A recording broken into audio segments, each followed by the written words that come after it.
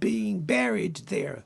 This massacre would not have happened without the complicity of those who could have prevented it. In Gaza, hunger is used as a weapon of war, and the forced displacement of populations goes on unpunished.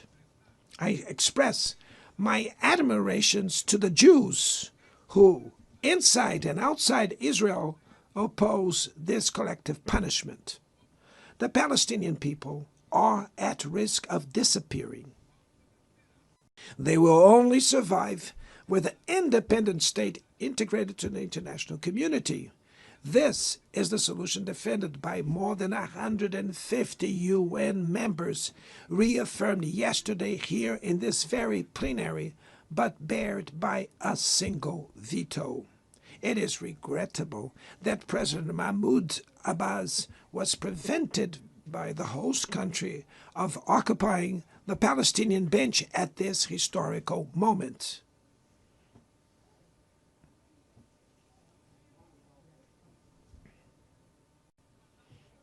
The spread of this conflict to Lebanon, Syria, Iran, Qatar is fueling an unprecedented arms build-up. Madam President, bombs and nuclear weapons will not protect us from the climate crisis. The year of 24 was the warmest already registered. COP30 in the city of Belém, Brazil, will the cope of truth. It will be the time for world leaders to prove the seriousness of their commitment to the planet. Without a complete picture of the NDC's nationally determined contributions, we were walking blindfolded towards the abyss. Brazil has committed to reducing its emissions by 59 and 67%, covering all greenhouse gases and all sectors of the economy. Developing nations face climate change while grappling with other challenges. Meanwhile, rich countries enjoy a standard of living reached at the expense of 200 years of greenhouse gas emissions, demanding greater ambition and greater access to resources and technology. It's not a matter of charity, but of justice. The race for critical minerals essential for energy transition cannot reproduce the predatory and asymmetrical logic that has characterized recent centuries. In Belém City, the world will learn about the reality of the Amazon. Brazil has already reduced deforestation by half in the region in the last 2 years. Eradicating it requires ensuring decent living conditions for its millions of inhabitants. Promoting sustainable development is the objective of the Tropical Forest Forever facility, which Brazil intends to launch to compensate countries that keep their forests standing. But the time has come to move from the negotiation phase to the implementation stage. The world owes a lot to the regime created by the Climate Convention. Climate change needs to be brought to the heart of the UN so that it gets the attention it deserves. A council linked to the General Assembly with the power and legitimacy to monitor commitments provide coherence to climate action. This is a fundamental step towards a broader reform of the organization, which would also include an expanded Security Council in the 2 member categories. Few areas have worsened as much as the multilateral trading system.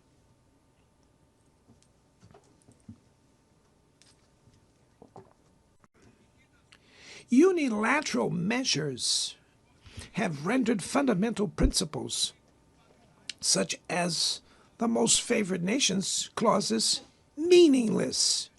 They have disrupted value chains and threw the global economy into a pernicious spiral of high prices and stagnation. It is urgent to be to refound the WTO based on modern and flexible foundations.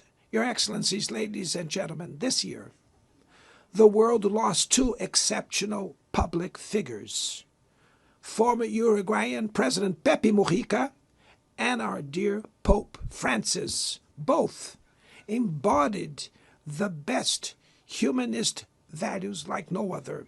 Their lives were intertwined with the 8 decades of the UN's existence. If they were still among us, they would use this platform to remember that authoritarianism, environmental degradation, and inequality are not relentless, that the only ones defeated are those who stand idly by, resignate,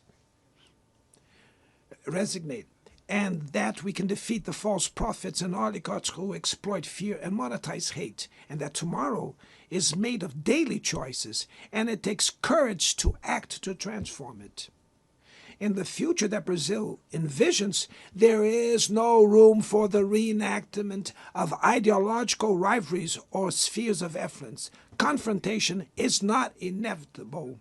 We need leaders with clear visions who understand that the international order is not a zero-sum game. The 21st century will be increasingly multipolar. For it to remain peaceful, it cannot fall to multilateral. Brazil is giving increasing importance to the European Union, the African Union, ASEAN, CELAC, BRICS, and the G20. The voice of the Global South must be heard. The UN has today almost 4 times more members than the 51 who were at its foundation.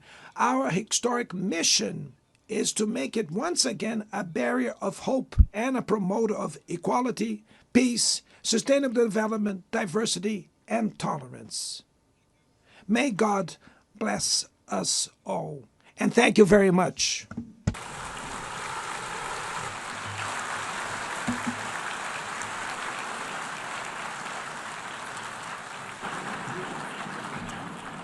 On behalf of the Assembly, I wish to thank the President of the Federative Republic of Brazil,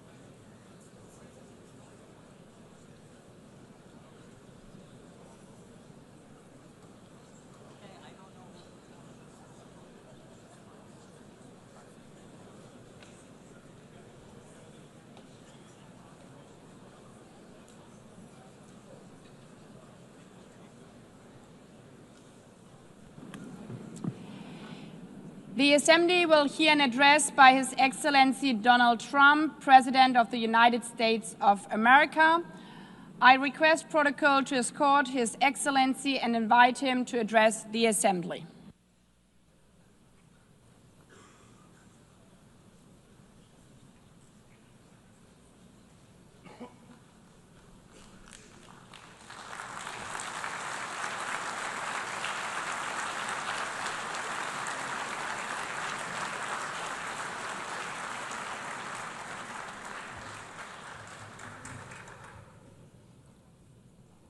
Thank you very much.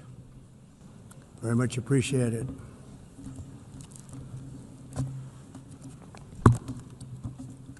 And I don't mind making this speech without a teleprompter, because the teleprompter is not working. I feel very happy to be up here with you nevertheless, and that way you speak more from the heart.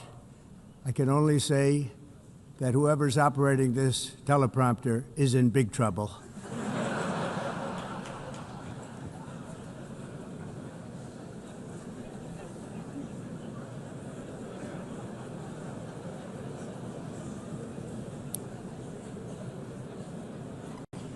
Hello, Madam First Lady. Thank you very much for being here. And Madam President, Mr. Secretary General, First Lady of the United States, distinguished delegates, ambassadors, and world leaders. 6 years have passed since I last stood in this grand hall and addressed a world that was prosperous and at peace in my first term. Since that day, the guns of war have shattered the peace I forged on 2 continents. An era of calm and stability gave way to one of the great crises of our time. And here in the United States, 4 years of weakness, lawlessness, and radicalism under the last administration delivered our nation into a repeated set of disasters. 1 year ago, our country was in deep trouble, but today, just 8 months into my administration, we are the hottest country anywhere in the world, and there is no other country even close. America is blessed with the strongest economy, the strongest borders, the strongest military, the strongest friendships, and the strongest spirit of any nation on the face of the earth. This is indeed the golden age of America. We are rapidly reversing the economic calamity we inherited from the previous administration, including ruinous price increases and record-setting inflation like we've never had before. Under my leadership, energy costs are down, gasoline prices are down, grocery prices are down, mortgage rates are down, and inflation has been defeated. The only thing that's up is the stock market, which just hit a record high. In fact, it hit a record high 48 times in the last short period of time. Growth is surging, manufacturing is booming. The stock market, as I said, is doing better than it's ever done. And all of you in this room benefit by that, almost everybody. And importantly, workers' wages are rising at the fastest pace in more than 60 years. And that's what it's all about, isn't it? In 4 years of President Biden, we had less than $1 trillion of new investment into the United States. In just 8 months since I took office, we have secured commitments and money already paid for $17 trillion. Think of it, 4 years, less than $1 trillion, 8 months, much more than $17 trillion is being invested in the United States, and it's now pouring in from all parts of the world. We've implemented the largest tax cuts in American history and the largest regulation cuts in American history, making this once and again the best country on earth to do business. And many of the people in this room are investing in America, and it's turned out to be an awfully good investment during this 8-month period. In my first term, I built the greatest economy in the history of the world. We had the best economy ever, history of the world. And I'm doing the same thing again, but this time it's actually much bigger and even better. The numbers far surpass my record-setting first term. On our southern border, we have successfully repelled a colossal invasion. And for the last 4 months, and that's 4 months in a row, the number of illegal aliens admitted and entering our country has been 0. Hard to believe, because if you look back just a year ago, it was millions and millions of people pouring in from all over the world, from prisons, from mental institutions, drug dealers. All over the world they came. They just poured into our country with the ridiculous open border policy of the Biden administration. Our message is very simple. If you come illegally into the United States, you're going to jail, or you're going back to where you came from, or perhaps even further than that. You know what that means. I want to thank the country of El Salvador for the successful and professional job they've done in receiving and jailing so many criminals that entered our country.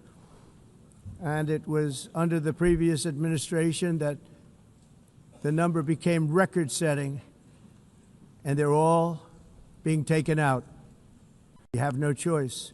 And other countries have no choice because other countries are in the exact same situation with immigration.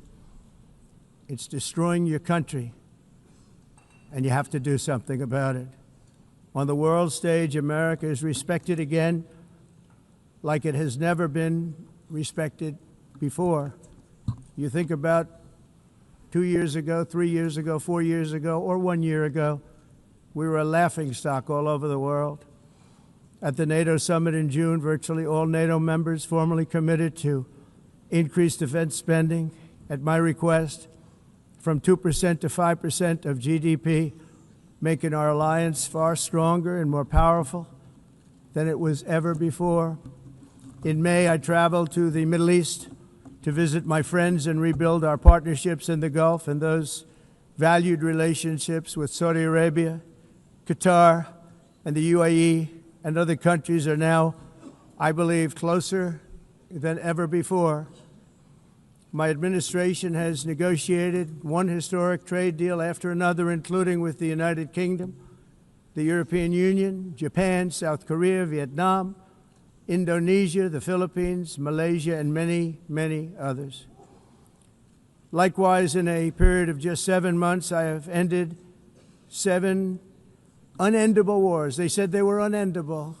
You're never going to get them solved. Some were going for 31 years, 2 of them, 31, think of it, 31 years. One was 36 years.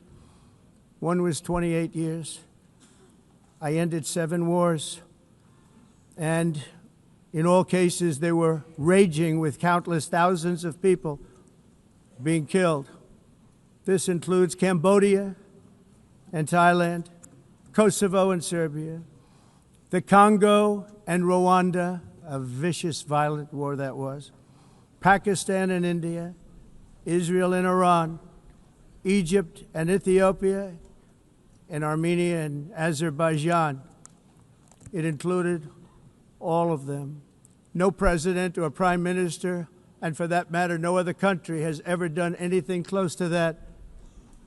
And I did it in just 7 months. It's never happened before.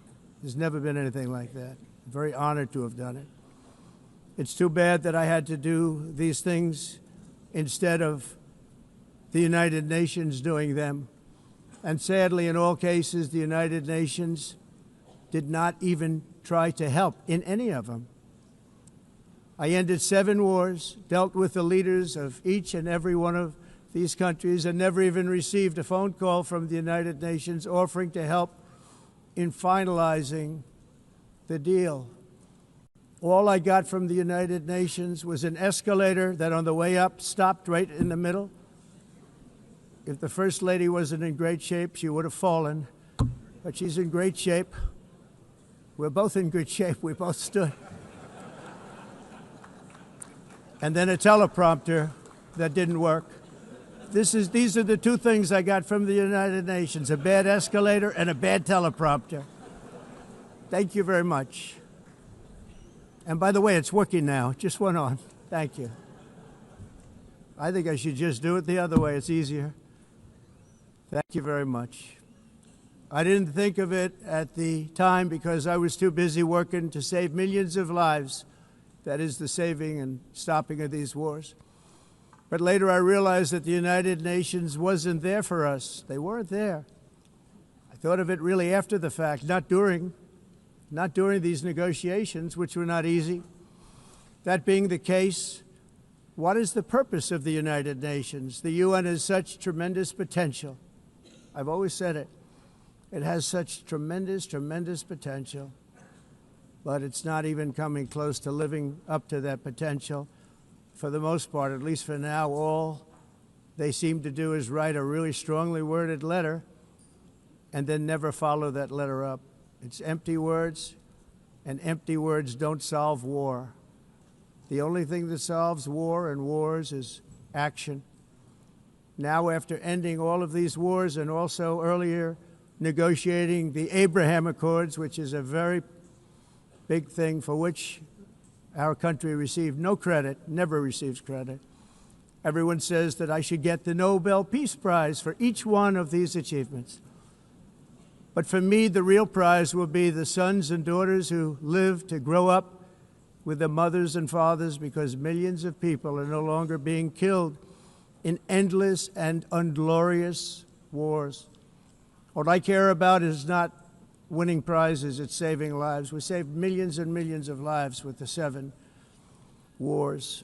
And we have others that we're working on, and you know that.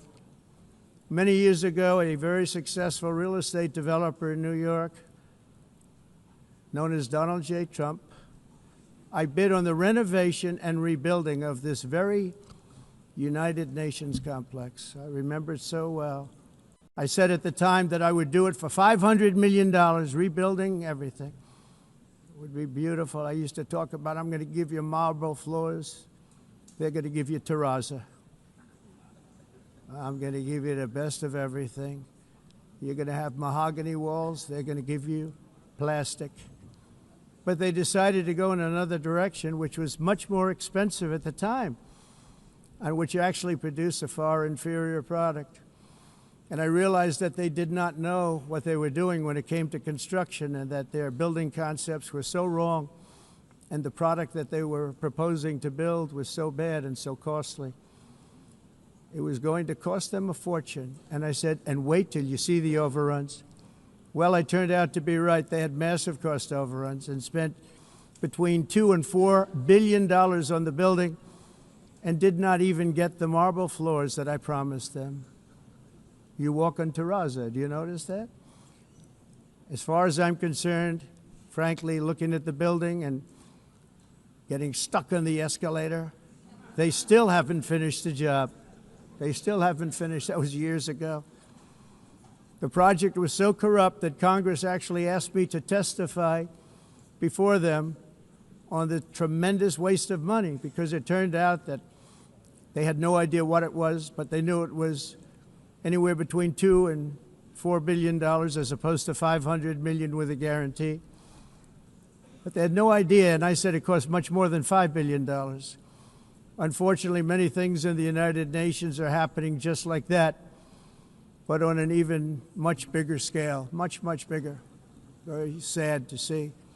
Whether the UN can manage to play a productive role, I've come here today to offer the hand of American leadership and friendship to any nation in this assembly that is willing to join us in forging a safer, more prosperous world. And it's a world that we'll be much happier with. A dramatically better future is within our reach. But to get there, we must reject the failed approaches of the past and work together to confront some of the greatest threats in history. There is no more serious danger to our planet today than the most powerful and destructive weapons ever devised by man, of which the United States, as you know, has many. Just as I did in my first term, I've made containing these threats a top priority, starting with the nation of Iran. My position is very simple. The world's #1 sponsor of terror can never be allowed to possess the most dangerous weapon. That's why, shortly after taking office, I sent the so-called Supreme Leader a letter making a generous offer. I extended a pledge of full cooperation in exchange for a suspension of Iran's nuclear program. The regime's answer was to continue their constant threats to their neighbors and U.S. interests throughout the region, and some great countries that are right nearby. Today, many of Iran's former military commanders, in fact, I can say almost all of them, are no longer with us. They're dead. And 3 months ago, in Operation Midnight Hammer, 7 American B-2 bombers dropped the 14 30,000-pound each bombs. on Iran's key nuclear facilities, totally obliterating everything. No other country on earth could have done what we did. No other country has the equipment to do what we did. We have the greatest weapons on earth. We hate to use them. But we did something that for 22 years people wanted to do. With Iran's nuclear enrichment capacity demolished, I immediately brokered an end to the 12-day war, as it's called, between Israel and Iran, with both sides agreeing to fight no longer. As everyone knows, I have also been deeply engaged in seeking a ceasefire in Gaza. Have to get that done. Have to get it done. Unfortunately, Hamas has repeatedly rejected reasonable offers to make peace. We can't forget October 7th, can we? Now, as if to encourage continued conflict, some of this body is seeking to unilaterally recognize a Palestinian state. The rewards would be too great for Hamas terrorists for their atrocities. This would be a reward for these horrible atrocities, including October 7th, even while they refuse to release the hostages or accept a ceasefire. Instead of giving to Hamas and giving so much, because they've taken so much, they have taken so much. This could have been solved so long ago. But instead of giving in to Hamas's ransom demands, those who want peace should be united with one message: release the hostages now. Just release the hostages now. Thank you.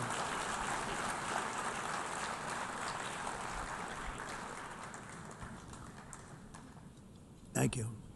As we have got to come together, and we will come together, get it done, we have to stop the war in Gaza immediately. We have to stop it. We have to get it done.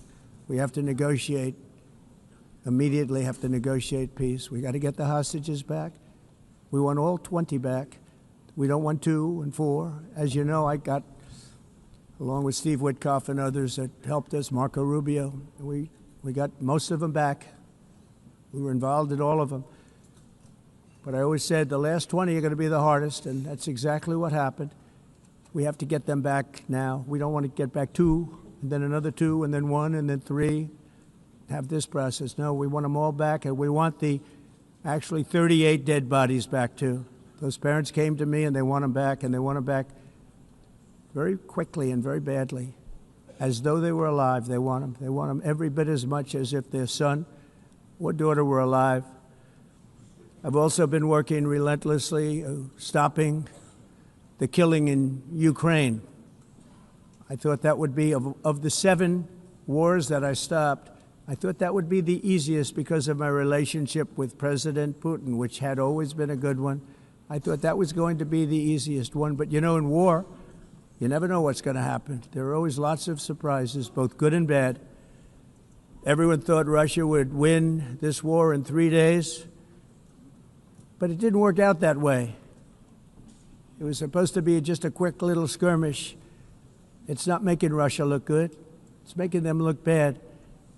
No matter what happens from here on out, this was something that should have taken a matter of days, certainly less than a week, and they've been fighting for 3.5 years and killing anywhere from 5,000 to 7,000 young soldiers, mostly soldiers, on both sides, every single week, from 5,000 to 7,000 dead young people, and some in cities, much smaller numbers, where rockets are shot, where drones are dropped. This war would never have started if I were president. This was a war that should have never happened. It shows you what leadership is, what bad leadership can do to a country. Look what happened to the United States, and look where we are right now in just a short period of time. The only question now is how many more lives will be needlessly lost on both sides. China and India are the primary funders of the ongoing war by continuing to purchase Russian oil. But inexcusably, even NATO countries have not cut off much Russian energy and Russian energy products, which, as you know, I found out about 2 weeks ago, and I wasn't happy. Think of it. They're funding the war. against themselves. Who the hell ever heard of that one? In the event that Russia is not ready to make a deal to end the war, then the United States is fully prepared to impose a very strong round of powerful tariffs, which would stop the bloodshed, I believe, very quickly. But for those tariffs to be effective, European nations, all of you are gathered here right now, would have to join us in adopting the exact same measures. I mean, you're much closer to this. We have an ocean in between. You're right there. And Europe has to step it up. They can't be doing what they're doing. They're buying oil and gas from Russia while they're fighting Russia. It's embarrassing to them, and it was very embarrassing to them when I found out about it, I can tell you that. They have to immediately cease all energy purchases from Russia. Otherwise, we're all wasting a lot of time. So I'm ready to discuss this. We're going to discuss it today with the European nations, all gathered here. I'm sure they're thrilled to hear me speak about it, but that's the way it is. I like to speak my mind and speak the truth. As we seek to reduce the threat of dangerous weapons today, I'm also calling on every nation to join us in ending the development of biological weapons once and for all. And biological is terrible, and nuclear is even beyond, and we include nuclear in that. We want to have a cessation of the development of nuclear weapons. We know, and I get to view it all the time. Sir, would you like to see? And I look at weapons that are so powerful that we just can't ever use them. If we ever use them, the world literally might come to an end.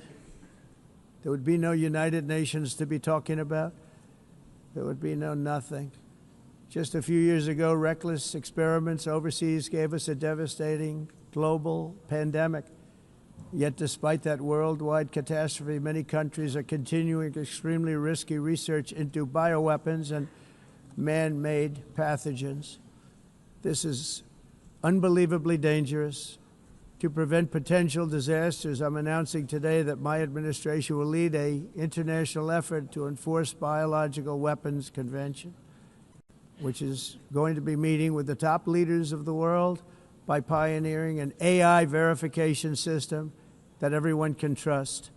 Hopefully the UN can play a constructive role, and it will also be one of the early projects under AI. Let's see how good it is, because a lot of people are saying it could be one of the great things ever, but it also can be dangerous, but it can be put to tremendous use and tremendous good, and this would be an example of that.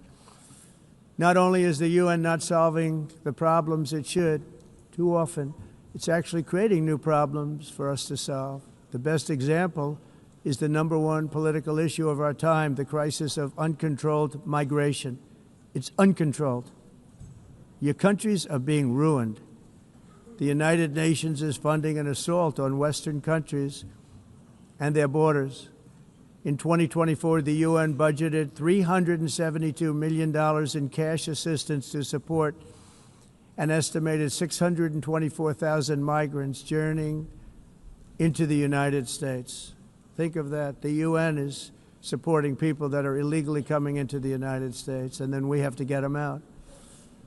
The UN also provided food, shelter, transportation, and debit cards to illegal aliens. Can you believe that? On the way to infiltrate our southern border. Millions of people came through that southern border. Just a year ago, millions and millions of people were pouring in, 25 million altogether over the 4 years of the incompetent Biden administration. And now we have it stopped, totally stopped. In fact, they're not even coming anymore because they know they can't get through. But what took place is totally unacceptable. The UN is supposed to stop invasions, not create them and not finance them. In the United States, we reject the idea that mass numbers of people from foreign lands can be permitted to travel halfway around the world, trample our borders, violate our sovereignty, cause unmitigated crime, and deplete our social safety net. We have reasserted that America belongs to the American people, and I encourage all countries to take their own stand in defense of their citizens as well. You have to do that because I see it. I'm not mentioning names. I see it, and I can call every single one of them out. You're destroying your countries. They're being destroyed. Europe is in serious trouble. They've been invaded by a force of illegal aliens like nobody's ever seen before. Illegal aliens are pouring into Europe. Nobody is ever, and nobody's doing anything to change it, to get them out. It's not sustainable. And because they choose to be politically correct, they're doing just absolutely nothing about it. And I have to say, I look at London, where you have a terrible mayor, terrible, terrible mayor, and it's been so changed, so changed. Now they want to go to Sharia law, but you're in a different country. You can't do that. Both the immigration and their suicidal energy ideas will be the death of Western Europe if something is not done immediately. This cannot be sustained. What makes the world so beautiful is that each country is unique. But to stay this way, every sovereign nation must have the right to control their own borders. You have the right to control your borders, as we do now, and to limit the sheer numbers of migrants entering their countries and paid for by the people of that nation that were there and that built that particular nation at the time. They put their blood, sweat, tears, money into that country, and now they're being ruined. Proud nations must be allowed to protect their communities and prevent their societies from being overwhelmed by people they have never seen before, with different customs, religions, with different everything. Where migrants have violated laws, lodged false asylum claims, or claimed refugee status for illegitimate reasons, they should, in many cases, be immediately sent home. And while we will always have a big heart for places and people that are struggling and truly compassionate, answers will be given. We have to solve the problem, and we have to solve it in their countries, not create new problems in our countries. And we are very helpful to a lot of countries that are just not able to send their people anymore. They used to send them to us in caravans of 25,000, 30,000 people each. These massive caravans of people pouring into our country, totally unchecked and unvetted. But not anymore. According to the Council of Europe in 2024, almost 50% of inmates in German prisons were foreign nationals or migrants. In Austria, the number was 53% of the people in prisons were from places that weren't from where they are now. In Greece, the number was 54%, and in Switzerland, beautiful Switzerland, 72% of the people in prisons are from outside of Switzerland. When your prisons are filled with so-called asylum seekers who repaid kindness, and that's what they did, they repaid kindness with crime, it's time to end the failed experiment of open borders. You have to end it now. See, I can tell you, I'm really good at this stuff. Your countries are going to hell. In America, we've taken bold action to swiftly shut down uncontrolled migration. Once we started detaining and deporting everyone who crossed the border and removing illegal aliens from the United States, they simply stopped coming. They're not coming anymore. We're getting a lot of credit, but they're not coming anymore. This was a humanitarian act for all involved, because on the trips up, thousands of people a week were dying. Women were being raped. Nobody's ever seen anything like it. Raped, horribly beaten, raped. On the trip up, the journey up, it was a long walk. It was a long, arduous journey, indeed. And it was also a historic victory against human trafficking throughout the region. What we did was a victory, and we saved so many lives of people that wouldn't make the journey. That journey was loaded up with death. Loaded up with death.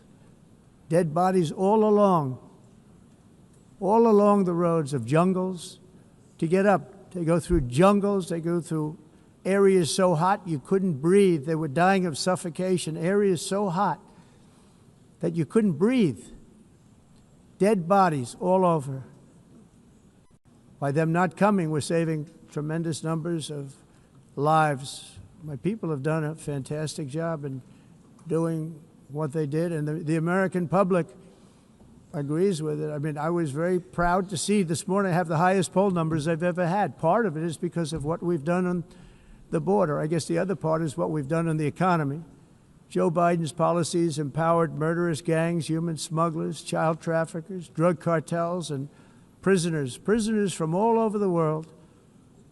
The previous administration also lost nearly 300,000 children. Think of that. They lost more than 300,000 children, little children, who were trafficked into the United States on the Biden watch, many of whom have been raped, exploited, and abused, and sold.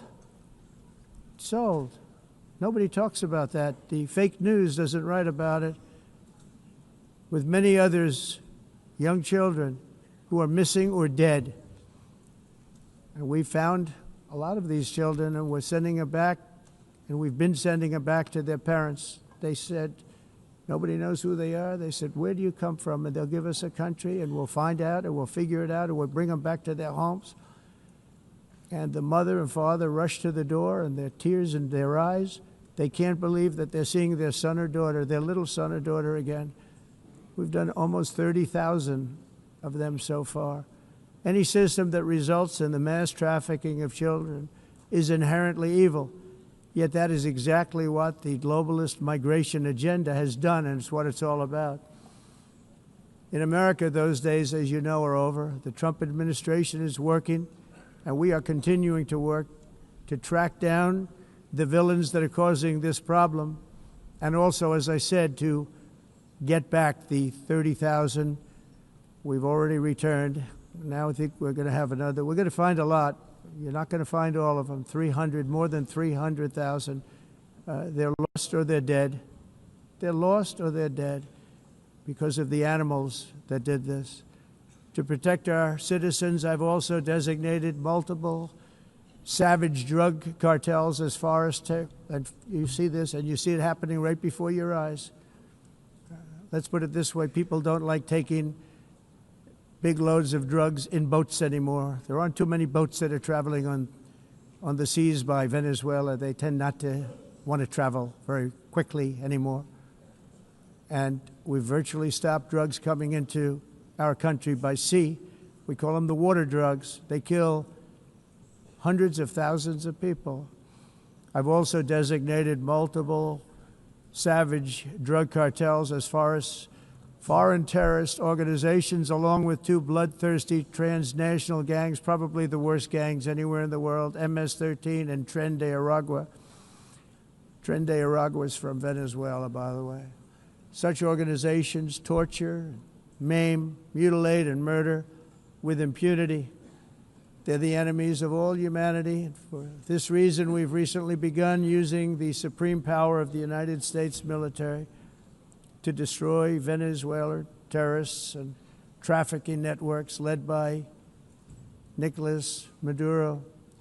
To every terrorist thug smuggling poisonous drugs into the United States of America, please be warned that we will blow you out of existence. That's what we're doing. We have no choice.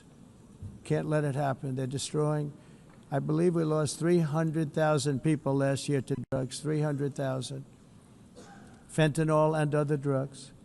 Each boat that we sink carries drugs that would kill more than 25,000 Americans. We will not let that happen. Energy is another area where the United States is now thriving like never before. We're getting rid of the falsely named renewables. By the way, they're a joke. They don't work. They're too expensive. They're not strong enough to fire up the plants that you need to make your country great. The wind doesn't blow. Those big windmills are so pathetic and so bad, so expensive to operate. And they have to be rebuilt all the time, and they start to rust and rot. Most expensive energy ever conceived, and it's actually energy. You're supposed to make money with energy, not lose money. You lose money, the governments have to subsidize. You can't put them out without massive subsidies.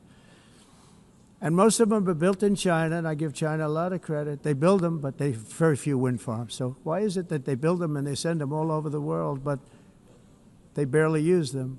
You know what they use? Coal. They use gas. They use almost anything, but they don't like wind. But they sure as hell like selling the windmills. Europe, on the other hand, has a long way to go, with many countries being on the brink of destruction because of the green energy agenda. And I give a lot of credit to Germany. Germany was being led down a very sick path, both on immigration, by the way, and on energy. They were going green, and they were going bankrupt. And the new leadership came in, and they went back to where they were, with fossil fuel and with nuclear, which is good. It's now safe, and you can do it properly. But they went back to where they were, and they opened up a lot of different plants, energy-producing plants, and they're doing well. I give Germany a lot of credit for that. They've said this is a disaster, what's happening. They were going all green. All green is all bankrupt. That's what it represents. And it's not politically correct. I'll be very badly criticized for saying it, but I'm here to tell the truth. I don't care. It doesn't matter to me. I'm in New York City. I'm feeling a lot safer. Crime, we're getting crime down. And by the way, speaking of crime, Washington, D.C. Washington, D.C. was the crime capital of America. Now it's a totally, after 12 days, it's a totally safe city. Everyone's going out to dinner. They're going out to restaurants. Your wife can walk down the middle of the street with or without you. Nothing's going to happen. My people have done a fantastic job. And yes, I called in the National Guard, and the National Guard took care of business. And they weren't politically correct, but they took care of business. We got 1,700 career criminals out, brought them back to where they came from, the countries where they came from, or put them in jails. Washington, D.C. is now a totally safe city again, and I welcome you to come. In fact, we'll have dinner together at a local restaurant, and we'll be able to walk. We don't have to go by an armor-plated vehicle. We'll walk right over there from the White House. They've given up their powerful edge, a lot of the countries that we're talking about, in oil and gas, such as essentially closing the great North Sea oil. Oh, the North Sea, I know it so well. Aberdeen was the oil capital of Europe, and there's tremendous oil that hasn't been found in the North Sea. Tremendous oil. And I was with the Prime Minister I respect and like a lot, and I said, you're sitting with the greatest asset. They essentially closed it by making it so highly taxed that no developer, no oil company can go there. They have tremendous oil left, and more importantly, they have tremendous oil that hasn't even been found yet. And what a tremendous asset for the United Kingdom. And I hope the Prime Minister is listening, because I told it to him 3 days in a row. That's all he heard. North Sea oil, North Sea, because I want to see them do well. I want to stop seeing them ruining that beautiful Scottish and English countryside with windmills and massive solar panels that go 7 miles by 7 miles, taking away farmland.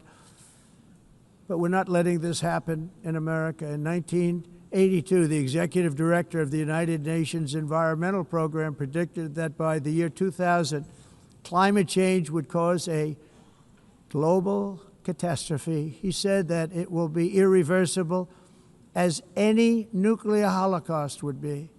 This is what they said at the United Nations. What happened? Here we are. Another UN official stated in 1989 that within a decade, entire nations could be wiped off the map by global warming. Not happening. You know, it used to be global cooling. If you look back years ago in the 1920s and the 1930s, they said, global cooling will kill the world. We have to do something. Then they said global warming will kill the world, but then it started getting cooler, so now they could just call it climate change, because that way they can't miss. It's climate change, because if it goes higher or lower, whatever the hell happens, there's climate change. It's the greatest con job ever perpetrated on the world, in my opinion. Climate change, no matter what happens, you're involved in that. No more global warming, no more global cooling. All of these predictions made by the United Nations and many others, often for bad reasons, were wrong.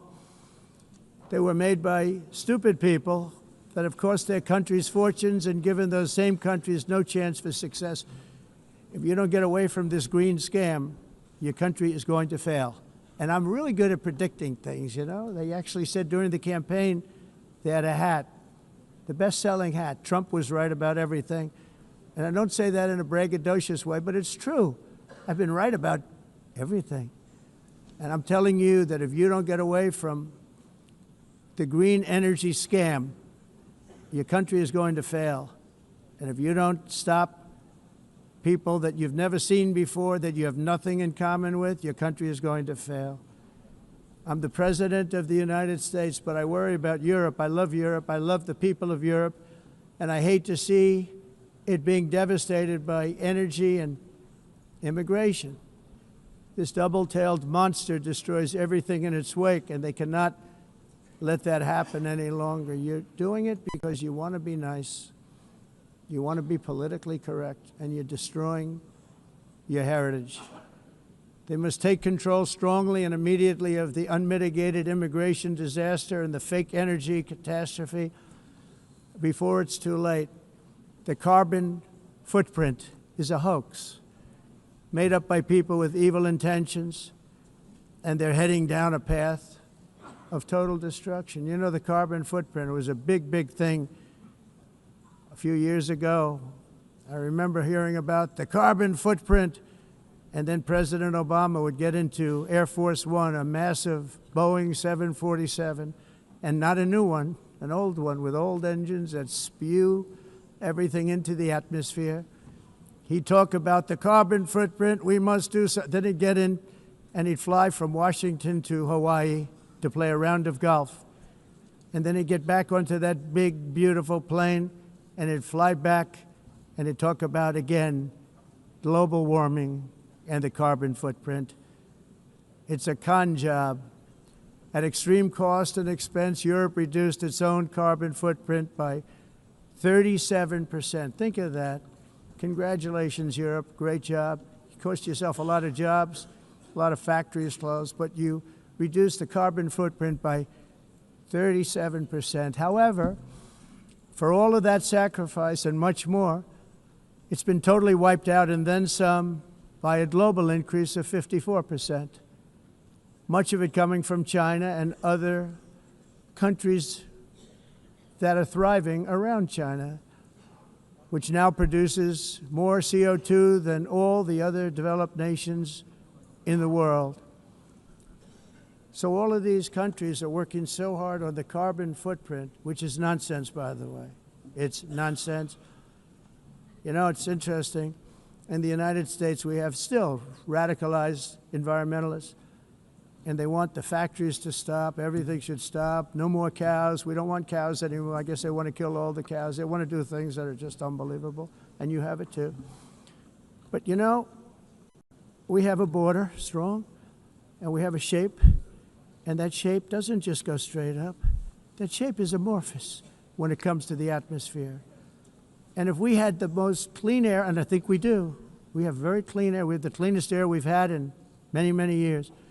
But the problem is that other countries, like China, which has air that's a little bit rough, it blows. And no matter what you're doing down here, the air up here tends to get very dirty because it comes in from other countries where their air isn't so clean. And the environmentalists refuse to acknowledge that. Same thing with garbage.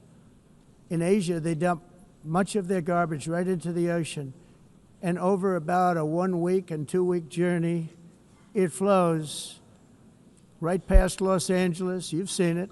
Massive amounts of garbage, almost too much to do anything about, flowing past Los Angeles, past San Francisco, and then somebody will get in trouble because he dropped a cigarette on the beach. The whole thing is crazy.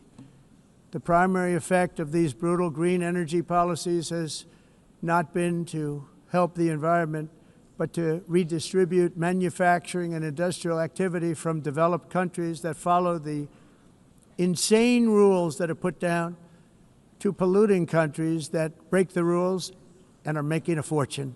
They're making a fortune. European electricity bills are now 4 to 5 times more expensive than those in China, and 2 to 3 times higher than the United States. And our bills are coming way down. You probably see that our gasoline prices are way down. You know, we have an expression, drill. Nós reduzimos os custos de energia porque nós faremos como expressão, vamos fazer tudo isso, reduzir os custos de energia e os custos diminuíram nos Estados Unidos. Common to see one. Por exemplo, se você olhar nos países em faturas de energia, nós não aclimatizamos, mas nós nos Estados Unidos conseguimos usar eles e evitar aumento da temperatura, porque é muito caro também usar nada e ninguém usa tudo isso. A mudança. Essa agenda mundialista não tem nenhum sentido. País and it must be immediate. That's why in America I withdrew from the fake Paris Climate Accord, where, by the way, America was paying so much more than every country. Others weren't paying. China didn't have to pay until 2030. Russia was given an old standard that was easy to meet, a 1990 standard. But for the United States, we're supposed to pay like $1 trillion. And I said, this is another scam. The fact is, the United States has been taken advantage of by the world for many, many years, but not any longer, as you probably noticed. I unleashed massive energy production and signed historic executive orders to hunt for oil, but we don't have to do much hunting because we have the most oil of any nation anywhere, oil and gas in the world. And if you add coal, we have the most of any nation in the world. Clean, I call it clean, beautiful coal. You can do things today with coal that you couldn't have done 10 years ago, 15 years. So I have a little standing order in the White House. Never use the word coal, only use the words clean, beautiful coal. Sounds much better, doesn't it? But we stand ready to provide any country with abundant, affordable energy supplies if you need them, when most of you do. We're proudly exporting energy all over the world. We're now the largest exporter. In the United States, we want trade and robust commerce with all nations, everybody. We want to help nations. We're going to help nations. But it must also be fair and reciprocal. The challenge with trade is much the same with climate. The countries that followed the rules, all their factories have been plundered. It's really sad to watch. They've been broken. They've been broken by countries that broke the rules. That's why the United States is now applying tariffs to other countries, and much as these tariffs were for many years applied to us, uncontrollably applied to us. We've used tariffs as a defense mechanism under the Trump administration, including my first term, where hundreds of billions of dollars in tariffs were taken in. And by the way, we had the lowest inflation, and now we have very low inflation. The only thing different is that we have hundreds of billions of dollars flowing into our country. But this is how we will ensure that the system works for everyone and is sustainable into the future. We're also using tariffs to defend our sovereignty and security throughout the world, including against nations that have taken advantage of former U.S. administrations for decades, including the most corrupt, incompetent administration in history, the sleepy Joe Biden administration. Brazil now faces major tariffs in response to its unprecedented efforts to interfere in the rights and freedoms of our American citizens and others, with censorship, repression, weaponization, judicial corruption, and targeting of political critics in the United States. I have a little problem saying this because I must tell you, I was walking in and the leader of Brazil was walking out. We saw him and I saw him, he saw me, and we embraced. And then I'm saying, can you believe I'm going to be saying this in just 2 minutes? We actually agreed that we would meet next week. We didn't have much time to talk, like about 20 seconds. They were in retrospect, I'm glad I waited because this thing didn't work out too well. But we did talk. We had a good talk, and we agreed to meet next week, if that's of interest. But he seemed like a very nice man, actually. He liked me, I liked him. But if you, and I only do business with people I like. When I don't like them, I don't like them. But we had, at least for about 39 seconds, we had excellent chemistry. It's a good sign. But also in the past, Brazil, can you believe this, unfairly tariffed our nation, but now because of our tariffs, we are hitting them back, and we're hitting them back very hard. As president, I will always defend our national sovereignty and the rights of American citizens. So I'm very sorry to say this, that Brazil is doing poorly and will continue to do poorly. They can only do well when they're working with us. Without us, they will fail, just as others have failed. It's true. Next year, the United States will celebrate the 250th anniversary of our glorious independence, a testament to enduring power and American freedom and spirit. We will also be proudly hosting the 2026 FIFA World Cup, and shortly thereafter, the 2028 Olympics, which is going to be very exciting. I hope you all come. I hope that countless people from all over the globe will take part of these will be great celebrations of liberty and human achievement, and that together we all can rejoice in the miracles of history that began in July 4th, 1776, when we founded the light to all nations. And it's something really that an amazing thing came out of that date. It's called the United States of America. In honor of this momentous anniversary, I hope that all countries who find inspiration in our example will join us in renewing our commitment, values, and those values, really, that we hold so dear together. Let us defend free speech and free expression. Let us protect religious liberty, including for the most persecuted religion on the planet today. It's called Christianity. And let us safeguard our sovereignty and cherish qualities that have made each of our nations so special, incredible, and extraordinary. In closing, I just want to repeat that immigration and the high cost of so-called green renewable energy is destroying a large part of the free world and a large part of our planet. Countries that cherish freedom are fading fast because of their policies on these two subjects. You need strong borders and traditional energy sources if you are going to be great again. Whether you have come from north or south, east or west, near or far, every leader in this beautiful hall today represents a rich culture, a noble history, and a proud heritage that makes each nation majestic and unique, unlike anything else in human history or any other place on the face of the earth. From London to Lima, from Rome to Athens, from Paris to Seoul, from Cairo to Tokyo and Amsterdam to right here in New York City, we stand on the shoulders of the leaders and legends, generals and giants, heroes and titans who won and built our beloved nations, all of our nations, with their own courage, strength, spirit, and skill. Our ancestors climbed mountains, conquered oceans, crossed deserts, and trekked over wide open plains. They charged into thunderous battles, plunged into grave dangers, and they were soldiers and farmers and workers and warriors and explorers and patriots.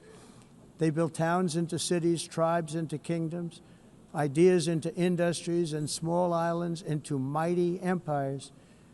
You're a part of all of that. They were champions for their people who never gave up and who never, ever gave in. Their values defined our national identities. Their visions forged our magnificent destiny. Everybody in this room is a part of it in your own way. Each of us inherits the deeds and the myths, the triumphs, the legacies of our own heroes and founders who so bravely showed us the way.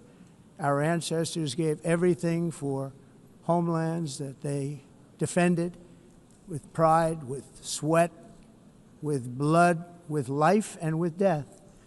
Now the righteous task of protecting the nations that they built belongs to each and every one of us. So together let us uphold our sacred duty to our people and to our citizens. Let us protect their borders, ensure their safety, preserve their cultures, treasure, and traditions, and fight, fight, fight for their precious dreams and their cherished freedoms. And in friendship and really a beautiful vision, let us all work together to build a bright, beautiful planet, a planet that we all share, a planet of peace and a world that is richer, better, and more beautiful than ever before. That can happen. It will happen. It will happen, and I hope it can happen and start right now, right at this moment. We'll turn it around. We're going to make our countries better, safer, more beautiful. We're going to take care of our people. Thank you very much. It's been an honor. God bless the nations of the world. Thank you very much. Bye.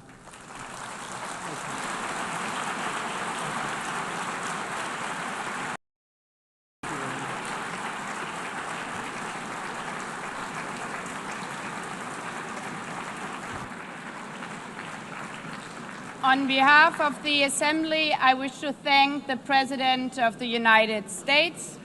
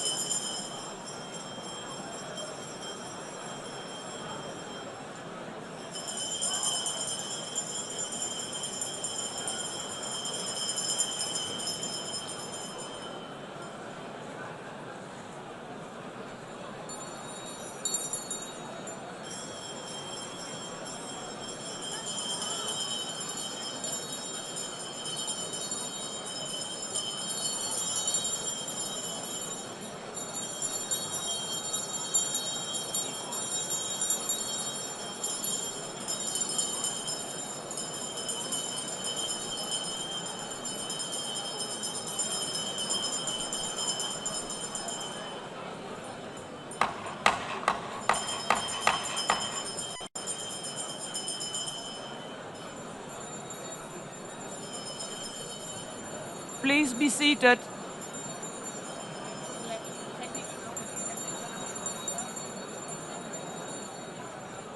Please be seated.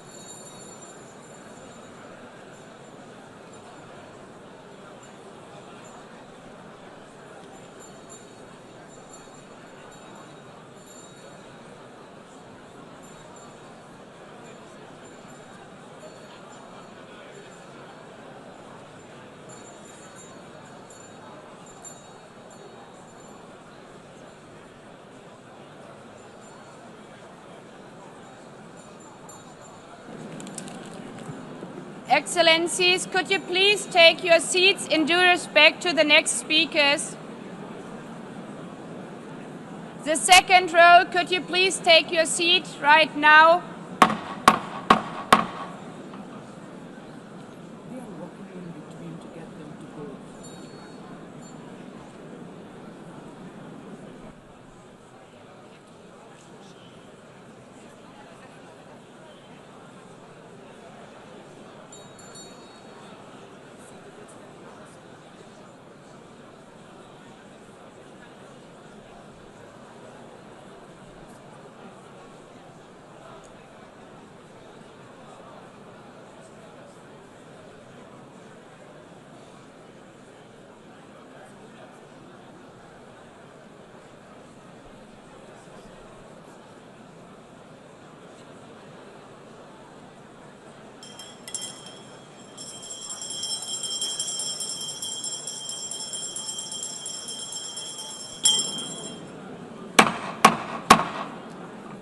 Please take a seat now. With due respect to the next speakers, I would kindly ask you, gentlemen in the left row, please take your seats. We will continue.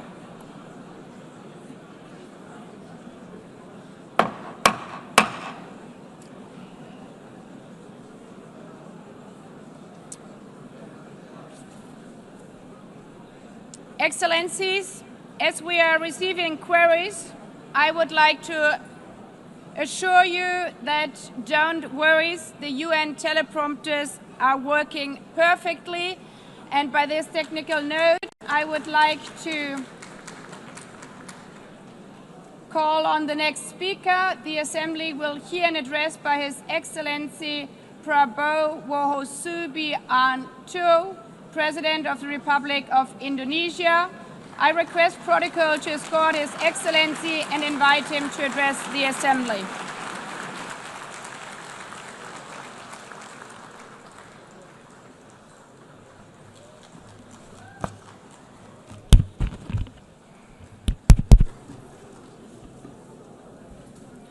His Excellency Mr. Antonio Guterres, Secretary General of the United Nations, Her Excellency Madame Annalena Baerbock, President of the United Nations General Assembly, His Excellency Mr. Moses Abelian, Under Secretary General for General Assembly and Management, Excellencies, Heads of States, Heads of Governments, distinguished delegates, ladies and gentlemen. It is indeed a great honor for me to stand in this august General Assembly Hall among leaders and representatives who represent almost all of humanity. We differ in race, religion, and nationality, yet we gather together today as one human family. We are here first and foremost as fellow human beings, each created equal, endowed with unalienable rights to life, liberty, and the pursuit of happiness. The words of the United Nations Declaration of Independence have inspired democratic movements across continents, including the French Revolution, the Russian Revolution, the Mexican Revolution, the Chinese Revolution, and Indonesia's own struggle and journey to freedom. It also gave birth to the Universal Declaration of Human Rights, adopted by the United Nations in 1948. All men are created equal was the creed that opened the way to unprecedented global prosperity and dignity. And yet, in our own era of scientific and technological triumphs, an era capable of ending hunger, poverty, and environmental ruin, we also continue to face today grave dangers, challenges, and uncertainties. Human folly, fueled by fear, racism, hatred, oppression, and apartheid, threatens our common future. My country knows this pain. For centuries, Indonesians lived under colonial domination, oppression, and slavery. We were treated less than dogs in our own homeland. We Indonesians know what it means to be denied justice and what it means to live in apartheid, to live in poverty, and to be denied equal opportunity. We also knew what solidarity can do in our struggle for independence, in our fight to overcome hunger, disease, and poverty. The United Nations stood with Indonesia and gave us vital assistance. Decisions are made here based on human solidarity by the Security Council, and this assembly gave Indonesia independence, international legitimacy, opened doors, and supported our early development through the efforts of the United Nations Children Fund, the United Nations Food and Agriculture Organization, the FAO, the World Health Organization, and many, many other United Nations institutions. And because of that, Indonesia today stands on the cusp of shared prosperity and greater equality and dignity. Madam President, Excellencies, our world today is driven by conflict, injustice, and deepening uncertainty. Every day we witness suffering, genocide, and blatant disregard for international law and human decency.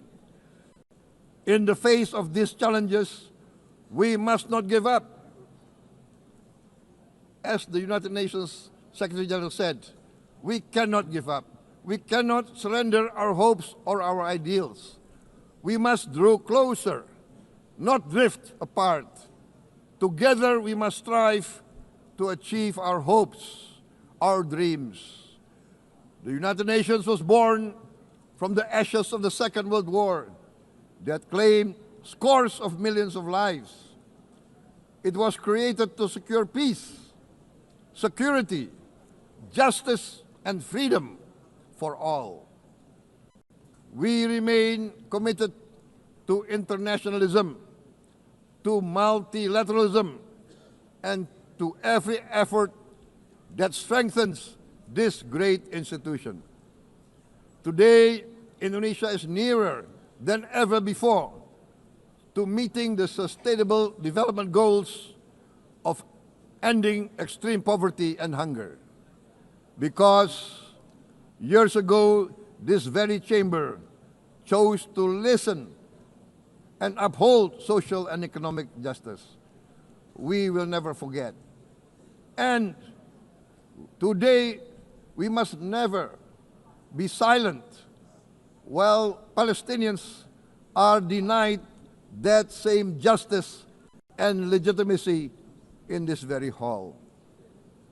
Excellencies, Thucydides warned, the strong do what they can, the weak suffer what they must. We must reject this doctrine. The United Nations exist to reject this doctrine. We must stand for all, the strong and the weak. Might cannot be right. Right must be right. Indonesia today is one of the largest contributors to United Peacekeeping Forces. We believe in the United Nations. We will continue to serve where peace needs guardians, not with just words, but with boots on the ground. If and when the United Nations Security Council and this great assembly decide Indonesia is prepared to deploy 20,000 or even more of our sons and daughters to help secure peace in Gaza or elsewhere, in Ukraine, in Sudan, in Libya, everywhere when the peace needs to be enforced, peace needs to be guarded, we are ready. We will take our share of the burden, not only with our sons and daughters, we are also willing to contribute financially to support the great mission to achieve peace by the United Nations. Madam President, Excellencies, I propose to this Assembly a message of hope and optimism, grounded in action and execution. Today, we heard the speech of Madam President, the President of the United Nations General Assembly. Yes, it is true what she said.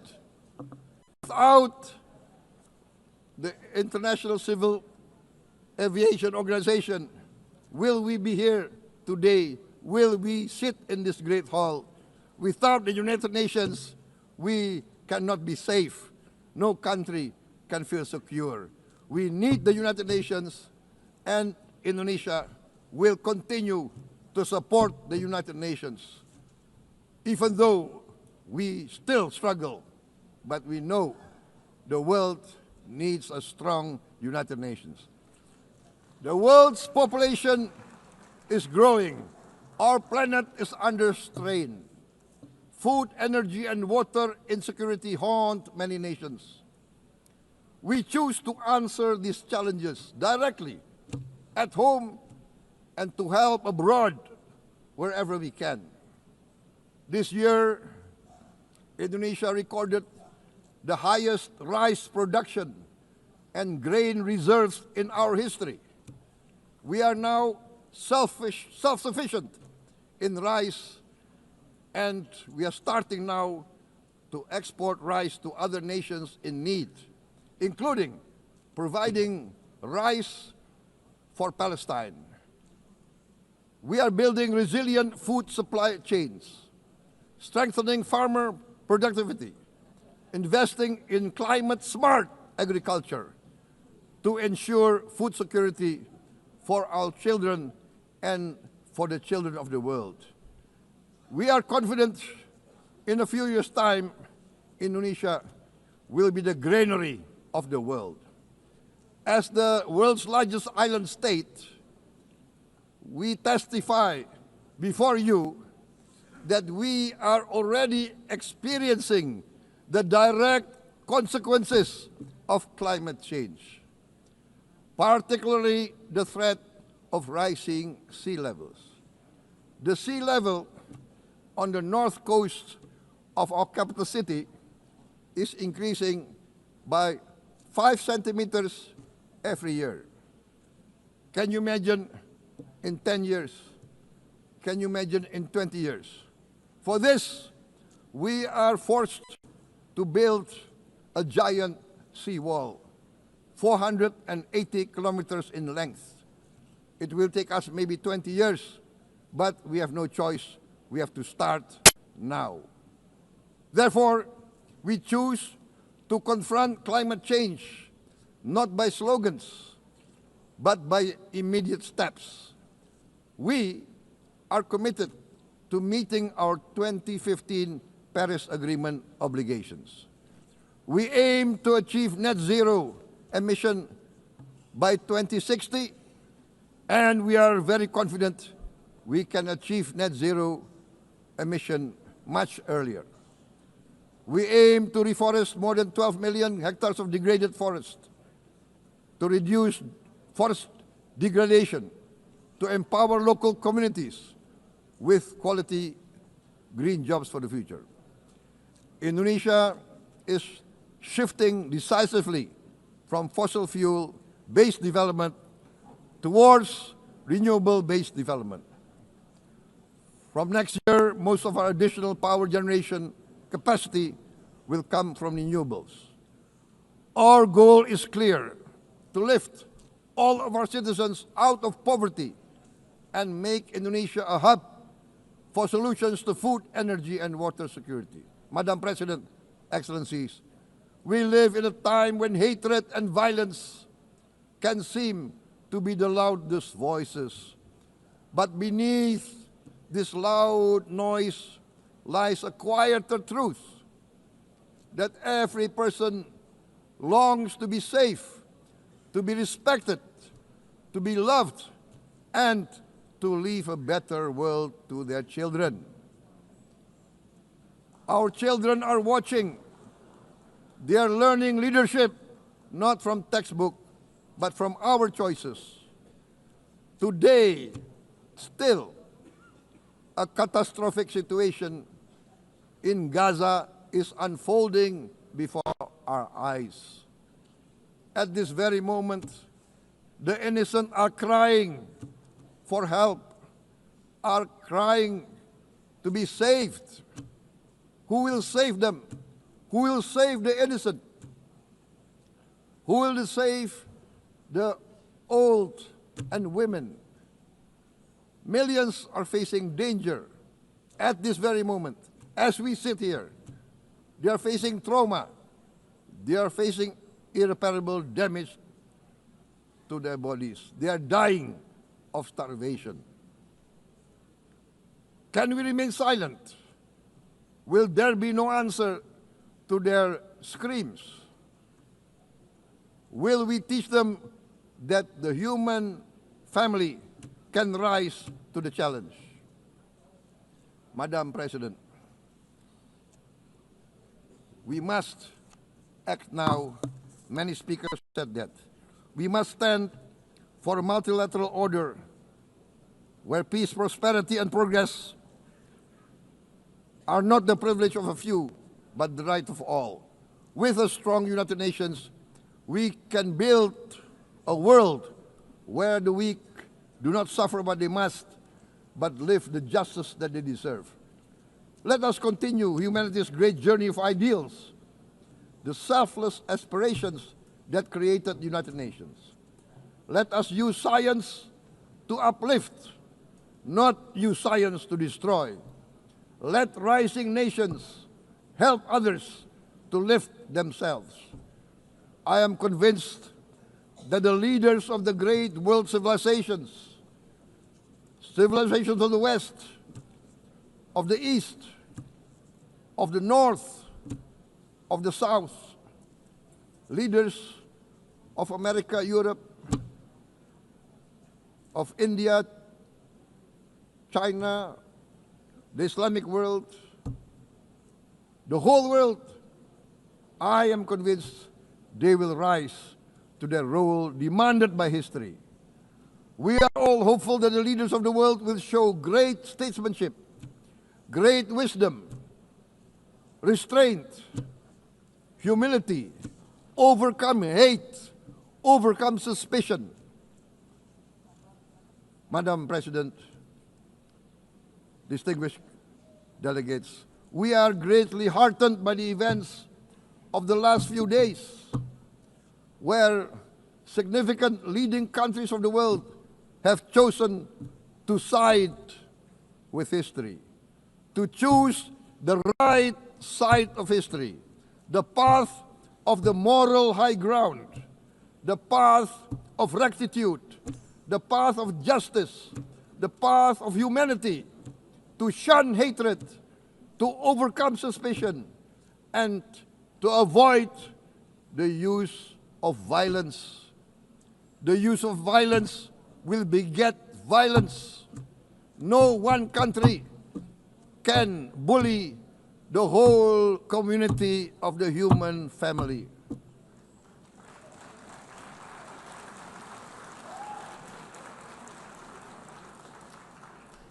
We may be weak individually, but the sense of oppression, the sense of injustice has proven in the history of mankind that this sense of injustice, this sense of oppression will unite into a strong force that will overcome this oppression, that will overcome this injustice. To close, I would like to reiterate again Indonesia's complete support for the two-state solution in Palestine. We must have an independent Palestine, but we must also recognize, we must also respect, and we must also guarantee the safety and security of Israel. Only then we can have real peace, and no longer hate and no longer suspicion.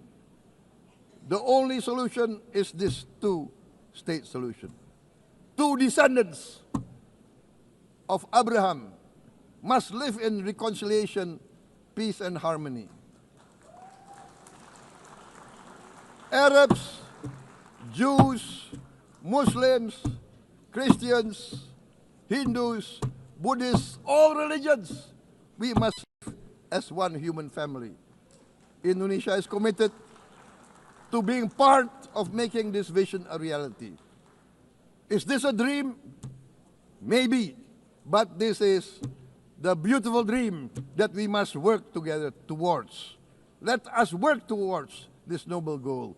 Let us continue humanity's journey of hope, a journey started by our forefathers, a journey that we must complete. Thank you. Wassalamualaikum warahmatullahi wabarakatuh.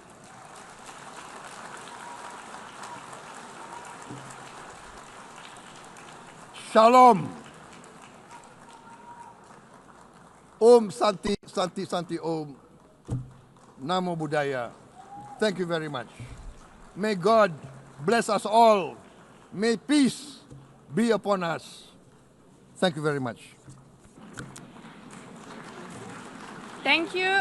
On behalf of the Assembly, I wish to thank the President of the Republic of Indonesia.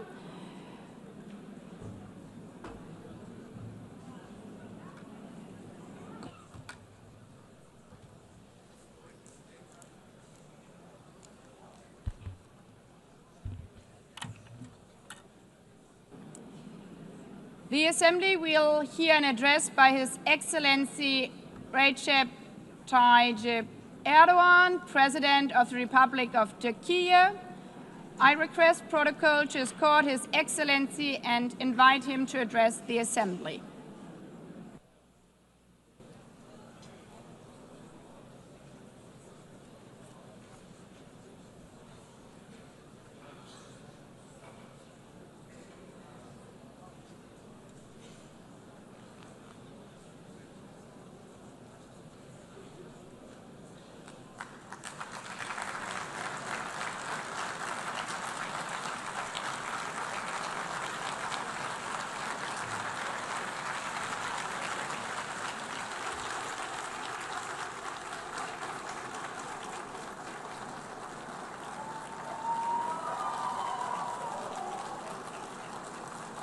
Sayın Başkan, Excellency President of UNGA, Excellencies Heads of State and Government, Distinguished Secretary General, distinguished delegation members, on behalf of myself and my nation, I greet you all with most heartfelt feelings.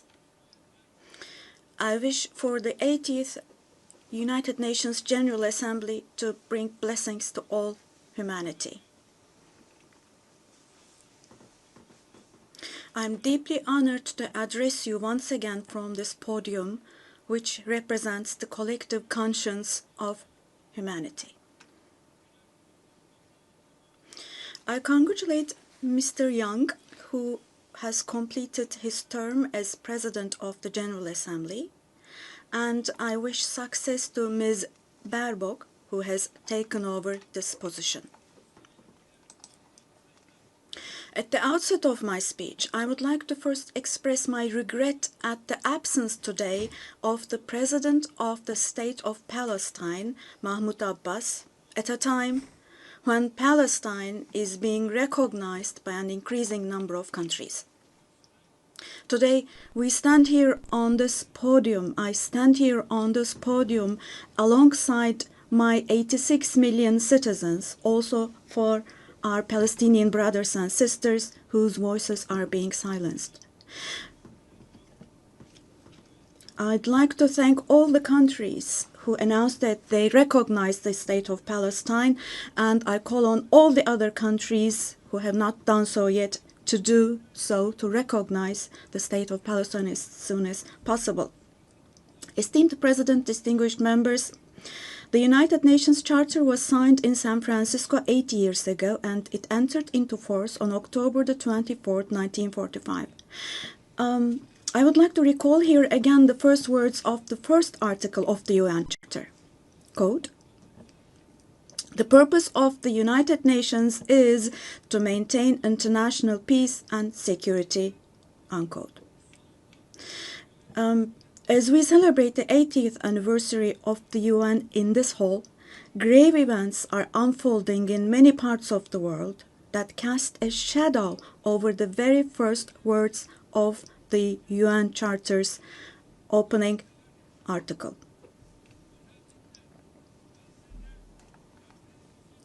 Particularly in Gaza, right before our very eyes, genocide has been going on for over 700 days now.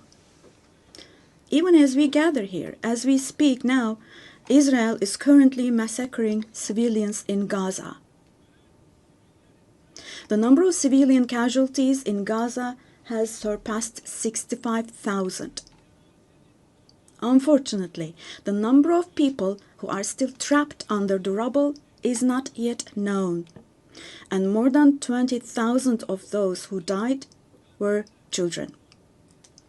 For the last 23 months, a child has been murdered by Israel in Gaza every hour. Yes, every hour. These are not just figures, dear friends. All of these, each one of these is a person, a human being, innocent people. People are now being killed not with weapons, but with the weapon of starvation. In the 21st century, under the gaze of the civilized world, 428 people died of starvation. Out of those 428, 146 were children, and this number is increasing every day. Now, I will show you a photo, which is a picture from daily life in Gaza. The first photo, as you see, these are people. These are women with these cups that they are holding in their hands, cups and buckets. Just feel your conscience and answer the following question. Can we possibly have a reasonable reason for this brutality in 2025? But this shameful picture in Gaza has been unfolding and is being repeated every day for 23 months now. And there are 2.5 million Gazans who live in 365 square kilometers. And every day what happens is they are being dragged from one place to another. The healthcare infrastructure of Gaza is completely collapsed. Doctors have been killed or they have disappeared while under custody. Ambulances have been hit. Hospitals targeted and destroyed. Treatment is not possible. Surgery is not possible. It's not possible to find medications. Now, dear friends, now as Tayyip Erdogan, with a heavy heart, with my heart bleeding here, I am telling you, innocent little ones, just 2 or 3 years old, without hands, arms, or legs, have become, unfortunately, a common sight to see in Gaza.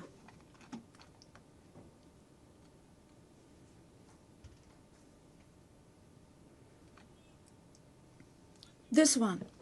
What kind of a human conscience can possibly bear this? Possibly. How can one stay silent vis-à-vis this? Well, in a world where children are dying of starvation and lack of medication, can we possibly have calm and peace? We all are parents. We have children or grandchildren who we dearly cherish. Here, say in America or in Europe, anywhere in the world, when a small rose thorn hurts a child's hand, the hearts of parents break. But in Gaza, children's hands, arms, and legs are being amputated without anesthesia. Now, I'm extremely sorry to say, but this represents the lowest point of humanity. Human history has not witnessed such bloodshed within the last century. All of this is happening before our very eyes. The genocide in Gaza is being broadcast live every moment through the media and social media. So far, Israel has deliberately killed 250 journalists working in national and international media in Gaza.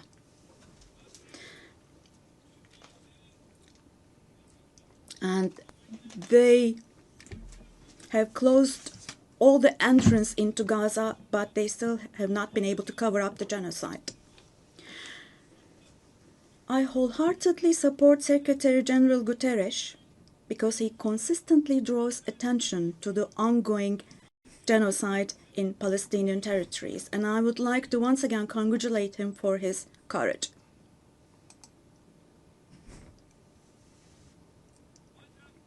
But the United Nations has not even been able to protect its own personnel in Gaza, unfortunately.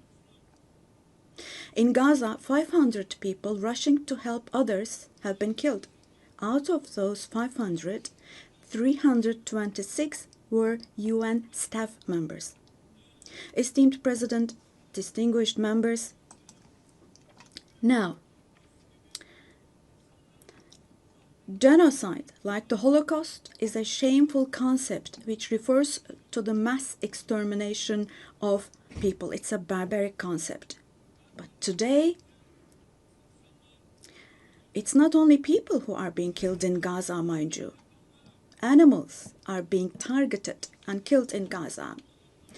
In Gaza, agricultural land, gardens, trees, grass, century-old olive trees are being destroyed. In Gaza, water supplies are being destroyed and polluted. Buildings, homes, libraries, hospitals, schools, mosques, churches, and historical structures in Gaza are being deliberately destroyed. The soil of Gaza is being rendered useless for humans, for animals, and for plants. So, Now, let me show you yet another photo. And let me ask you here. Look at this photo. What could this photo here possibly have to do with security concerns? This is being against life, don't you think? Let me state this openly from this podium. There is no war in Gaza. We cannot possibly talk about the presence of two sides in Gaza. Because in Gaza, on one side, there is a regular army with the most modern, most lethal weapons, and on the other hand, there are innocent civilians, innocent children. This is not fight against terrorism. This is an occupation, deportation, exile, genocide, and life destruction, mass destruction policy carried out by invoking the events of October the 7th. Today, while Gaza is being destroyed under the pretext of Hamas, concurrently, simultaneously, the West Bank, where Hamas is not in power, is also being occupied step by step, and innocent civilians are being massacred through executions. Moreover, Israel is not limiting itself to Gaza and the West Bank only. By launching attacks on Syria, on Iran, Yemen, and Lebanon, Israel is also threatening regional peace. Just recently, an Israeli attack took place against a delegation meeting in Qatar for ceasefire negotiations. The attack on Qatar has also shown that the Israeli leadership is now completely out of control. Netanyahu is not obviously interested in forging peace or releasing the hostages. Not only Israel's neighbors, but all countries in the Middle East are subject to the Israeli government's reckless threats. And we must realize the following. Due to the increasing aggression of Israel, in Europe and the West in general, the values that emerged after the Second World War have been eroded. The most fundamental human rights, such as freedom of expression, freedom of the press, freedom of assembly and protest, women's rights, children's rights, democracy, equality, and justice, have been shelved away. At this point, we all have to see the following truth, my dear friends. The Israeli government, driven by an obsession with the promised lands, is openly threatening regional peace and the shared values of humanity.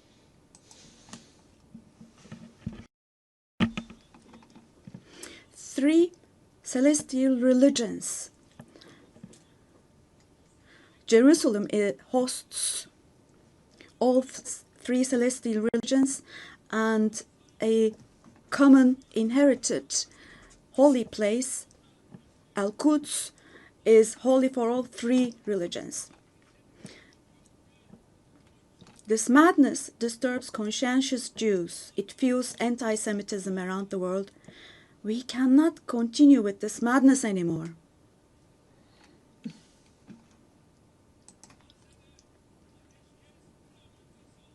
We have to have ceasefire in Gaza as soon as possible. Attacks should stop. Humanitarian aid should be able to enter with no obstacles. The genocide team should be held accountable vis-à-vis international law. And God willing, this will definitely happen. Vis-à-vis the barbarity taking place in Gaza, everyone who is keeping silent is accomplice to this barbarity. From here, I would like to call on all the heads of state and government. Today is the day. Today is the day to stand firm alongside the oppressed Palestinians and alongside humanity. while your peoples back home are reacting to the barbarity in Gaza, do show the courage to take action here. Fulfill your humanitarian duty toward Gaza, where children are raising children. On this occasion, I would like to say the following. There are peoples all around the world who are taken to the streets. Unarmed activists and volunteers from different countries of the world, academicians, students, journalists, everyone, all the defenders of Palestine. I would like to say to them, thank you so much, and clear bows and favorable winds for their actions. Esteemed delegation members, for 13 years, I have spoken to you from this platform about the oppression and conflicts in our neighbor, Syria. Just as I raise my voice today for the oppressed people of Gaza, likely for 13 years, I have also drawn attention to the cries of the Syrians, and here I became their voice and breath as well. The persecution that caused the death of 1 million people and that forced millions more to flee their homeland has, thankfully, become a thing of the past with the December 8th revolution. Our Syrian brothers and sisters opened the doors to a new period as of December the 8th. I believe that the people of Syria who fought against a bloodthirsty regime will also be able to carry the victory they achieved at great cost to its rightful place, God willing. We'll support with all our means the vision of a one and unified Syria with no forms of terrorism, especially ISIS, being present.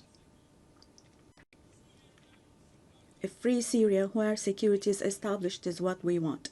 As stability takes root in Syria, the winners for sure will be all the neighboring countries, our entire region, along with Syrians. And the brotherly countries in the Gulf. I would like to thank them for their contributions for Syria to recuperate. All the regional and international actors who share the same principles with us, God willing, we will continue with our cooperation with all those actors in the same manner. Esteemed friends, we hope that the nuclear issue with our neighbor Iran will be resolved through diplomacy as soon as possible. It should not be forgotten that our region cannot tolerate yet another crisis. Meanwhile, the stability, security, and prosperity of our neighbor Iraq are extremely important for the well-being of our region. In this regard, we attach great importance to strategic moves based on stability and prosperity, such as the Development Path Project. In the north, we are hosting with great enthusiasm the Istanbul process between Russia and Ukraine, both of which are our neighbors.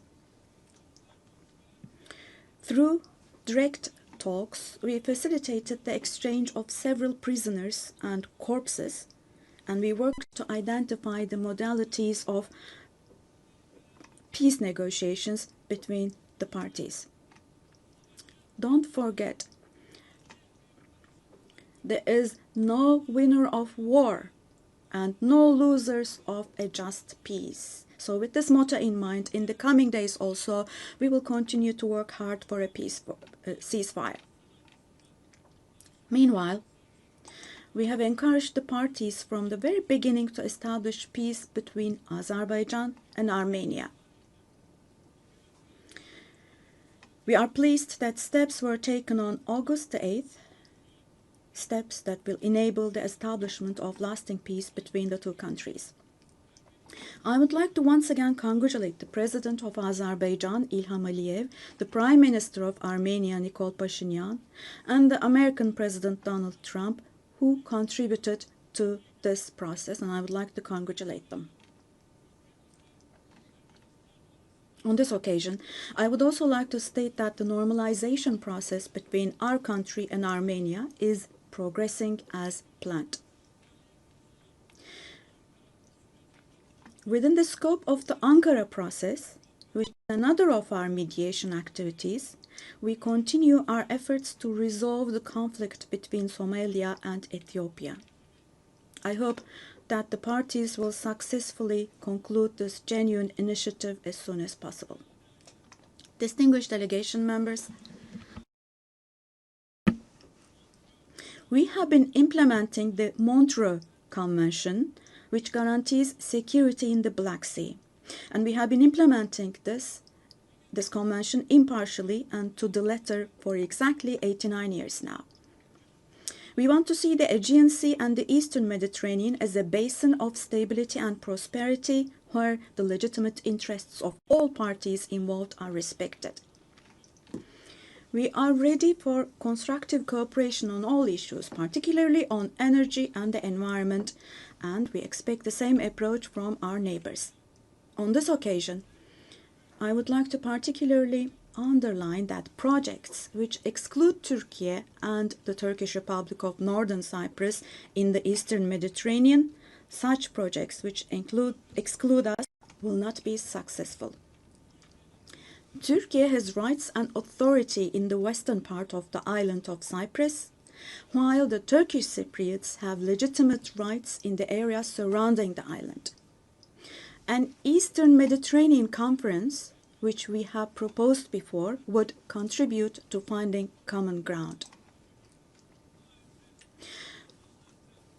Resolving the Cyprus issue has been tried many times before, but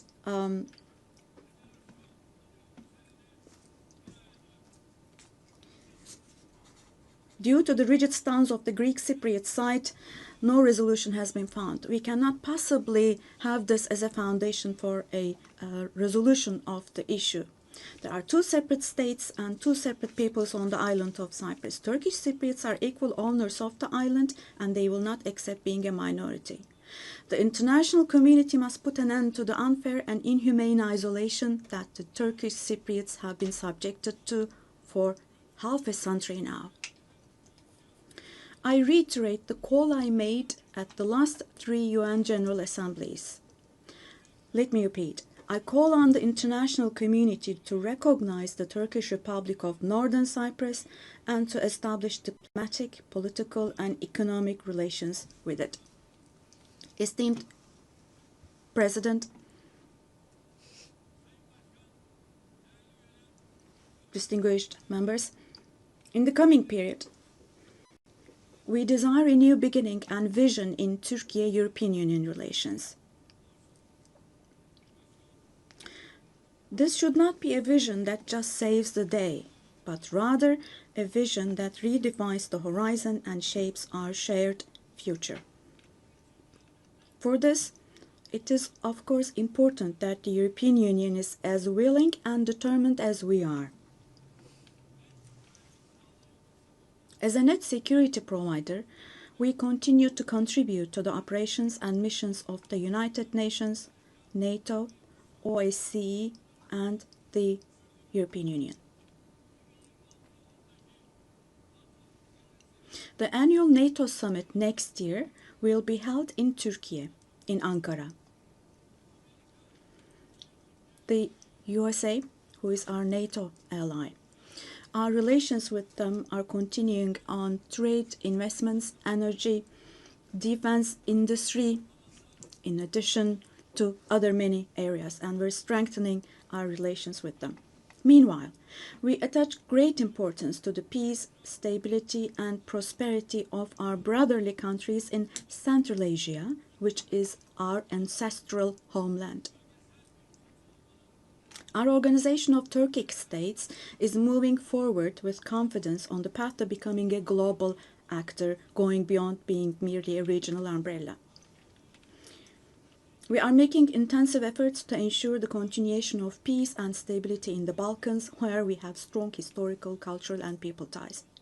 The Balkan Peace Platform, which we established in July, is the newest and most concrete manifestation of our efforts in this direction.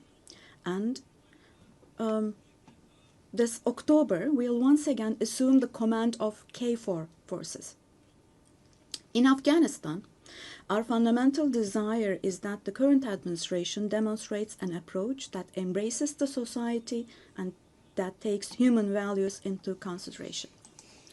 In this process, it is essential that the international community does not leave Afghan people alone, and as Turkey and as the Turkish nation will stand by the Afghan people at all times. Esteemed friends, in South Asia, we consider the preservation of peace and stability to be of utmost importance. We are pleased with the ceasefire achieved following the tensions last April between Pakistan and India, the tension which had escalated into a conflict. It is important to see a cooperation between the two countries when it comes to counterterrorism.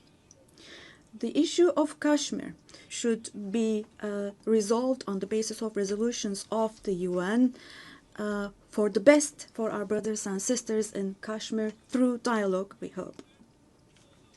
In the continent of Africa, from education to health, from infrastructure to in other areas, our relations are improving annually. And while providing all possible support to Somalia, we are also continuing our humanitarian aid activities.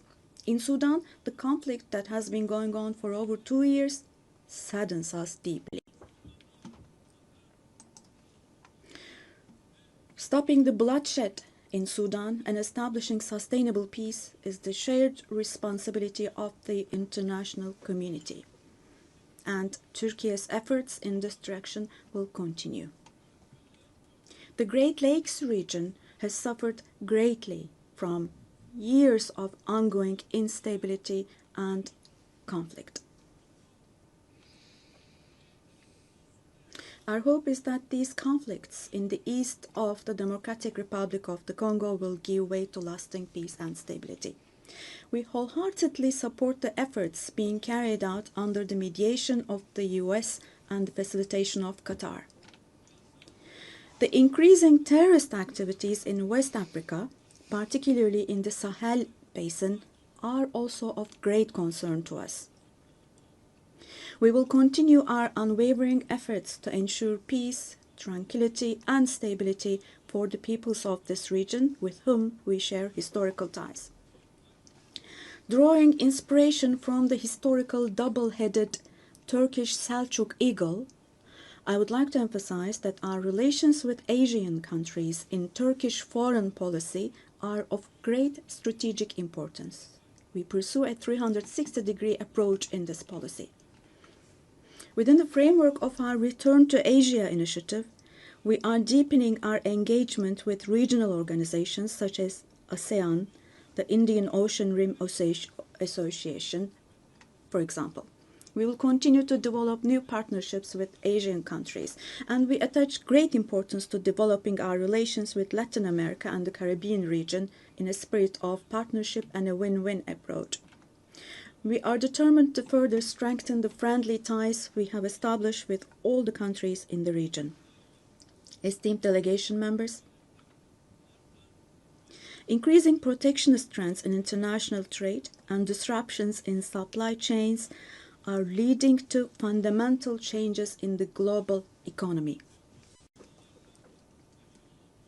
To successfully address current challenges, we support the reform of rules-based international trade, including the World Trade Organization. I believe access to affordable, safe, and sustainable energy is essential, particularly for developing countries, to be able to achieve their development goals.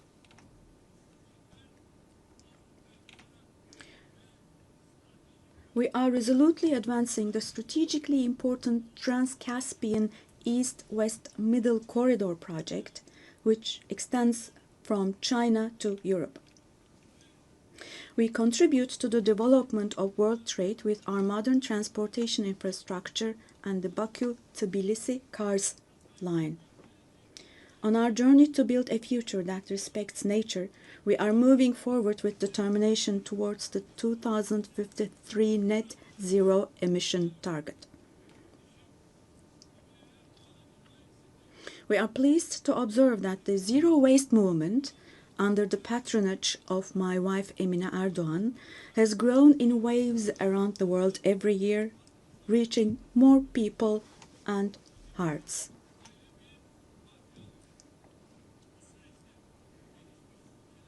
In this process, it is no longer a choice for developed countries to fulfill their responsibilities. It has now become an obligation for them. As one of the countries providing the most development aid in the world, we are striving to achieve the UN Sustainable Development Goals.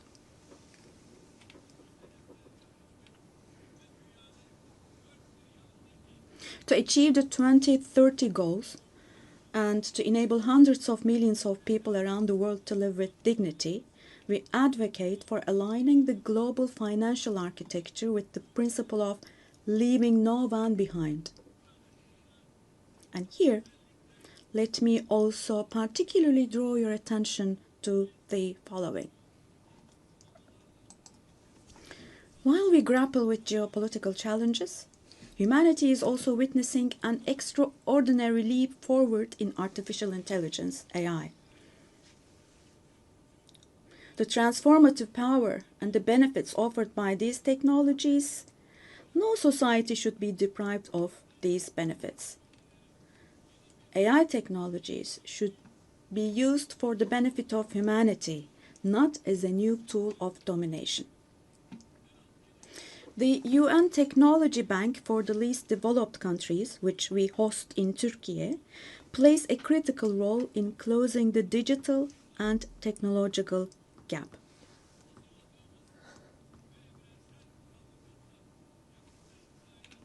We have prepared a children's rights convention in the digital world, and we will soon open this up for ratification. I'm sure this will create a lot of awareness in this area, and we expect your support for this. On the other hand, in today's world, where racism, xenophobia, and particularly Islamophobia have reached alarming levels, combating these trends that directly threaten the culture of coexistence has now become an essential duty for humanity. It is significant that Mr. Moratinos, High Representative of the Alliance of Civilizations, has also been appointed as the UN Secretary General's Special Envoy on combating Islamophobia.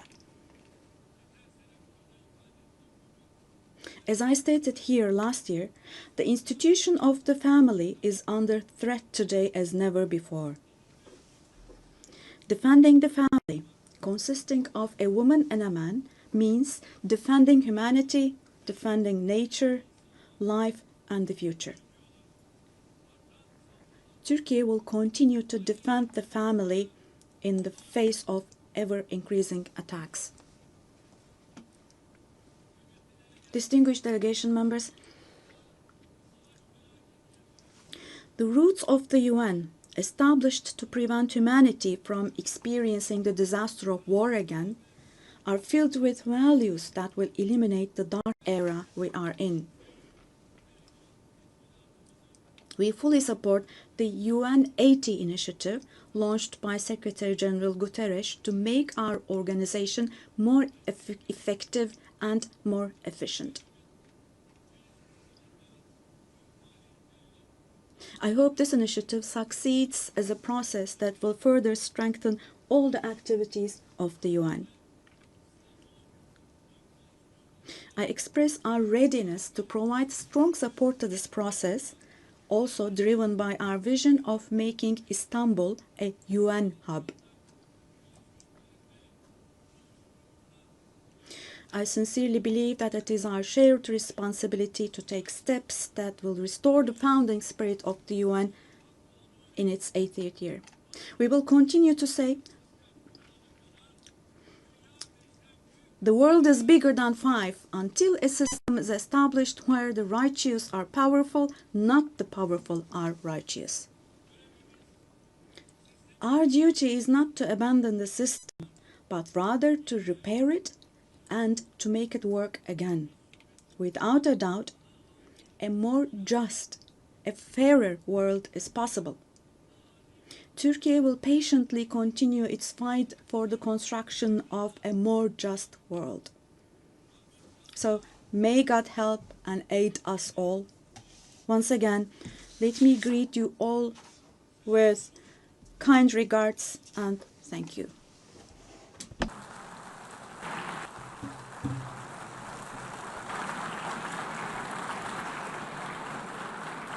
On behalf of the Assembly, I wish to thank the President of the Republic of Turkey, the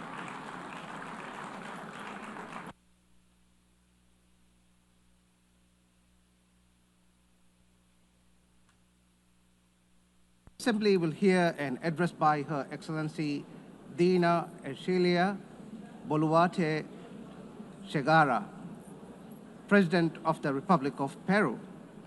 I request protocol to escort Her Excellency and invite her to address the Assembly.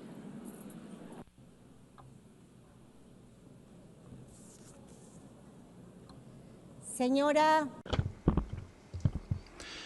Madam President of the General Assembly, Annalena Baerbock. Secretary General of the United Nations, Antonio Guterres. Ladies and gentlemen, heads of state, ladies and gentlemen present here in this august forum. Peru is the center and cradle of great millennial civilizations, the last of which was the Inca Empire, which left us a legacy of greatness. We are also heirs of the Viceroyalty of Peru, which encompassed 2/3 of South America. We are a mestizo nation, a fundamental mix between Hispanic and Andean peoples, proud to be the heirs of the two greatest empires of Europe and America of the 16th century. The Peruvian people today are resilient, entrepreneurial, supportive, and lovers of peace, freedom, and democracy. Our great writers, Mario Vargas Llosa and José María Arguedas, shared the idea that Peru is a country of all bloods.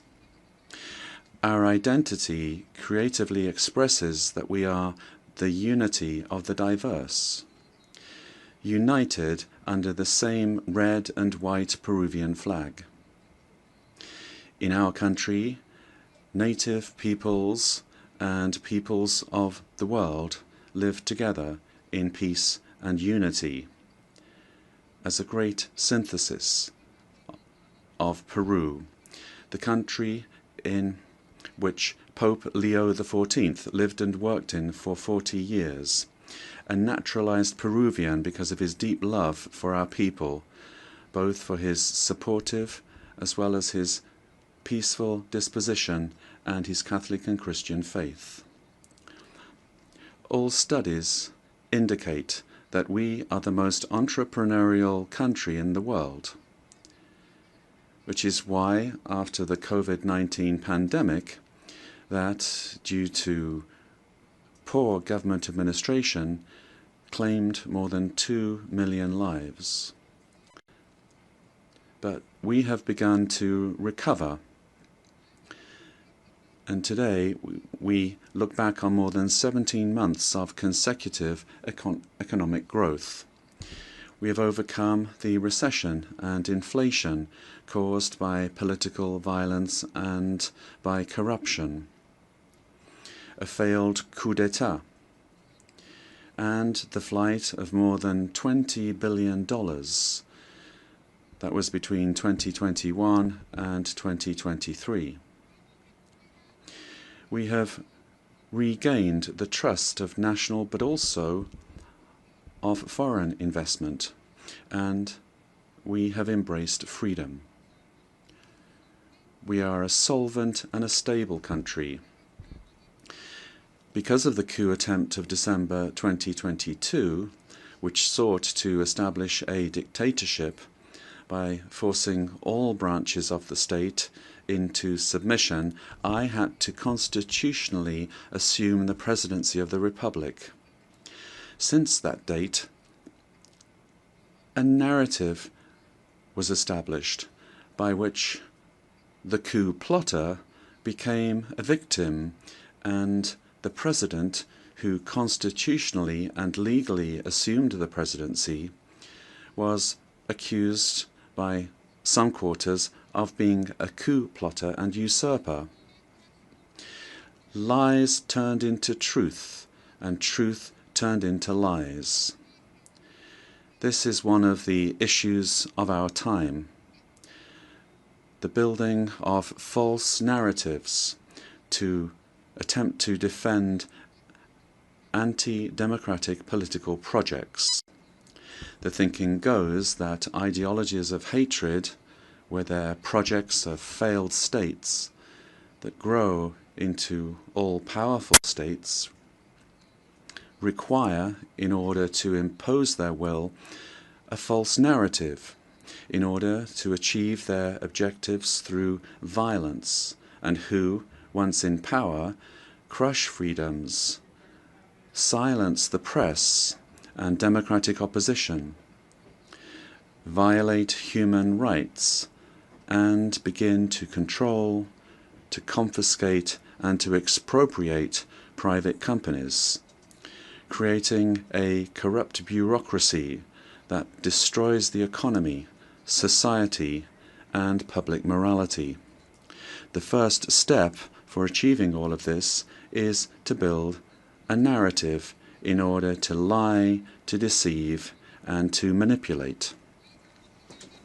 The ideology of class hatred is very skillful at distorting reality and building false narratives, because it uses the totalitarian method of repeating a lie ad infinitum, as was done in the world before the Second World War, and as is happening again today, because totalitarianism renews itself, presents itself with other faces,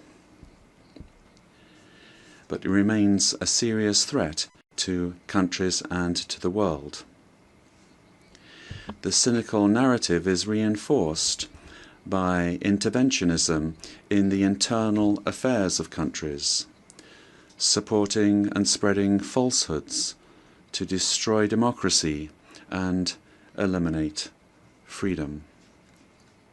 In Peru, we have overcome strong, organized and persistent political violence that sought the return of the coup plotters' government, and since 2024, progress has been made in restoring stability and confidence.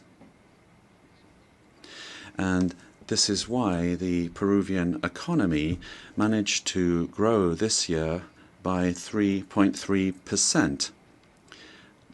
And in the current year, 2025, is exceeding 3.5% growth, with forecasts that in 2026 the trend of economic growth will continue. The government guarantees 3 years of economic growth, being the leader in South America. Inflation is below 2% annually. International reserves amount to more than $88 billion, and our currency remains stable, and it's getting stronger every day. Our external debt is less than 32.2% of GDP, one of the lowest in the Americas and in the world. And our fiscal deficit this year will be 2.2% annually.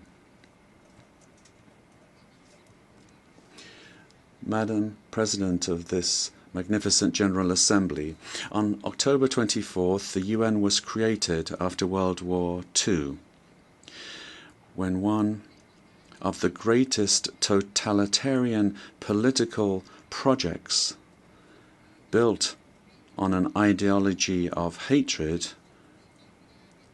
leading to the most serious genocide in human history, the Holocaust, was defeated. And this is something that we must never, I say never, forget. That dreadful war caused the death of 60 million human beings. All ideologies of hate, class hatred, and its elevation as a principle and driver of history, racial hatred, nationalist hatred, religious hatred, ethnic hatred, hatred against women, amongst others, are the causes for the worst crimes committed in human history. Ideologies of hatred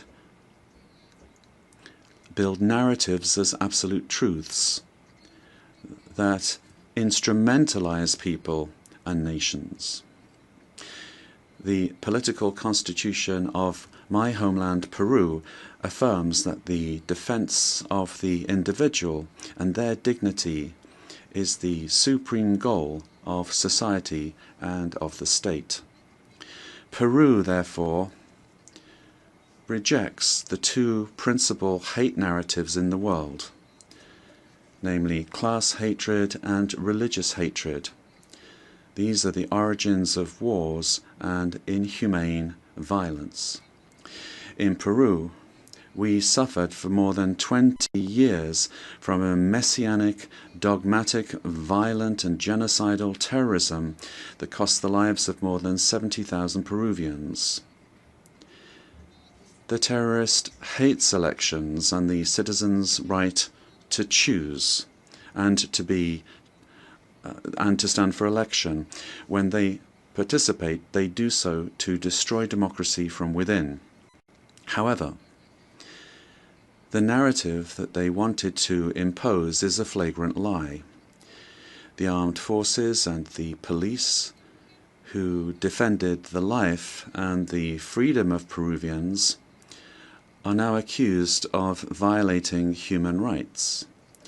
Thus, the heroes who defended life, democracy, and freedom are turned into victimizers, and the terrorists are turned into victims. In this way, the heroes who defended democracy are being persecuted in trials that drag on for decades, while the terrorists are compensated and considered victims. This is the world in reverse. The UN was a fundamental milestone in the 20th century, but in the 21st century, we must be more vigilant. It is our duty to prevent the world from plunging into new genocides and new violence. It is not acceptable in a civilized world that one country invade another using a false narrative to justify a war that first and foremost attacks the civilian population. It is not acceptable to slaughter civilians, to capture hundreds of young people, women, and even children, and use them as hostages. We live under the threat of international organized crime. In Peru, international crime based on extortion uses terrorist methods such as bomb attacks to submit citizens to its will. These criminal organizations that use weapons of war have created financial mechanisms to launder blood-stained money, sending large sums back to their countries of origin. They seek to normalize this violence, which requires, in order to be defeated, recognition by the UN as terrorist organizations and new national and international legislation to stop them being a threat to the democratic system and to the development of peoples. It is also imperative that we act against drug trafficking and illegal mining that destroys the environment, pollutes rivers, and condemns peoples and individuals to slavery. International crime has subjected thousands of women taken from their home countries through violence and deception and being exploited and deprived of their freedom. Ladies and gentlemen, we are living through times that recall the darkest chapters of our modern history, and Peru is convinced that the world does not need less UN, but more and a better UN, one that is in tune with the times. In times in which ideologies of hatred that caused and cause so much damage to humanity have taken refuge in lies, in misinformation, and which have penetrated democratic societies. Peru, as a founding member, is committed to an open multilateral system based on international law and the principles of the UN Charter. And we see in the UN the pillar of the model that has brought peace and prosperity. But we have to look at what's happening around us in the world. At this time, as we're meeting here, in other parts of the world, they are killing children, girls, boys, innocent people.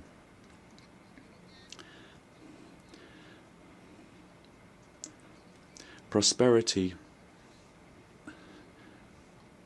will only come if we are united and work together. And we have to adapt to new threats. Each of our countries has the duty to make their contribution towards finding solutions to the problems that we all face together. And my country is striving to do this. But the interconnection of our societies and economies means that it is only through international cooperation that we can resolve the crises which we face. If we do not reform the United Nations, our common home, to restore representativeness and effectiveness to its action, then we run the very serious risk of seeing one of the most precious instruments that the international community has for world stability disappearing. For this reason, Peru supports the work of the UN 80 initiative, launched by the Secretary General, placing particular emphasis on the need to refocus the organization on its fundamental functions, bringing it closer to the needs of peoples, and at the same time making it more efficient. UN 80 must be an opportunity to strengthen multilateralism and ensure that the organization is better prepared to achieve its essential goals. This reform can only truly become fully effective if it is complemented by a transformation in UN governance that prevents institutional stalemates when it comes to decision-making, while ensuring its suitability.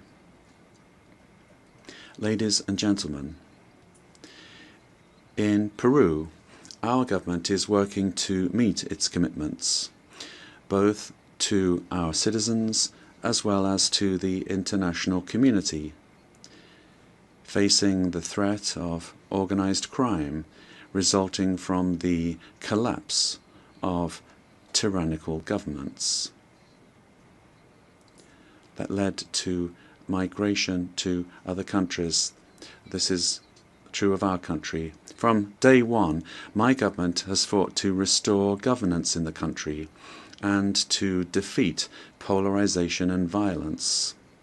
In Peru, there is full separation of powers, the rule of law, respect for freedom, and human rights. My government is the most stable of the last 5 years, during which 5 presidents have succeeded one another. We are fighting for citizen security, facing crime that takes advantage of the rise in the price of gold and drug trafficking. We have achieved positive, verifiable results in these areas. We are working to strengthen human capital.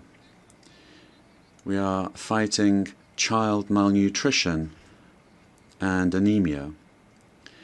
And we are building schools and hospitals throughout the country, which has not been done in recent years. The priority is children, women, and the Peruvian family. We are modernizing the country's infrastructure, ports, airports, roads, bridges, designing an economy that is better connected to the world, as well as a firm policy for fighting corruption. Our goal is to guarantee free and impartial elections, defeating the attempt of a violent minority that seeks their failure.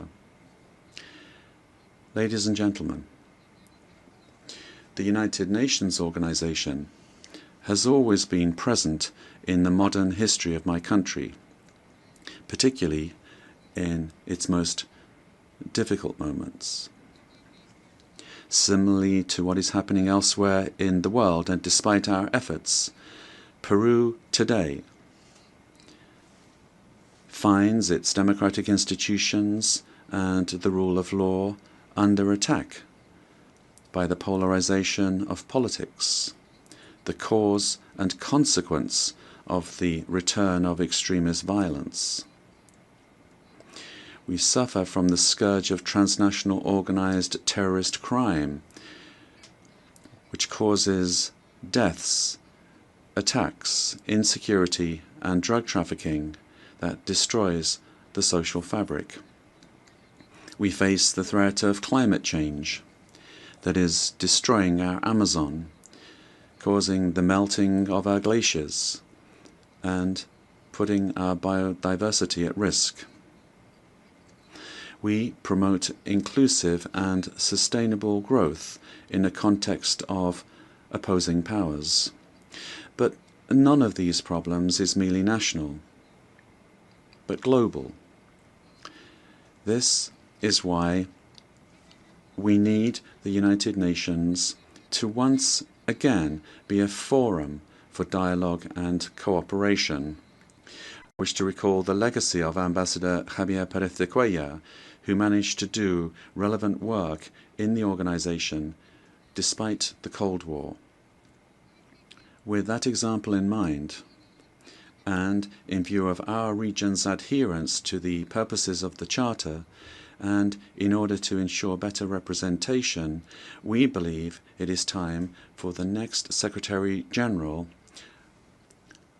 to come from Latin America. Ladies and gentlemen,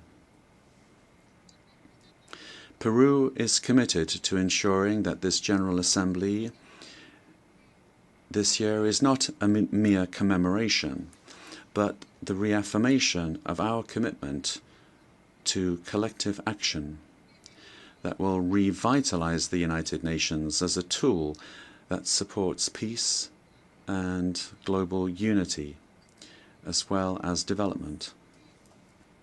We must stand firm in the truth in the face of narratives that try to conceal it, pervert it, or openly lie in order to hide agendas that do not correspond to our time, much less to the destiny of humanity. For this reason, it is essential that we strengthen truth against narratives that are based on hatred, the lie repeated that seeks to impose itself and only leads to destruction. But despite all of these obstacles, truth will find a way, and truth will set us free. Peace and unity for Peru and for the world, for all those on the planet. Ama Yuyacuspa, buscando el desarrollo de. Let us seek the development of our peoples, presidents of the world. Together, let us work together without hating one another. Let us work for the development of our peoples. Yes to life, no to violence, and no to war. Thank you very much.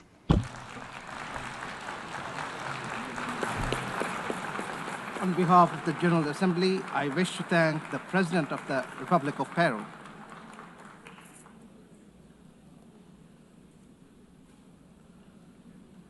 The Assembly will hear an address by His Majesty King Abdullah II Ibn al-Hussein, King of the Hashemite Kingdom of Jordan. I request protocol to escort His Majesty and invite him to address the Assembly.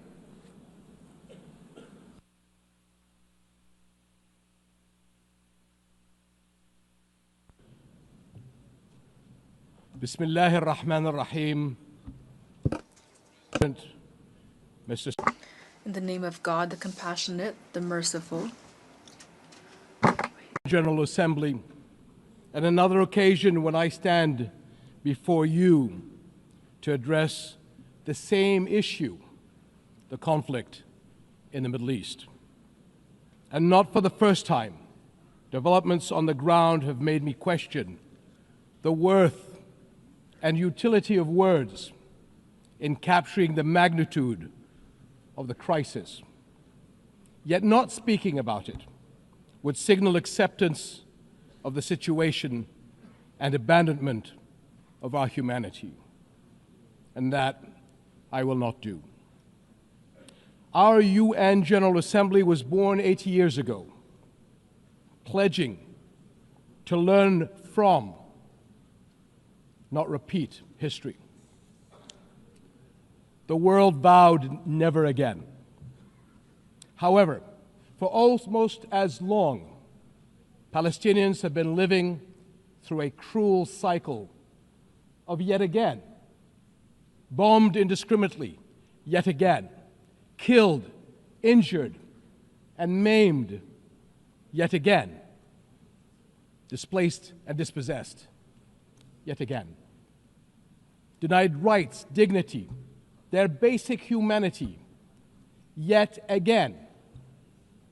So I must ask, how long? How long will it be before we find a resolution to this conflict, one that safeguards the rights of all sides and allows a level of normalcy in the lives of the families at its core? How long will it be before I stand before you and speak not of suffering and devastation in my region, but of prospect, prosperity, and potential? Sadly, this is not the only conflict in our world. And some may say that other wars are also devastating. But the Palestinian-Israeli conflict remains unique. It is the longest standing conflict in the world. An illegal occupation of a helpless population by a self-declared democratic nation. and a flagrant violation of repeated UN resolutions, international law, and human rights conventions. A failure that should have elicited outrage and action, especially from major democracies. Instead, it has been met with decades of inertia. My friends, the war in Gaza marks one of the darkest moments in this institution's history. But although it is today's horror, the injustice stretches back decades. The Palestinian-Israeli conflict has been on the UN agenda throughout its 8 decades of existence. How long will we be satisfied with condemnation after condemnation without concrete action? When it comes to the Palestinian-Israeli conflict, it seems that what unfolds in the halls of power is theory. The struggles and suffering on the ground is reality. For decades, we have seen several attempts to achieve a solution by interim agreements and temporary stopgaps, none that delivered on the end game. In fact, many would argue these processes served as a distraction as Israel grabbed more land, expanded illegal settlements, demolished homes, and displaced entire neighborhoods. Muslim and Christian holy sites in Jerusalem have been vandalized and desecrated by those under government protection. And throughout all these years, Israeli families too have not been able to live in true security because military action cannot bring the safety they need. Nowhere is that more evident than in Gaza. More than 60,000 Palestinians killed, 50,000 children injured or killed, miles of burnt out rubble. Neighborhoods, hospitals, schools, farms, even mosques and churches in ruins. Widespread starvation. And what we are seeing is only a glimpse, because never in our modern history has the lenses of international media been obstructed like this from capturing the reality on the ground. Almost 2 years in, and the cruelty of this military campaign continues unabated. Furthermore, the current Israeli government's provocative calls for a so-called Greater Israel can only be realized through the blatant violation of the sovereignty and territorial integrity of its neighbors. And there is nothing great about that. I can't help but wonder if a similar outrageous call were made by an Arab leader, would it be met with the same global apathy? The international community must stop entertaining the illusion that this government is a willing partner for peace. Far from it. Its actions on the ground are dismantling the very foundations on which peace could stand, and intentionally burying the very idea of a Palestinian state. It has shown how little it respects the sovereignty of other countries, as we have seen in flagrant violations in Lebanon, Iran, Syria, Tunisia, and most recently, Qatar.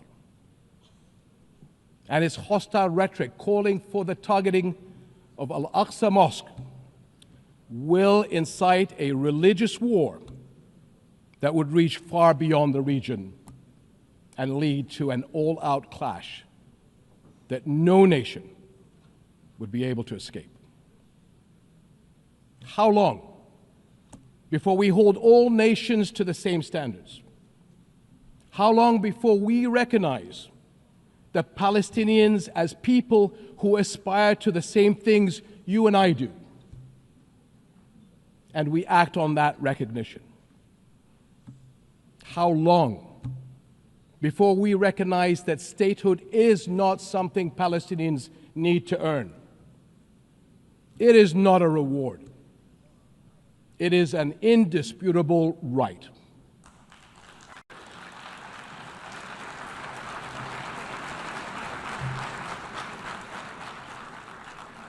In Jordan, we are determined to work for a world in which people are secure in their homes, are safe to practice their faiths, and are able to live and thrive in dignity.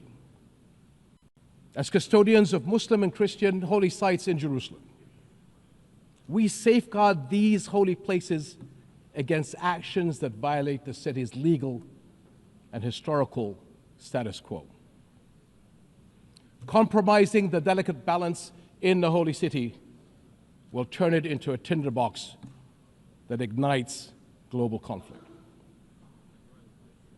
And Jordan is serving as the main base for international humanitarian response in Gaza, working by all possible means to provide critical supplies of aid and food.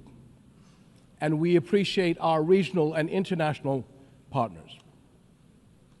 I'm also immensely proud of the many Jordanians, including men and women of Jordan Armed Forces, who are at the heart of this effort. Ground convoys, aircraft crews, doctors, nurses, and mobile medical staff who work even under fire to provide relief. These and countless others carry forward Jordan's deep heritage of compassion and generosity to a people in grave need.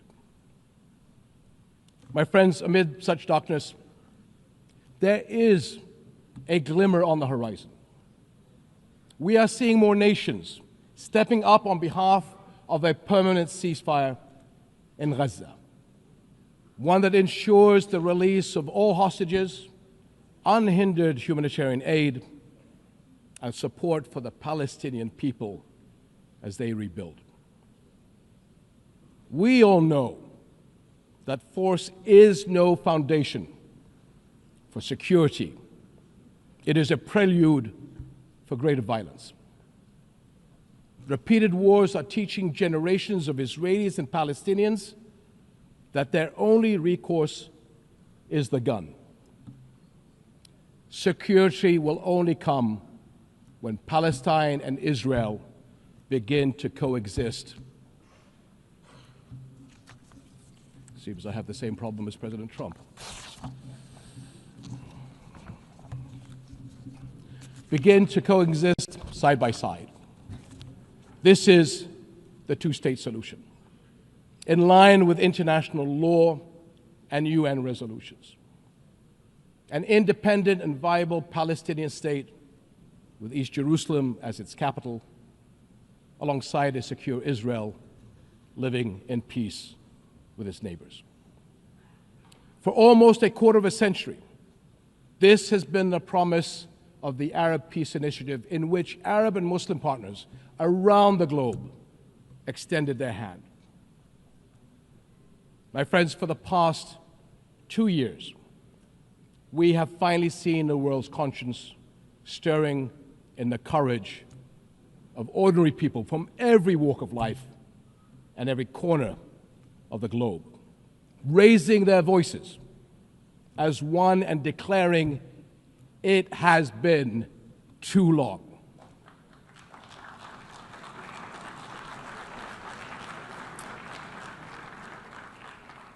This United Nations must echo that call. It has been too long, and it must act on that call until peace is a reality. Thank you.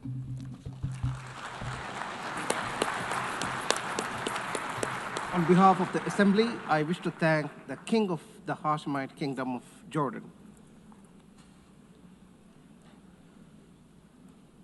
The Assembly will hear an address by His Excellency Lee Jae-myung, President of the Republic of Korea. I request protocol to escort His Excellency and invite him to address the Assembly.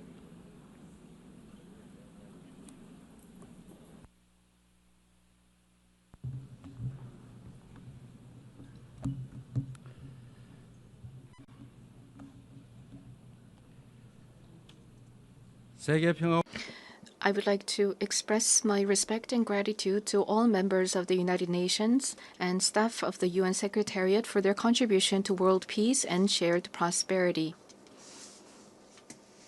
I extend my sincere congratulations to Her Excellency Annalena Baerbock on assuming the presidency of the 18th session of the UN General Assembly. I also pay tribute to Secretary General Antonio Guterres for his unwavering dedication and hard work. I hope the 18th session of the UN General Assembly will achieve even more meaningful results under their outstanding leadership.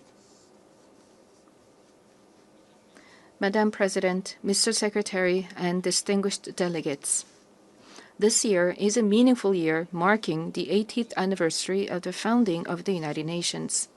The past 80 years of the UN have been a valuable journey of protecting the dignity and values of humanity and at seeking a path forward for future generations. If someone asks what the UN has achieved, I would confidently reply, look at the 80-year history of the Republic of Korea. It is no exaggeration to say that the Republic of Korea's history, dotted with challenges and responses, is the history of the United Nations, which has constantly confronted enormous challenges facing humanity. Liberated from colonial rule the very year that the United Nations was founded, the Republic of Korea emerged from the scars of division and ashes of war through UN assistance, maintaining national identity while achieving industrialization and blooming into a democracy. Therefore, the Republic of Korea in itself is a country that has proven the value of the UN's existence. Whenever the Republic of Korea revived the hopes of lives as precious as the weight of the universe amidst horrific wars and disasters, the UN flag fluttered at the center of that intense solidarity. The United Nations has strived to provide equal rights and opportunities to everyone without discrimination, and has provided education and vaccines to make children's lives blossom. The small country in the East, which rose with the support of the UN and the international community, has become a proud UN member that is drawing the world's attention. It is raising its role and responsibility as a member of the international community more rapidly than any other country. There were times when democracy and peace were in crisis, but each time the Republic of Korea rose with indomitable strength. Even a safe coup could not break the people of the Republic of Korea's strong will, desiring democracy and peace. The revolution of light that the people of the Republic of Korea achieved against the darkness of the insurrection last winter was a historic moment that demonstrated the brilliant achievement of the UN spirit. The remarkable resilience and strength of democracy that the Republic of Korea has shown will be ours as well as that of the entire world. I need you to take my hand and guide me away from all this, away to where the light shines through, to where the flowers bloom. As the novelist Han Gang, laureate of the Nobel Prize in Literature, wrote, the Republic of Korea will be a milestone of light for all those who join the journey toward democracy. Today, at the UN General Assembly, where world peace and humanity's shared prosperity is discussed, I proudly announce that a new Republic of Korea, which will be a beacon of light for global citizens, has completely returned to the international community. Thank you. The Republic of Korea, which has grown thanks to the support and assistance of the UN, will not hesitate to take on the role of a leading nation, generously sharing its experience and history of restoring democracy. Despite ceaseless efforts from all corners of the world, the international community's determination and aspiration to maintain international peace and security 80 years ago still remains an unfinished task for everyone. 280 million people are still in a state of extreme hunger.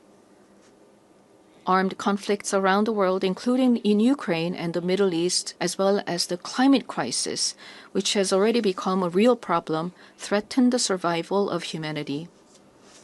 The answer lies in the wisdom of the pioneers who founded the United Nations, as well as the path that the people of the Republic of Korea demonstrated. There is only one way: more democracy. The people-centered government of the Republic of Korea, through the power of collective intelligence, is ceaselessly attempting innovations, seeking better alternatives in democracy. The way to solve common challenges facing the international community is no different. When all the countries experiencing the same problems gather here at the United Nations and continue multilateral cooperation, putting their heads together, we will all be able to move toward a bright future of peace and prosperity.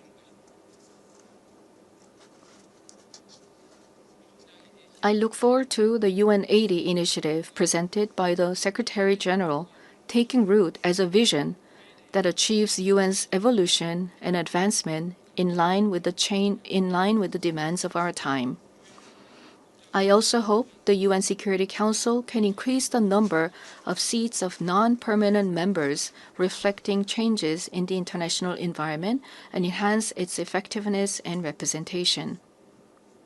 As a member of the UN Security Council for the term 2024 to 2025, the Republic of Korea is making efforts so that the UN Security Council can respond proactively to threats to the international peace and security. Madam President, Mr. Secretary General, and distinguished delegates, the Republic of Korea, having restored democracy, dreams of a better future.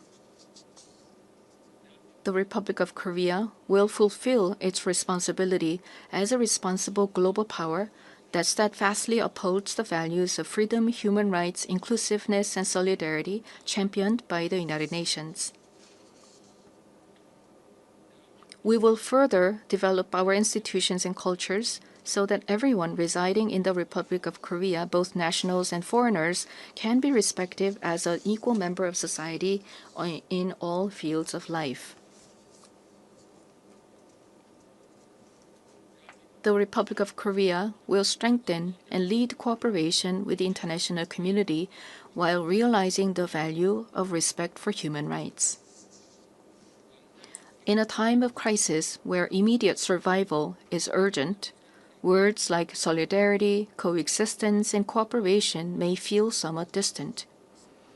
However, humanity has always dreamed of hopes as high as its deep despair, and has achieved the progress we see today through a passion for a better tomorrow. The more difficult the times are, the more we must return to the basic spirit of the UN, which is trust in universal values of humankind. Just as the determination to not pass down the devastation of wars led to the founding of the UN and has prevented conflicts and preserved peace, we today must cooperate more, trust more, and join hands more firmly in order to build a better future, a better world for future generations. Democratic Korea will lead the way in multilateral cooperation toward a sustainable future. Peace is a value that is more important than anything else. In the Republic of Korea, as well as elsewhere in the world, peace is the basic foundation for democracy and economic development. The disputes and conflicts we are currently facing vividly show how easily the ideals of human dignity and sustainable development can crumble without peace. Today, the Republic of Korea is fulfilling its responsibility as a key contributor to the United Nations peacekeeping and peacebuilding activities. Our brave soldiers, who have steadfastly defended the Republic of Korea, a divided nation, are helping to pave the way towards sustainable peace led by the UN. Threats to peace are not only physical elements. In an era where artificial intelligence technology is critical to security capabilities and cyber attacks threaten national security, we must confront not only visible enemies, but also invisible enemies. If we passively let ourselves be dragged along by the changes of the AI era, we will meet a dystopia of deepening polarization and inequality, unable to shake off the dark shadows of human rights abuses caused by the misuse of technology. However, if we proactively respond to these changes, we can use the high productivity as a driving force to build a foundation for innovation and prosperity, and create a useful base for strengthening direct democracy. I hope the open debate that I will preside over as UN Security Council President tomorrow will significantly contribute to the international community's efforts to promote the responsible use of AI. Furthermore, we intend to share our vision for the future of AI through the APEC AI initiative at the APEC Economic Leaders Meeting, which will be held in Gyeongju, Korea next month. We will strive to ensure that the vision of AI for all, where advances in cutting-edge technology contribute to the universal values of humanity, becomes a new normal for the international community. AI-driven technological innovations will be an important new tool for solving global challenges like the climate crisis. Over the past 80 years, the United Nations has paved the way for sustainable development and spearheaded efforts to address climate crisis threatening the survival of humanity. Nations around the world must respond to these efforts. The Republic of Korea is pursuing a great energy transition, leveraging science and technology and digital innovation to increase energy efficiency and expand the share of renewable energy. We will submit a responsible, nationally determined contribution within this year, joining the united will of the international community. At the 4th UN Ocean Conference that will be co-hosted by the Republic of Korea and Chile in 2028, we will also work to build substantive solidarity for the sustainable development of oceans. Such efforts by the Republic of Korea to actively address global challenges are based on a firm commitment to fulfilling humanity's shared promise of sustainable development. Since the United Nations established the Sustainable Development Goals 10 years ago, the international community has made much progress in eradicating poverty and reducing inequality. However, the demand for development financing is continuously increasing, and the most vulnerable are still suffering. Let us squarely face this grave reality and create new momentum for change. We must move toward structurally reforming global development governance while enhancing the quality of financial resources. I trust that we will pull together in order to bring about more cases like the Republic of Korea growing and developing from an aid recipient country to an aid donor country. This year marks the 80th anniversary of the founding of the United Nations, as well as the 80th anniversary of the division of the Korean Peninsula. New challenges, as well as unresolved tasks, await us. Democratic Korea will begin a new journey toward peaceful coexistence and shared growth on the Korean Peninsula. The first step will be to restore broken inter-Korean trust and shift to a stance of mutual respect. The government of the Republic of Korea clearly reaffirms that it respects the North's current system, that it will not pursue any form of unification by absorption, and that it has no intention of engaging in hostile acts.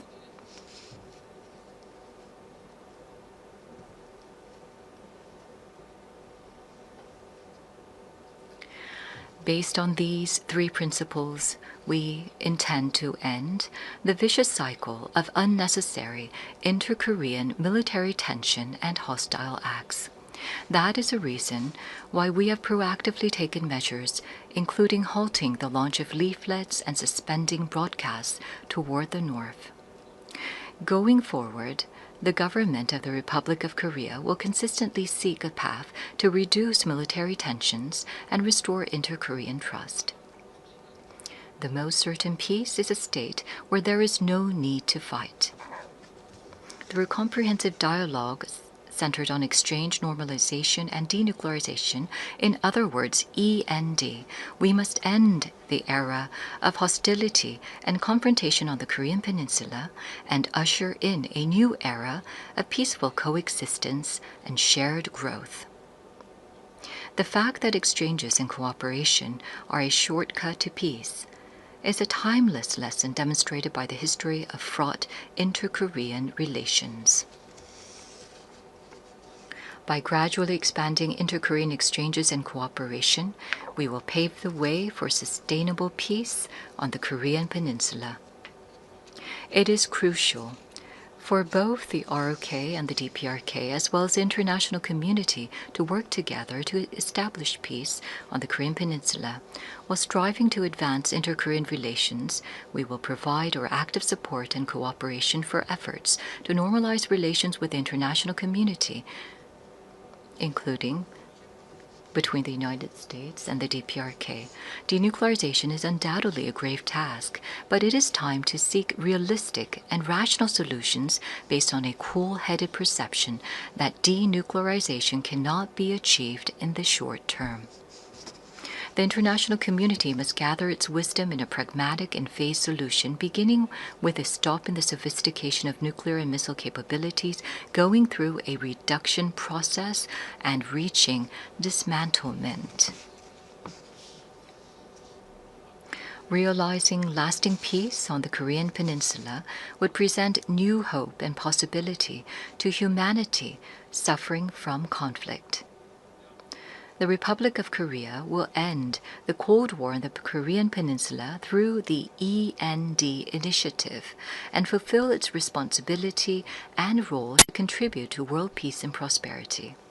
A future where people from different nations cooperate and overcome global challenges together may sound like a rosy, dream-like vision. However, this is by no means an impossible dream. Peace is not merely the absence of armed conflict, but the realization of a community where differences are respected and people coexist.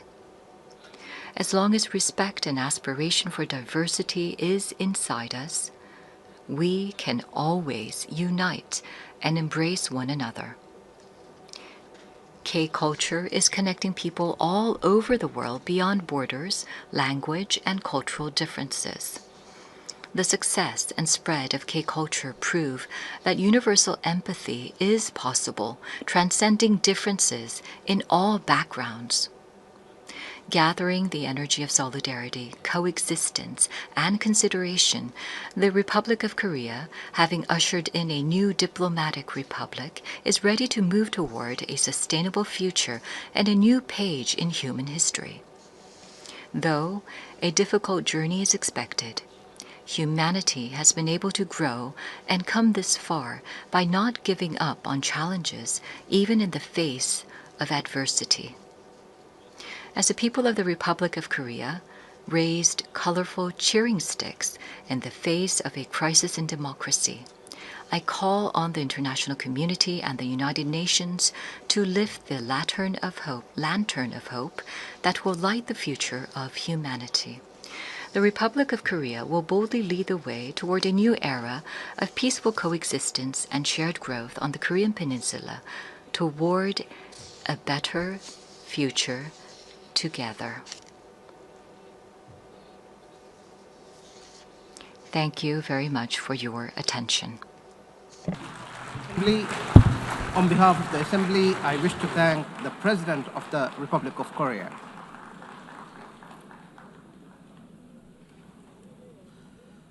The Assembly will hear an address by His Highness Sheikh Tamim bin Hamad Al Thani, Amir of the State of Qatar. I request protocol to escort His Highness and invite him to address the Assembly.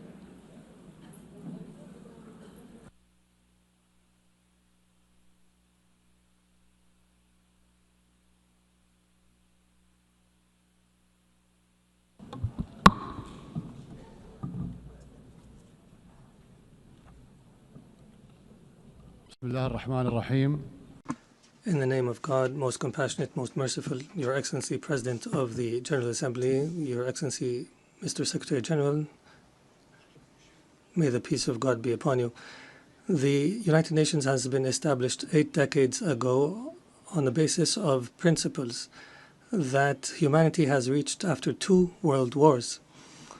These rules are based on the maintenance of international peace and security and the respect for human dignity and state sovereignty and a non-interference in internal affairs, and to cooperate for the benefit of our peoples. This means if we allow violations to continue, it means allowing the rule of the jungle, where perpetrators and violators enjoy benefits just because they can. This is the political realism that we are facing, that has been reduced to the ability to impose a status quo. This is a crisis. Such conduct finds that violators consider that tolerating them is a weakness.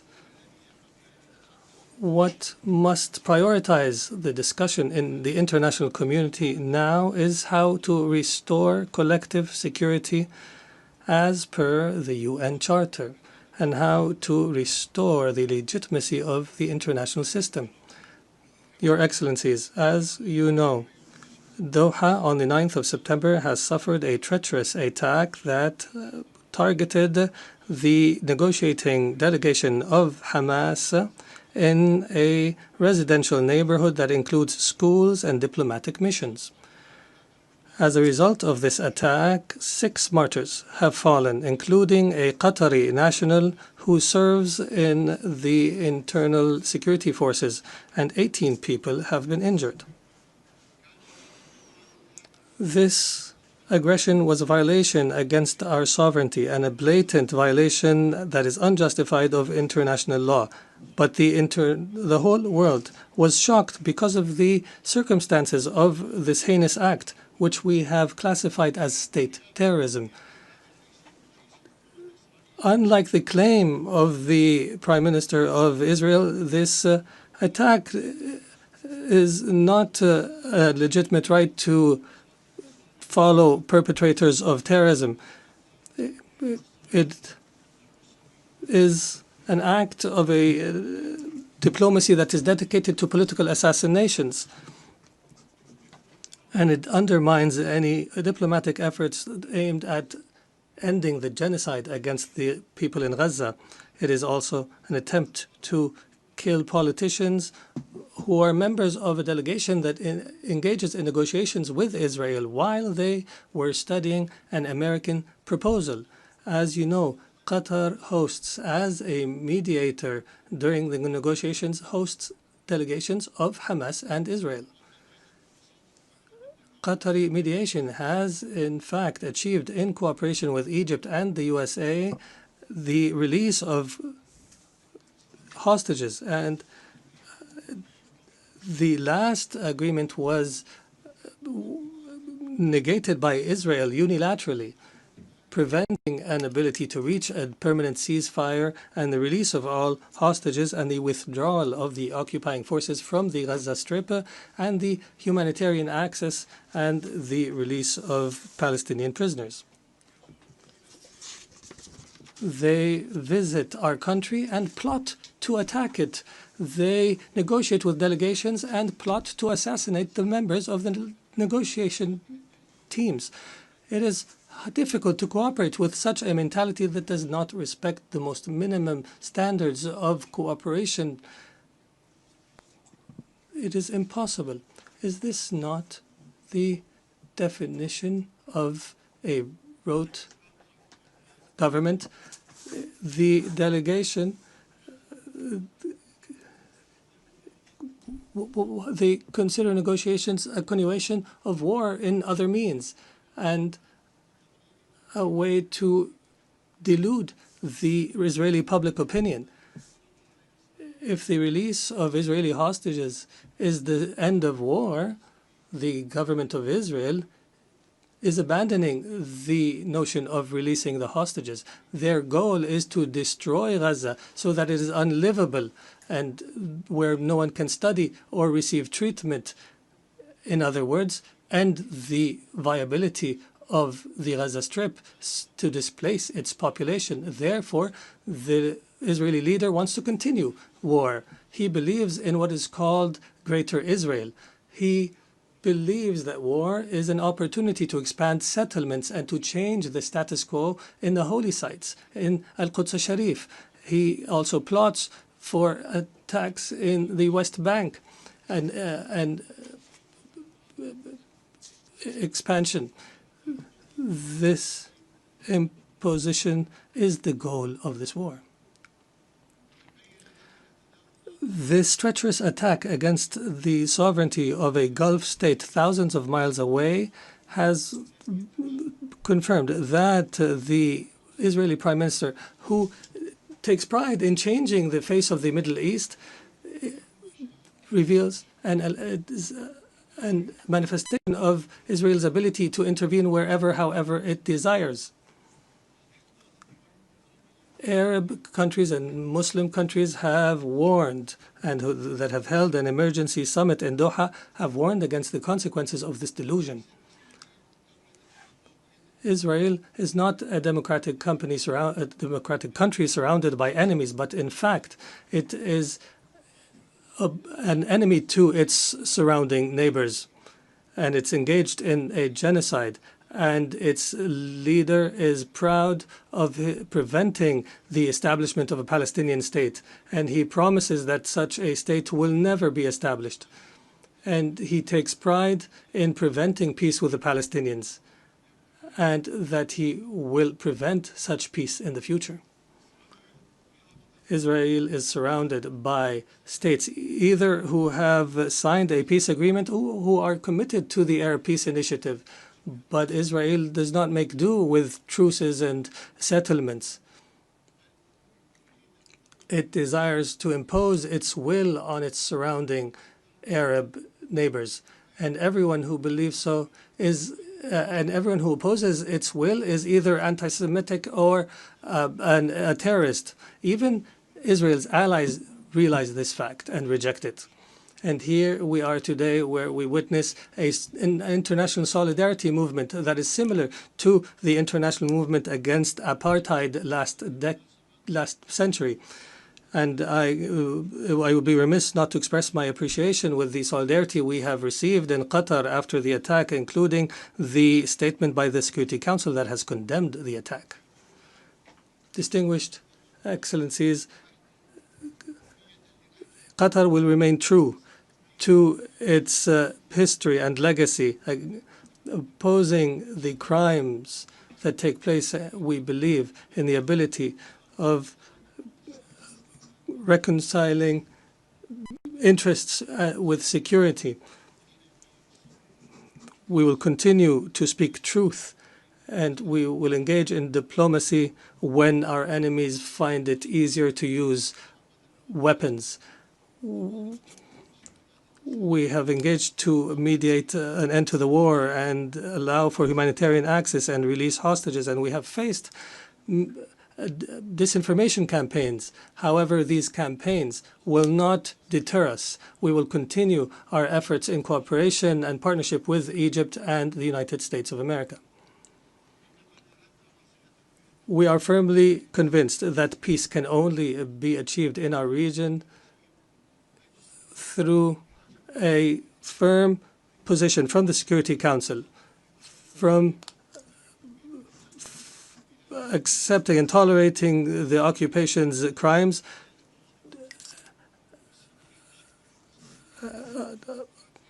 until allowing to the Palestinian people to enjoy their right to self-determination and establish their state with East Jerusalem as its capital on the borders of 1967 as per UN resolutions and the two-state solution that has been the consensus of the international community. We appreciate the role of states that have recognized the state of Palestine. There is no doubt that such recognition is morally important because it sends a message that violence and more violence will not succeed in liquidating a just cause such as the cause of Palestine, and we urge more states to recognize the state of Palestine. We believe that instability knows no border and that humanity's destiny is intertwined. Therefore, Qatar has continued its diplomatic efforts to contribute to the settlement of other crises, such as in Ukraine and wars in Africa. And our persistence have continued with partners in Africa in order to draft peace agreements. Most importantly was the signing of a declaration of principles in Doha between the DRC and the Congo River Alliance in March.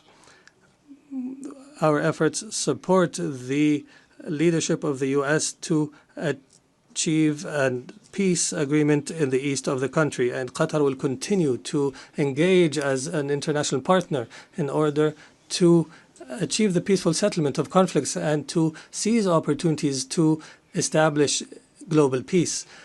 Your Excellencies, some states in our region still suffer the lack of security and stability. However, there is hope through some positive developments.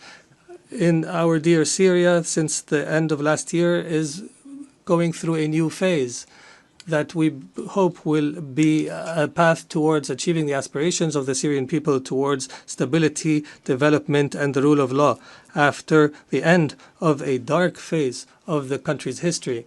Egypt has stood by the Syrian people throughout the previous years. I recalled and urged to support Syria from this podium, even when it seemed to fall off the international agenda.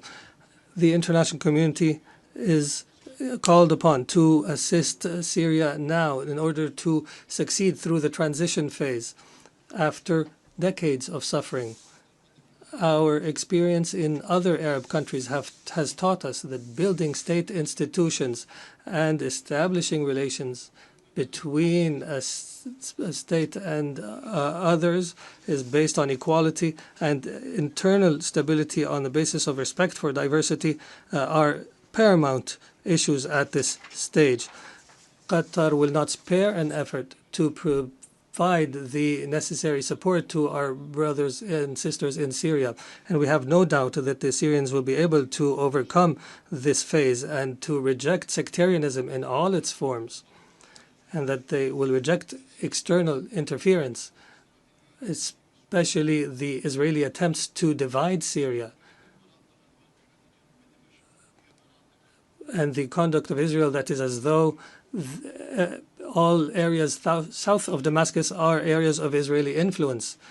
The Middle East has also witnessed positive developments through the election of President Ahmed Joseph Aoun in Lebanon and the appointment of Mr. Nawaf Salam as a prime minister, which is a step towards stability in the country. Qatar will continue to support Lebanon government and people and institutions, and will continue to support the Lebanese army. We emphasize the need to implement Security Council Resolution 1701 and the withdrawal of Israeli forces from the areas it occupied during the last war, and to end Israeli interference in internal Lebanese affairs.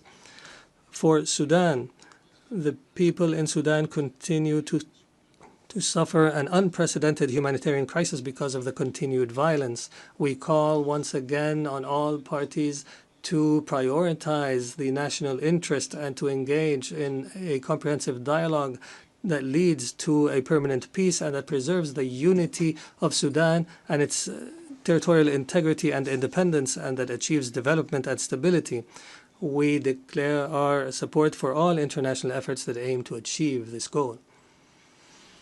Distinguished Excellencies, Doha has always been a global capital that hosts major events in all spheres, and an area where leaders convene and decision makers from around the world to engage in negotiations and the formulation of solutions.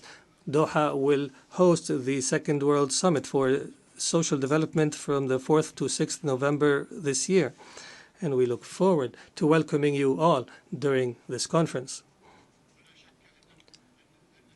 There is no doubt that the trust of the international community in Qatar is based on our successes in the past throughout the years. And accordingly, based on this legacy, we have submitted our application to host the Olympics, believing that sports is not just competition, but a bridge between cultures and a means to promote peace and understanding. And as such, we have also organized and hosted the FIFA World Cup, proving that we are able of hosting sporting events of this magnitude. In conclusion, the state of Qatar, realizing the seriousness of the challenges facing the international community, commits to our partnership in seeking truth, peace, and justice in international relations. Thank you, and may the peace of God be upon you.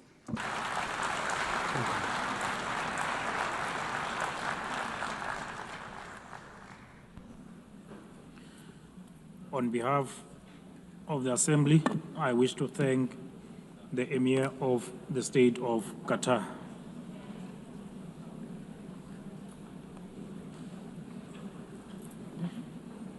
The Assembly will now hear an address by Her Excellency Jennifer Gillings-Simons, the President of the Republic of Suriname. I request the protocol to escort Her Excellency and invite her to address the Assembly.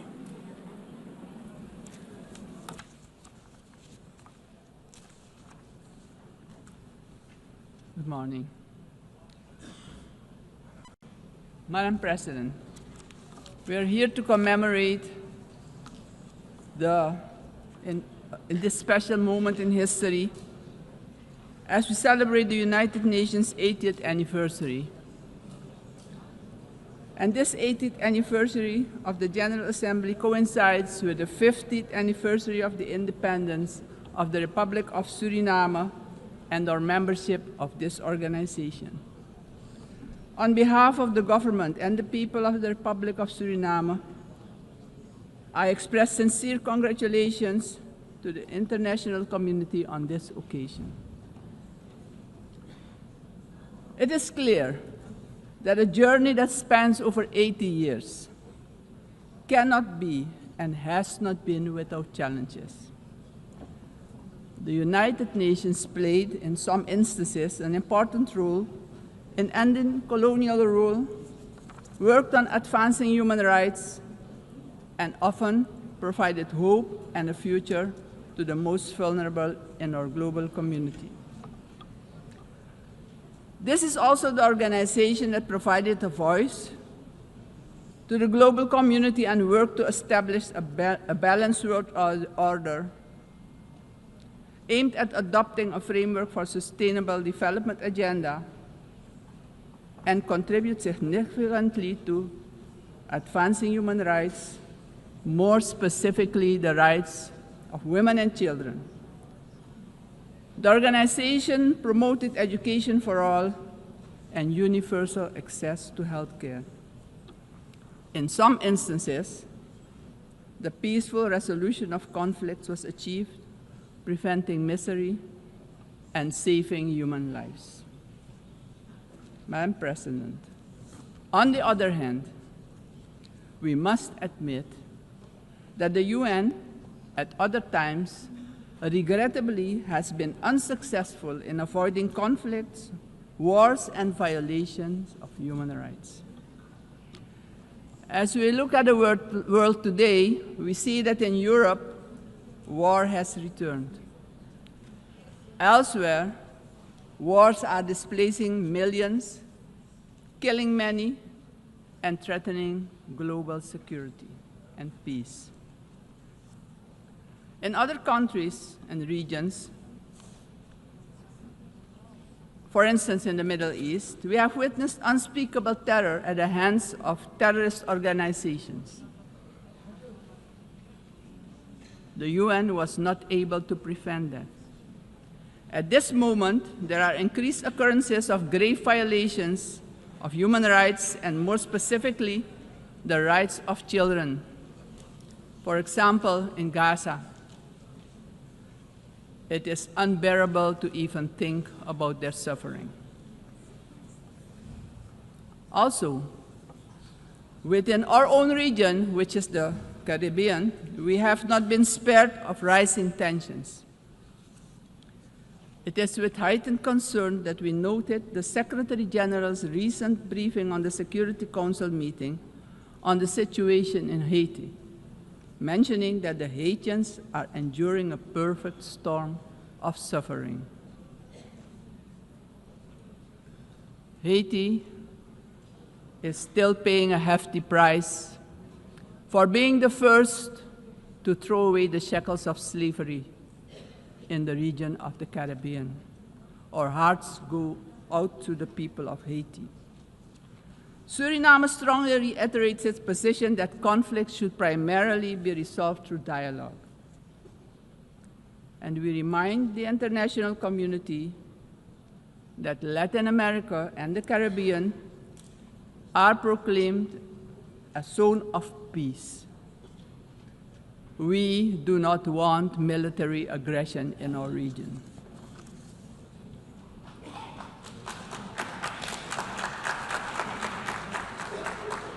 Madam President, this is the moment, on the 80th anniversary, we should reflect and ponder on the next 80 years. What do we have to change and what needs to be done differently? We all must underscore and repeat it ceaselessly today that the United Nations will only be successful if all nations, without exception, adhere to the resolutions we adopt.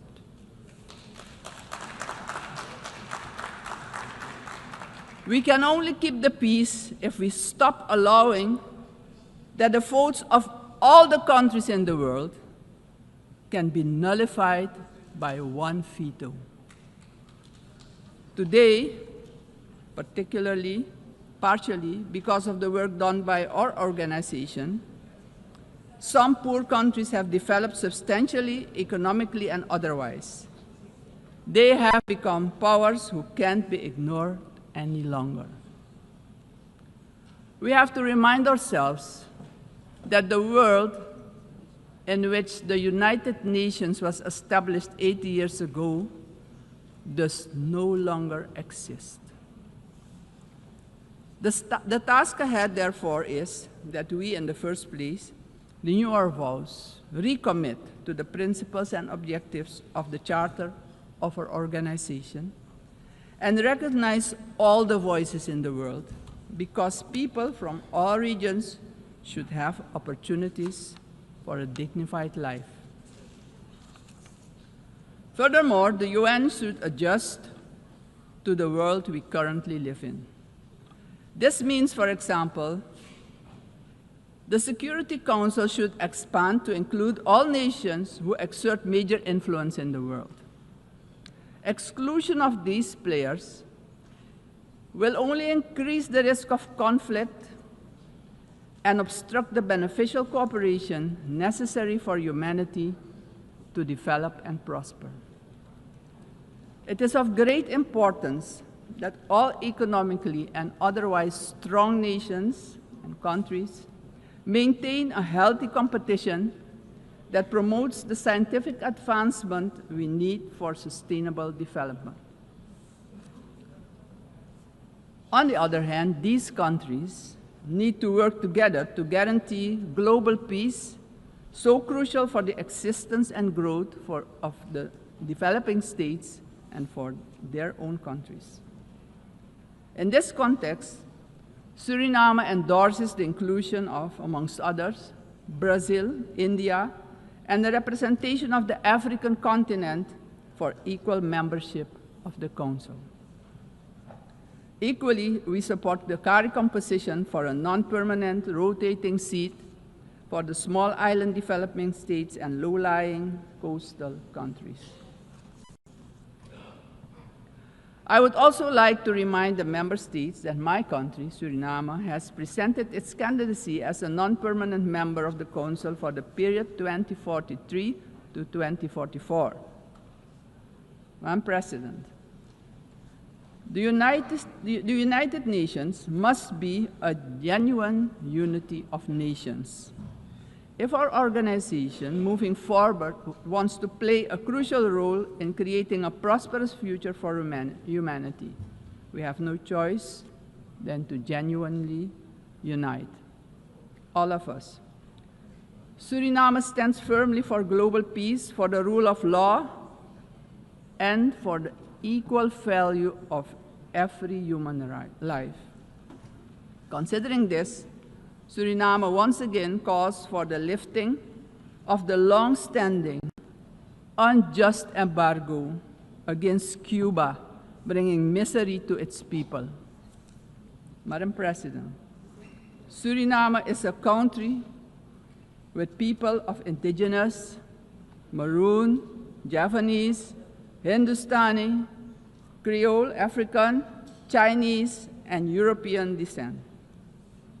We all live together in a mosaic of cultures and faiths.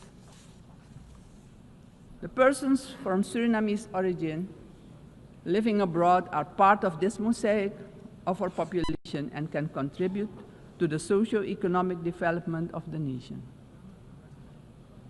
We consider this diversity a great asset. Actually, Suriname does not have diversity. Suriname is diversity, and we keep working together to protect and grow our national unity for our own well-being and as an example of harmony in this often divided world. My country also carries immense natural wealth, and it is our vision to create an economy that is resilient, sustainable, and inclusive. Together, we strive to build this more diverse economy by developing, among others, our tourism and agricultural sectors, strengthen our educational system, and work towards universal access to basic health care. Suriname has a vast tourism potential with its green and lustrous hinterland, many waterfalls, rapids, and great rivers for relaxation, as well as for unforgettable adventures, if you're inclined to that. Rich biodiversity, cultural treasures, and the UNESCO-acknowledged historical city of Paramaribo. Through cooperation in the agriculture sector with our neighbors, we aim at improving food security within Suriname and the Caribbean community. My government views energy security as a strategic priority for national development, regional stability, and economic resilience. With an investment of more than $10 billion for the development of our offshore oil and gas, the country is getting a new beginning, a new start that will contribute significantly to our economic growth. However, we know oil and gas revenues should not be the sole fundament of our economic development. Hence, we need investments in relevant sectors in our country. We are steadily advancing our energy transition. While we already source about 50% of our energy needs through hydropower, we are moving toward natural gas and other forms of renewable energy as part of our long-term vision, because we know climate change is a fact. Madam President, I firmly believe that education is the foundation upon which every prosperous society is built. We are committed to invest in our education system, our teachers, our children and youth. The future of any country depends on the talent and skills of its people. My country reaffirms strongly its commitment to upholding the rights of indigenous and tribal communities, ensuring that their livelihoods, tradition, knowledge systems are respected and preserved, and the acknowledgement of their collective land rights. Strengthening our institutions is high on our agenda. Suriname has worked tirelessly on the prevention of diseases, and despite challenges, we have achieved results that we as a country can be proud of. As of June 30, 2025, Suriname has officially been declared malaria-free by the World Health Organization after 30 years of continuous fight against this disease, the first in the Amazon region to receive such a recognition. We're aware of the responsibility to remain vigilant as government as well as a community to ensure that these gains are sustained.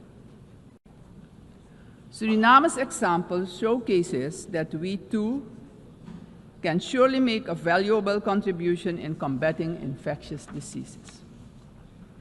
Madam President, the Caribbean community is expanding its outreach.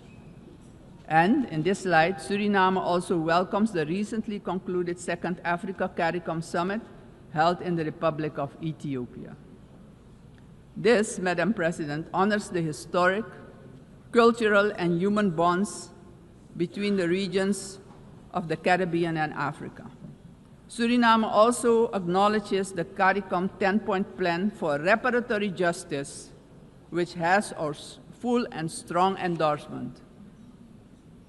Slavery was a crime, is a crime against humanity, and we're talking about reparations, yes.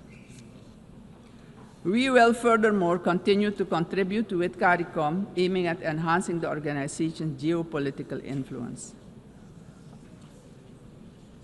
Despite our commitment as a country to the Paris Agreement 10 years ago, we see that the climate crisis is worsening. It's worse than we feared.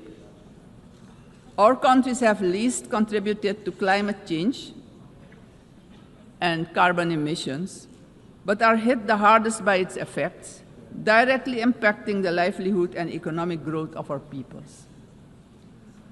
Suriname calls for the urgent attention of the international community to address the detrimental impact of climate change facing the small island developing states and countries with low-lying coastal areas. Our forests stand strong.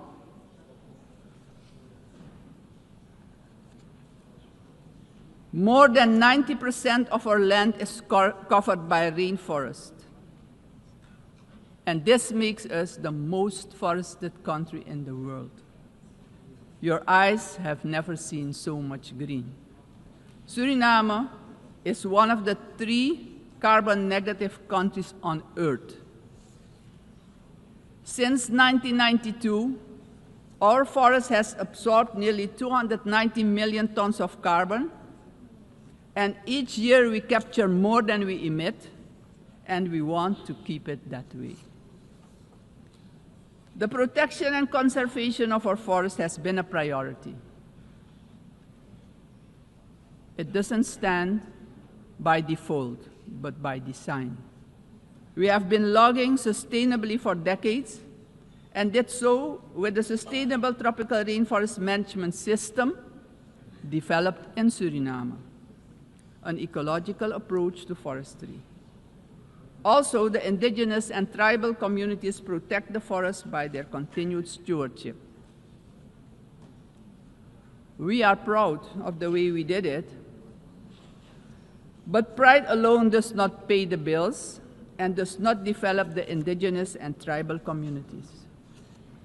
Madam President, we must not forget that these forests, our forests, are in competition with vast resources such as gold, diamond, bauxite, and more. We will need to make difficult choices. We want to keep our forest coverage at a minimum of 90%. But we cannot do it alone. The time has come for the world's largest emitters to share this responsibility, not only with words, but with action, justice, and finance. Suriname strongly calls for global action, predictable climate finance for high forested, low deforestation countries, fair recognition of real carbon removals, and direct support for the communities who live in and protect these forests. Suriname, Madam President, therefore endorses the initiative of the COP30 presidency to launch the Tropical Forest Forever facility and calls upon the international community to contribute to its success. Suriname, as mentioned previously, takes pride in being an example of peaceful coexistence, having different cultures, religions, and the traditions to live together in respect and solidarity. This is our gift to the world. The second gift, because we also have a forest that is delivering services to the whole world. This gift proves that harmony can prevail. As stated upon our admission to the United Nations in 1975, our republic indicated our willingness to engage with the international community. My country reiterates its strong commitment to multilateralism, one of humanity's most important achievements, which needs our protection in this time of change. In closing, aggression and military force should be replaced with peaceful resolution and dialogue, because it doesn't solve problems, it creates destruction and misery. As a matter of urgency, I call on every member state to keep the peace, protect the planet and all human rights. Suriname has shown the world that living sustainably together is possible. We are really better together. Thank you, Grand Tanye, and may God be with you.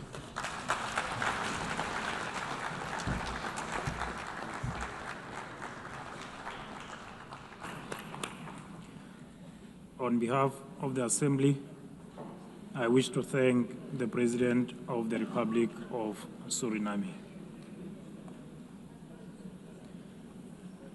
The Assembly will hear an address by His Excellency Katinas Nauseda, President of the Republic of Lithuania. I request protocol to escort His Excellency and invite him to address the Assembly.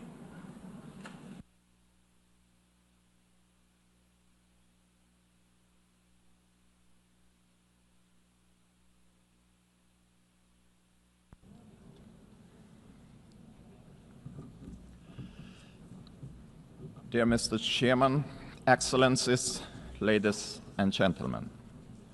80 years ago, humanity, emerging from the Second World War, embarked on a long road towards peace. Building on the solid foundation of the rules-based international order, our forefathers created the United Nations and its institutional system. This system was never perfect. Many nations, Lithuania included, had to struggle for decades, seeking freedom, independence, and sovereignty. Many people suffered war, famine, and premature death. And yet, it was the best international order that we have ever. The United Nations system embodied the great hope that nourishes the human soul and guides our actions for the universal good. Together we succeeded in condemning war and conquest, at least in theory, if not always in practice. To this day, even the worst aggressors feel ashamed to openly conquer, destroy, and enslave.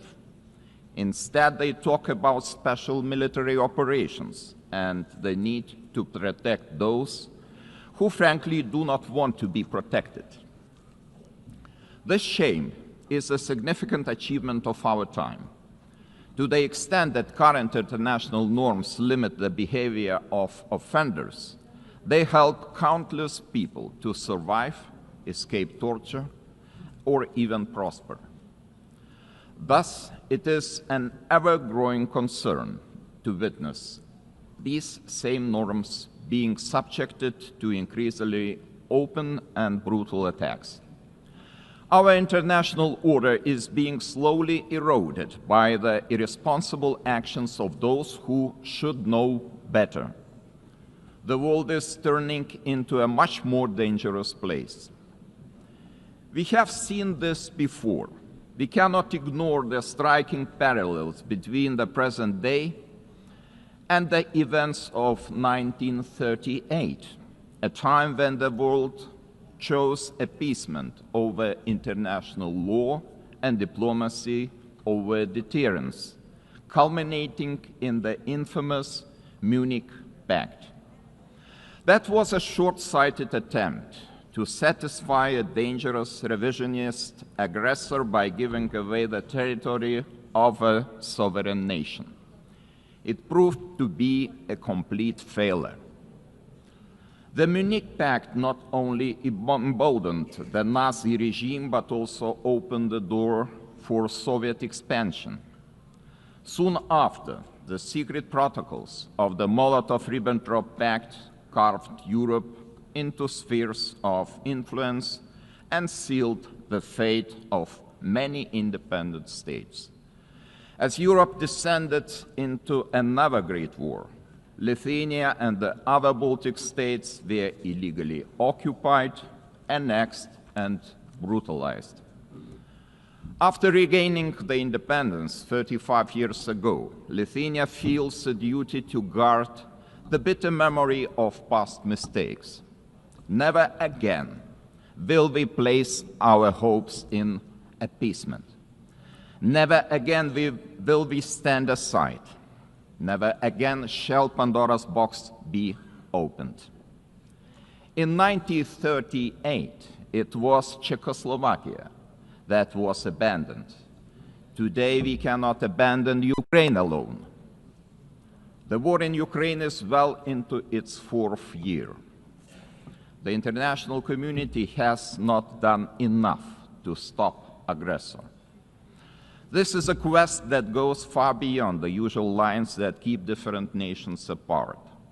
What matters is not the distinction between large and small, or between global North and global South nations, but the basic principles of the UN Charter, which guarantee peace and security across the globe. If one UN member is attacked with impunity year after year by a permanent member of the Security Council, What does that mean for the rest of us? When power replaces law and fear silences the truth, the foundations of the global order begin to crack. And then nobody can feel safe anymore. Ladies and gentlemen, the effects of Russia's war against Ukraine are being felt across the world. This war has sparked crises in energy, migration, and food security, while also deepening global poverty, hunger, environmental damage, and climate change. It all began with the illegal occupation of Crimea in 2014 and escalated into a full-scale invasion marked by systematic war crimes. The targeted destruction of civilian infrastructure, indiscriminate missile attacks, and the forced deportation of thousands of Ukrainian children are not isolated abuses. These are calculated efforts to erase Ukraine's identity and undermine its sovereignty and territorial integrity, all in open defiance of the United Nations Charter. Let me be clear, Lithuania will never recognize Russia's illegal occupation and annexation of Ukrainian lands. Ukraine's borders are not up for negotiation. Attempts to redraw them by force are unacceptable. The United Nations Charter is not a menu to pick from. It is a binding foundation of international order. Ukraine is also not the only target. Russia continues to occupy two Georgian regions, destabilizes Moldova, and uses proxies and mercenaries to spread instability across the Sahel, the Middle East, and beyond. These are not isolated episodes.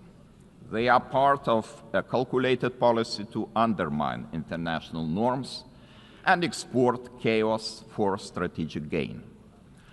Russia is not acting alone. The countries enabling Russia's war against Ukraine also violate international law. They prolong the war and deepen unnecessary suffering. Their actions damage us all, every sovereign nation. Lithuania therefore calls on the international community to maintain strong political, military, humanitarian, and economic support for Ukraine. Having already provided more than 1 billion euros in assistance, half of which for reconstruction and long-term recovery, we are setting an example to follow. It is equally vital that the international community stop buying Russia's energy resources. Without all that oil and gas money, Moscow's war machine would finally stop. If history is any indicator, Russia will never stop using energy for its geopolitical goals. Wherever Russian energy resources flow, corruption, blackmail, and sabotage will follow. Let me remind you, this is a country that understands only the language of force. Ukraine's ability to deter aggression will be the decisive factor in the future. Moreover, peace will never be sustainable without justice. Russia's numerous war crimes, from mass killings and attacks on hospitals to the abduction, deportation, and indoctrination of children, demand accountability. My country strongly supports the Special Tribunal for the Crime of Aggression under the auspices of the Council of Europe. We call on all states to endorse this initiative. Accountability must have real consequences, legal, political, and financial. As a co-founder of Register of Damage for Ukraine, Lithuania calls on all eligible states to join this vital effort. Russia's frozen assets must eventually be used to help Ukraine defend itself and rebuild. I also cannot stress strongly enough that the return of all deported Ukrainian children and illegally detained civilians must be a global priority. We urge all states and institutions to strengthen international efforts and to ensure their safe homecoming. Ladies and gentlemen, as crucial as Russia's war of aggression against Ukraine is, it is only part of the broader global upheaval. Lithuania watches the current situation in the Middle East with deep concern. We join the international community in calling for the full and immediate implementation of the ceasefire in the Gaza Strip. To prevent starvation, humanitarian aid must be allowed to reach those in need without obstruction. At the same time, the unconditional release of all remaining Israeli hostages remains a crucial step towards ending hostilities. Lithuania is firmly committed to a just and lasting peace in the Middle East. We condemn all the actions that undermine this goal. The ongoing mediation efforts led by the United States, Qatar, and Egypt deserve our full support. There is no alternative but to revitalize a credible political process towards a two-state solution, ensuring that the State of Israel and an independent, democratic, contiguous, sovereign and viable State of Palestine can live side by side in peace, security and mutual recognition, with Jerusalem as the future capital of both states. Sadly, many states remain trapped in cycles of conflict, crisis and long-term fragility. It is our shared responsibility to support those in need as destabilization spreads far and wide across international borders, regions, and continents. Our attention must also focus on the growing challenge of disinformation, which is increasingly being used to undermine democratic institutions and destabilize entire nations and societies. Lithuania calls on all members of the international community to defend truth as the supreme value and to fight attempts to rewrite history. Historical memory must be preserved. Ladies and gentlemen, as we face high global uncertainty, one choice remains entirely clear. Either we will repeat the mistakes of history, or we will find the resolve to defend the core principles of the United Nations. Today, Lithuania chooses to act. We call on the international community to respond to today's challenges with unity and determination. We call on the United Nations to return to its founding purpose, to prevent the scourge of war, to protect human dignity, and to uphold the rights of nations large and small. Together, we must ensure that no permanent seat on the Security Council grants any state permanent impunity. We must support those who defend the very principles of the UN Charter. In this spirit, I welcome the Secretary General's UNAT reform agenda, a timely blueprint for adapting this institution to the realities of today's world. His call for a more inclusive, effective, and accountable United Nations deserves our broad support. Lithuania stands firmly behind these efforts to reimagine multilateralism. We call on all states to strengthen our collective ability to act across all three pillars: peace and security, human rights, and development. Our message must be simple and straightforward. Aggression cannot win, and the principles of the UN Charter must prevail. Let us rise to the demands of this moment. Thank you very much.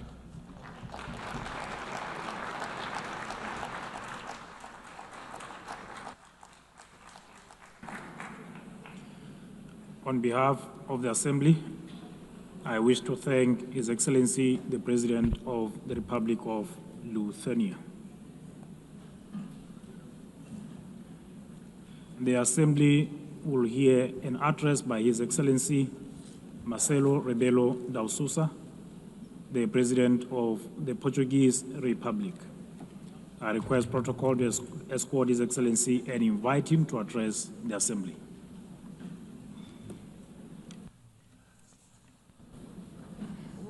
Mr. Chairman,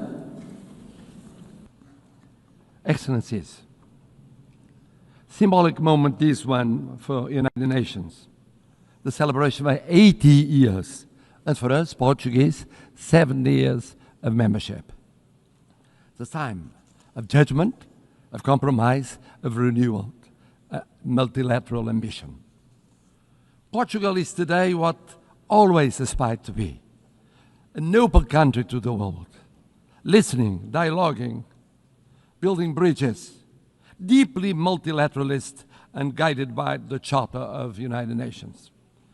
A world with more cooperation and respect for international law is safer, more predictable, stable, peaceful, prosperous, plural, representative, and able to respond collectively to global challenges. 70 years ago, we were living still in dictatorship.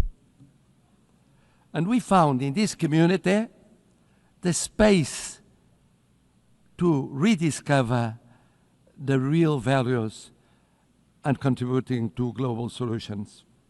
And even now, in the changed world, fragmented, polarized, unpredictable, this community is a key community to defend basic principles of a coexistence between nations, cultures, civilizations.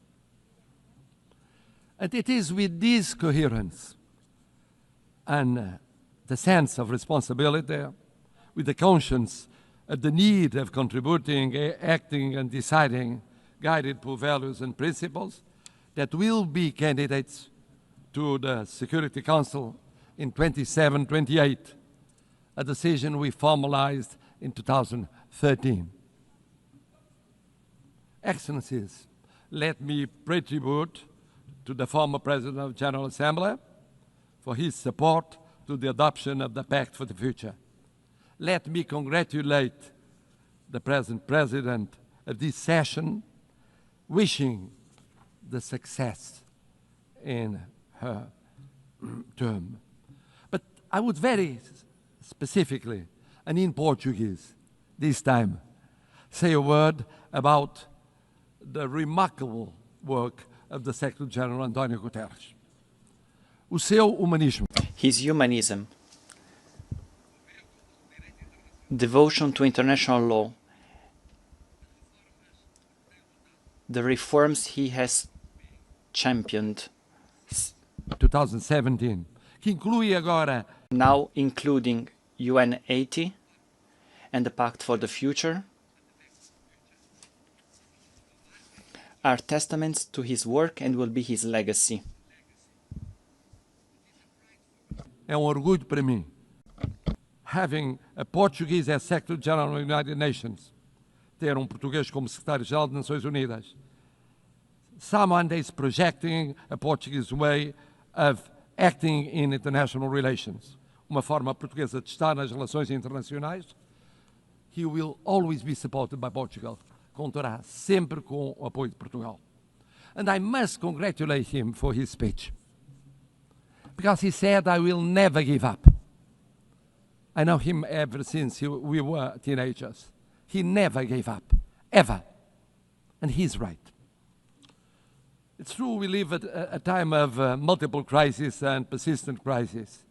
Division, polarization, violations of international law, cleavage between power exercise and responsibility, technology and ethics, urgency of crisis and capacity of response and action. United Nations faces an existential moment. Without change, without renewal, the United Nations will be marginalized, and we could be left to the law of force. No G1, no G2, no G3, no G1+1. 1+2 or 2+1 will be an alternative. No absence of multilateralism will avoid the need of multilateralism. The world is multipolar, will be multipolar. Just think of the situation in Ukraine or the situation in Middle East. In Ukraine, for years, and now for months, for 8 months, one is waiting the mediation of the most powerful in the world. Do we have a ceasefire? No, we don't. In the case of Middle East, we waited and waited for the intervention of the most powerful in the world. Did we have a ceasefire? Without the multipolar, multilateral intervention of so many countries, here in New York, with the recognition of the existence of the state of Palestine, some Europeans, others non-Europeans, we won't change soon. This means we need United Nations, we need multilateralism, we need dialogue between countries from every continent. And the same for international law. We need international law. We need international law for the reform of United Nations. We need international law as a foundation of peace and justice. A world governed by rules is a safer and more predictable and equitable world. We need a Charter of United Nations as a common compass. Of course, we must adjust the United Nations, but we must never forget the lesson of the League of Nations. When one forgets the principles, when one abandons the principles on account of pure realpolitik, I mean the power or the powers of the moment, one forgets that no power is eternal. No personality is eternal. Empires went up and went down. We know by experience it. Colonial empires, European empires inside Europe, all kinds of empires went up and went down. We believe that in the reform of United Nations, we have 3 pillars: prevention, partnership, and protection. Preemptive action before the conflict, not just afterwards. Mediation, preventive diplomacy, intervention of the Secretary General and of the PBC. Avoiding destruction and institution collapse. Building peace, fighting against the deep causes of violence, promoting resilient and peaceful societies. But development, peace building without development, preventive action without development, doesn't work. We co-presided, together with an African partner, Burundi, the preparation of the 4th conference on financing of development. Ideas, dialogue, determination, results. Without sustainable development, no lasting peace is possible. Never forget to implement the 2030 agenda and the reform of the international financial architecture. It's a priority involving the digital, the space, the artificial intelligence technologies as force for peace, not tools for domination. Bridging the digital and technological divides as central to build resilient societies. C'est aussi très fier que... And with great pride, we share in the priority of prioritizing oceans, addressing climate change. We can talk about combating climate change, but we must first and foremost admit that there is this change. That's why we prepared for UNOC 2 in Lisbon, and we were at UNOC in Nice. We were one of the first European states to ratify the BBNJ treaty. We project 27% of our marine surface area. That is 3% of the objective for 2030. Speaking of the appeal of partnership, United Nations must deepen partnerships, strategic partnerships with regional organizations. Portugal has the experience that is very specific. We have the experience of the community of Portuguese-speaking countries. Portuguese-speaking community, present in 9 countries, 4 continents, 1 language. Presentes em 9 países, 4 continentes, uma língua, A language, a short platform with its own voice at the UN. We hosted the 10th Global Forum of the Alliance of Civilizations. For the Alliance of Civilizations.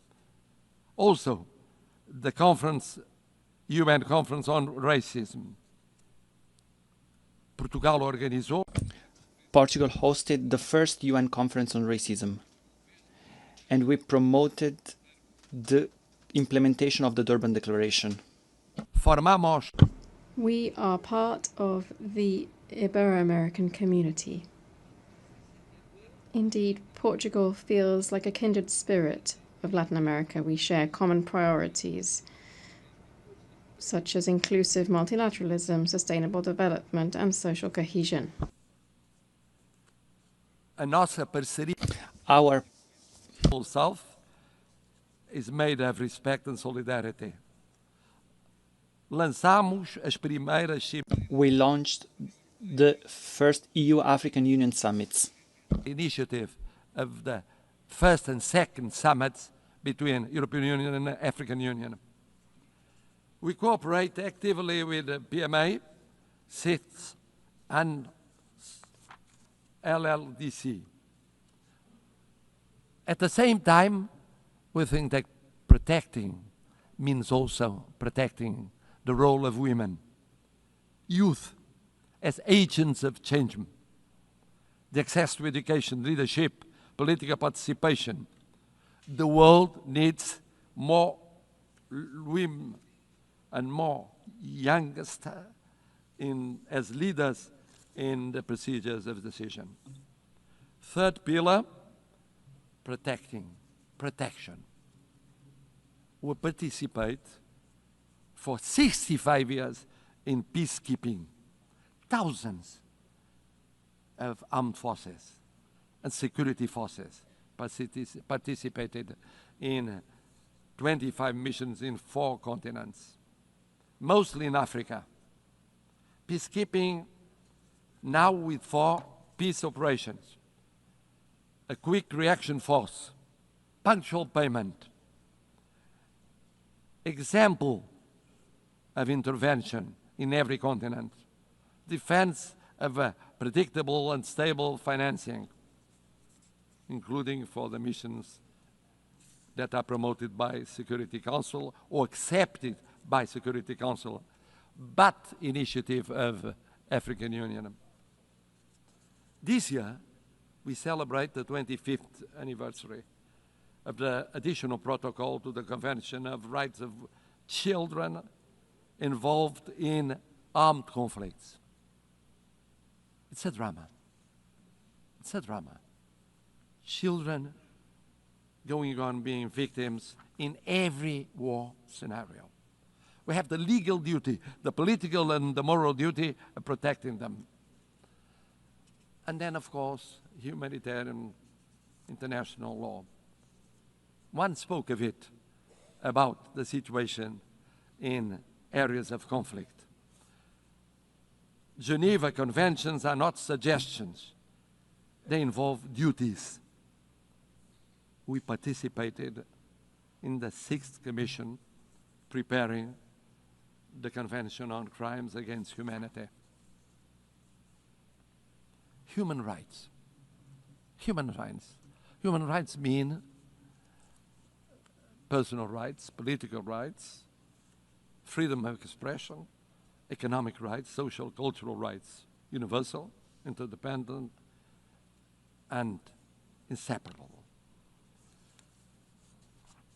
Não podemos ficar. We cannot remain indifferent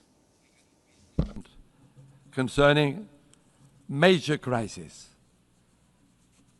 We just declared our decision of recognizing the state of Palestine.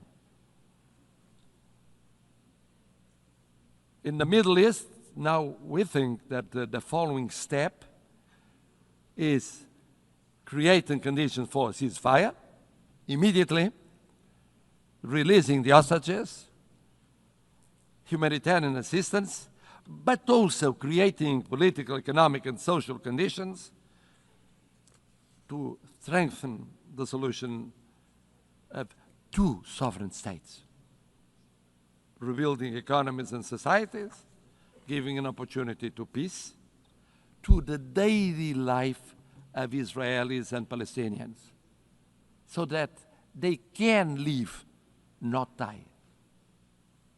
Live, not die. In Ukraine, sovereignty, independence, and integrity with global total ceasefire, immediate and unconditional, first step for a fair peace, respecting international law and respecting the Charter of the United Nations. In Sudan, intervening to react much more quickly to perhaps the greatest humanitarian catastrophe in Africa. On Haiti, in Haiti, where the suffering of the population is no longer tenable.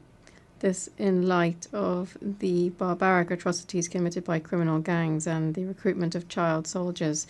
Decisive UN assistance to the multinational security support mission is required before it is too late. Excellencies, at a time when we are witnessing the largest number of armed conflicts since the creation of the United Nations, Portugal is ready to take on greater responsibilities and represent a global voice in the Security Council, bringing the experience of almost lessons learned in recent decades and proximity to all the states here represented, without discrimination.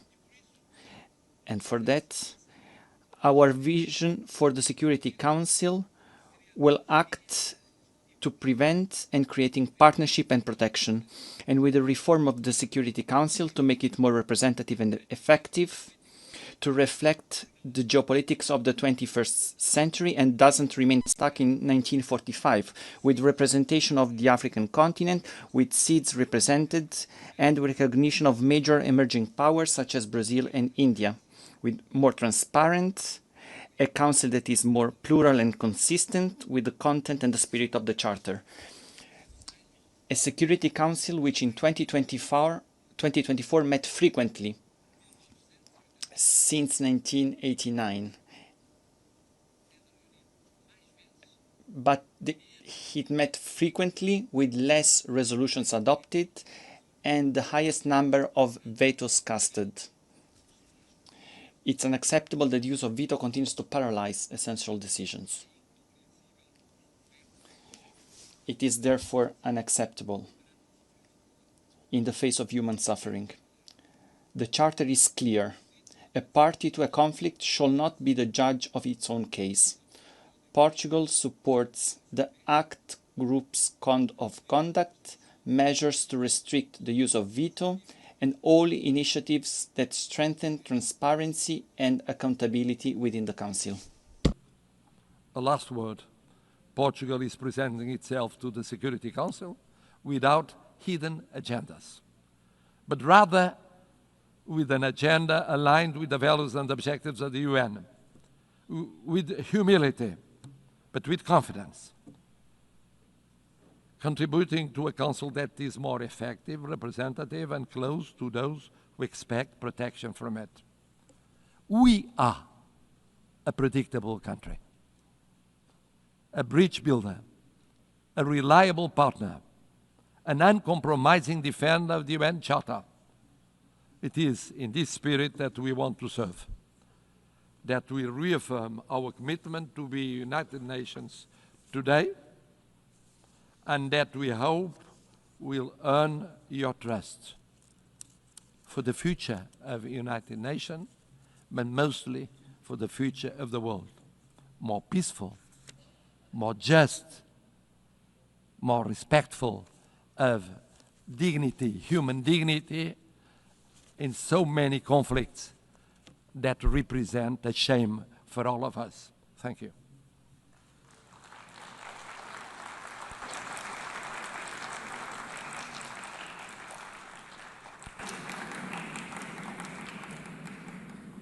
On behalf of the Assembly, I wish to thank His Excellency, the President of the Portuguese Republic.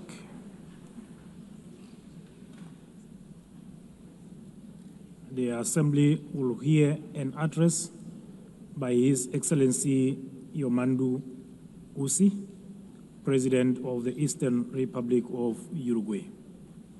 I request protocol to escort His Excellency and invite him to address the Assembly.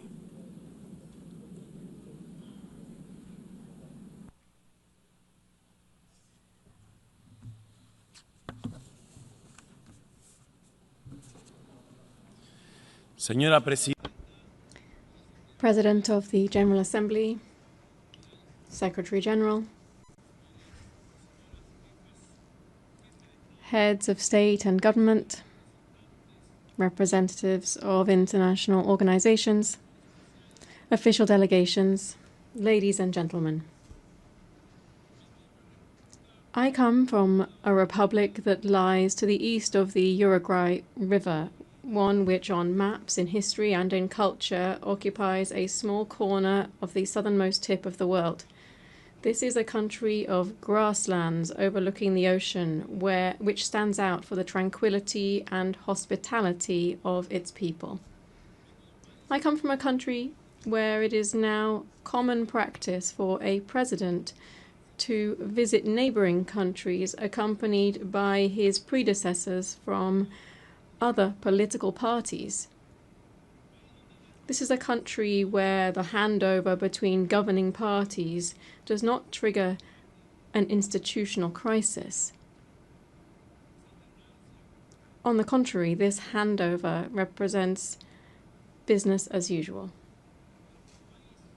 I come from a country whose president can walk among the people without security, can enjoy a football match standing in the stands like any other supporter.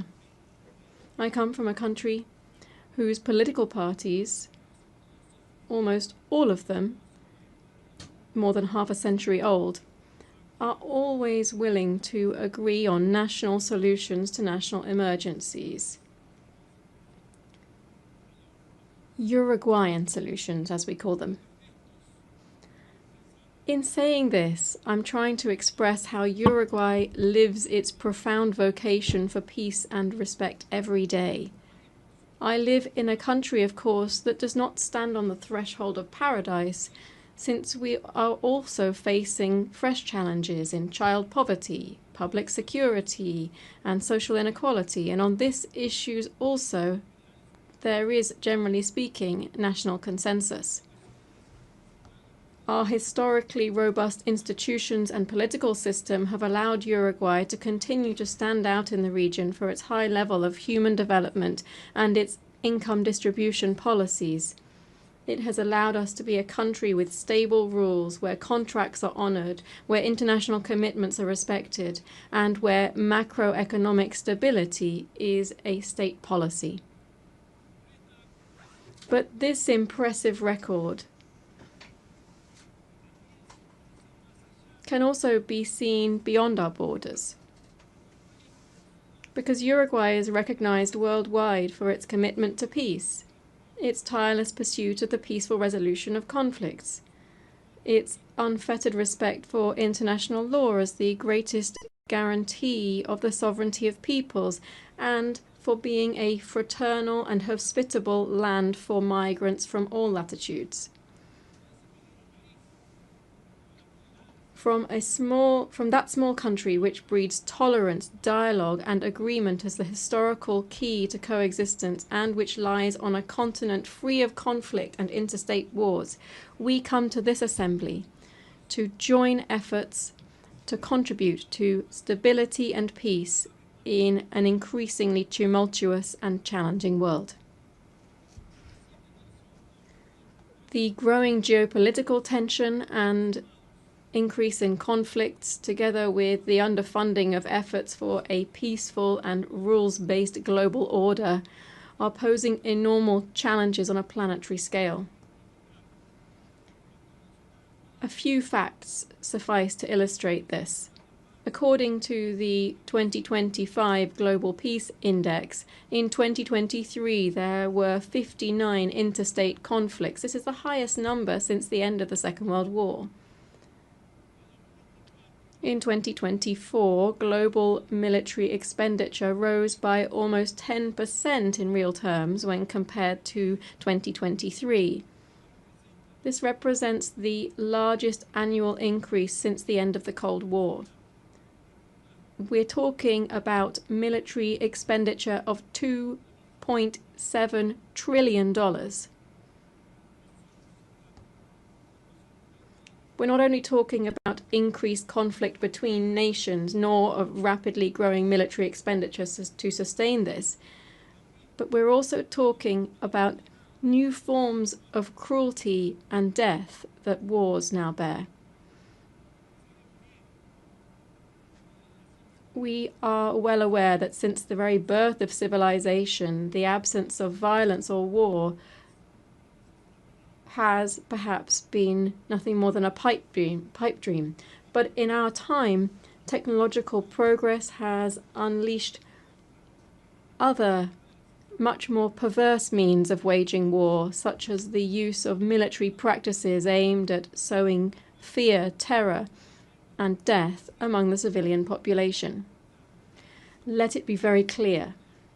We condemn all forms of terrorism, since it constitutes, among other things, a despicable act of cowardice. There is another perspective, a current perspective, one that leads us to believe that the main objective of current wars seems to be the systematic practice of extermination. The end has never justified the means. We must banish that old precept that war is the continuation of politics by other means. All war is criminal, irrespective of where it occurs, irrespective of the God invoked to justify it, and it will always deserve our most visceral condemnation. It is true that every nation has the right to its own territory and government. It's true that they have the right to establish a level of self-determination that allows a nation to coexist with other peoples.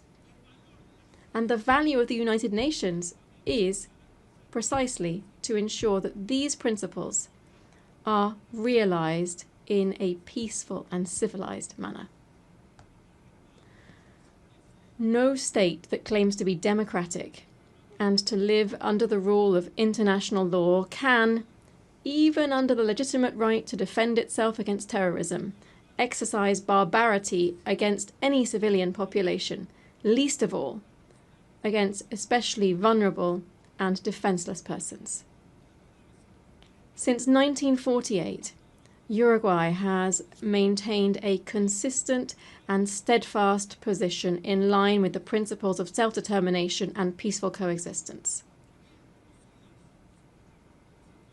Our historic stances on the main global conflicts, especially that currently underway in the Middle East, are well known. In this regard, the Uruguay has always maintained the position of two states, two peoples. The Uruguayan government hence takes very seriously the reports produced by the international community concerning the Palestinian territories and urges the implementation of the recommendations made by the United Nations. At the same time, we urge the immediate suspension of military operations of death. We urge the suspension of death of innocent civilians. And we request the release of the hostages. In our world, at the same time, there are other persistent and worsening, more widespread and permanent tragedies. To such an extent that the Universal Declaration of Human Rights, adopted in this very assembly 77 years ago, stands as a revolutionary manifesto in the times that we are living through. Beginning with its first article, which proclaims all human beings are born free and equal in dignity and rights, and, endowed as they are with reason and conscience, should act towards one another in a spirit of brotherhood. How far we are from our own principles and commitments when we see that the gap between those who have the most and those who suffer the most is ever greater. How far we are when we see that the principles of freedom and equality are increasingly estranged, and we hear much more talk of a supposedly free individual than of egalitarian societies in terms of income or the enjoyment of rights. How far we are from human sensibility when we forget that our main calling must be to stand with the majority, listening to every problem or anguish of our people and understanding even and fundamentally those who think differently. Madam President, I come from a country with a long, faithfully documented tradition in international politics. This tradition includes staunch support for multilateralism in all of its facets, political, economic, cultural, as the best and only way to face the challenges to which I have referred. It also, of course, includes a permanent commitment to international law, a commitment to dialogue and to the building of peace as one of our greatest contributions in the context of a fragmented and polarized world. My country's entire political system is proud to contribute decisively to global tasks such as the maintenance of international peace and security, the consolidation and development of international law through participation in normative bodies and in international courts, through our support for disarmament, food security, global health, and commitment to addressing climate change. In this context, I wish to highlight my country's historic commitment to the multilateral peacekeeping system. In the last 35 years, and without interruption, Uruguay has deployed battalions to various United Nations peace operations. We've taken on this role to such an extent that we've become the leading country in Latin America and the second per capita worldwide in contributing to this type of missions. Moreover, we have done this with particular distinction because our troops have been specialized in the most emblematic role of these peace operations, that is, the protection of civilians in armed conflicts. The nations represented in this assembly are well aware that my small country is very far from standing out for its military might or its economic dominance. And it is there, paradoxically, that our strength lies.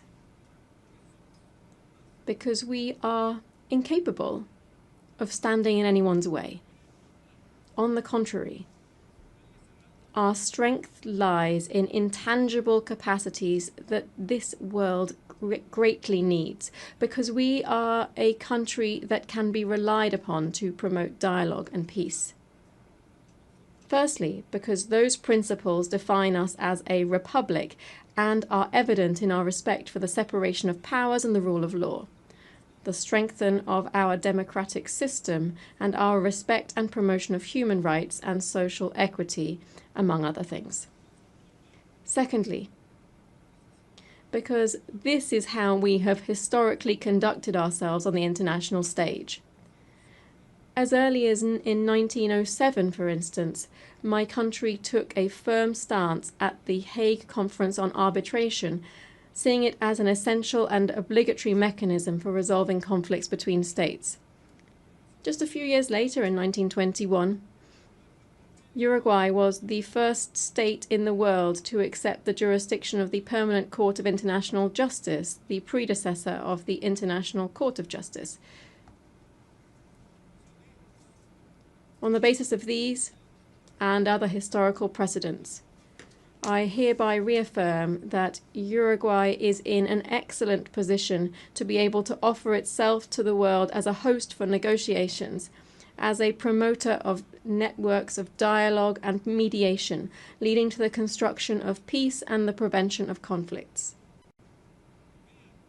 Believe me, we are prepared for this ever more urgent and necessary challenge.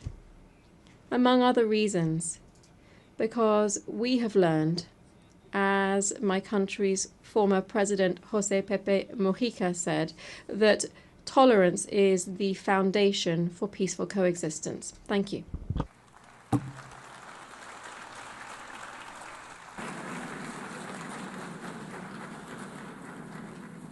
On behalf of the Assembly, I wish to thank the President of the Eastern Republic of Uruguay. The Assembly will hear an address by Her Excellency Nataša Pirc Musar, the President of the Republic of Slovenia. I request protocol to escort Her Excellency and invite her to address the Assembly.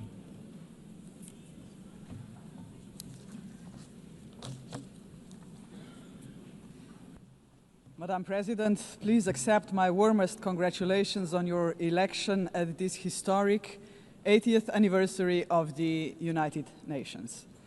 Your election underscores the vital importance of including women in the decision-making process.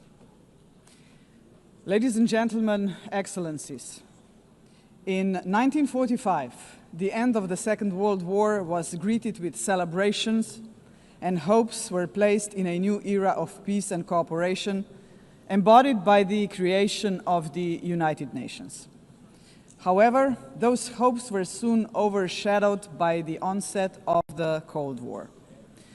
When it ended in 1991, we once again dared to believe that this would pave the way to the vision of lasting peace, security, and cooperation as enshrined in the UN Charter.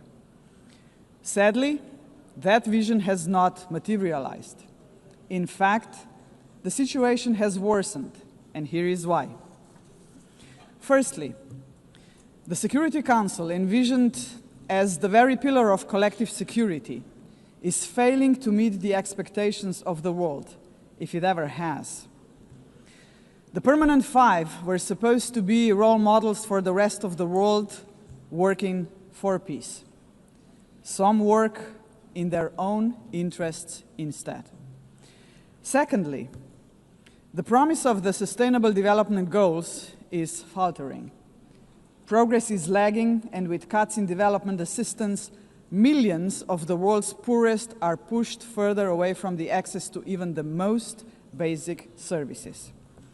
Thirdly, international law appears to stand at the precipice of irrelevance.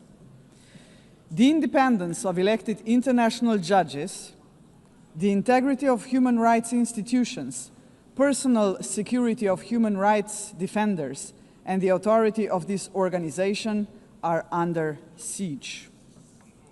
Fourthly, the Genocide Convention risks becoming a relic of the past. Some states have put the International Criminal Court to its greatest challenge ever. Its prosecutors, whose only duty is the pursuit of justice, and its judges, whose responsibility is to uphold the law, our international law, now face sanctions and intimidation. as if the states that sanction them would prefer to shield the alleged perpetrators of atrocities rather than confront the truth and help deliver justice. Fifthly, the landmark opinion of the International Court of Justice affirming that international law obliges states to prevent harming the climate already feels obsolete. And finally, states are withdrawing from the Paris Climate Agreement, from the Ottawa Treaty, and from the UN agencies, or simply cutting their finances. Each such act chips away at the support for multilateralism, a system designed not for the powerful few, but for the benefit of all of us. Madam President, how are we to explain these trends to our electorates, to our people, and above all, to our children?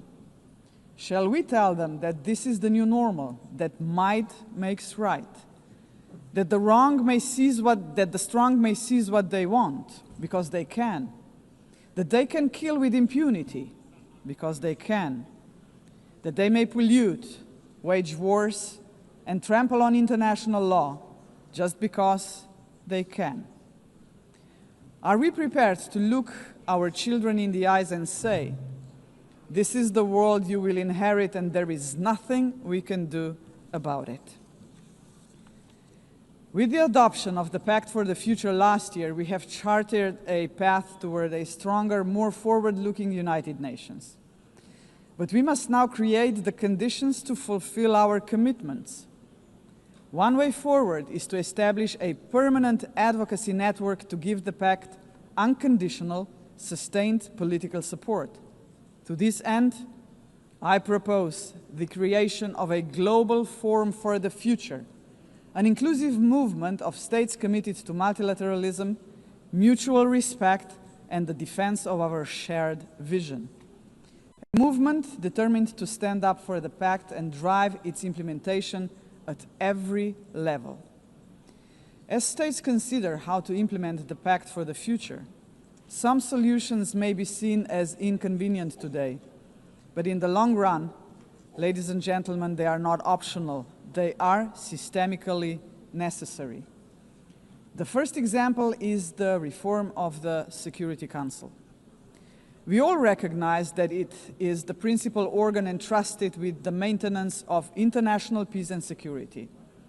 But what it is not, and must never be, is a body that stands above international law to defend the interests of some at the expense of others. Jus cogens norms must be safeguarded as a matter of principle. If the prohibitions against genocide and crimes against humanity are accepted as jus cogens norms, can any permanent member claim a legitimate veto right in such circumstances? Member states have attempted to address this question through many reform proposals, but with minimal progress. This is why we must dare to go further now. We, the General Assembly, must take a bold step and request an advisory opinion from the International Court of Justice on this very question. Second, we must confront the gap between our words and actions on gender equity. Progress has been made, but far too modestly. Over the past 80 years, 13% of leaders in multilateral organizations have been women. And no woman has ever served as Secretary General of the United Nations. And this, ladies and gentlemen, must change. So, Excellencies, ladies and gentlemen, let us make history. Today, the 80th session of the General Assembly is led by only the 5th woman to hold the presidency. By the end of this session, she would be joined by a Madam Secretary General-elect, a living proof to 4 billion women that even the most impossible job is not beyond their reach. But gender representation is not enough. What we must achieve is actual gender equity because it benefits not only women and girls, but entire societies. True equity requires systemic change, And so women's empowerment must remain at the heart of our global agenda. International organizations must weave a gender perspective into every strand of policy making. And that should be a result of effective participation of women and girls themselves. Electing a Madam Secretary General would be historic, but it must only be the beginning of a much deeper transformation. Madam President, the Pact for the Future sets out clearly what must be done to change our world for the better. I have mentioned only two of the many challenges we must confront decisively. But we can only succeed as a community if we accept that there is no future for humanity without a fundamental change. The mandate of the Global Forum for the Future would be to push towards such a change. This is why it must be inclusive. It must not be merely a coalition of countries. It must inspire hundreds of millions of people. For when it comes to human dignity, the constituency of like-minded individuals is vast, diverse, and knows no borders. Human dignity is indivisible. We must fight for it no matter how great the obstacles are. And there are many, we know that. Think of hunger. Time and again, humanity rose across continents to confront the scourge of hunger, to no avail.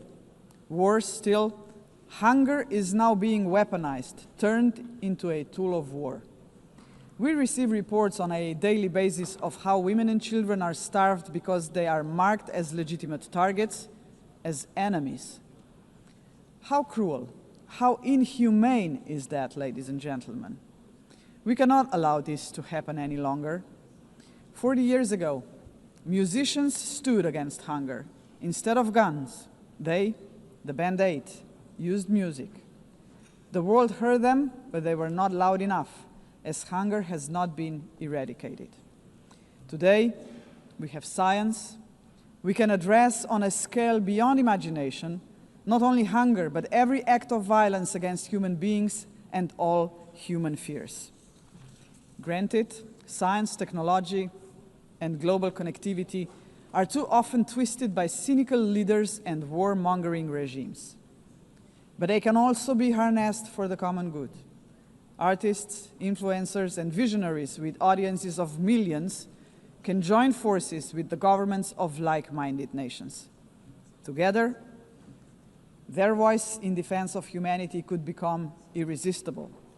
Together, we can demand real action by all governments, all world and community leaders on the Pact for the Future, and hold to account those who betray human dignity to its very core, through wars of aggression, genocidal policies, and crimes against humanity. If we join forces and make ourselves heard, nobody can ignore us, not even the most arrogant governments and individual politicians. Of course, such initiatives cannot emerge out of thin air. They require leadership, strong, inclusive, and fearless leadership. We, the leaders of today, are only transient custodians of power. Some of us may not be here after the next election, but that is precisely why we must act now.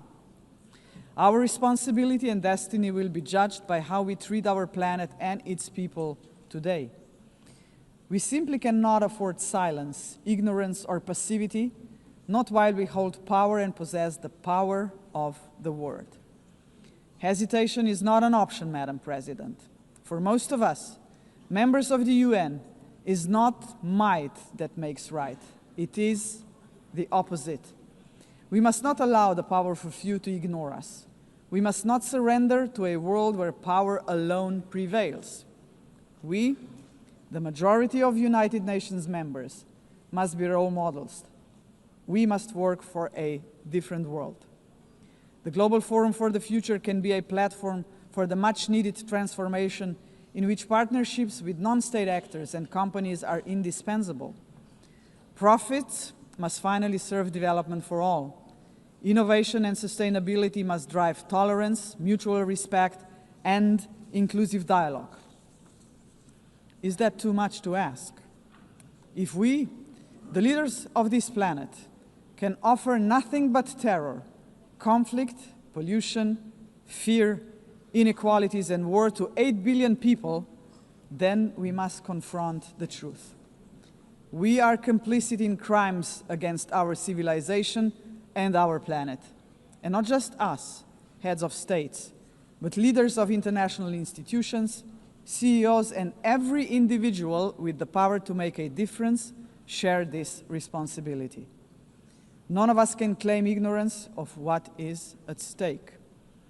If we believe in human dignity for all, we must deliver more. A world that fulfills lives, not threatens them. We must say yes to inclusive multilateralism and a resounding no to multipolarism. Let us show that this General Assembly can and will make a difference, as it has often done before. Let us demonstrate that we reject arrogance, hatred, and willful blindness to a lack of equality and justice, to wars of aggression, crimes against humanity, and genocide, because they tear us apart for generations. And let us proclaim in all seriousness and sincerity that we embrace personal and collective responsibility to uphold humanity, sustainable development, and international law, because this will keep us together as a civilization for generations. And Madam President, let me end on a personal note. For the sake of future generations, to fulfill our responsibility as human beings, to ensure that we are on the right side of the history, we should do the right thing. We did not stop the Holocaust.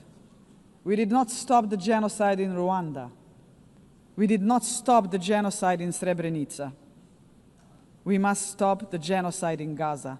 There are no excuses anymore. None. Ladies and gentlemen, thank you very much. On behalf of the Assembly, I wish to thank the President of the Republic of Slovenia.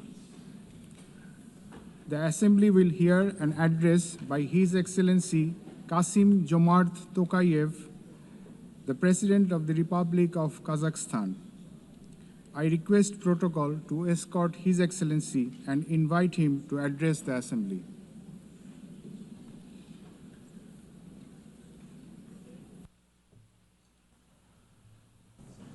Madam President, Mr. Secretary General, distinguished delegates, for 8 decades, the United Nations has played a pivotal role in combating humanity's global challenges. Over that time, it has led our common efforts on collective security, nuclear non-proliferation, peacekeeping, development, poverty reduction, sustainability, and human rights. But we must also face the truth. The world around us has changed profoundly and, unfortunately, not for the better. That's why the United Nations remains today a symbol of hope for millions around the globe. This historic meeting is a unique opportunity to recommit ourselves to the founding principles and goals of our universal and truly indispensable organization. However, we cannot turn a blind eye to the real crisis thrust in multilateral institutions. Serious violations of international law have become new normality, which undermines global stability and erodes confidence between peoples, between political leaders, and between states. In this challenging time, we all must empower the United Nations to make it more adjustable to the realities of today's unpredictable world. The spirit of mutual understanding and eagerness to cooperate must prevail over dangerous warmongering. State leaders have a responsibility to move toward making peace. A failure of the current generation of leaders to act is not an option, because future generations will pay a much greater price. In this regard, comprehensive reform of the United Nations is a strategic necessity, not a subject for endless contemplations. We need to establish a new group of truly dedicated people who will highly professionally and without any hesitations make concrete proposals for reforming the United Nations to make it better suited to the challenges of today and objectives of tomorrow. A central pillar of this bold effort to renew the United Nations should be a reform of the Security Council. Major powers of Asia, Africa, and Latin America should be represented in the Security Council on the rotational basis. In addition, Kazakhstan strongly believes that the voices of responsible middle powers also need to be seriously amplified in the Security Council. In fact, they have already started to play a larger positive role in international relations, bringing balance and building trust. They can act as bridges within the United Nations when major powers are divided or failing to resolve pressing issues of common concern. Above all, a credible United Nations for the 21st century requires member states to take concrete steps toward durable peace and security. Otherwise, the United Nations is doomed to forever mitigate consequences while root causes forever proliferate. We can begin this process already today by reaffirming our steadfast commitment to the Charter of the United Nations. The founding principles of sovereignty, territorial integrity, and peaceful resolution of disputes must be upheld without exception. Selective application of the Charter undermines its credibility. The world needs a new consensus based on trust, inclusiveness, and shared responsibility. For example, the enemy state clauses of the Charter, historical remnants of the Second World War, have already been recognized by the overwhelming majority of the international community is obsolete. For all these reasons, it's time to have a serious conversation about Charter review. Today we face an alarming reality. Arms control treaties are collapsing, and with them, so are the foundations of strategic stability. Global military spending in 2024 hit a record $2.7 trillion. The global cost of violence reached nearly $20 trillion. Therefore, rebuilding a robust global security architecture should remain a top priority for the international community. We advocate relaunching high-level dialogue among nuclear powers and stronger multilateral action to drastically reduce the looming threat of nuclear weapons. More widely, we must begin the hard work of getting rid of the militant mindset. We can do so by tracking closely how much our countries invest in peace, Kazakhstan is ready to host a new dialogue on nuclear disarmament and non-proliferation. We can focus on informal, inclusive exchanges that reinforce the NPT and support progress toward the CTBT. We also call to advance our proposal to establish international agency for biological safety and security. Kazakhstan remains concerned by the Ukrainian crisis, which continues to seriously harm civilians, damage global trust, and undermine international security. Nonetheless, bilateral and international diplomatic efforts on this conflict should continue along with political flexibility to meet the long-term interests of both states. Territorial disputes are never easy to resolve and require mutual restraint and responsibility for the sake of future generations. The psychology of animosity drags all involved in conflicts to the abyss, leaving no chance to reach peace. The humanitarian crisis in Gaza has reached a disastrous scale that cannot be ignored. This conflict stems from a complex historical background. We cannot ignore the root cause of this belligerence.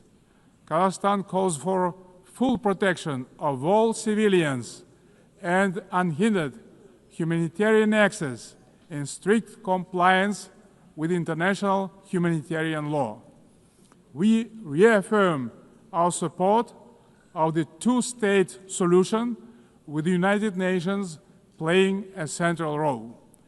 Kazakhstan acknowledges diplomatic initiatives aimed at regional reconciliation in the Middle East, including the Arab Peace Initiative, the New York Declaration, and the Abraham Accords, and others. They demonstrate that leadership and political will can turn division into cooperation and shared benefit.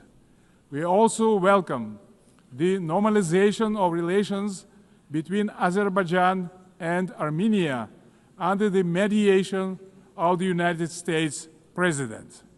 It shows that even entrenched conflicts can be settled through diplomacy and common sense.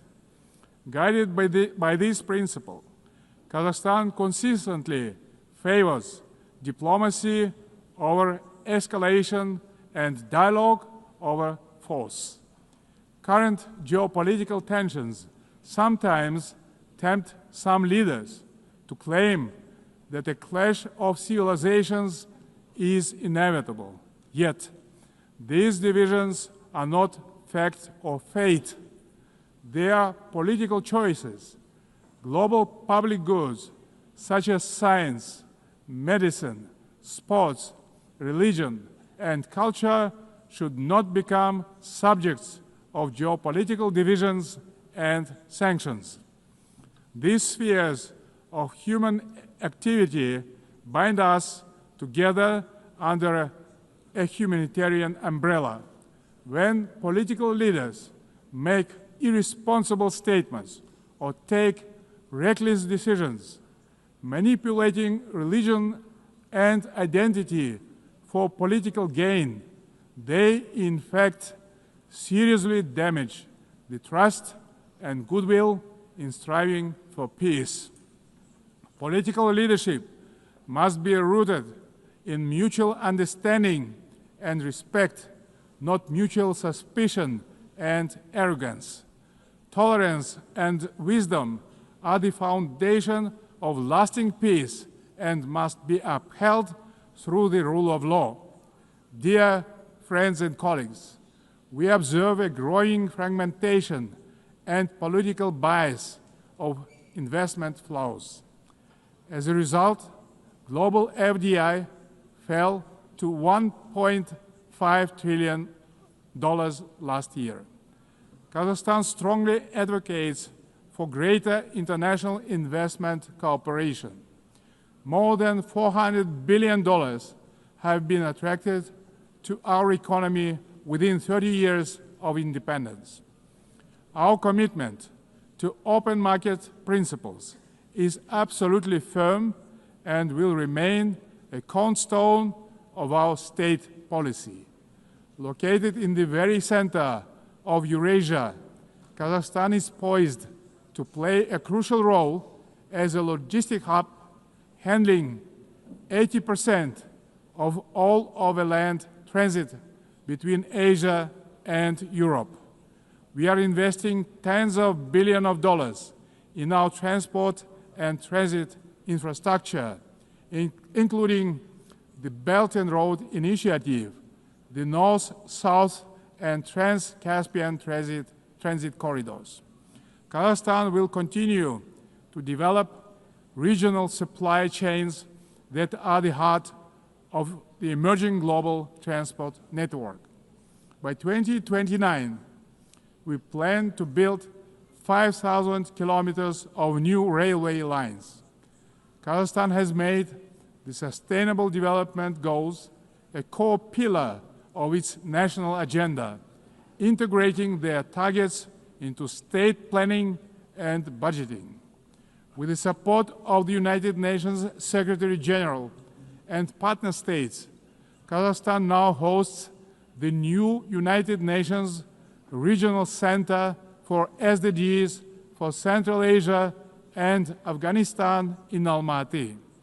Today, Central Asia is demonstrating a renewed sense of unity and mutual trust. It is emerging as a proactive contributor to international peace and progress. The Central Asian Five are strengthening cooperation, proving that regional solidarity can be a powerful force for development and security. This has enabled our region to engage key global partners in the unique Central Asia Plus dialogue format. Kazakhstan believes that inclusive development in Afghanistan is a basis for long-term regional peace and stability. We continue to support the Afghan people through humanitarian assistance and cooperation in trade, food security, infrastructure, and transport connectivity. Distinguished delegates, last year was the hottest year in human history, and Central Asia is warming at twice the global rate. The melting of glaciers in the Alatau Mountains is accelerating, multiplying threats to water and food security for millions. Kazakhstan has drawn profound lessons from the tragedy of the Aral Sea. Thanks to our consistent efforts, including at the international level, we succeeded in preserving the northern part of the sea. As the current chair of the International Fund for Saving the Aral Sea, Kazakhstan will continue to play a proactive role in this common priority. Meanwhile, the Caspian Sea is rapidly shrinking. It is no longer just a regional concern. It is a global warning signal. Therefore, we call for urgent steps to preserve the Caspian water resources with our partners across the region and the wider international community. Last year, Kazakhstan co-organized the One Water Summit with France, Saudi Arabia, and the World Bank. Looking forward, stronger coordination, investments, and sustainable solutions are urgently needed to prevent future water crises. To help advance this agenda, Kazakhstan will host a regional Ecological Summit in Astana in April next year, to be convened in partnership with the United Nations and other international organizations. As part of our broader environmental commitment, Kazakhstan is implementing a nationwide Clean Kazakhstan campaign.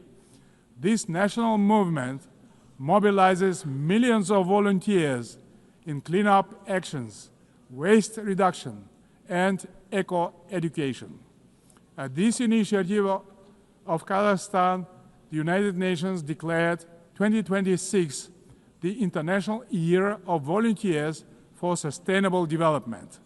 We invite all member states to collaborate on this important endeavor. In this spirit, I propose that the General Assembly adopt a resolution proclaiming April 22 as the International Day of Greening the Planet. Dear friends, Kazakhstan views artificial intelligence not as one more technological advancement, but as a major breakthrough that can be a true engine of human progress. Yet, as artificial intelligence accelerates, so do the related risks, specifically deepening technological, economic, and geopolitical divides. At the same time, we should not let ethical norms fall behind this rapid evolution. Pressing questions of fairness, accountability, and individual rights must be addressed with clarity and urgency. We must act collectively to ensure that every country can benefit from AI. Kazakhstan welcomes the establishment under UN auspices of the Global Dialogue on AI Governance. We stand ready to actively contribute to this platform to help ensure that AI remains safe, inclusive, and human-centered. In Kazakhstan, artificial intelligence will be integrated across all sectors of economy and public services. The basic infrastructure to deliver this plan is being built, and our bright young people are getting ready to turn this vision into reality. Our strategic goal is to transform Kazakhstan into a fully digital power within the next 3 years. Large-scale digitalization and widespread use of AI have become a national priority in Kazakhstan. E-government is an important pillar of our national development strategy. Around 90% of public services are already digitalized. Kazakhstan has recently launched its fastest national supercomputer ever. But AI and automation are expected to threaten jobs in many countries. That's why digital progress must go hand in hand with professional education. Therefore, Kazakhstan believes it is imperative not just to increase employment, but to valorize the technical professions. Ladies and gentlemen, amid global turbulence, Kazakhstan is pursuing a bold national renewal to build a truly just and fair state. Over the last 3 years, we have carried out large-scale political and economic reforms that are unprecedented in our part of the world. Through a national referendum, we introduced a single 7-year presidential term, thereby strengthening democratic accountability. We remain committed to the formula of strong president, influential parliament, and accountable government. Guided by strong wish to modernize Kazakhstan, I have proposed a single-chamber parliament for a national referendum to consider. Our objective is to continuously embrace the political system to make it more transparent effective, and reflective of people's aspirations. At the heart of these reforms lies a clear principle: law and order must prevail.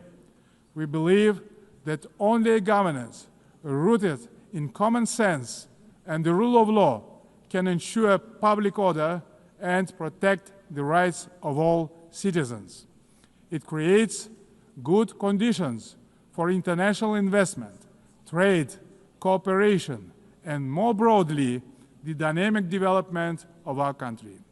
The interests of law-abiding people and decent citizens must always come first, maintained through justice, accountability, and mutual respect. Kazakhstan's economy is showing clear signs of sustainability and resilience. This year, economic growth is expected to exceed 6%, underscoring the sustainability of our economy as the largest in our part of the world. But we are not complacent. We will continue our efforts to ensure a long-term growth. Kazakhstan's energy strategy is based on 4 pillars: oil and gas, coal, uranium, and critical minerals. These precious assets are the basis of reliable energy partnerships. Climate change and the green agenda cannot be accepted by all countries that have huge deposits like coal, which nowadays can be cleaned up by advanced technologies. That's why we have committed to decarbonize our country in 35 years. Renewable energy is not the single solution to all energy problems. Agriculture is another driver of our development with huge potential for global markets.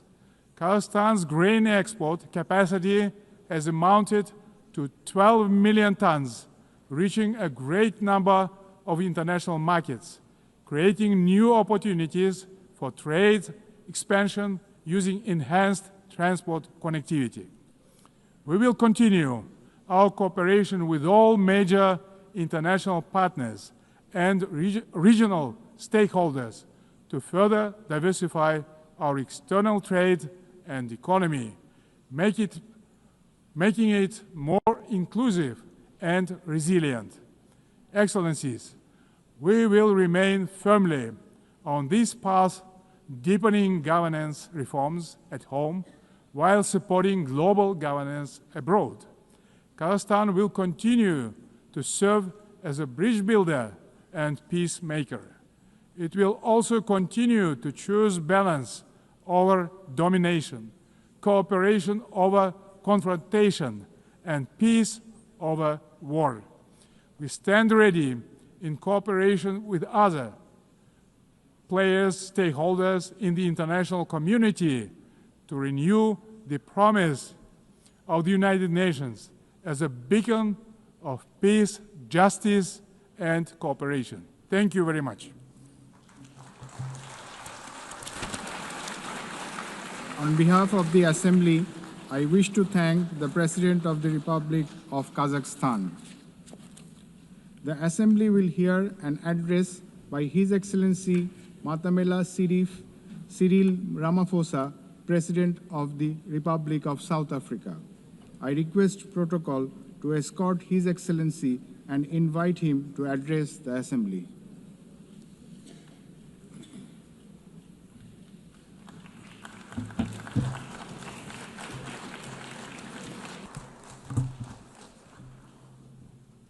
Thank you, President of the 80th session of the UN General Assembly, United Nations Secretary General, Excellencies, Heads of State and Government, and ladies and gentlemen. 80 years ago, the United Nations was established to save succeeding generations of humanity from the scourge of war and to build a peaceful, prosperous, and just world arising from the devastation brought about by global conflict. Through the UN Charter, the nations of the world pledge to uphold peace, development, and human rights, which would be underpinned by international law. Now more than ever, we are called upon to uphold the values and advance the purpose of the United Nations. We are also called upon to advance cooperation and solidarity between nations. We are called upon to promote multilateralism and safeguard the institutions that enable it. South Africa's engagement in the international sphere echoes our domestic imperatives of eradicating poverty, reducing unemployment, and addressing the root causes of inequality. Our foreign policy is guided not only by the needs of our people, but also those of the continent of Africa and the global South. Inspired by our own history, South Africa strives to maintain world peace and also the settlement of all international disputes through negotiation and dialogue and not through war. We therefore welcome the strong partnership between the African Union and the United Nations in promoting peace, security, and stability on the African continent. This year, South Africa is honored to preside over the G20. This is the first time that G20 Leaders Summit will be held on the African continent, the cradle of humanity. South Africa's G20 presidency is guided by the theme equality, solidarity, and sustainability. To give full meaning to our theme of equality, solidarity, and sustainability, we have invited the G20 countries to join us in prioritizing the following areas. Firstly, in discussion to strengthen disaster resilience and response by addressing the increasing frequency and impact of climate-induced natural disasters. Secondly, to ensure that we have debt sustainability for low-income countries by crafting innovative ways to support countries to have low levels of debt to maintain economic stability. Thirdly, to discuss how to mobilize finance for a just energy transition by encouraging investments in renewable energy and sustainable technologies without foregoing what we would call baseload energy sources. Fourthly, by harnessing critical minerals for inclusive growth and sustainable development through the value addition processes, that is, beneficiation of these minerals at the source where the minerals are extracted to foster the development of communities where these minerals are found. These priorities reflect South Africa's commitment to addressing global challenges and promoting inclusive growth and sustainable development. Our country's G20 presidency is a significant opportunity for South Africa to advocate for Africa's development agenda and to amplify African voices in global economic governance for a continent that is irreversibly on the rise. As member states of the United Nations, we have all adopted the Sustainable Development Goals. However, many of these goals remain elusive. There are many reasons that hold many countries back from fulfilling and implementing these development goals. Some of these reasons are lack of sufficient financial resources that can finance the advance that these countries need to make to fulfill those goals. Many countries with developing economies, especially in Africa and the global South, do not have adequate capital to finance their development goals. They are indebted and are paying much more on debt servicing than they do on health and education. In fact, these countries pay much more than countries in the North for their debt. Yet through global solidarity, by having fairer lending rules, especially for several of the global South countries, we can achieve our shared commitment. Through the G20 process, we are working towards building consensus on how this problem can be tackled, including the reform of international financial institutions, particularly multilateral development banks, to better tackle global challenges that many countries face.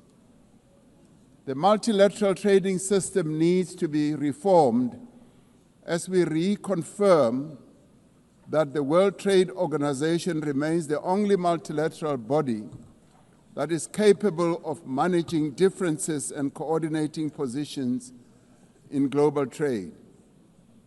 Trade is one of the most important instruments to mobilize domestic resources for development. It is concerning that geopolitical shocks and unprecedented trade policy volatility are destabilizing the global economy and jeopardizing a critical source of development finance. In fact, trade is now being used as a weapon against a number of countries in the world. We must redouble our efforts to strengthen the link between trade and development. Unilateral trade practices and economic cohesion have a detrimental impact on many nations. This includes the economic embargo against Cuba, which has caused untold damage to the country's economy over the years. This unfair embargo must be lifted, and we want it lifted sooner rather than later.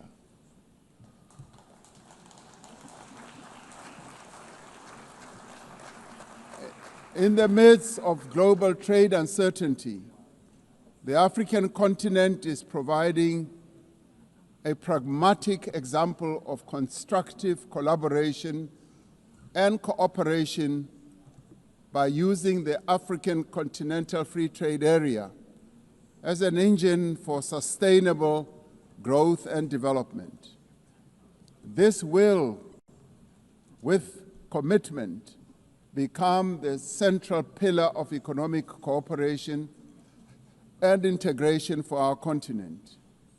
As part of the effort to build more inclusive economies, South Africa's G20 presidency has launched an extraordinary committee of independent experts on global wealth inequality.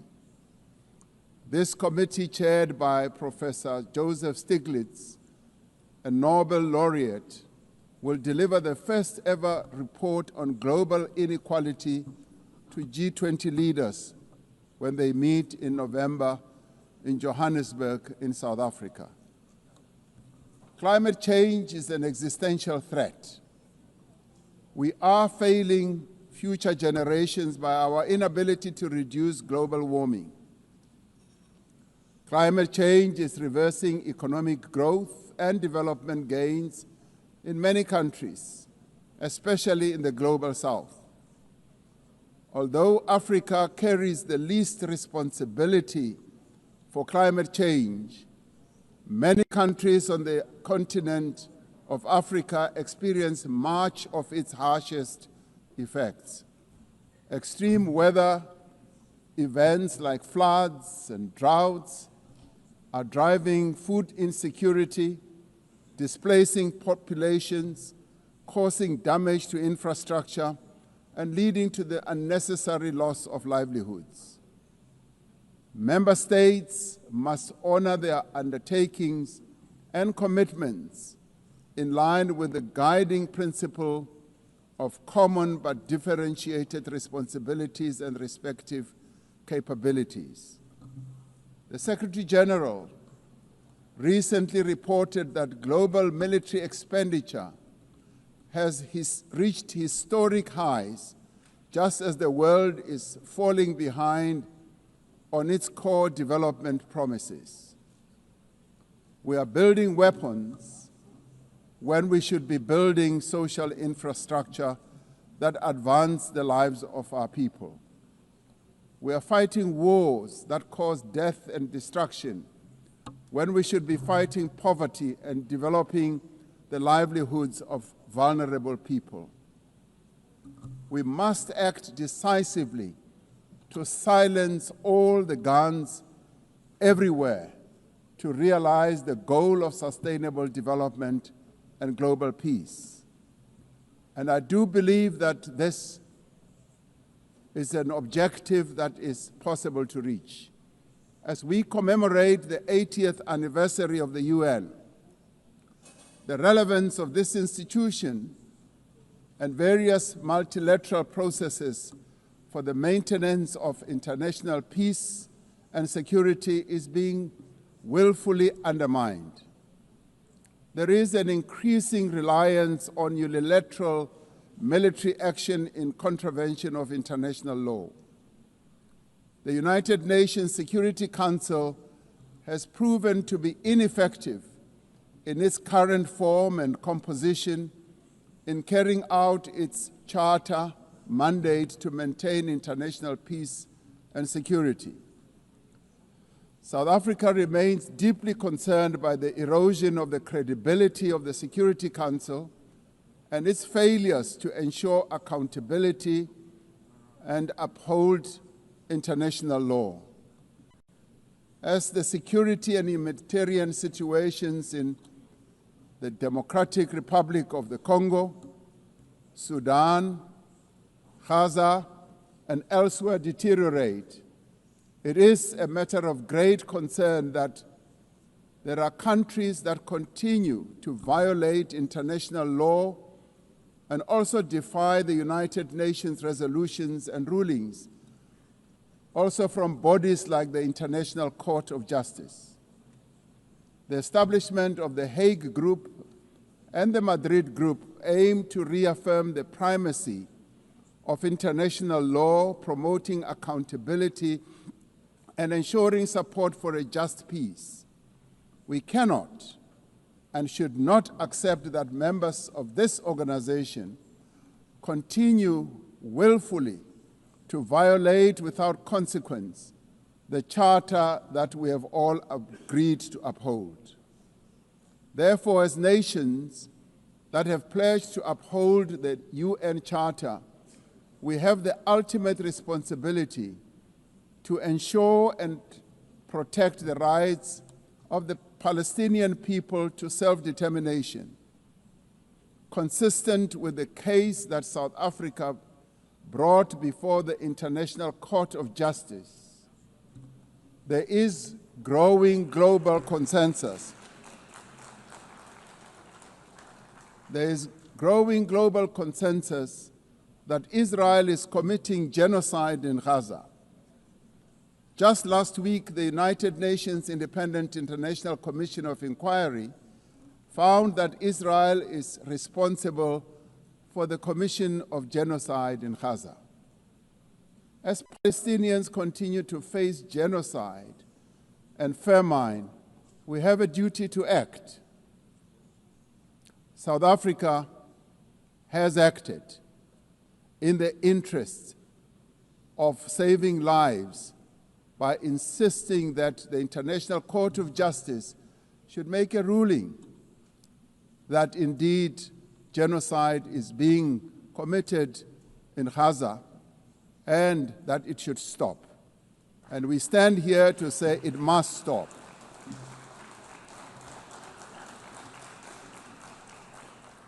We welcome the historic high-level meeting held yesterday on the two-state solution yesterday in this very chamber. This reflects the determination of the global majority, a global majority that now stands at 142 and more countries, that Palestinians deserve a peaceful state alongside a peaceful Israel. Many nations in the world are calling for that, and that is the voice that we believe that Israel should heed, and those powerful nations that can make a two-state solution viable and possible and implementable should act in that regard.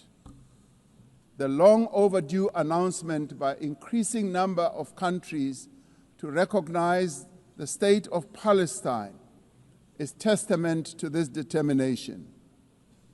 We have a responsibility as the member states of the United Nations to reaffirm the right also of self-determination of the people of Western Sahara.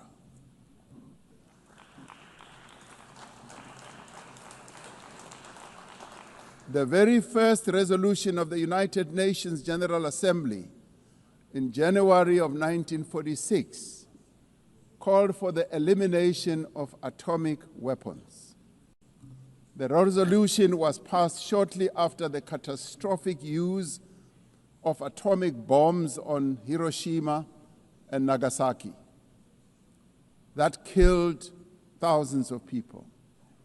Decades later, we have not made significant progress in the fulfillment of the commitment to nuclear disarmament. In 2026, next year, South Africa will be presiding over the first review conference of the Treaty on the Prohibition of Nuclear Weapons. This treaty reaffirms that there is no greater assurance of non-proliferation than the complete prohibition of nuclear weapons. I was glad to hear that a number of leaders stood here to speak against nuclear weapons and the use thereof. This year we celebrate the 30th anniversary of the Beijing Declaration and Platform for Action as a roadmap for the achievement of gender equality, the empowerment of the women and girls of the world. South Africa reaffirms its unwavering commitment to the empowerment of women and their full, equal, and meaningful participation in all spheres of life. Yes, we would support also the election of a female Secretary General of the United Nations. The Beijing Conference milestone reminds us of our shared responsibility to advance human rights, dignity, and justice for all. We are all equal, men and women, and there is no reason that we continue to hold the women of the world backwards. The right to development must be central to the policies and operational activities of the United Nations and its specialized agencies, programs, as well as funds. It must be at the core of the policies and strategies of the international financial and multilateral trading systems. As we celebrate 80 years of the United Nations, we must seize the opportunity to build a better United Nations for the next 80 years. What is needed now is a stronger and more capable United Nations, a United Nations that is based on the renewed commitment to its founding principles. We must invigorate the negotiations on the Security Council reform at the intergovernmental negotiations in the General Assembly, including by initiating text-based negotiations. The Security Council must be accountable. It must also be representative. It must be democratic and effective in executing its mandate. We can no longer accept that a large portion of the world's population is not represented in the United Nations Security Council. My own continent, Africa, home to 1.4 billion people, as well as South America, are not represented in the United Nations Security Council. This is unjust, this is unacceptable, and it must end. We want representation in the Security Council. We look forward to working with the Secretary General on the UN 80 initiative to ensure that our organization works more effectively and efficiently. Mandates given by member states must be implemented, and the necessary structural changes and program realignment must be implemented across the UN system. In the face of the decrease in funding to the United Nations to fulfill its mandate, the UN 80 initiative is important to maintain the integrity of the multilateral system and to uphold international law. Lastly, I am reminded that our collective membership of the United Nations is our shared humanity in action.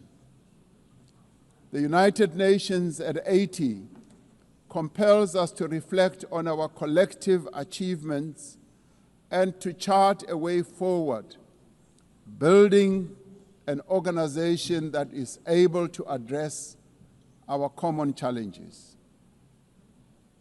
We must rise to the occasion and do our utmost together to ensure the political, economic, and social freedom of all humanity.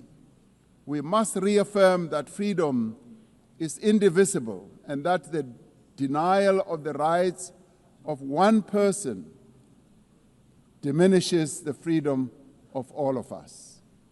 We must reaffirm the equal dignity and worth of every person and must therefore leave no one behind and no country behind. I thank you.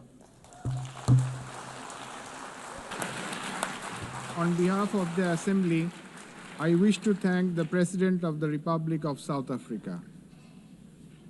The Assembly will hear an address by His Excellency Shavkat Mirziyoyev, President of the Republic of Uzbekistan. I request protocol to escort His Excellency and invite him to address the Assembly.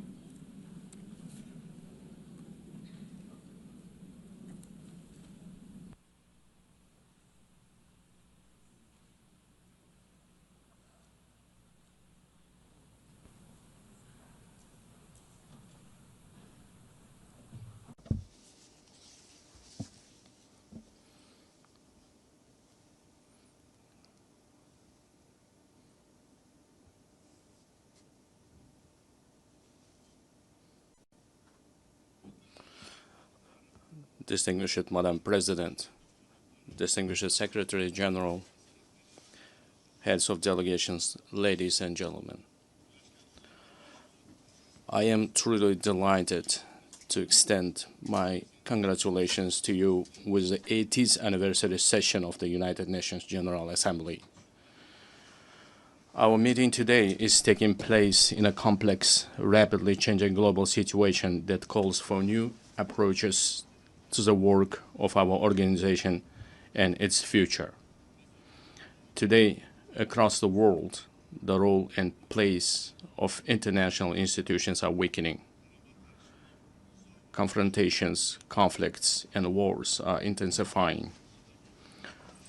Technological and social inequality is increasing. An economic and humanitarian crisis are deepening. All of this is creating an entirely new and unsettling geopolitical reality. We highly commend the efforts of His Excellency Secretary General Antonio Guterres aimed at maintaining our organization as the main platform for the peaceful resolution of the most difficult and pressing global issues. In this regard, we fully support the UNAT initiative and reaffirm our strong commitment to the Pact for the Future.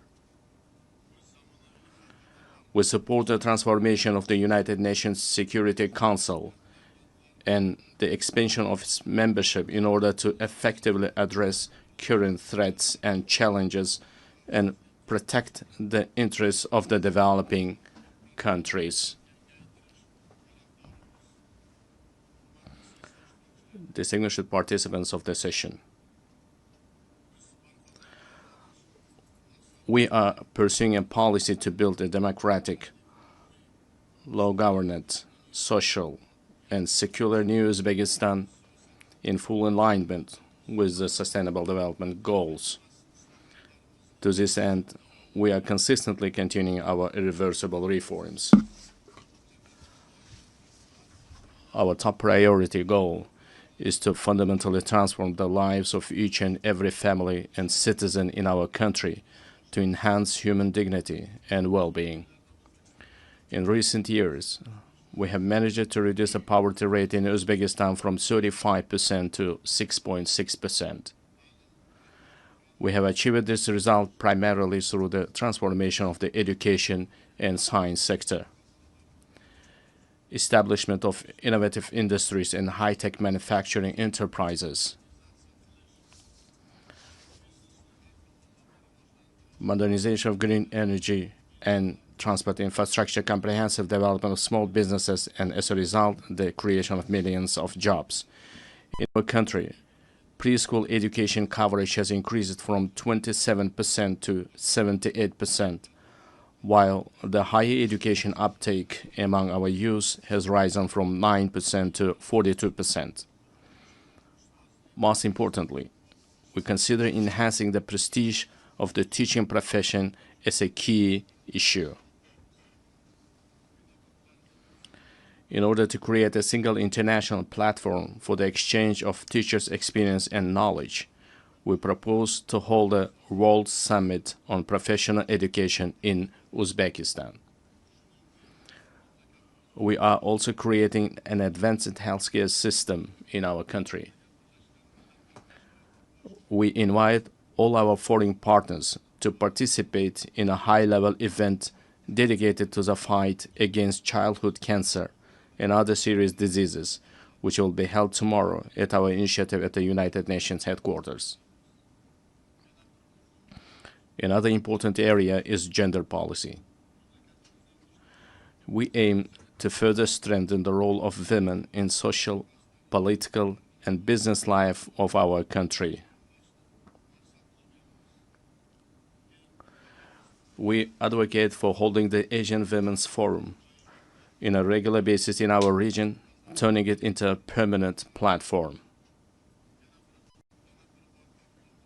I would like to emphasize once again, we remain committed to our obligations in achieving the Sustainable Development Goals.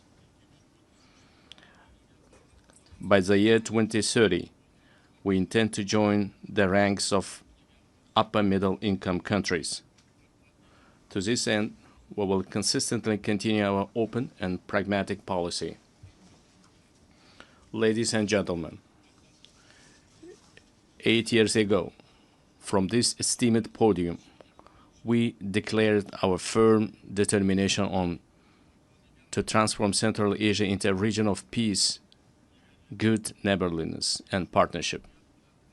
Today, we can confidently declare that we have achieved this strategic goal.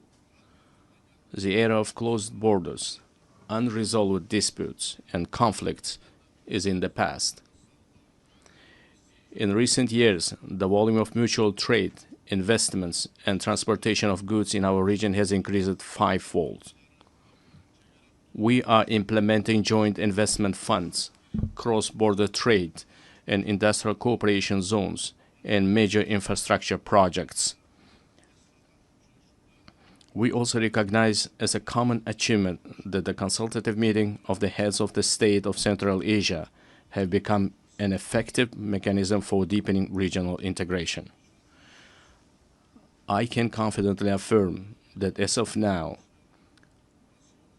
we are at the beginning stage of the forming a new Central Asia. Our region, thanks to its unity, stability, and distinct identity, is steadily securing a stronger position in the system of international relations as an independent actor. In order to achieve our goals, we intend to give top priority to expanding mutually beneficial ties with all our foreign partners. In this regard, together with UN structures, we propose to implement a number of new projects and programs in our region. In particular, we propose holding an international forum under the auspices of ECOSOC and UNCTAD, dedicated to the economic development of the Central Asian states, establishing a regional hub for green technologies in industry jointly with UNIDO, adopting program on the rational use of water resources, the creation of green spaces, and the achievement of demographic resilience in our region.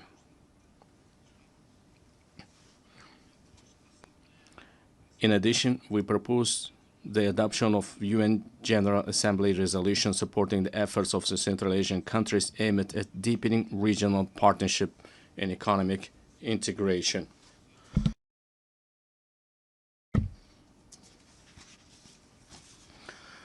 Distinguished heads of delegations, speaking about global and regional security and sustainable development, it is impossible to overlook the issue of Afghanistan. Supporting the aspirations of Afghan people for a peaceful and stable life requires the united efforts of the international community. I would like to emphasize that it is of utmost importance to prevent this country's isolation. We intend to implement large-scale economic and infrastructure projects in that country. We propose to adopt a dedicated UN resolution on the development of transport and energy corridors of international significance through the territory of Afghanistan. At the same time, we cannot turn a blind eye to the deeply worsening humanitarian crisis in the Gaza Strip. We call for an immediate cessation of hostility and the continuation of political negotiations. In line with the UN resolutions, we remain steadfast supporters of the two-state solution principle. We are also deeply concerned by the situation around Ukraine. We welcome the start of the high-level dialogue aimed at resolving the crisis through diplomatic means. Distinguished participants of the event, effective measures are being undertaken to implement the global counterterrorism strategy in Central Asia. In cooperation with the UN Office of Counterterrorism, a regional council on rehabilitation and reintegration was established. We propose to transform this council into an international competence center. This very body will serve as an important platform for exchanging experiences on adapting to peaceful life for those repatriated from conflict zones.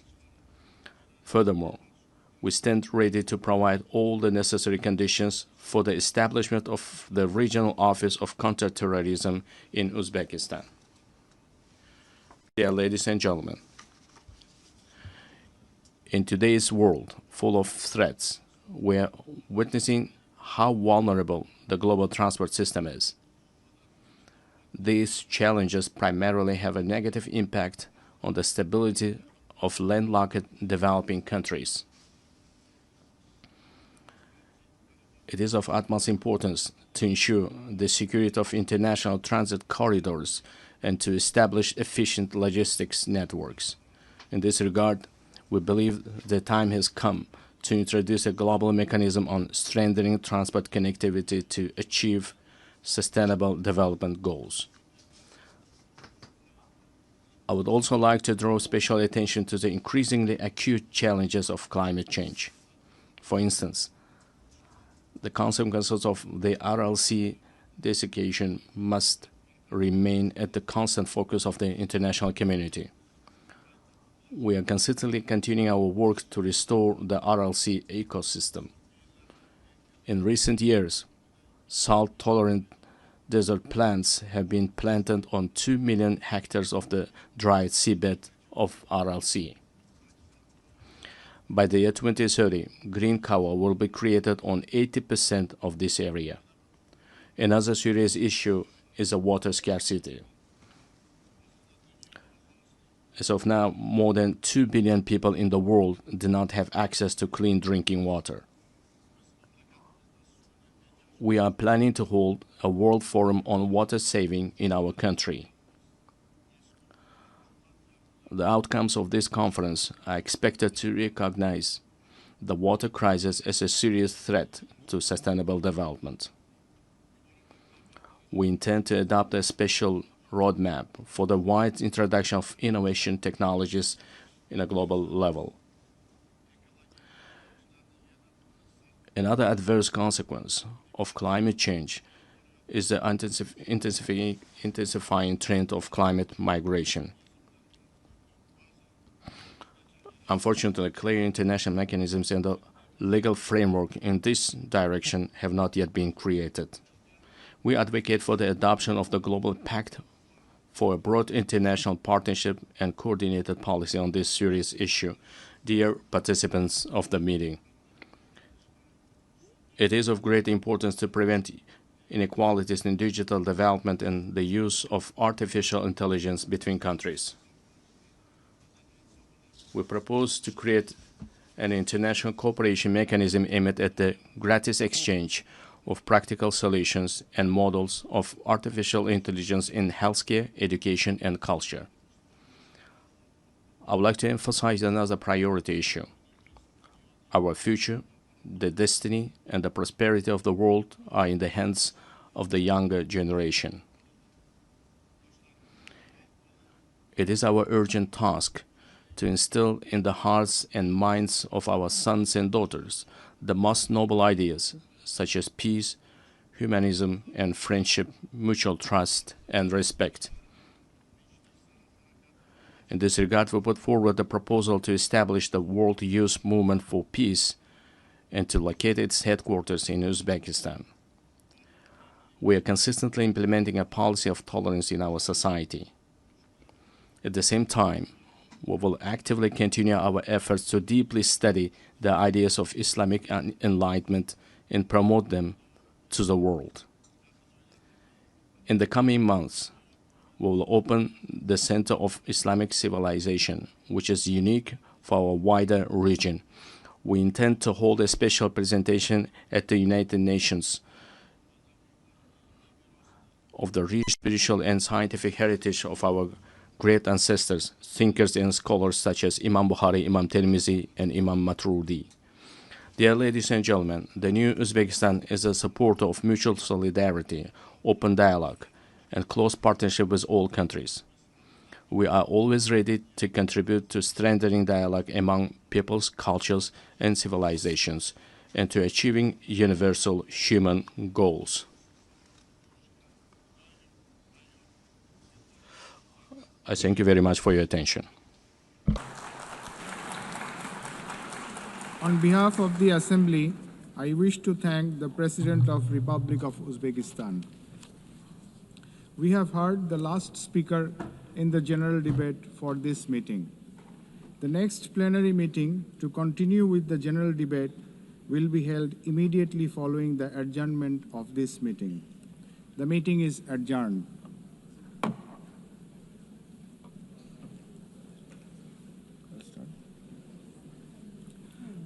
The fifth plenary meeting of the General Assembly is called to order. The Assembly will hear an address by His Excellency Hurel Suk Ukna, President of Mongolia. I request protocol to escort His Excellency and invite him to address the Assembly.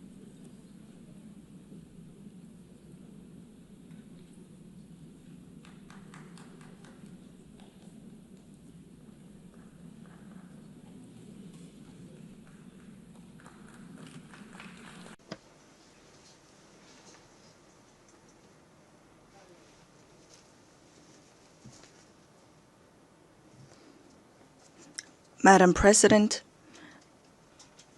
Mr. Secretary General, distinguished delegates, ladies and gentlemen, at the outset, I wish to extend my sincere congratulations to Ms. Annalena Baerbock on assuming the important role of the President of the General Assembly at this historic moment marking the 80th anniversary of the United Nations, and my best wishes for a successful session. 8 centuries ago, the great Genghis Khan established the Great Mongolian Empire, bringing together the West and the East under the rule of justice and principled statecraft. Spanning the vast expanse of Eurasia, the Pax Mongolica era heralded a period of remarkable progress and flourishing for humankind. The Pax Mongolica embodied progressive ideals that form the basis of today's collective efforts to maintain global peace and stability.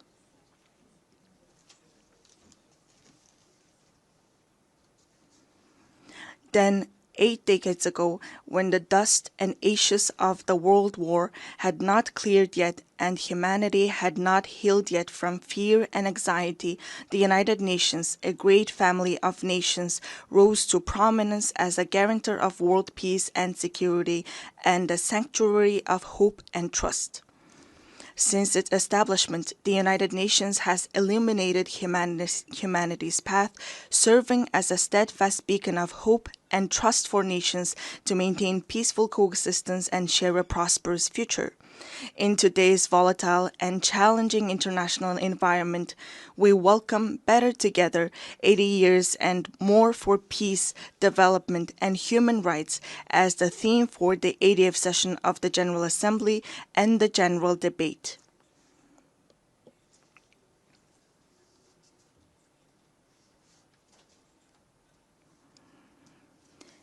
Indeed, this theme calls upon us to assess and reflect upon the United Nations' achievements and challenges over the past 80 years, further strengthen its work in accordance with the United Nations Charter and the principles of international law, and combine our collective voices and efforts in pursuit of concrete and tangible outcomes. Distinguished delegates, Mongolia has consistently upheld the United Nations Charter and universally recognized principles and norms of international law, respecting the independence, sovereignty, and territorial integrity of all states, resolving disputes by peaceful means, respecting human rights and freedoms, and fostering equal and mutually beneficial cooperation. Since becoming a full-fledged member of the United Nations in 1961, Mongolia has steadfastly supported the organization's efforts to strengthen international peace and security.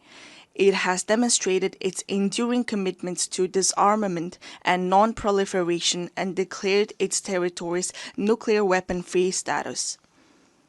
Furthermore, Mongolia has actively collaborated with the United Nations at all levels, including establishing a dialogue mechanism in Northeast Asia, participating in the United Nations peacekeeping operations, and putting forward various proposals and initiatives in the areas of socio-economic development, environment, and climate change to advance the implementation of development policy and goals. During his visit to Mongolia in 2022, United Nations Secretary General Mr. Antonio Guterres described our nation as a symbol of peace in a troubled world. It is a profound recognition of Mongolia's humble contributions and dedication to the work of the United Nations and its enduring commitment to the cause of peace. Over the past 23 years, Mongolia has continuously deployed personnel from its armed forces to United Nations peacekeeping operations, making a meaningful contribution to global and regional peace and security. During this period, Mongolia has deployed more than 23,000 peacekeepers to 16 United Nations peacekeeping missions and consistently ranked among the top 20 troop and police contributing countries out of more than 120 member states. As we mark the 25th anniversary of UN Security Council Resolution 1325 on women, peace, and security, it is a pleasure to announce that through the steady increase in the deployment of female military personnel, the proportion of women peacekeepers from Mongolia has reached 14% in 2025. Mongolia will continue to extend its unwavering support to the United Nations in its efforts to maintain international peace and security, and it remains committed to contributing to peacekeeping operations. Distinguished delegates, at this critical juncture, with only 5 years remaining until the 2030 agenda deadline, global progress toward achieving the Sustainable Development Goals stands at the mere 17%. According to the Sustainable Development Report 2025, Mongolia's implementation of the SDGs has reached 66.7%, ranking it 14th in the United Nations Multilateralism Index. This is a testament to our decades-long efforts and a worthy achievement. I want to acknowledge the tremendous efforts of the international community and all member states in advancing the implementation of the Sustainable Development Goals. We welcome the outcomes of the 4th International Conference on Financing for Development, held recently in Seville, Spain, where a broad consensus was reached on the crucial role of financing in achieving the Sustainable Development Goals. We also appreciate that the conference agreed to increase the engagement of developing countries and take comprehensive actions aimed at reforming the current international financial architecture. Within the framework of implementing the Seville commitment adopted at the conference, it is essential to direct international development cooperation towards supporting the most vulnerable groups and addressing their challenges.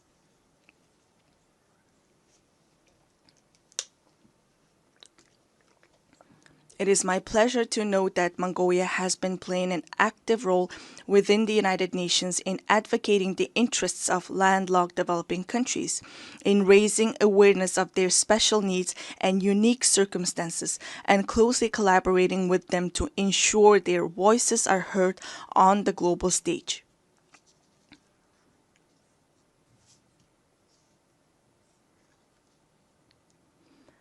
The 3rd United Nations Conference on Landlocked Developing Countries convened in August in Turkmenistan and adopted the Avaza Program of Action for 2024 and 2034.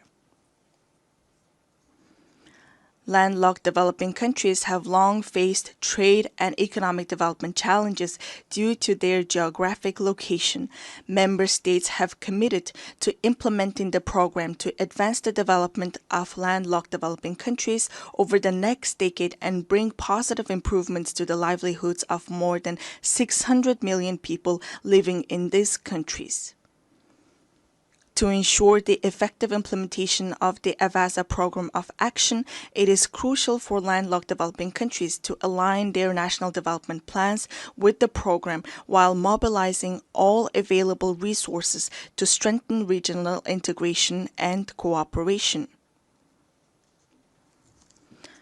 Furthermore, we call upon the international community, financial institutions, and development partners to provide concrete support and cooperation with landlocked developing countries. Distinguished delegates, Mother Earth is our one and only home. However, as a result of humanity's careless behavior towards the environment, Mother Earth, with her very existence under threat, is sending a distress call like a patient in critical condition. If we do not take resolute action to preserve our Mother Earth now, she will inevitably find her own way to survive, with or without us. Since ancient times, we Mongols have believed that all beneath the sky is alive. We have revered mountains, rivers, plants, and animals, understanding that the harmony of the earth and the living world is inseparably intertwined with humanity's inner life and conscious actions. 2 millennia ago, the great Han Modon of the Huns, the Mongols' ancestors, proclaimed that the very foundation of the state is the land. Thus, UNESCO recognized this time-honored tradition of revering nature by inscribing the Mongolian traditional ritual of worshipping sacred sites on the last of the intangible cultural heritage in need of urgent safeguarding. We Mongols are a people blessed with the beautiful tradition of living in harmony with Mother Nature, preserving her pristine purity, and nurturing our children from an early age with the mindset and spirit to cherish her. Accordingly, the United Nations General Assembly resolution entitled 800 Years of Mongolian Statehood, adopted in 2005, highly appreciated the contribution of Mongols to humankind's history and recognized the ever-increasing significance and relevance of a culture of living in harmony with nature, which is inherent in nomadic civilization in today's world.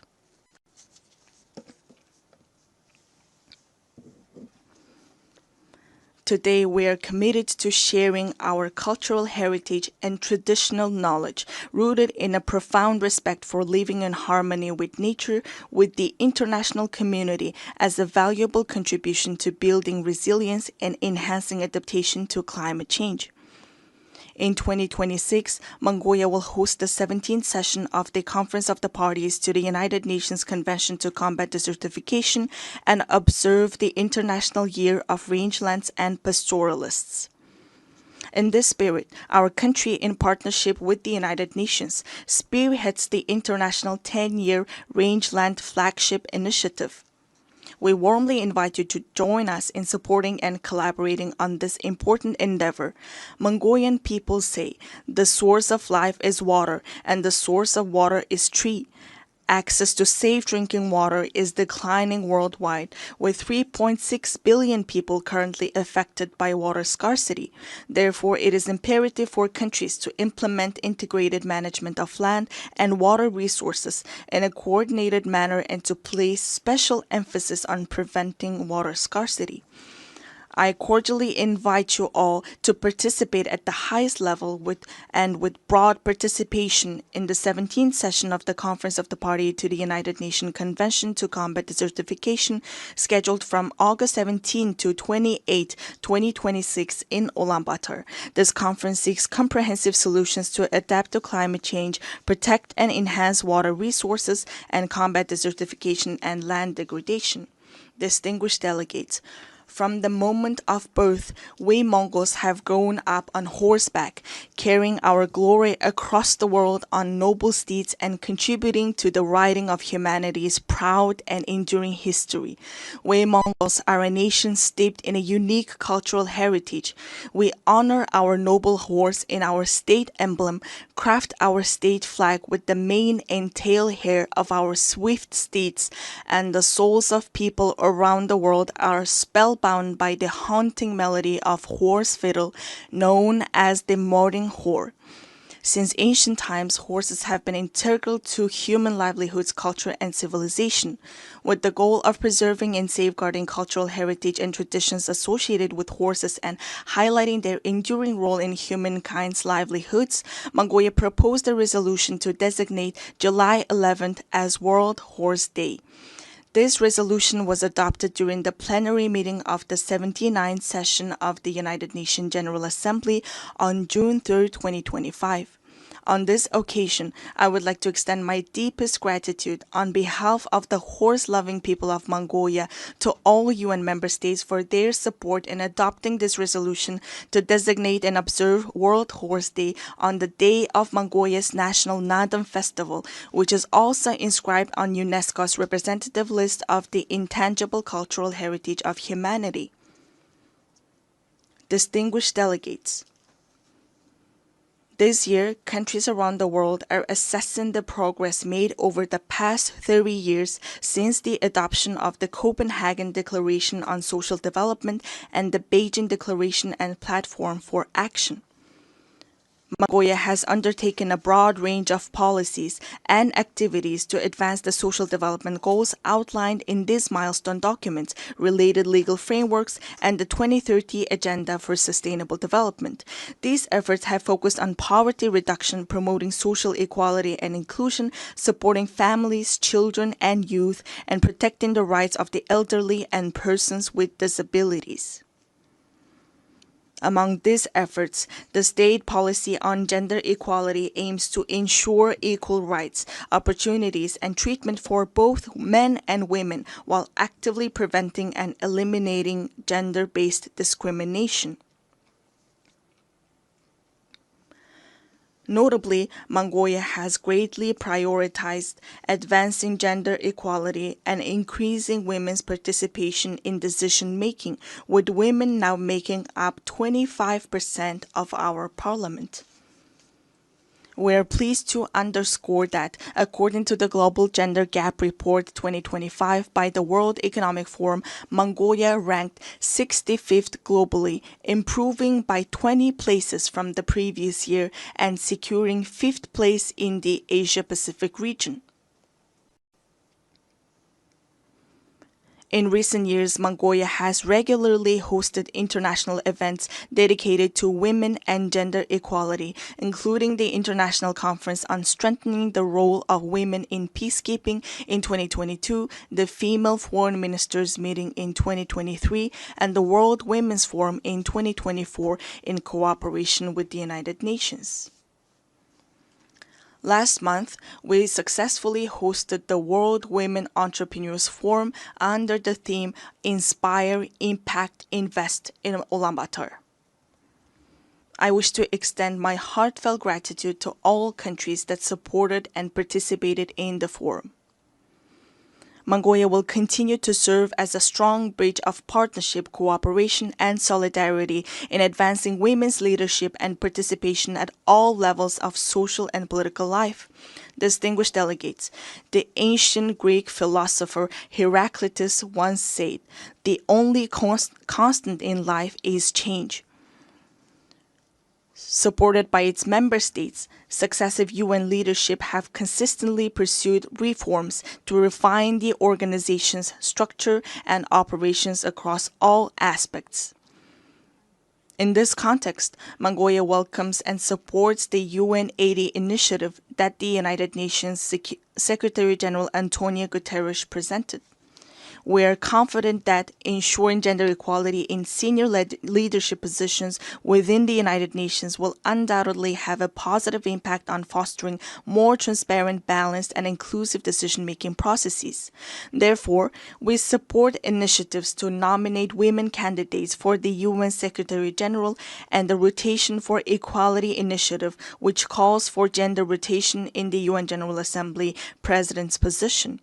Furthermore, Mongolia upholds and implements the principles of the UN Charter and universally recognized norms of international law, actively contributing to strengthening the UN-centered multilateral system. Mongolia reaffirms its commitment to the UN reform, particularly of the Security Council, to ensure it reflects current realities and embodies equitable and fair representation, inclusivity, transparency, effectiveness, democracy, and accountability. In an era defined by escalating conflicts, rising walls of distrust, and deepening divisions, it is more vital than ever to foster international relations grounded not merely in multipolarity, but on multi-pillar principles that honor each nation's history, culture, civilization, national interests, and unique development paths.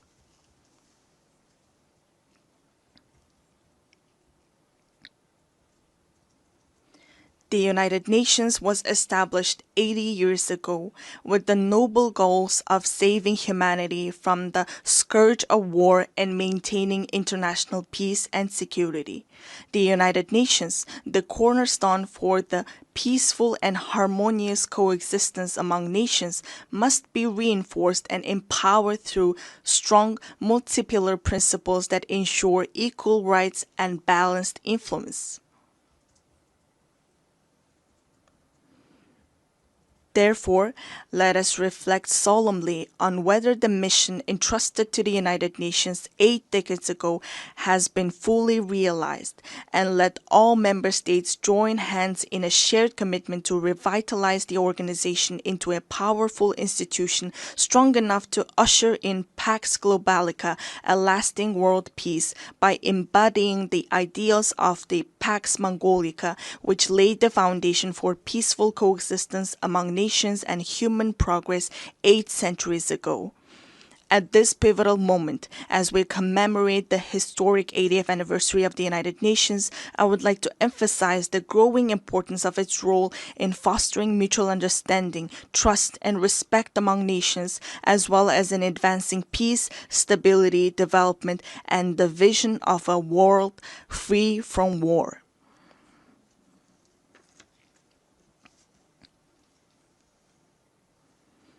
Mongolia has consistently pursued a peace-loving and multi-pillar foreign policy, made tangible contributions to international peace and sustainable development, and remains committed to fulfilling this responsibility with honor. I extend my heartfelt congratulations to you all on the momentous occasion of the 80th anniversary of the United Nations. May the eternal blue sky bless us with peace throughout the world. Thank you for your attention.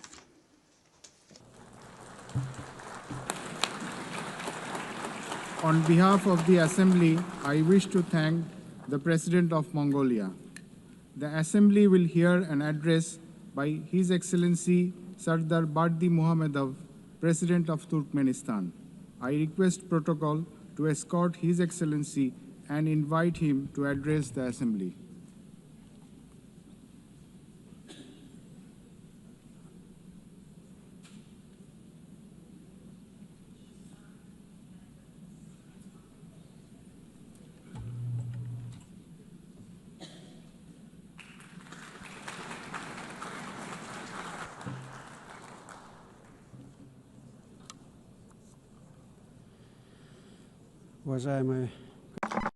Distinguished Mr. President, distinguished heads and members of delegations, ladies and gentlemen, first of all, allow me to congratulate you on the opening of the 80th session of the United Nations General Assembly and to wish you a productive session. I would like to congratulate Ms. Annalena Baerbock on her election as President of the General Assembly and wish her every success. I would also like to express my sincere appreciation to Ambassador Philemon Yang for his skillful and effective leadership of the General Assembly during the previous session. Distinguished participants, the current state of global affairs, as well as the nature and trends of political, economic, and social processes, objectively require a decisive shift towards coordinated interaction among states and international organizations in order to achieve our shared overarching goal, the maintenance of peace and security, the creation of conditions for further progressive development, and the preservation of the legal foundations underpinning the modern world order. It is precisely from this standpoint that Turkmenistan views the main objectives of the 80th session of the General Assembly, placing great hopes in its role in shaping a robust, balanced, and secure global architecture. A key area of Turkmenistan's cooperation with the United Nations is ensuring international peace and security. Recognizing its responsibility as a permanently neutral state, Turkmenistan stands ready to take further practical steps to foster an atmosphere of cooperation, mutual understanding, and respectful dialogue. These are the principal defining conditions for ensuring stability and sustainable development at the global and regional levels. We are convinced that one of the most effective mechanisms for advancing and achieving these goals today is the practical application of the principle of neutrality. In this regard, Turkmenistan has initiated the inclusion of a separate item on the agenda of the 80th session of the United Nations General Assembly, entitled Neutrality for Peace and Security. We deem this important in light of the growing recognition by the international community of the significance of neutrality, as well as the awareness of its potential and utility in the context of the UN's peace-building strategy. In line with this, during this session, Turkmenistan will propose a draft resolution entitled The Role and Importance of the Policy of Neutrality in Maintaining and Strengthening International Peace, Security, and the Process of Sustainable Development. As you are well aware, this year has been proclaimed by the General Assembly the International Year of Peace and Trust on the initiative of Turkmenistan. This landmark event coincides with the anniversary of the establishment of the United Nations.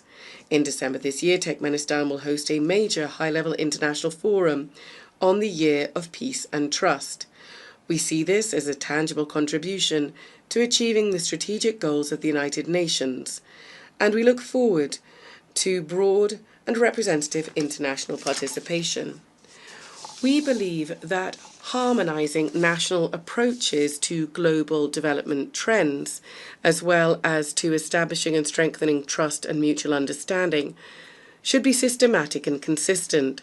In this regard, Turkmenistan is seeking to initiate the convening of a World Summit on a culture of peace and trust. One of the key objectives of this summit would be to develop a global code of international trust.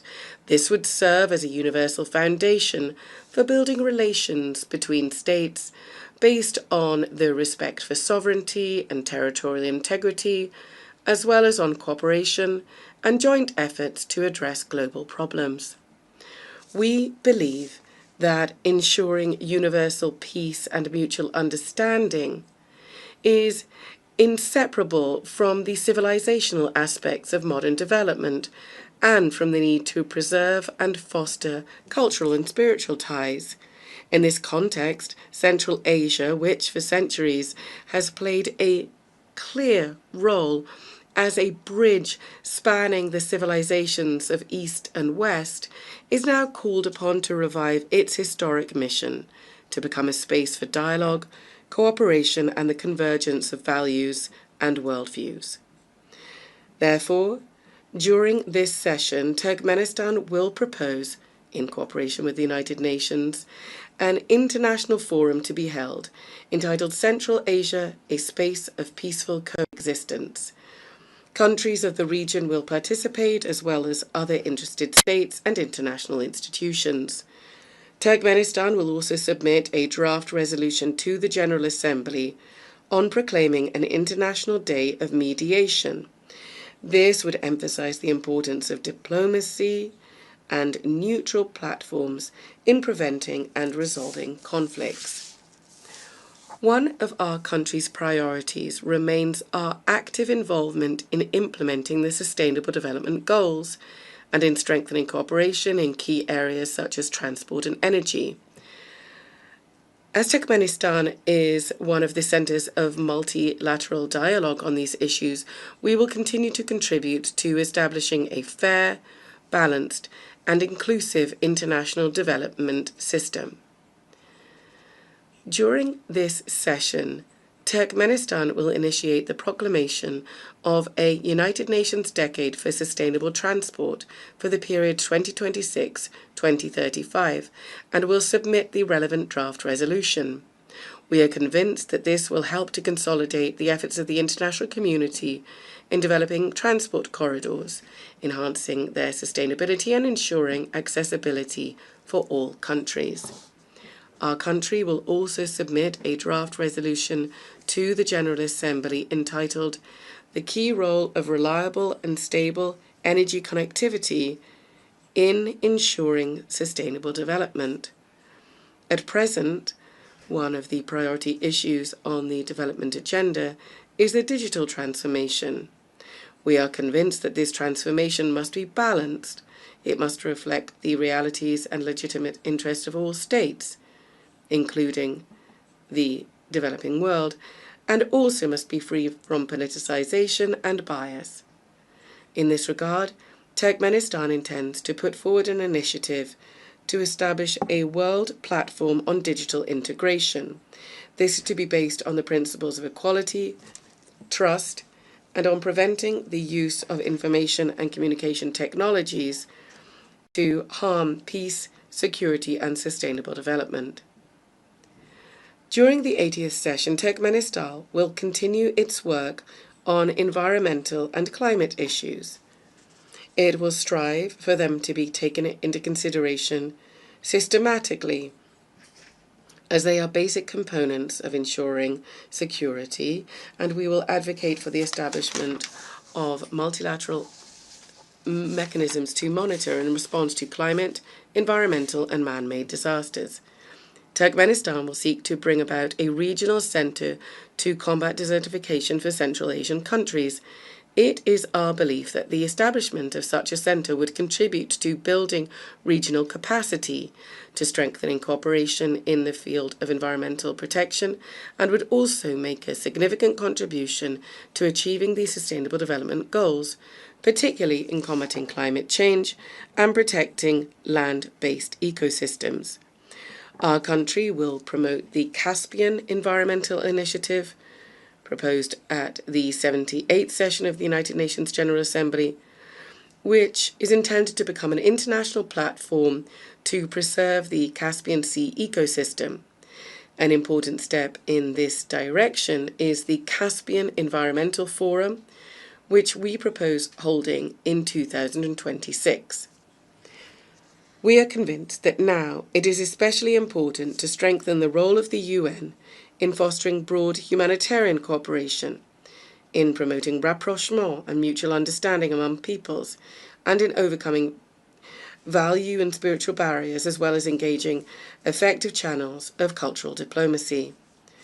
To develop intercultural dialogue and to lend practical support to General Assembly resolutions on multilingualism in international relations, we are proposing proclaiming an International Day of Multilingual Diplomacy as well. Distinguished heads and members of delegations, all of Turkmenistan's international initiatives and actions are always measured against and aligned with the UN Charter and its founding documents, as well as with its long-term goals. It is no coincidence that we always emphasize that cooperation with the UN is a strategic priority for Turkmenistan. We say this with a conviction that the UN is the only international organization endowed with universal legitimacy. In this regard, it must remain the guarantor of peace and development, and be the backbone of global security and stability. Turkmenistan will continue to advocate consistently for strengthening the central role of the UN in international affairs. We consider strengthening the primacy of international law and in improving the international legal framework and increasing the effectiveness of the implementation of UN conventions, treaties, agreements, and other multilateral documents as key factors in this regard. In this context, Turkmenistan is initiating the proclamation of the Year of International Law in 2028. This will become an important step in strengthening the international legal foundations of peace and cooperation. Ladies and gentlemen, this session holds special significance for Turkmenistan. 30 years ago, within these very walls, the United Nations General Assembly unanimously adopted the resolution on the permanent neutrality of Turkmenistan. For our country, this was a momentous, historic event. In essence, it determined the entire subsequent course of Turkmenistan's foreign and international policy. International recognition of our neutrality also contributed to boosting the country's domestic development by providing favourable external conditions for this. I would like to take this opportunity on behalf of the people of Turkmenistan to express my gratitude to the United Nations member states and the entire international community for the decision adopted in December 1995 to recognise the permanent neutrality of Turkmenistan, a decision reaffirmed by 2 subsequent UN General Assembly resolutions. Turkmenistan will always remember the trust placed in it and will steadfastly and unswervingly uphold its international commitments. Once again, I would like to congratulate all delegations on the opening of the 80th anniversary session of the United Nations General Assembly and wish you every success in strengthening our cooperation and mutual understanding. Thank you very much indeed.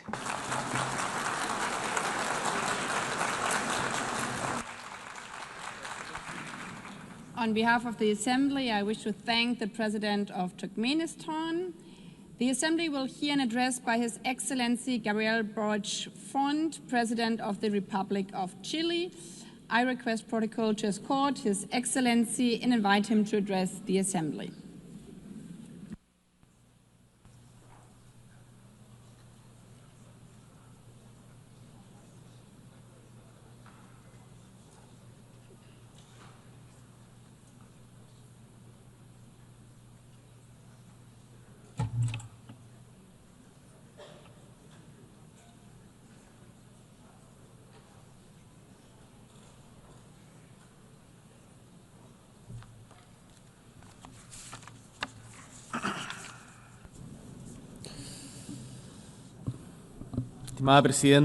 Distinguished President, members of the United Nations General Assembly, guests, peoples of the world, residents of New York. 80 years have elapsed since the creation of the United Nations. 80 years have also elapsed since Gabriela Mistral, a Chilean woman who came from the Elqui Valley,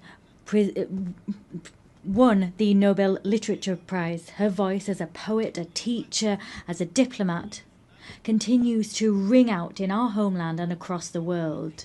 And it was precisely here in New York in 1955 that the Chilean ambassador José Massa conveyed a message about human rights that was written by Gabriela Mistral. That message said, "I would be happy if our noble strength, our noble struggle to obtain human rights was taken up faithfully and loyally by all nations of the world. This triumph would be the greatest we could achieve in our time." We have we notched up that victory? Have we triumphed in that way? The answer is categorical no. And the fact is, at this stage, I don't really know what to say about Gaza, because many people have said everything already at this podium and at others, but there are our words and those that may be spoken by anyone, but regardless, we still have the fact that innocent people have lost their lives. We still have the empty stares of those suffering. In 2025, thousands of innocent people have lost their lives simply on the grounds of being Palestinian. 80 years ago, the same thing happened. Millions lost their lives simply for being Jewish. Instead of talking about figures, issuing condemnations or demands, as we tend to within these walls, instead of that, I want to talk about humankind. Humanity. Gaza is a global crisis because it is a crisis of humanity. And in this chamber, and for those who are listening to us in their homes, within their delegations, in their various countries, all of us are human beings.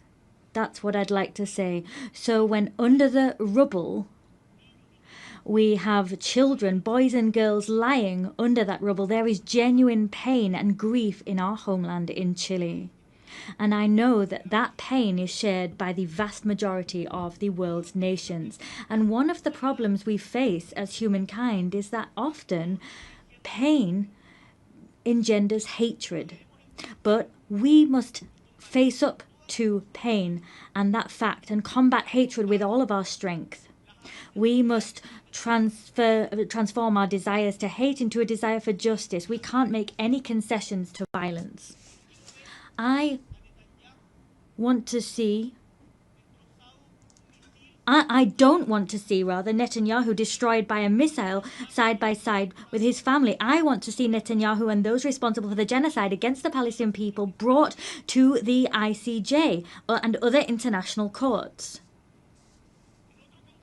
In another context, looking elsewhere, the war in Ukraine is also an affront to us. It causes us pain.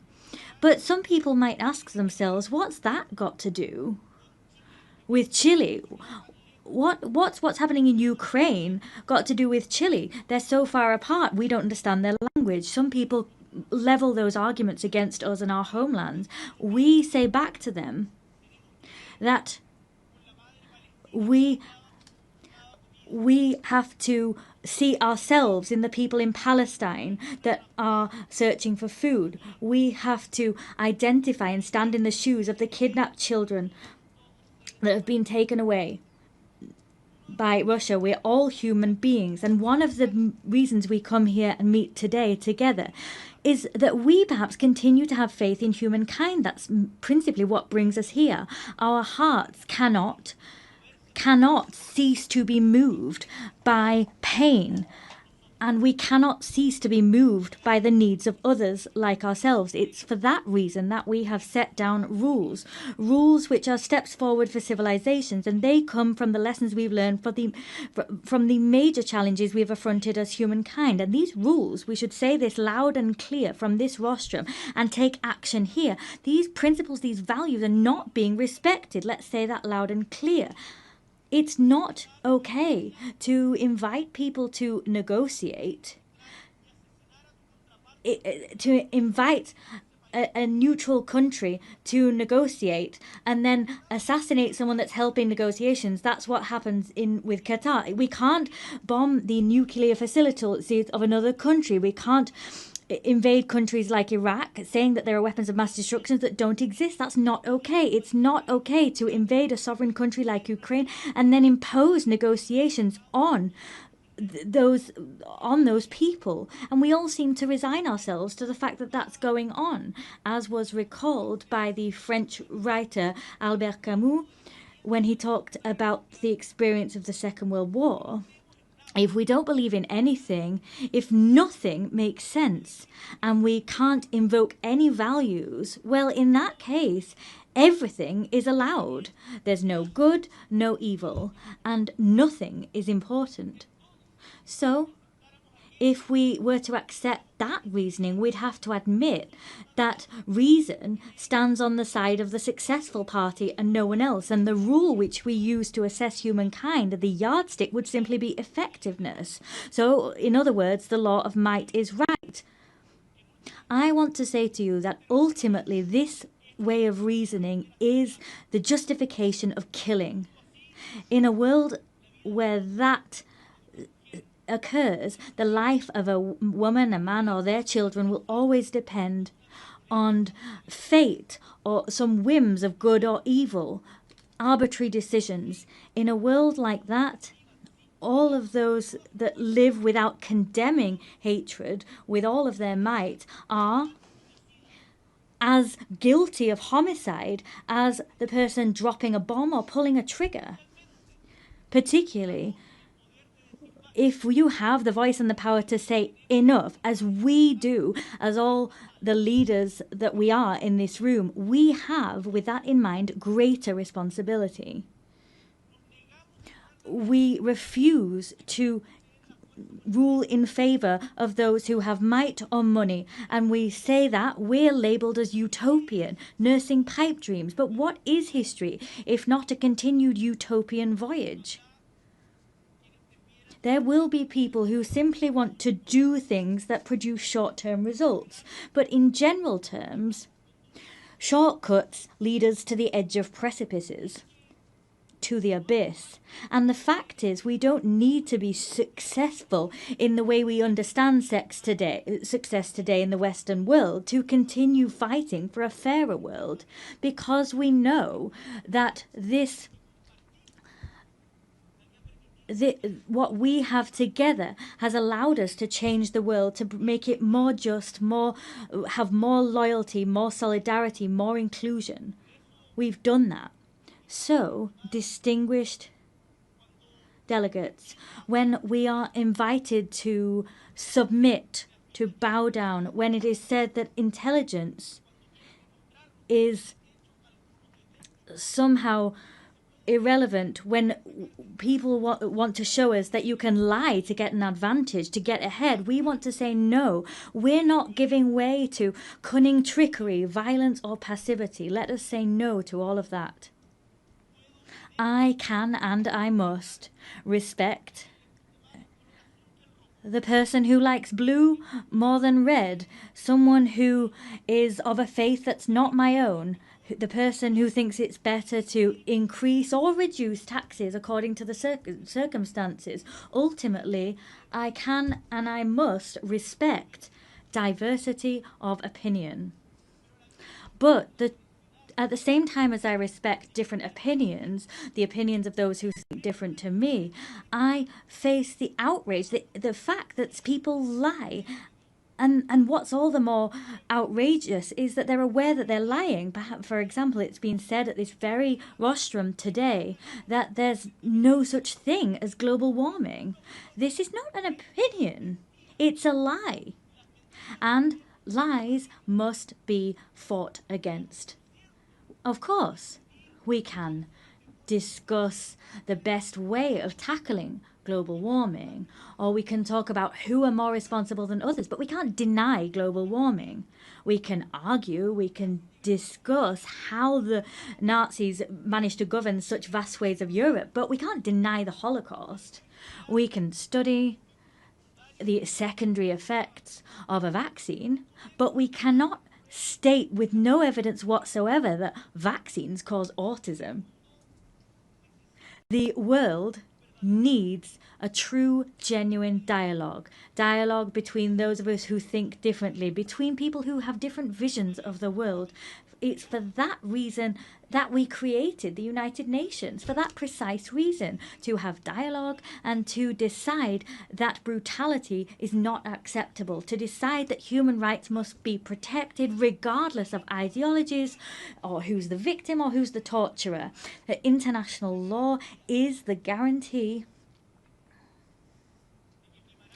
that reason will prevail over might always.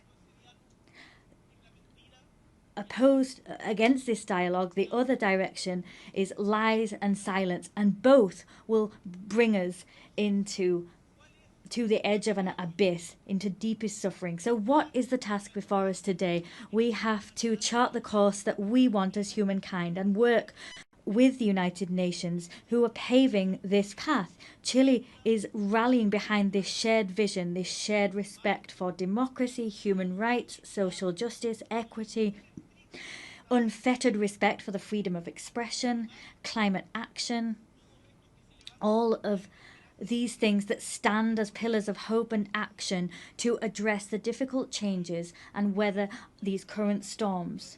Today we need to say loud and clear that we defend a commitment to democracy always in an nuanced fashion with no excuses whatsoever.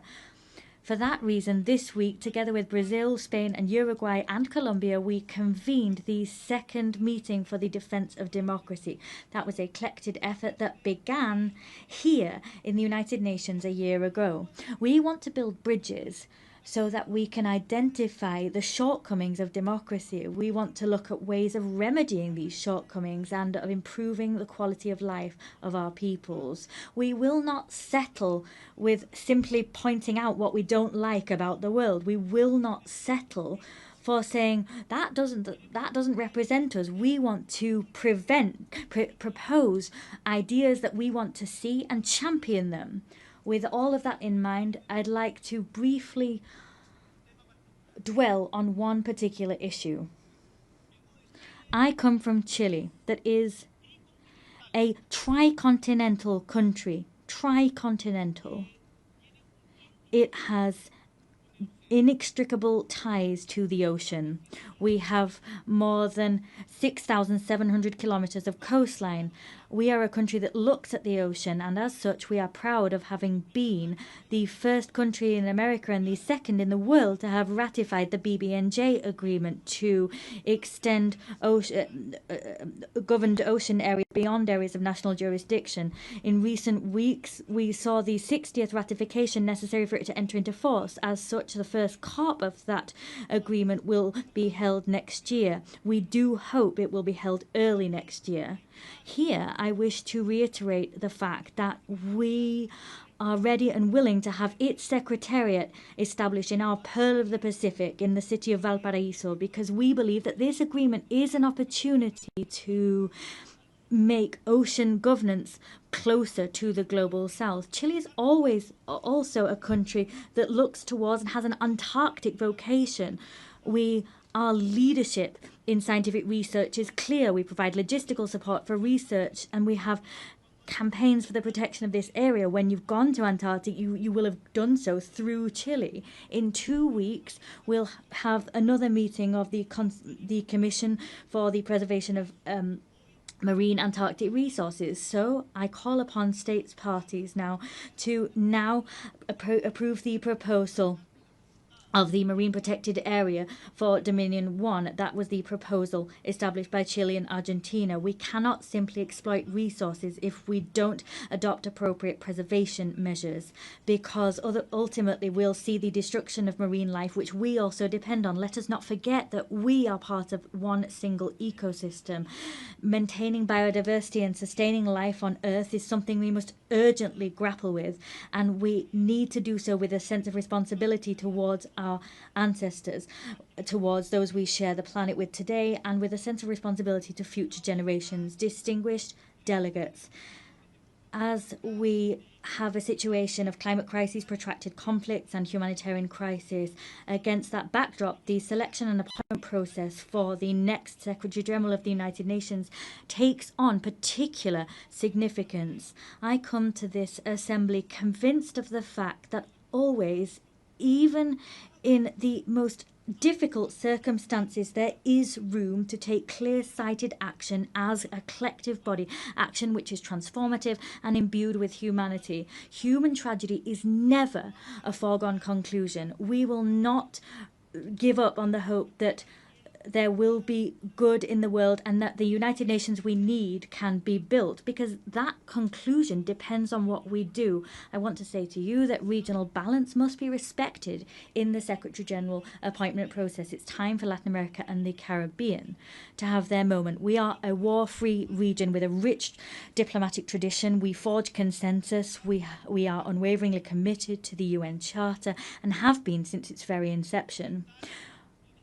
Tackling the historic gender imbalance within the United Nations is important. We've never had a woman Secretary General, and that is something we must remedy. 80 years of history without a woman having been appointed Secretary General. The UN must reflect the progress made by the world and recognise that a woman at the helm is not just a symbol of equity, but also represents and makes it reflects the fact that women are half of the population, and appointing a woman as Secretary General will send out the clear signal that women can occupy all parts of the world and nothing's closed off to them. Chile wants to actively contribute to that collective effort, and for that reason it is for me a great honour to announce from this rostrum that Chile will nominate our former president, Michelle Bachelet as candidate to the post of Secretary General of the United Nations. Que además nos está acompañando. She is here with us at this session. Michelle Bachelet is not only someone known to all of you on the global stage, she is a woman whose own trajectory is fully in line with the values that inspired this organization. She was head of state of Chile twice. Incidentally, she was also the first female head of state. She was also the Minister for Health and Defense. She was the Executive Director of UN Women and also High Commissioner for Human Rights at the United Nations. Michelle Bachelet has governed, has negotiated, has solved problems and has listened. Her trajectory, what she's done throughout her life, combines empathy with strength and resolve, experience with openness, and she combines all of these with a proven ability to make decisions and to take action in times of mistrust and fragmentation. I firmly believe, and I know that this conviction is shared by my nation, that Michelle Bachelet is someone able to build bridges between the North and the South, between the East and the West, between urgent needs to find solutions and the urgent need to defend principles. With her leadership, the United Nations will be able to restore credibility, effectiveness and a sense of purpose in the face of current challenges. She will build on the legacy of Antonio Guterres that I can say has given the best of himself from the good of humankind within this institution. With humility and a sense of conviction, Chile presents this candidacy with the conviction, the certainty that Michelle Bachelet will be able to make a decisive contribution to making the United Nations once more a place for meetings, place for solutions and active hope for the world as a whole. Distinguished delegates, 80 years. Let us look back at those decades and let us take stock of the strides forward seen in international governance. In spite of the challenges we're facing, we can also say that we have made progress. But we are eaten away at by the feeling that that progress is under threat. Who will draw the maps of the future? We want to believe that those cartographers will not be those waging assaults on multilateral institutions and eroding their credibility. We don't want them to be those who humiliate the weak.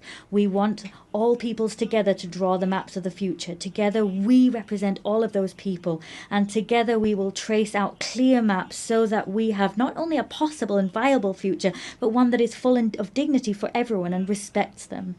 And to achieve that goal, this organization, let us remember the organization that was built on the ashes of the Second World War after the failure of the League of Nations, this organization is crucial. And renewing it, changing it, reforming it is an urgent need. So, as a renewed organization, but one with the same purpose, it will be an organization that everyone works together in. The words of Victor Jara, that great Chilean great Chilean artist, he talked about this great love of earth which has helped us to live. He loved peace, to enjoy life, love and freedom for everybody. He talked about those things so that his children could exist, his city could exist, and his people could exist. Let us, distinguished colleagues, move together, free and equal, similar and different. Let us walk along this shared path of seeking truth, justice, happiness, and justice. I thank you.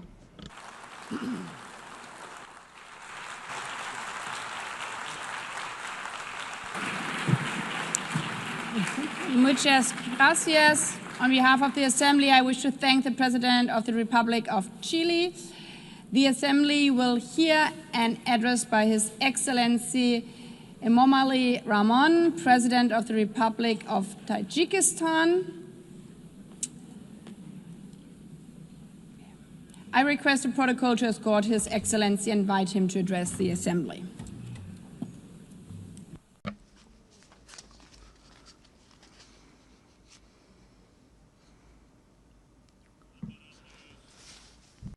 Your Excellency, Madam President, Excellency, ladies and gentlemen. Today, as we commemorate the 80th anniversary of the adoption of the United Nations Charter, I extend to all member states my heartfelt congratulations and best wishes on this occasion. The contemporary world is undeniably experiencing a period of instability, turbulence, unpredictability, and escalating complexity.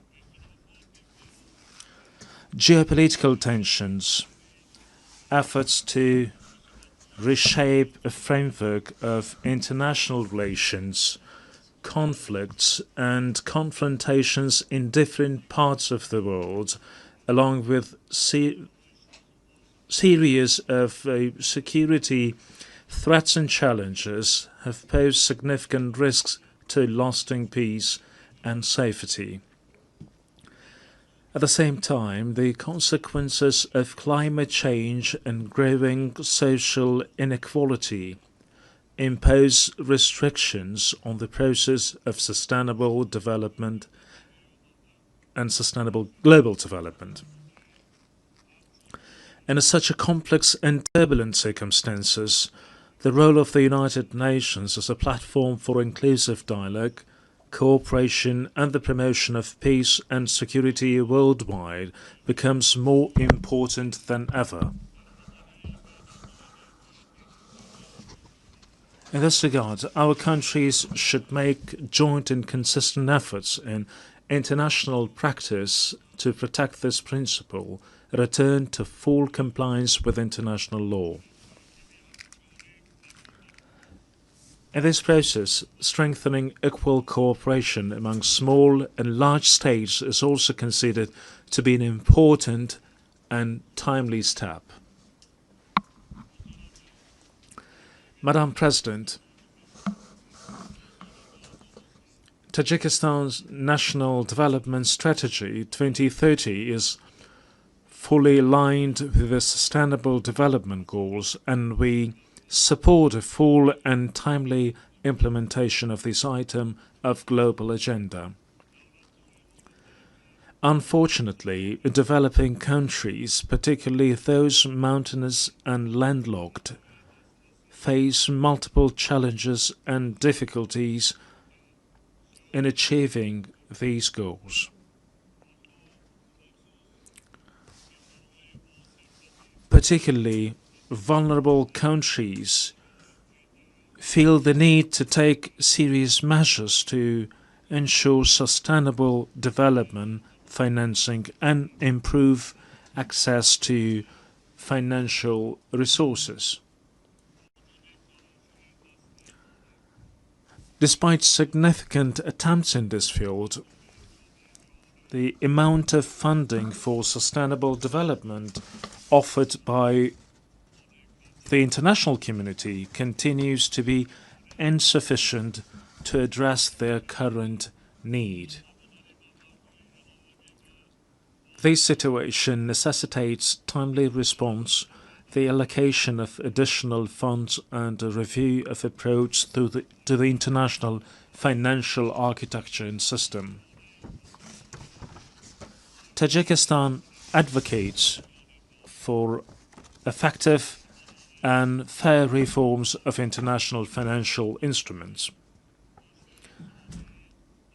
At present, we are observing varying degrees of economic progress among nations and the influence of developed nations and international financial organizations could play a significant role in tackling this issue. Many developing and less developed countries remain vulnerable to the impacts of economic and financial crisis, poverty, infectious diseases, including COVID, natural disasters, and food insecurity. They need to implement effective financial support measures, including debt relief. In our view, now is the high time to seriously consider this important item. Ladies and gentlemen, today climate change-related issues in various countries around the world, including Tajikistan, pose serious obstacles to towards achieving the Sustainable Development Goals. Our country, with 93% of its land covered by mountains, is deeply concerned of an adverse effect of this situation. Changes in the hydrological cycle, a series of floods and droughts, and severe dust storms over the past decades have had a direct impact on Tajikistan's water and energy resources and food security.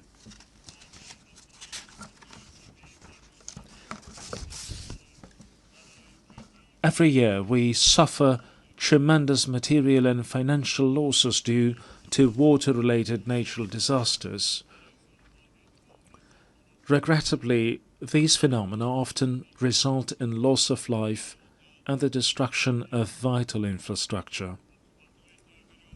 The impacts of climate change and rising temperatures have led to accelerated melting of glaciers and the deterioration of marine and ocean ecosystems.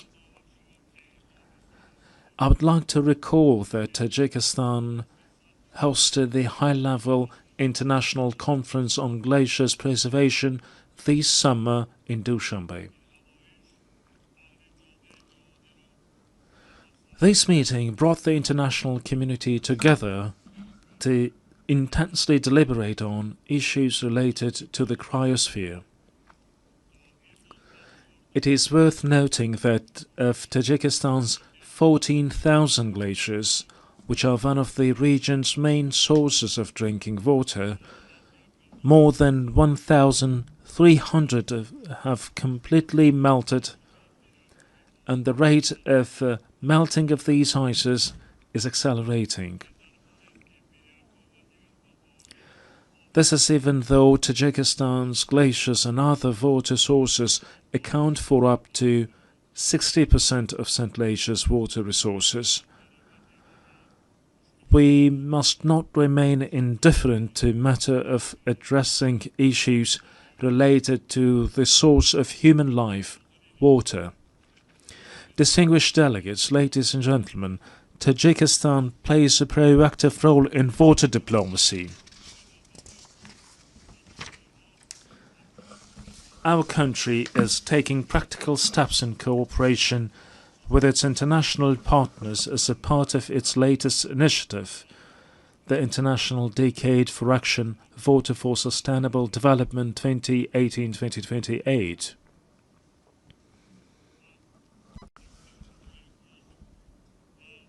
I call on member states and stakeholders to actively participate in the next event within the Dushanbe water process, the high-level international conference which will be held in Tajikistan next year.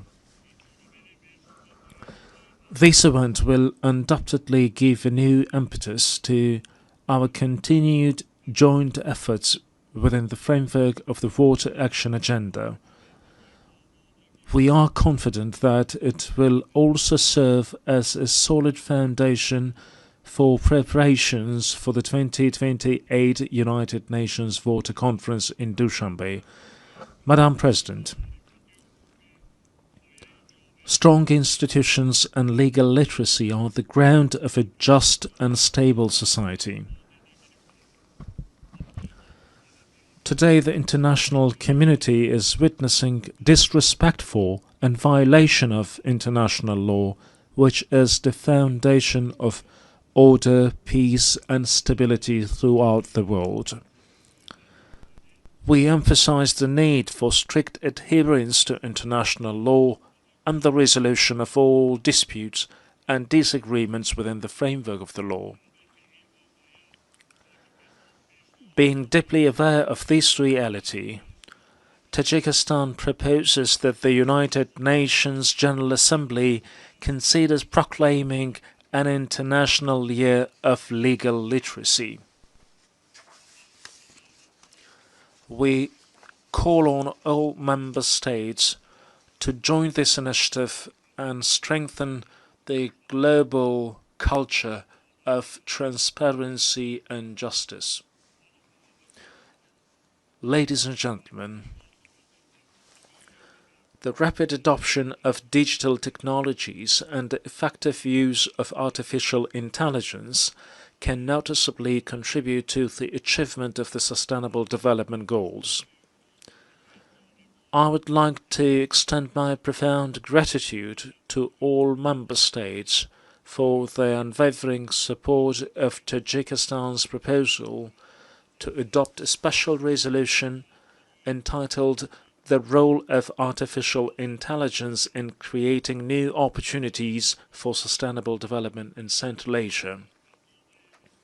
I'm confident that the resolution adopted by the General Assembly on July 25th of this year will serve as a key instrument for the safe and equitable use of artificial intelligence in our region.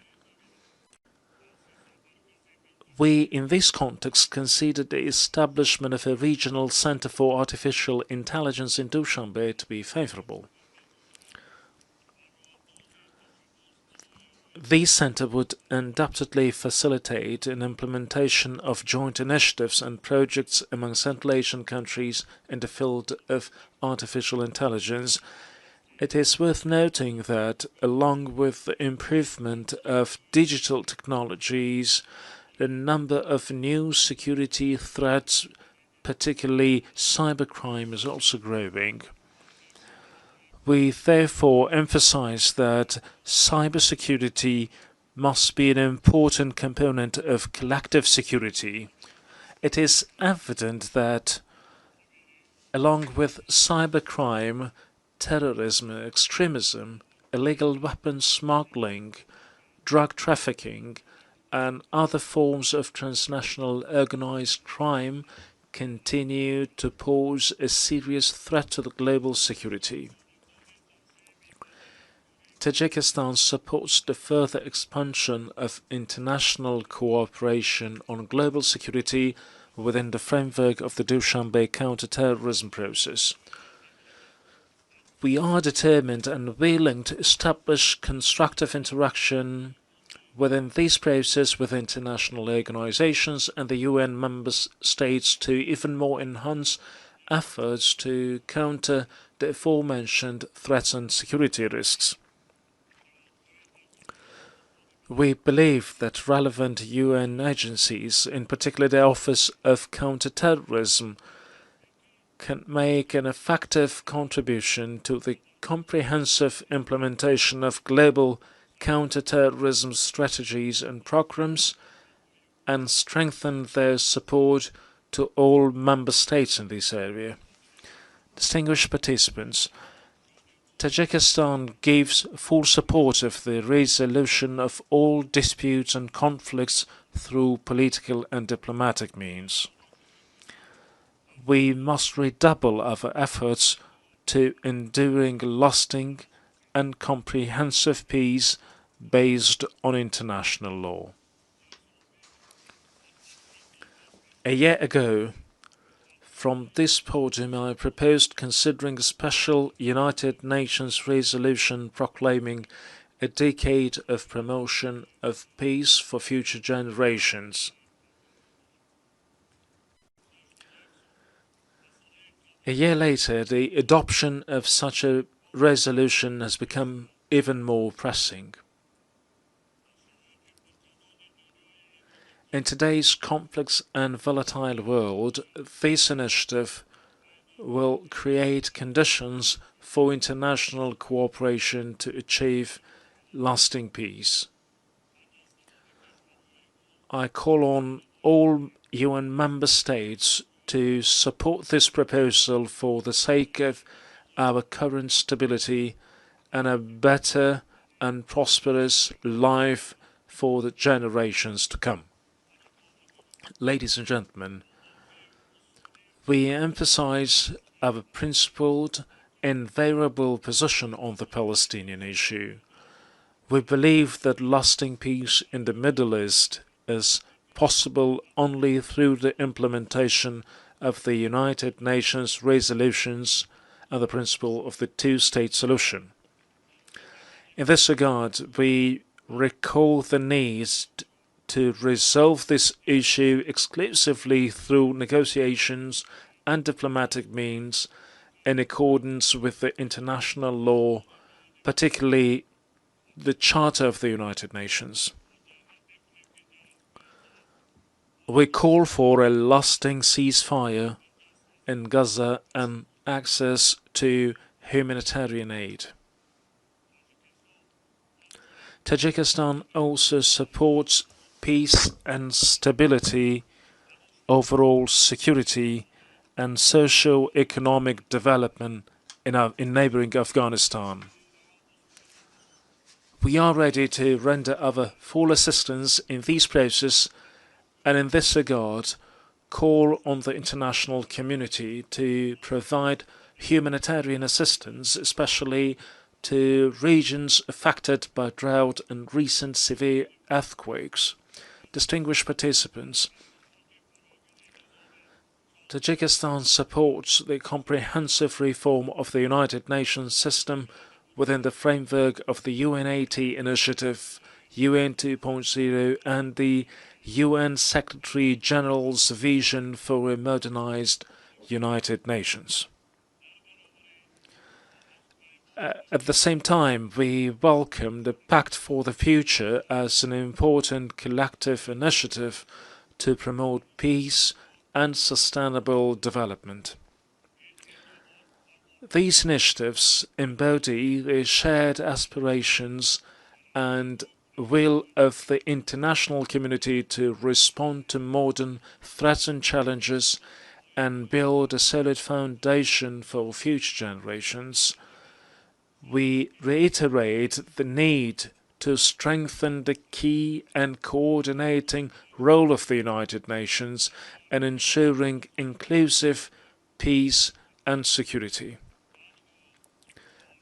Only with trust, cooperation and unwavering determination we can build a just, peaceful and sustainable future for all humanity. Tajikistan stands ready to cooperate with partner countries and all United Nations member states in achieving these noble goals and addressing other pressing issues on the global agenda. I thank you for your attention.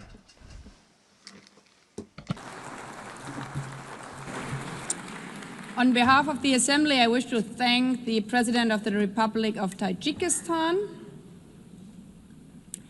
The Assembly will hear an address by His Excellency Joseph Aoun, President of the Lebanese Republic. I request protocol to escort His Excellency and invite him to address the Assembly.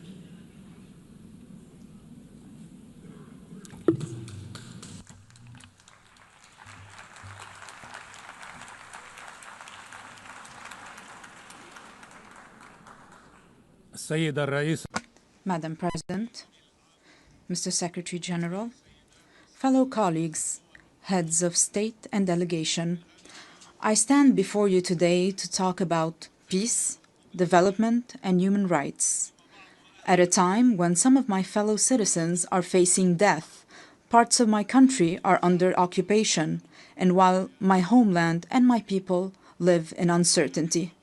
This situation takes me back some 77 years ago to the drafting committee of the Universal Declaration of Human Rights in 1948.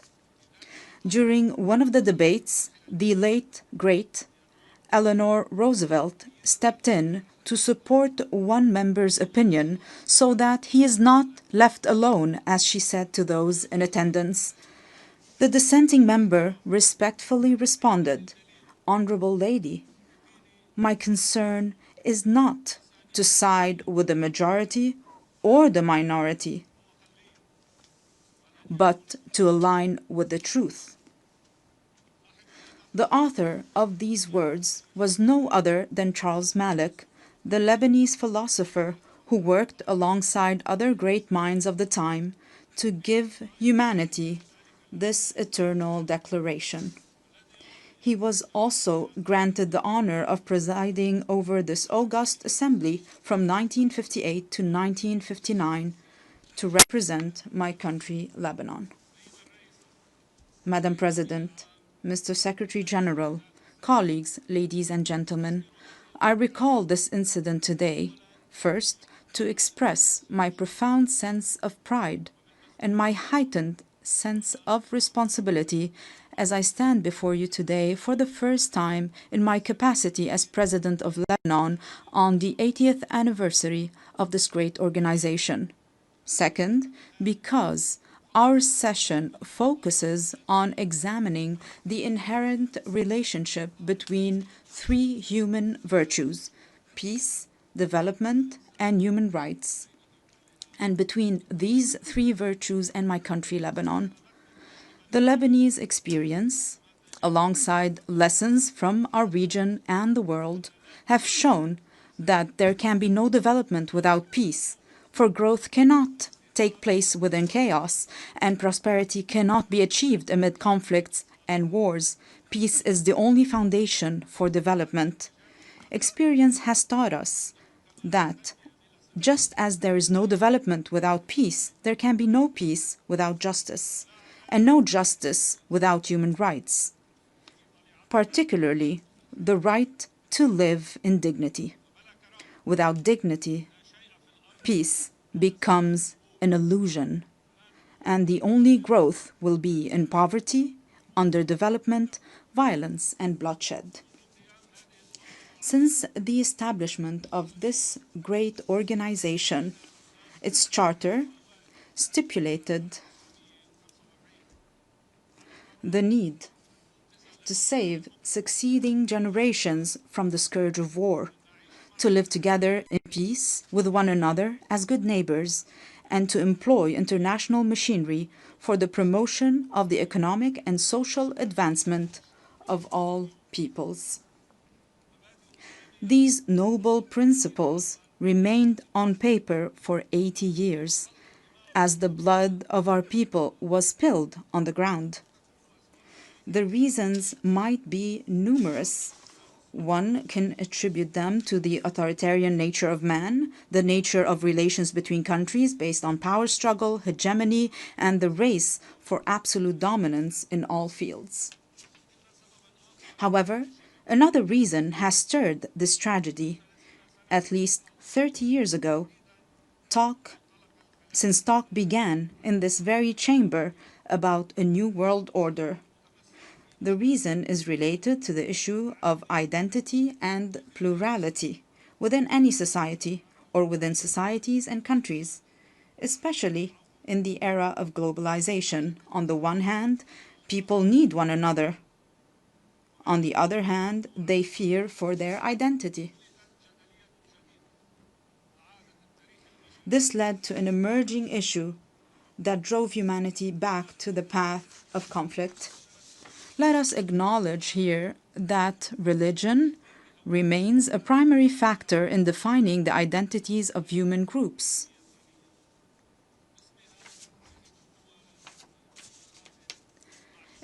In the name of religion, countries are at war with one another.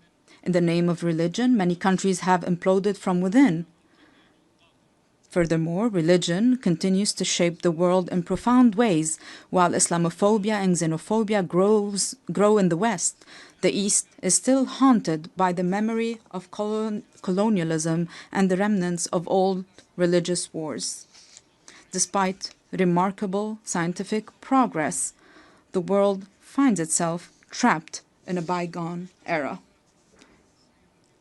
Madam President, Mr. Secretary General, colleagues, at the heart of this dilemma, Lebanon plays a unique role. This is its raison d'etre. This is the significance of Lebanon and its message to the world. Amid the global clash over religious identities, Lebanon stands out as a nation where Christians and Muslims coexist as equals under a constitution that guarantees equitable representation to both communities in the Parliament and the Council of Ministers, with full citizenship for all individuals. This model is open for progress. This model was criticized by some. However, it offers a unique, evolving approach, as the late Pope John Paul II observed. Lebanon is more than a country. It is a message of freedom and plurality for the East and the West. End of the quote. I reiterate and emphasize a message of freedom and plurality. In a region where people are killed or kill over their religious belief, or even for displaying a symbol of faith. In a weary world torn between those who want to impose religious attire and others intent on banning it, Lebanon offers a unique, unmatched, and irreplaceable model. A model that deserves to live, that must exist for the region and for the world. A model that allowed me, as an Arab Lebanese, to serve as the only Christian head of state from East Asia to the coast of Europe. My country, Lebanon, the land of human secularism with profound faith, without any imposition or prohibition of any kind. A model that requires all those who are committed to a better future for humanity to ask the following two questions. First, why would there be an international and UN obligation to preserve Lebanon? And second, how can we achieve this goal? First, indeed, there is a human obligation to preserve Lebanon. If this model falls, this model of coexistence between two different religious communities that are completely equal, where else around the world can we replicate this experience? If Christians were to disappear from Lebanon, this equation, this delicate balance will fall, and with it, justice. If the Muslim community in Lebanon no longer exists, this balance will also fall. And this will also undermine justice.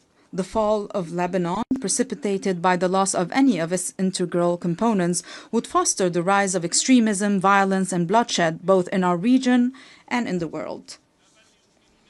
It is clear to me today that many of the underlying causes of the war on Lebanon, as well as the deeper, more insidious motivations behind it, have been aimed at dismantling Lebanon's unique model. These actions serve to justify an Orient fractured by conflicting identities and perpetual ethnic rivalries, destined to remain in a state of ongoing conflict. While certain may benefit from this situation, however, it is ultimately in the interest of the world and humanity to strive for international peace. Hence, the success of the Lebanese experience will set a benchmark for any country.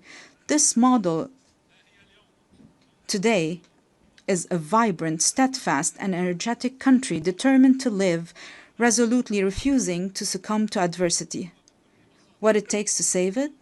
Simply a clear and firm stand, in words and action, aimed at liberating all the Lebanese territory and securing the exclusive sovereignty of the Lebanese state, enforced solely by its legitimate and legal armed forces over its land. This is the unanimous will of the Lebanese people since the declaration of November 27, 2024, which was adopted with the support of the United States and France and this very organization as a mechanism to enforce UN Security Council Resolution 1701.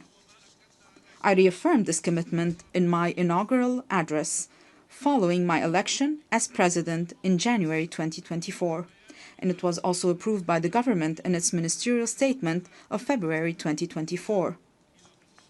Throughout our negotiations with President Trump's envoy, Ambassador Tom Barak, we worked on drafting a paper to guarantee full stability on our land, to which we are still bound and still await the same commitment by other concerned parties on our borders as well. This is what Lebanon seeks. Let me be more frank. Allow me to feel some pride for my country and my people, for they do deserve it. Ladies and gentlemen, we are truly an exceptional country by all measures. We are a country that each year receives people from the Lebanese diaspora, the equivalent of a third of the country's residents. This underlines the unwavering connection between the Lebanese people and their homeland. There is hardly a major project in our region that does not bear the signature of a Lebanese person, nor a cultural or artistic event that lacks a Lebanese imprint. In fact, it is almost certain that Lebanese contributions can be found in every significant endeavor.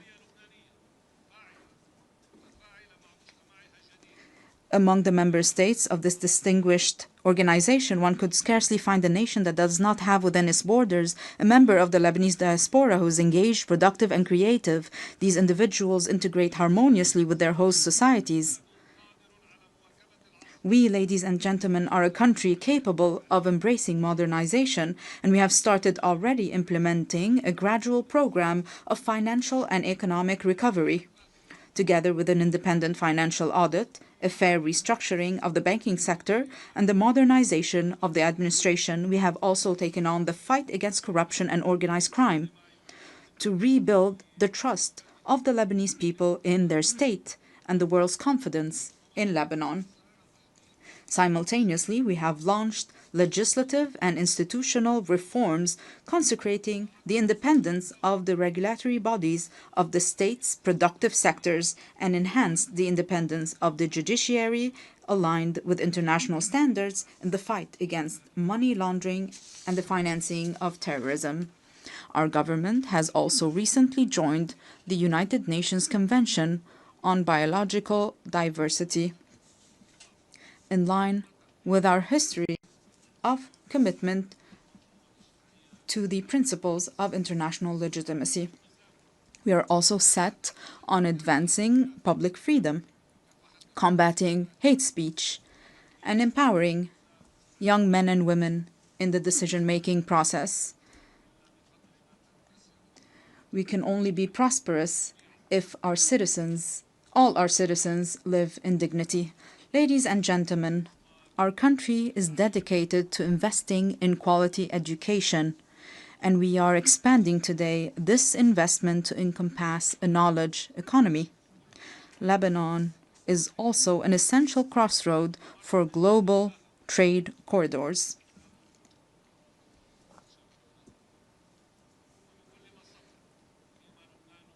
While advancing on all these fronts, our country simultaneously shoulders numerous burdens.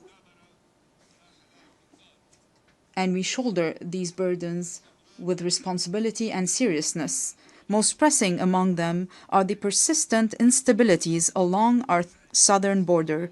We call for the immediate cessation of Israeli aggression, the full withdrawal of its occupying forces from all Lebanese territory, and the release of our hostages that we shall not forget nor leave behind. And we insist on the complete implementation of UN Security Council Resolution 1701. This will be achieved with the help of the mandate given to UNIFIL, working in coordination with the Lebanese army over a transitional period to achieve peace and stability. In this context, allow me to extend my gratitude to the members of the Security Council who adopted the resolution to renew UNIFIL's mandate to help us achieve lasting peace and stability. However, the deep underlying causes of our crises extend beyond our immediate borders. This is why it is our moral, human, and political obligation to call for an immediate end to the devastation taking place in Gaza.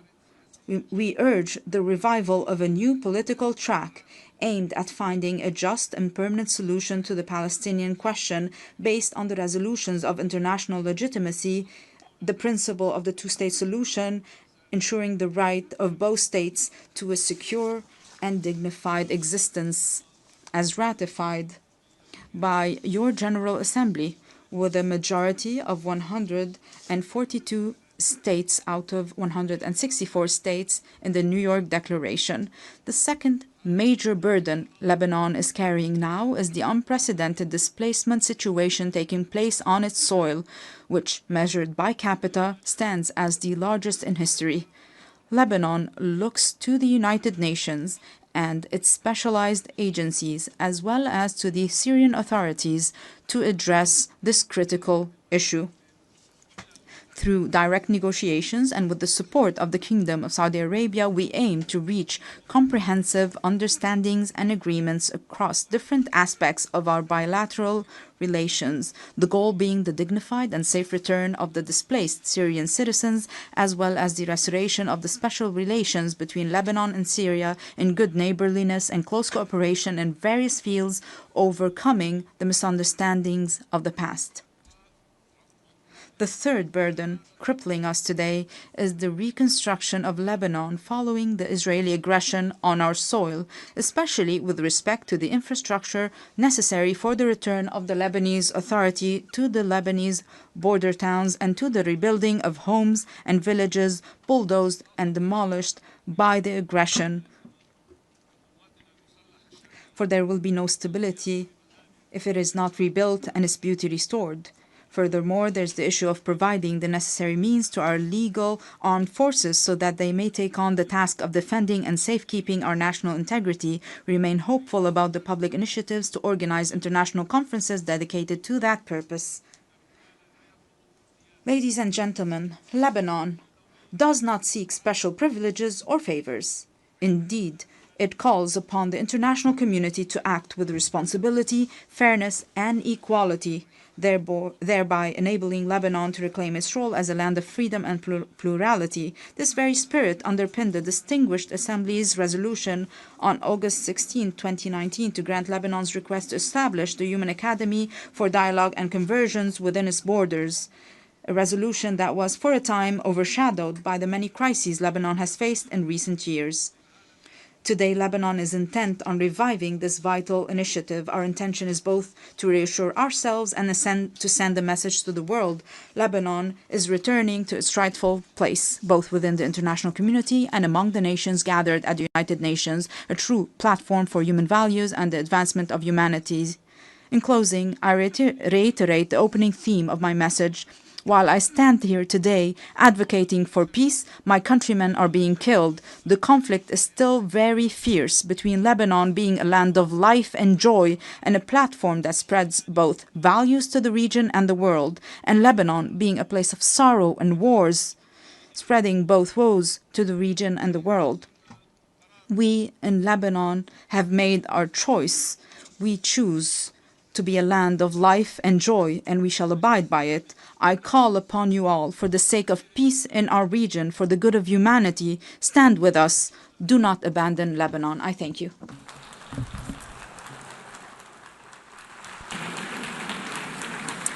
On behalf of the Assembly, I wish to thank the President of the Lebanese Republic.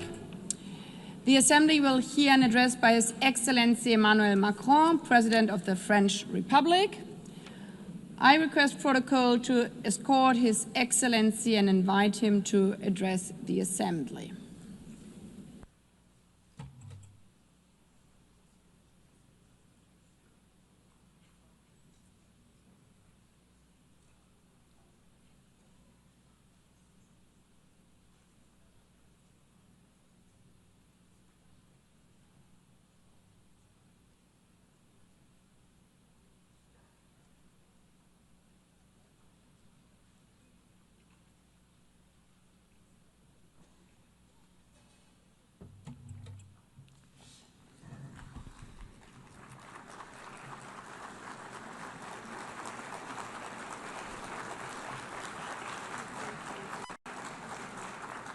Madame la Présidente de l'Assemblée.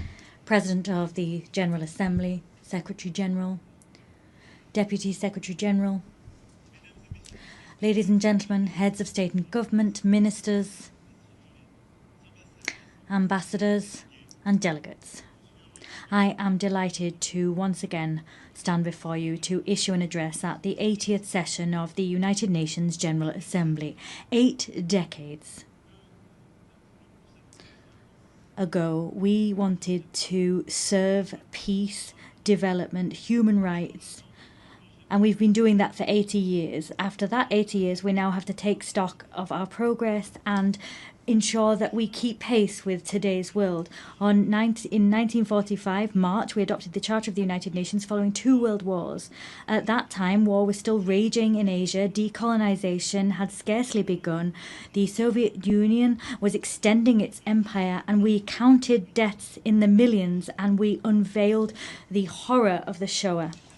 Yes, at that stage of the world wasn't yet complete, but at the same time, nevertheless, we were, through resolutions and with resolve, building our desire to spare succeeding generations from the scourge of war, and we declared our faith in the fundamental rights of mankind, and we made a commitment to create the conditions for justice, to foster social progress, to practice tolerance, and to live side by side in peace. We were not dreaming, and we invoked our past to help us. And after 80 years, I want to say before you that we were right to dream. We had the right to dream. Our world today deserves the same resolve we had then in terms of working together. 51 of us were at San Francisco, and now 193 of us are gathered here in the General Assembly. The text that created this organization enshrined the principle of collective action and enshrined common values. It defined robust processes. And I know, nevertheless, how great frustration is. We see that states are unequally represented, particularly on the Security Council, and that fuels frustration. And that's why I unequivocally support its expansion, the reform of the Security Council, particularly its expansion for the African continent. I also know the extent to which political and social balances and states of place have changed, and different actors have taken on more responsibilities. Many people are asking about whether the United Nations promises have been upheld, whether it's in sync with reality, and whether it brings with it any benefits. Let us not kid ourselves. This 80th anniversary is not a fact that we can just accept. Conflicts, international, national, state conflicts are proliferating. The criminal and terrorist activity is proliferating, and people are deliberately trampling on the Geneva Conventions as if war was just about terror, revenge and victory. Haiti, Burma, Ukraine, the Democratic Republic of the Congo. The list is as long as it is unconscionable. There are more and more cases of violence being weathered by people whose nations are at war. Major transformation is also underway for us all across the globe. Climate change is not under control. Biodiversity is collapsing. efforts that the majority of us are ready to make are coming up against the obstacles of the cynicism of a few that can make a difference but refuse to do just that still. And we see the technology picking up pace. They pave the way to horizons of opportunity, but they also pave the way for dangerous forces because they're not regulated. Global trade is weathering tariff wars, and that's another form of imbalance, globally speaking. Alarm bells are ringing out loud, but that doesn't extinguish hope. Our divisions do not mean a lack of hope did not mean Syria wasn't able to free itself from war. Ukraine is staying the course, and peace is possible in the Great Lake regions. We've also adopted treaties, ambitious agreements that some people thought were impossible. A treaty on pandemics, a treaty to protect the high seas, another to finance development. The world's complexity is not a reason to throw in the towel on our principles and our ambitions. To a certain extent, ours is a moment of paradox. We need, more than ever before, to restore the spirit of cooperation that prevailed 80 years ago. And however, in spite of that, we're isolating ourselves. There's more and more divisions, and that's plagued the global order. The world is breaking down, and that's halting our collective capacity to resolve major conflicts of our time and stopping us from addressing global challenges. France is proud to be among the people of the United Nations and pay tribute to all the people that serve them, soldiers wearing blue helmets that maintain peace where no one else wants to go, humanitarian personnel and healthcare workers that come to the aid of the most vulnerable, legal specialists, observers, rapporteurs that bear witness to the reality, ensure that the rule of law can prevail, that arbitrary whims do not rule the day. I'm talking, of course, about our NGOs, our nurses, our journalists, and many other people who bear witness to the fact that this organization cannot be replaced. It is for this reason that those that are its harshest critics are also those that want to change the rule of the game because they want to exert domination. And these are people that do not want the common good to prevail. They want to serve their interests, and that is the major risk of our time. The risk of seeing the facts as they are just become the ongoing state of play. We don't want to see might is right prevail, but that's the risk. We don't want to see the selfishness of some people win the day. That's the risk. The risk is that some people, an elite, will decide the course that the world will run, and that they will forget that there's an international community. There needs to be respectful relations between peers. There needs to be cooperation between peers. That alone makes peace possible. That alone makes it possible to address climate change, to have a successful digital transformation, or to fight against military proliferation. It is for this reason that 80 years later, our priority is to really find the crux of effective multilateralism, to get back to that gem, collective effectiveness. We need to be clear here. The anti-game of some people makes it almost impossible for our organization to be collectively effective. They're playing against us. We need to work together to get back to that collective multilateralism. There's no point here in dividing the North from the South to think that there can be a united West in the face of a global South.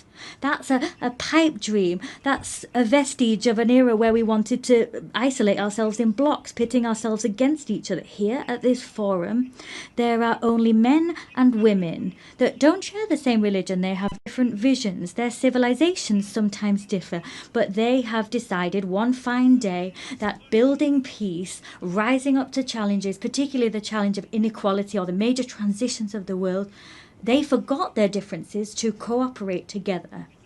It is for that reason we need to consolidate existing rules and the institutions that guarantee our collective authority and our collective effectiveness. Human rights remain the very fundamental pillar of the United Nations House, and they give coherence to all of the action we undertake. And at a time when conflicts spread and increase in number, we also have mass human rights crises that we're facing at the same time. Our duty is to ensure that there is a respect for international humanitarian law. We proposed ensuring that as part of the global initiative that we champion alongside a number of counterparts, South Africa, Brazil, China, Jordan, Kazakhstan, and the ICRC. Let us support the ICC in its fight against impunity. Let us allow the orders of the ICJ to be implemented, their rulings be upheld. The authority, the force of law is our best chance in stopping the rule of might is right from prevailing. Upholding our values is the only way of throwing out a double standards principle. We've always called out that principle since we came together as a global parliament. Peace and security are everything. For that reason, it's so important for Ukraine to resist Russia and have peace. They need to get their territory, their children, their wealth, and their future back. The Russian aggression is not a problem of Europe, but rather a problem which plagues us all. It's our problem. It poses the eternal question of the force of law against might is right, freedom against imperialism. Ukraine didn't want war. Ukraine wants peace. France too wants peace. The Europeans want peace. The United States of America want peace. As such, Ukraine has a fundamental right, that is to live in security and to no longer fear that Russia will attack once more. It is for this reason France, with the United Kingdom, built a coalition of the willing, bringing together 35 nations to give Ukraine crucial security guarantees for the long term. As such, we're creating the conditions for a robust, just peace which will allow the Ukrainian people to really be masters of their own fate. And what happened in recent weeks in Poland's airspace, Mr. President, Romania, the provocations that we saw in Estonia and elsewhere are the proof that all European people are also challenged by threats of Russian destabilization. And unity can thwart those. Ukraine has often said it's ready for a ceasefire and can agree to negotiations. It accepts them. It's now up to Russia to prove that it can choose peace, even at a time it's stepping up attacks against Ukrainian civilians and the provocations to which I've just referred. France is ready as we wait to stand shoulder to shoulder with Ukraine alongside our European partners and all those that understand that we need to hold Russia back to preserve the global order. And I welcome the proposal we saw a few hours ago from the President of the United States, recalling the gradual weakening of the Russian economy. I welcome what he said, the on-the-ground failures of Russia. In more than 1,000 days, Russia's hardly gained 1% of Ukrainian territory. There have been so much loss, so many civilian victims, and few territorial gains. I welcome the fact that the President of the USA believes in Ukraine's ability not only to hold the course, but to uphold and ensure its rights prevail with us. It's because there is this refusal of double standards that France will stand side by side with Ukraine as we do for peace in the Middle East.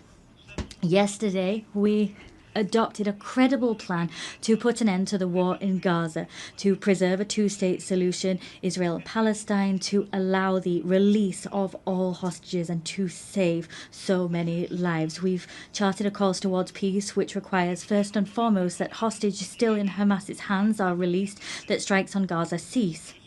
And I am delighted that Saudi Arabia and France have convinced a large number of the members of this assembly to sign the New York Declaration. 142 members of this assembly have signed that declaration.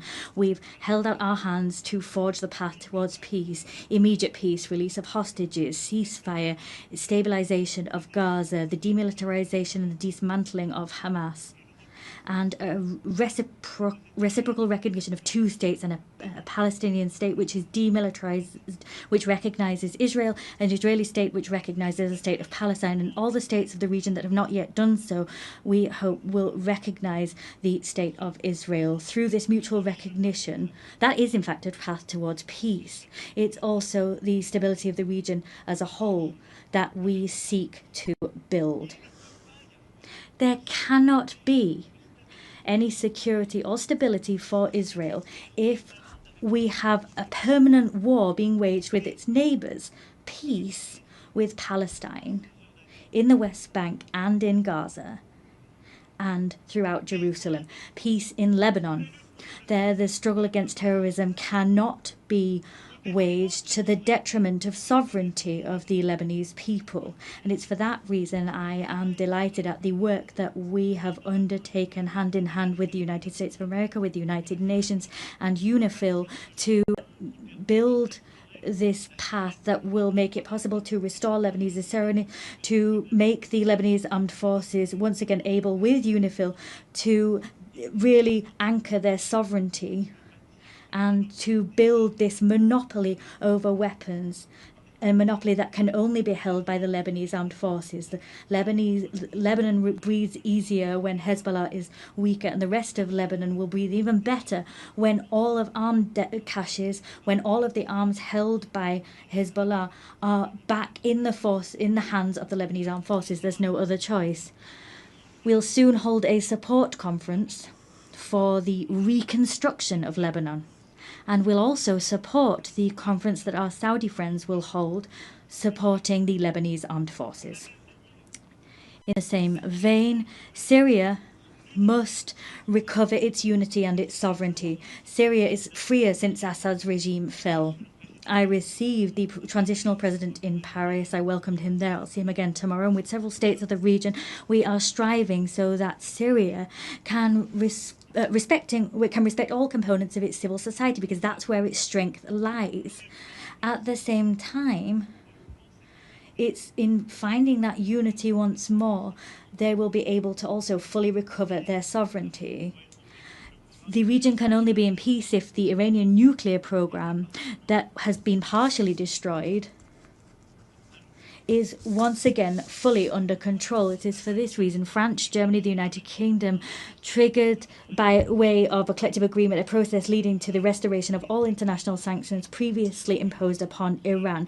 Iran alone is responsible for being in breach of its obligations, but they have decided to open the doors to the IAEA and allow them to inspect HEU stocks and to conduct inspections. The next steps to come will be decisive. Either Iran makes a gesture and goes back to the path of peace and accountability that make it possible to get back on course and for the IAEA to do its work and for stockpiles to be transferred, or sanctions will have to be imposed. I'll have an occasion to meet with the president, if needs be, tomorrow. On each of these crucial issues, France puts forward concrete proposals, solutions. The plan for the war to stop in Ukraine exists. The plan to make peace in the Middle East is on the table. A plan to put the Iranian nuclear program back under proper control exists. The plan to restore the full sovereignty of Lebanon in the south exists. We always want to be the partner of all of those who share this demand that everyone take effective action. However, there is a risk that we will stop taking action and look away from too much suffering. The humanitarian tragedy currently in Sudan is undoubtedly the biggest of those facing us today. It's up to us collectively to rally, to mobilize as we did in Paris in 2024. Let us coordinate our efforts to act together so that the warmongers accept negotiations and put power back in civilian hands. In the same way, in the Great Lakes region, the sovereignty and territorial integrity of the Democratic Republic of the Congo must be upheld. We need to return hope to the people of Kivu and to the hundreds of thousands of people that have been displaced. And it is also for that reason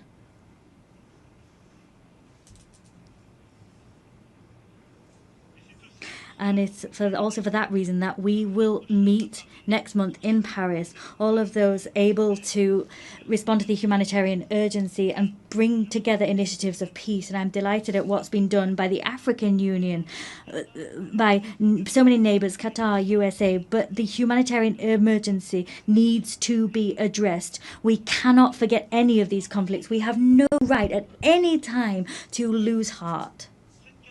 This capacity to take a leap of action is our source of strength. That's what brought us together 80 years ago. We have no right to get tired, to show fatigue.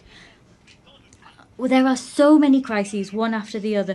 I'm quite clear-sighted alongside you when I look at today's world. Everywhere we see the risks of proliferation once again return and new threats emerge. There is an urgent need to rebuild a credible framework, a verifiable framework to combat any nuclear proliferation, to rebuild a credible framework to once again contain these threats, ballistic proliferation. I'm not forgetting bacteriological, chemical threats, or the new risks that posed by AI, cyber technology, space technology, quantum technology. We have common frameworks, but they've been weakened in all of these domains in recent years. Sometimes because some people sort of said they were outdated, and sometimes because the rules for verification weren't properly observed, sometimes because the pace of technological development meant that these frameworks, their capacity to innovate, was not enough. Technological change was going too quick. However, we've got no right to give up. Ours is, we have to build that crucial framework for peace. The same demand for effectiveness, effective multilateralism, is one that we need to uphold for our global challenges. The Secretary General attaches great importance to our organisation, and he has ambition for it, and that's shown through his initiative UN 80, and I share his concerns about our organisation. Yes, we need, at this time of disarray that I talked about as a result of these major issues of war and conflict, we can't forget there are so many global challenges that mean that we must all come together. Let us stare straight in the face global imbalances. All economies affected. All economies, and I'm speaking as one of the richest among them, but also middle-income countries, developing countries, and of course the poorest nations among us. All of us, if we can't have organised international debate on major global imbalances, if our response is a fragmented one and we don't work together, we exacerbate these problems. Today, our challenge is to look at how we can help China to develop the internal demand that it really needs. How can we ensure that productive capacities that China's been able to develop in recent years, these technological capacity, sometimes there's technological transfer, and that's good, but they need to be conducted hand in hand with harmonious development and respectfully the environment. How can we correct US trade imbalances? How can we do that through corrective measures, not through tariffs that takes the rug out from under international trade?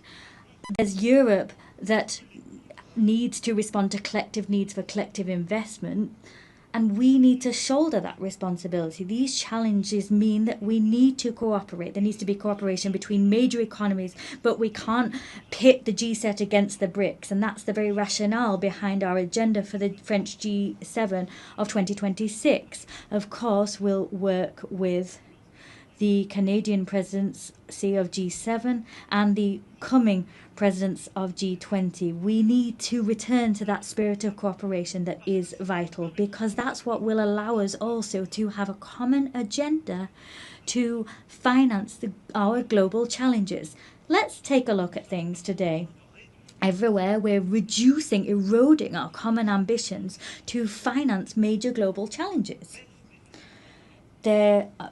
Collective financing for healthcare is plummeting, as is financing for food security, as is financing for education.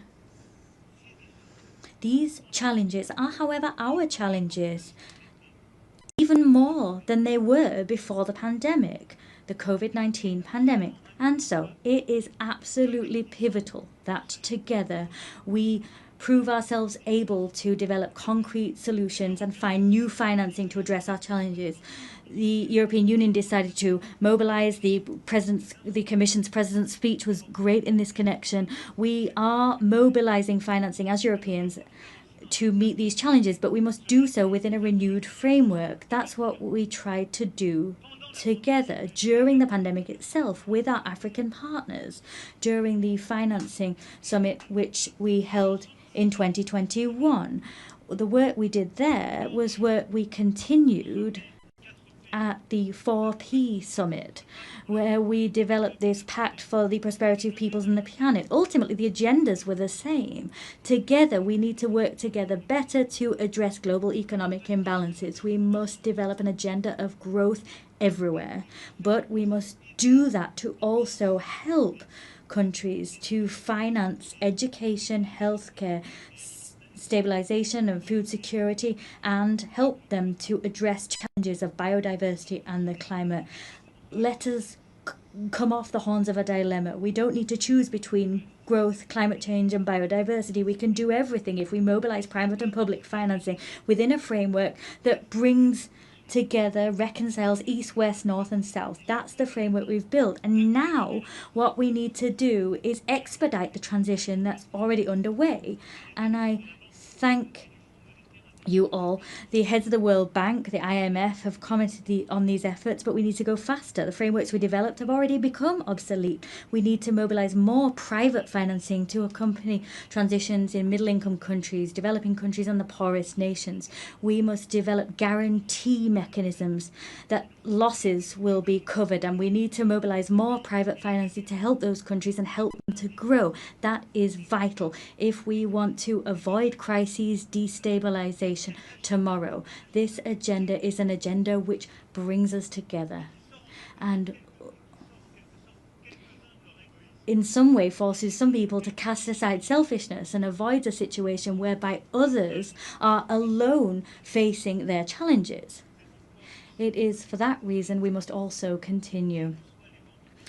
Whatever the ill winds that blow, continue to mobilize to stop biodiversity loss and help the climate. As I was saying, together we were able to notch up victories recently. The Nice Treaty that entered into force through collective rallying. We finally have a regulation framework for our oceans. That was something we'd been waiting for decades. The same collective mobilization is what we must see on plastic. We need to develop an international treaty that aims to put an end to plastic pollution. The same mobilization is what we need to have to mobilize biodiversity credits and give more consistency to our carbon credits. This same rallying needs to be seen as we move towards the Berlin COP. France and Europe will be at that meeting, and we will be in step with the 2030 goals. We will mobilize all financing necessary to usher in this transition, whether that be public or private financing. We have no right to turn away, stray from the course towards the goals we set ourselves.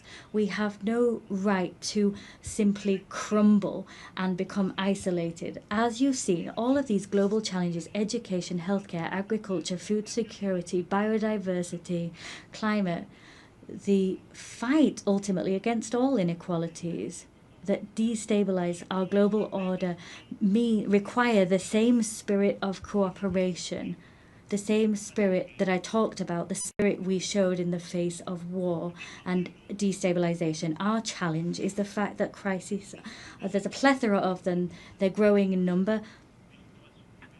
My speech was long and quite comprehensive, but I do reassure you I'm coming to an end. But I forcefully say to you once more, in spite of all that, in spite of the long list that sometimes gives the impression that we might be overwhelmed, our duty is to remain on our feet and to continue to act together.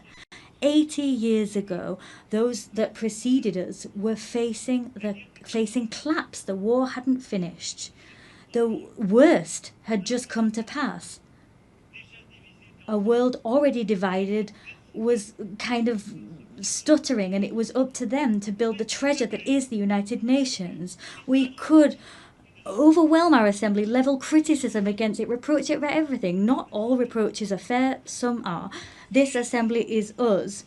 If it's ineffective, it's because some people are blocking it. And sometimes it's the most powerful. If it's not going fast enough, it's because people don't have enough resolve to make things move forward. The United Nations is all of us. There's one thing. It's that we don't have a right to be cynical. We don't have the right to get fatigued. We can't have this defeated heart, because our world is here before us, and our risk, the risk that we face, is that of fragmentation, that the law might is right will prevail, the status quo prevailing, cynicism, and to some extent that we will lose control. Yes, the loss of control. That's what all of our peoples are experiencing. Fear in the face of a future they no longer control. The fear before in the face of migrations that they're weathering, a climate that we can no longer control, fear of inequalities that we can't bring under control, a fear in the face of a war we can't stop.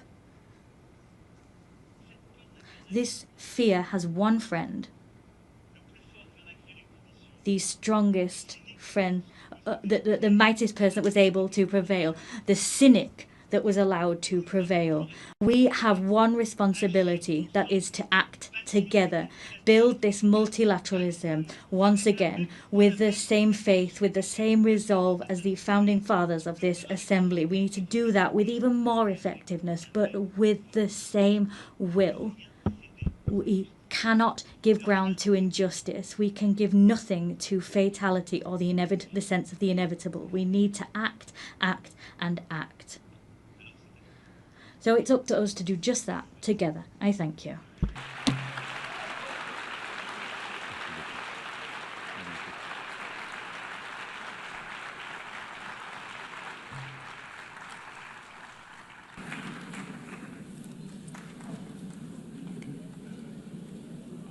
On behalf of the Assembly, I wish to thank the President of the French Republic.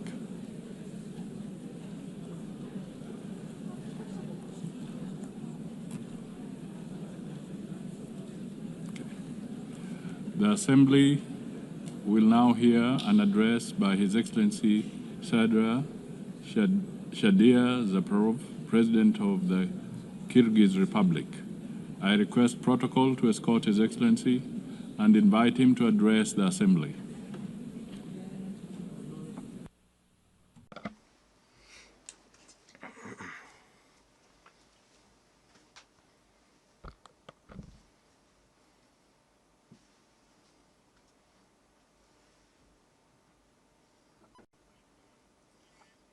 Madam President, Mr. Secretary General, distinguished heads of delegations, ladies and gentlemen, allow me to sincerely congratulate Ms. Annalena Baerbock on her election as the President of the 80th session of the United Nations General Assembly and to wish her every success in her work.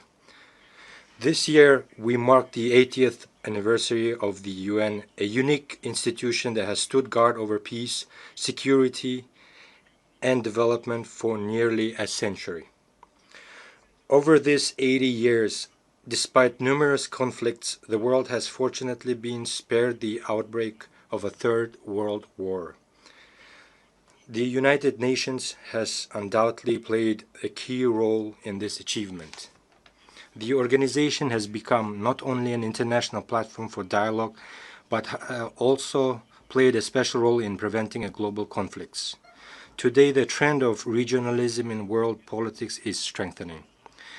We are witnessing continued price hikes, a shortage of liquidity, and a war of sanctions in the global economy. The threat of terrorism and extremism has spread across all countries. Despite criticism, the UN remains the only truly universal organization endowed with both moral authority and institutional capacity. Today, Kyrgyzstan takes pride in the political stability it has achieved and in the ongoing social and economic transformation. These achievements did not come easily to us. For us, the price of attaining freedom and independence was very high. But I can state one thing with confidence. We have been able to establish Kyrgyzstan as a state. This achievement allows us to set ambitious goals for the future. International organizations, including the UN, recognize Kyrgyzstan as one of the freest and most stable states on the Eurasian continent with a strong civil society. A large-scale and irreversible fight against corruption and crime is considered a priority area of state policy in Kyrgyzstan. Today, our task is to pursue political modernization and economic development in line with the demands of tomorrow. We are committed to improving the investment climate, building an information society, and establishing fair and transparent public governance. Ladies and gentlemen, every year in New York, leaders of all world's nations gather to once again remind themselves and each other of the great mission for which UN was created. I too have come to New York with this mission. Today, my diplomatic staff have prepared a polite text that takes into account the international diplomatic situation. However, this year, standing at this high podium, I decided not to speak as a diplomat. This year, from this podium, I wish to speak not only as the head of state, but as an ordinary person and a citizen of my country, openly expressing my true thoughts and reflections on the international events happening in the world. This year marks the 4th time I am delivering a speech at the UN General Assembly. For 3 consecutive years, I came here and delivered pleasant, beautiful words. But today, I have decided to speak openly and directly about the problems that trouble the hearts of millions of people. In different parts of the world, in Europe, the Middle East, Africa, and Asia, new armed conflicts and wars are erupting. Millions of people losing their homes are forced to abandon their native lands, and millions become victims. Who suffers the most? First and foremost, ordinary people. We cannot turn a blind eye to the suffering of many peoples. Palestine, Ukraine, Sudan, Syria, and others where hostilities continue. Civilians are dying and human rights are being violated. The world community, applying double standards, prioritizes these conflicts as more or less important, depending on its own geopolitical interests.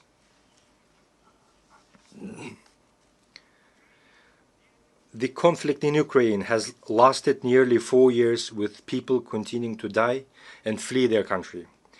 We support the efforts of US President Donald Trump and Russian President Vladimir Putin to seek solutions for a peaceful settlement of conflict in Ukraine. We are interested in this outcome because we too are suffering from the consequences of Russian-Ukraine conflict. Unilateral sanctions negatively affect us as well, a country that is only just getting back on its feet. Kyrgyzstan is making every effort to strengthen its economy independently. Therefore, we view unjustified sanctions as interference in our internal affairs and as pressure that hinders the development of our still-forming economy. I have always said, I will say again, Kyrgyzstan has strictly fulfilled and will continue to fulfill its international obligations. However, we cannot sacrifice the interests of our citizens and the economic development of our country. The sanctions imposed on Kyrgyzstan are based on false information spread by certain non-governmental organizations and dishonest people. We are ready to accept independent international audits to thoroughly review the activities of Kyrgyzstan's banks. In 2024, EU countries traded with Russia to the amount of $141 billion, of which $36 billion was Russian imports.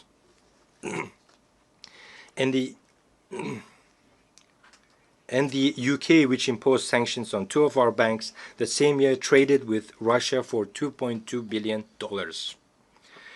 Frankly speaking, some keep the option of cooperating with Russia in defense of their own interest, but forbid others from doing the same. How should this phenomenon be called? Before demanding something from others, be an example to yourself. You demand from us not to cooperate with Russia, yet you yourselves are cooperating extensively. We, in fact, have far deeper economic relations with Russia than you do. Therefore, economically speaking, we cannot refuse cooperation with Russia. We do not seek confrontation with others. We cooperate with virtually the entire world, pursuing a multi-vector foreign policy. For example, every year we sell gold worth of $1 billion to the UK alone. My foremost duty as the president of the country is to ensure the security of my citizens and my nation, and to improve their economic well-being. We oppose the politicization of economic cooperation and trade. Therefore, we demand the lifting of sanctions against 2 of our banks. Distinguished ladies and gentlemen, the UN Secretary General has already described the Gaza Strip as a graveyard of thousands of children. More is needed to stop the war and the horrific events in Gaza. We must empathize with Palestinian people who have suffered enormous losses as a result of inhuman conflict in the Gaza Strip. We must not remain indifferent to the human tragedy unfolding before the whole world. We demand an end to genocide against the Palestinians and the commencement of international judicial investigation by the UN International Court of Justice. My country has always firmly condemned violence and terrorism in all their forms, including the terrorist attacks on Israel on the 7th of October 2023. Such terrorists must be punished harshly. However, the fight against terrorism and the methods used to eliminate terrorists have their own rules and procedures.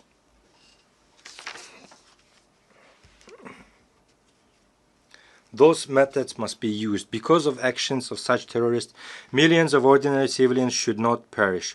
Why do we allow the mass deaths of ordinary people and innocent children by the hundreds of thousands? The only way to establish a lasting peace is to implement the principle of 2 states for 2 people. Palestine must gain independence based on 1967 borders. We also condemn the recent rocket strikes on the territories of Qatar and Iran, since such attacks infringe on the sovereignty of independent states, create threats to regional stability and security, and run counter to the norms of international law. The fight against terrorism and modern threats in Gaza, Iran, Lebanon, and other regions must be proportionate to their scale and nature. Civilians, women, and children must not suffer and be sacrificed. Distinguished ladies and gentlemen, as a neighboring country, Kyrgyzstan considers it important, especially in these difficult times, to provide comprehensive support to the Afghan people by integrating Afghanistan's economy into the regional and global economic processes. To isolate Afghanistan at the international level and deprive it of foreign assistance is wrong. It is unjust. We believe that the use of financial instruments for geopolitical and ideological gain, thereby deepening the humanitarian crisis, is an act of injustice and inhumanity. Therefore, we are convinced that the assets of Afghanistan frozen by Western countries in the amount of $9 billion must be returned to the Afghan people as soon as possible. These funds could contribute to the restoration of infrastructure, expansion of access to credit through local banks, the development of agriculture, and the creation of new opportunities for millions of people living in poverty.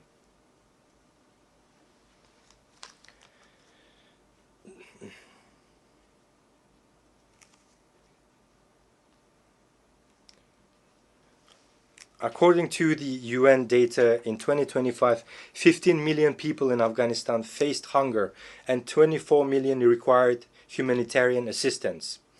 As we all know, at the beginning of September, more than 2,000 of our Afghan brothers lost their lives as a result of an earthquake.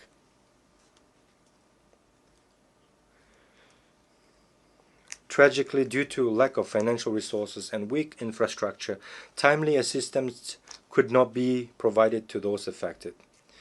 We call upon the leaders of Western countries to immediately return these assets for the sake of future of the Afghan people.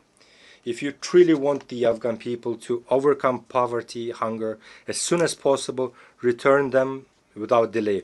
Only then will your words about human rights and interstate obligations correspond to your actions. Distinguished participants, today's challenges in African countries, from conflicts to food insecurity, require not sympathy in words, but solidarity in action. Africa is 54 countries with a population of more than 1.5 billion people. It is the second largest continent after Eurasia. Africa possesses enormous reserves of resources, and we are confident that in the near future Africa's role in the global economy and international politics will multiply several times. Therefore, the continent's colossal natural wealth must serve the accelerated development of Africa itself and the fulfillment of its own interests. The peacekeeping work of the UN must be strengthened. My country began sending its peacekeepers on UN missions at the dawn of its independence in the early 1990s.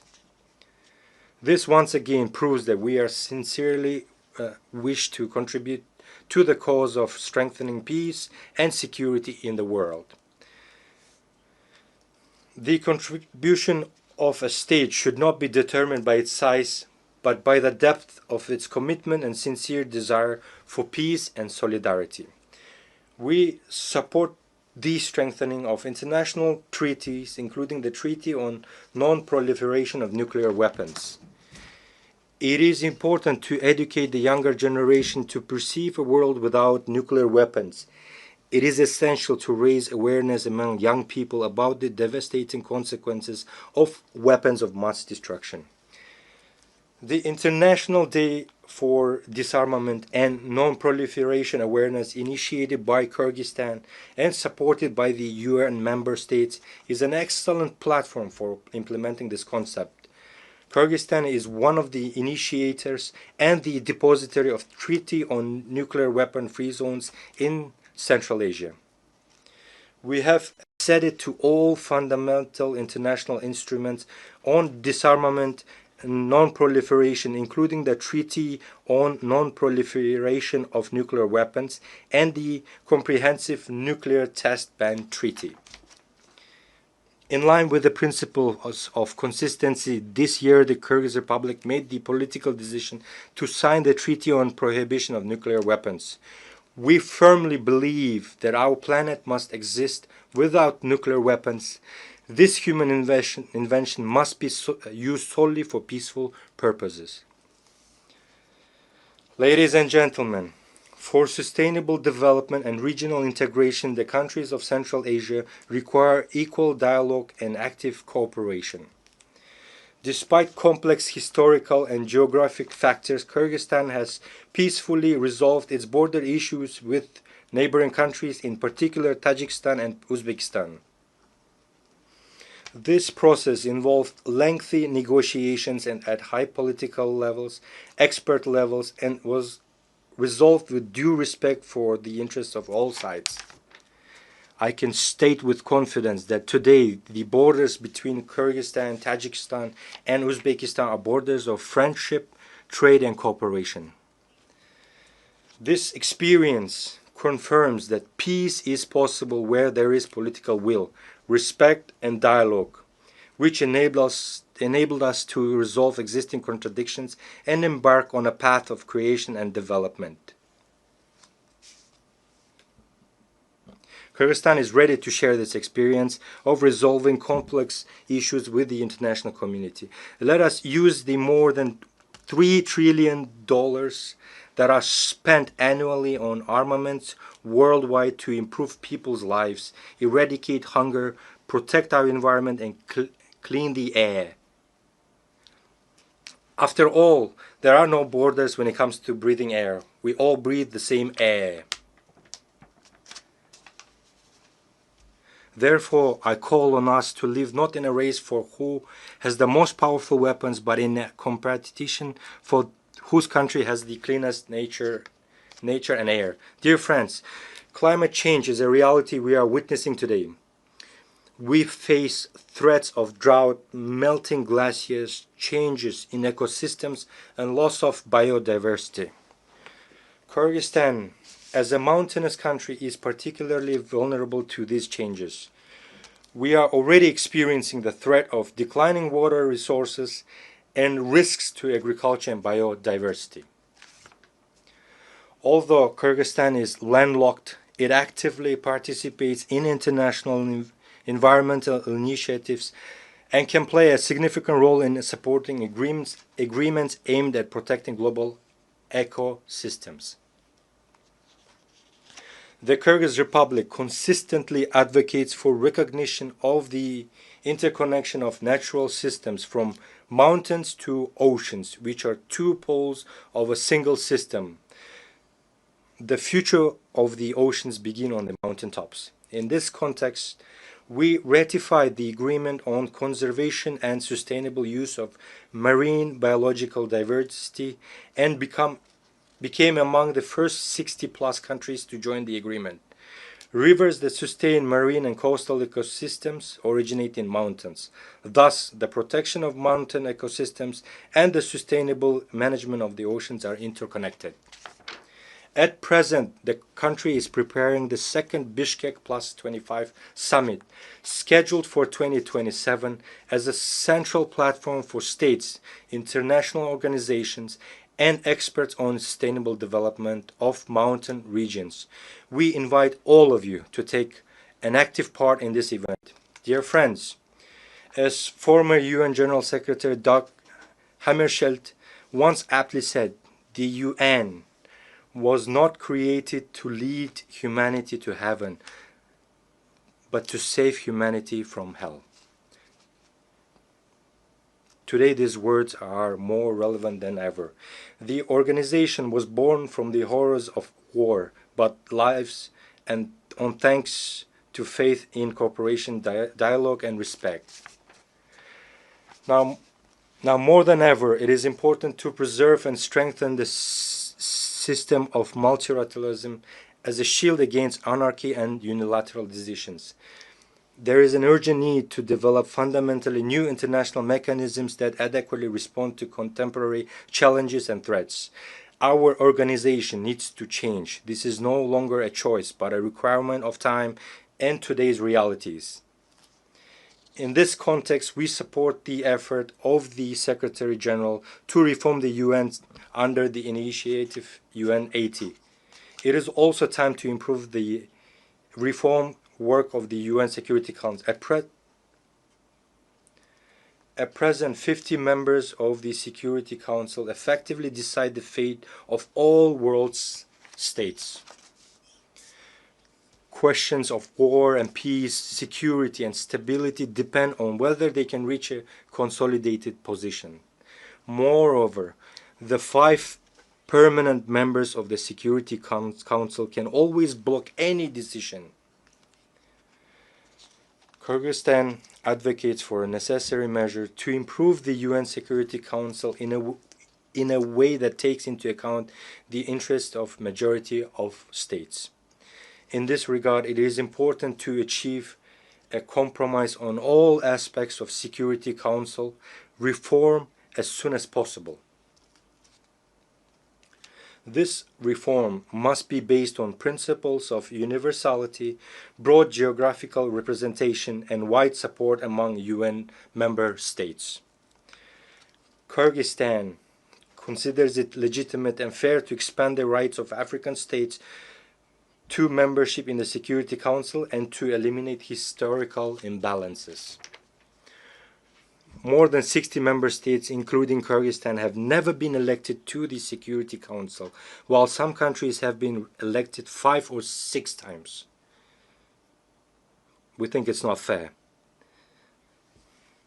Distinguished delegates, Kyrgyzstan strives to make its contribution to peace, global security, and sustainable development.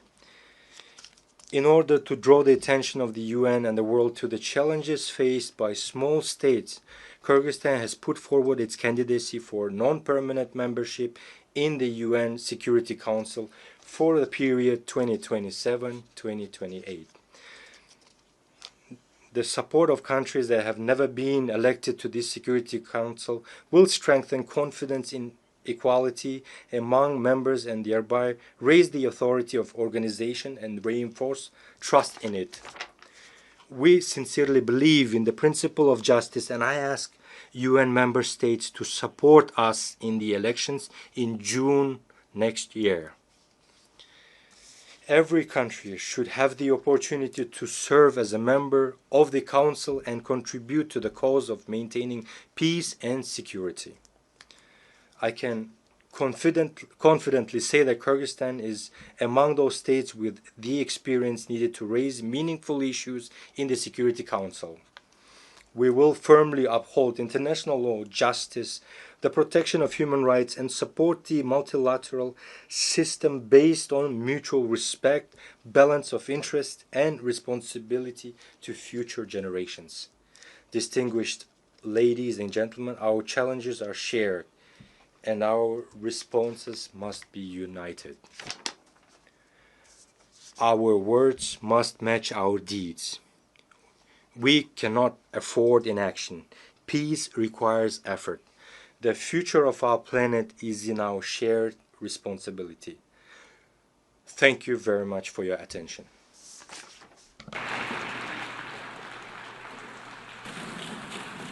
On behalf of the Assembly, I wish to thank the President of the Kyrgyz Republic.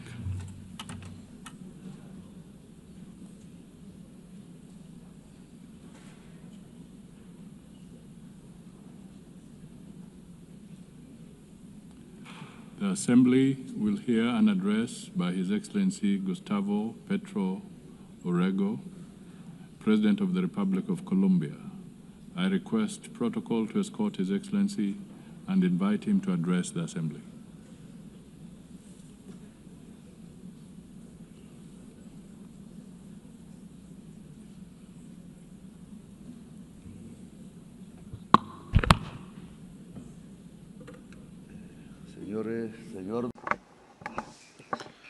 President of the General Assembly, this is my last statement as President here, the fourth time.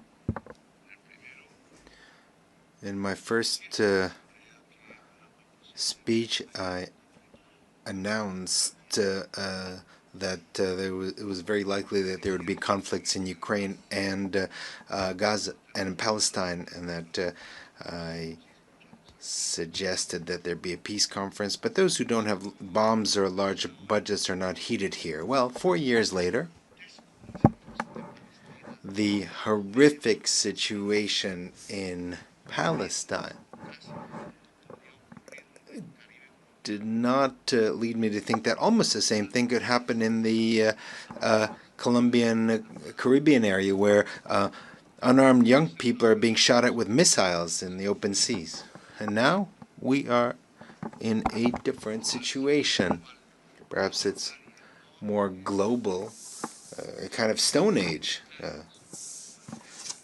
that has descended on all of humankind. Missiles against 17 unarmed young people in the Caribbean Sea, some of them Colombians.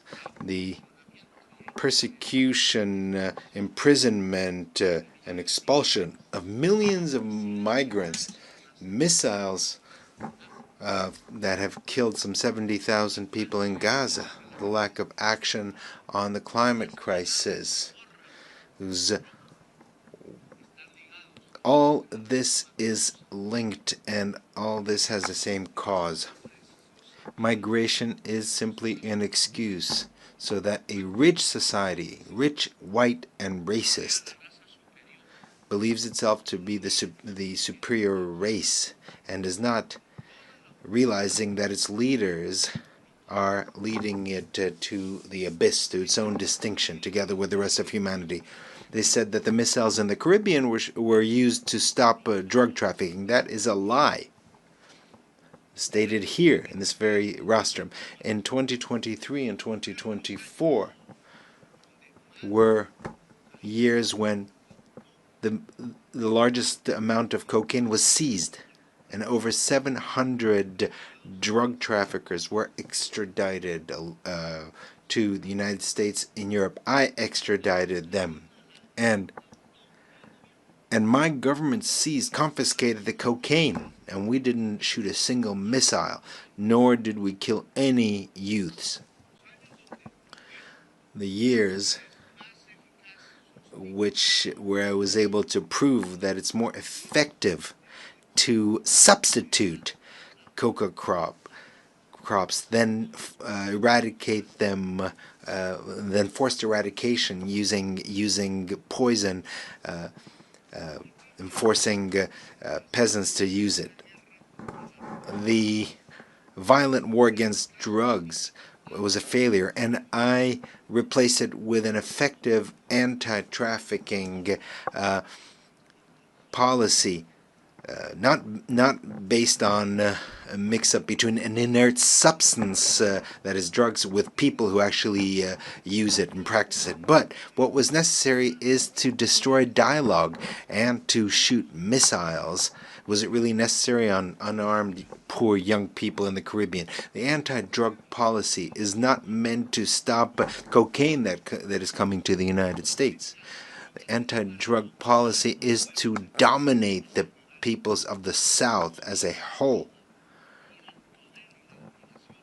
You shouldn't look at the drugs, you should look at who has the power and who dominates. This is why I speak to you as a decertified president. I've been decertified by President Trump, without him having any right to do this, a human right or divine right or any sensible reason.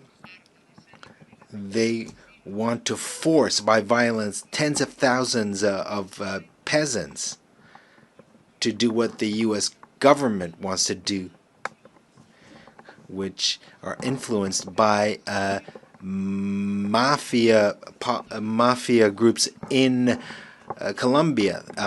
Thousands of peasants are massacred in Colombia by politicians who were senators, who were presidents, who were ministers, that were bribed and on the payroll of the drug mafia. And at the same time, they were allies of the extreme right based in Florida of the United States, and now allies of the Trump administration. They've been allied for decades with drug lords, cocaine drug lords in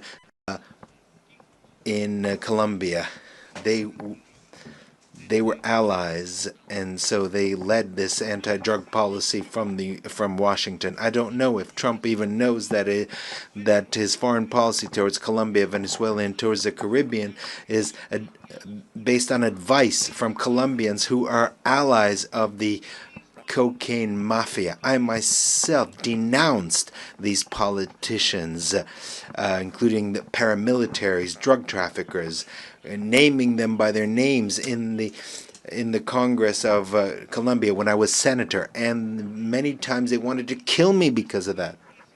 And they did not want me to become president. They wanted me to shut up, and now they don't want another progressive government to be reelected. That is why I've been personally decertified, and they have spread calumny against Colombia.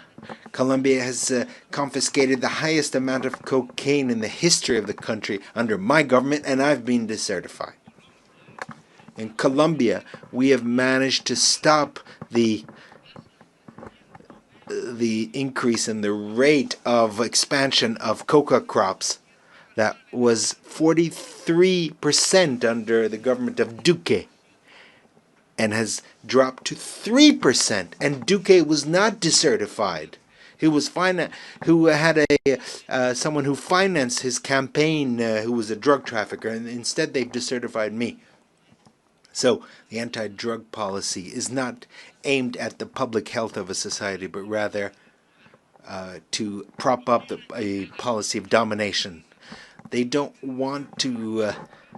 They don't want to give the power to the people. The young people that were killed using missiles in the Caribbean were not from Hamas. They were not from other terrorist groups. They were poor Colombians. And with apologies to those who dominate the United Nations, there should be criminal cases against those officials of the United States for doing this, including the utmost official, President Trump, that allowed the shooting of missiles against these young people who were simply trying to escape poverty. Youths who in a speedboat who might have had a certain amount of drugs were not drug traffickers. They were simply poor youth. But the real drug traffickers live somewhere else, not in America, not in Latin America. So it's easy to shoot missiles against the speedboats with migrants and accusing them of terrorism and drug trafficking when they don't have a single weapon to defend themselves. When the real drug traffickers live in New York, here, just a few blocks from here, in Miami. And they reach agreements with the DEA, and they're allowed to traffic in Africa, in Russia, in China, but not in the United States, a country that has not managed to reduce its consumption of cocaine. Because it's drug addicts, or rather, they did manage to reduce the consumption of cocaine simply because their addicts switched to another type of drug, fentanyl, which is much deadlier. This fentanyl is produced in the industrial heartland of the United States, here, not far from here. And the consumers are here as well. It's produced and consumed in the United States. That is the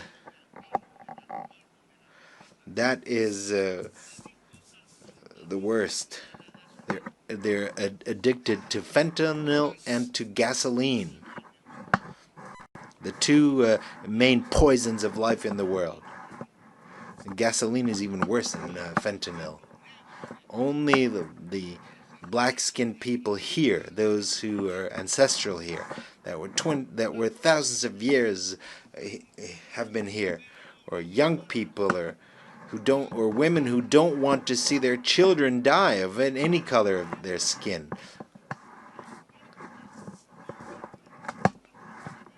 People are still hooked on fentanyl or hooked on television. Only they can stop this domination by the United States. The people who have taken to the streets in California, in New York, in Philadelphia, where the Liberty Bell stands, in spite of the National Guard that Trump sends out against its own people to shut them up, to the states that are free. These states are no longer uniting their efforts in the face of tyranny. The President of the United States does not know that 1 million Latin Americans have died.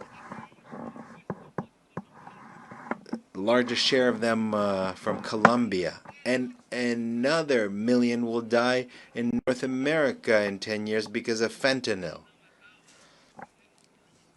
Cocaine killed 3,000 people a year. Today, fentanyl kills 130 per year, 30 times more.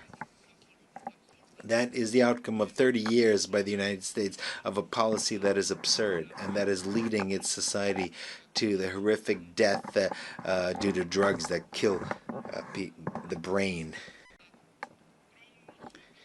And in this situation, Trump not only allows missiles to be fired at young people in the Caribbean, does not only imprison migrants, but also allows missiles to be killed against children, women, and old people in Gaza. He is an accomplice to genocide. It is a genocide, and we need to prevent it. This forum is a mute witness to a genocide. In a world where we thought that this was something only a legacy of Hitler. Here they don't speak of life, of the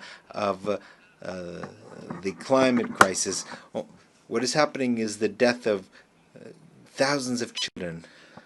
Meanwhile, we in Colombia have not increased the rate of killings. We have the lowest unemployment rate in the country this century. We have the lowest unemployment rates. We have developed our agriculture by 10% and our industry by 5%. We have more tourists than ever who have come to see the beauties of our country, our cultural and natural beauties. And we are seeking peace by negotiating with drug traffickers and with rebels. I will always be ready to discuss, to negotiate, to save lives, and to eradicate coca crops, but based on their own voluntary decision by Colombian peasants. Let us not be bribed by the drug traffickers, as was the case in previous governments in Colombia. And 25,000 hectares have already been eradicated voluntarily. We have been successful in this new policy. It's not an anti-drug policy, but an anti-drug traffickers policy. That is something different. And we're grateful to the countries that have helped us, such as Qatar, Cuba, Mexico, Vatican, Norway, Brazil, and Venezuela. We don't want to thank those who want to sow war between us. People of the world, listen. Latin America does not only mean drug trafficking or coke or cocaine. Latin America has a massive potential for clean electrical energy, renewable alternate energy based on wind, water. The United States has a huge demand for energy, and 70% of it is filled by fossil fuels, in other words, based on carbon, coal, gas. Latin America is developing its clean energy potential, and we can satisfy the entire demand of the United States for energy. What is necessary is investment, and we would make the biggest contribution to fighting climate change. Given the huge potential for clean energy and the capacity to absorb by the Amazon, Latin America can make a tremendous contribution to save the life in this planet. All that is necessary is $600 billion to develop this potential. Africa and Europe can do the same. It is this decarbonization would provide us with over $1.3 trillion. This is money that is already in the treasuries of the United States, Europe, and China, but not a dollar is spent because it's not profitable. Or rather, it might be profitable in terms of human life, including life in the United States, in Europe, and China. However, they don't want to depend on Latin America and Africa. They know that to bring together the clean energy of Africa and Latin America would not only decarbonize the planet, save it from the climate collapse, but it would also change the global power of which is discussed here. But that power is spoken in terms of bombs.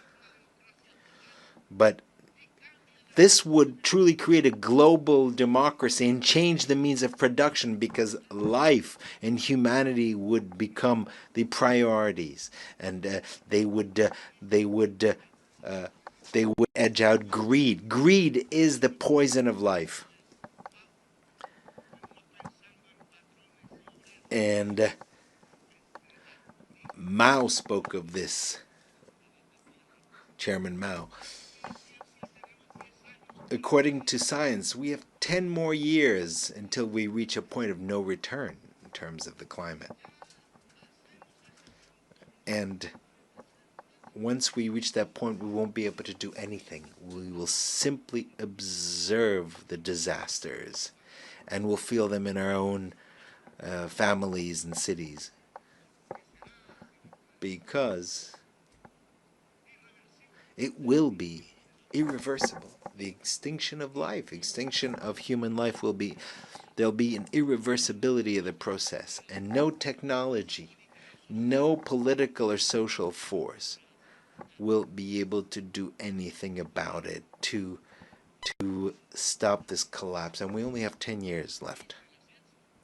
That is what science tells us. But here people don't believe in science. The most powerful man in the world does not believe in science. That is the irrationality.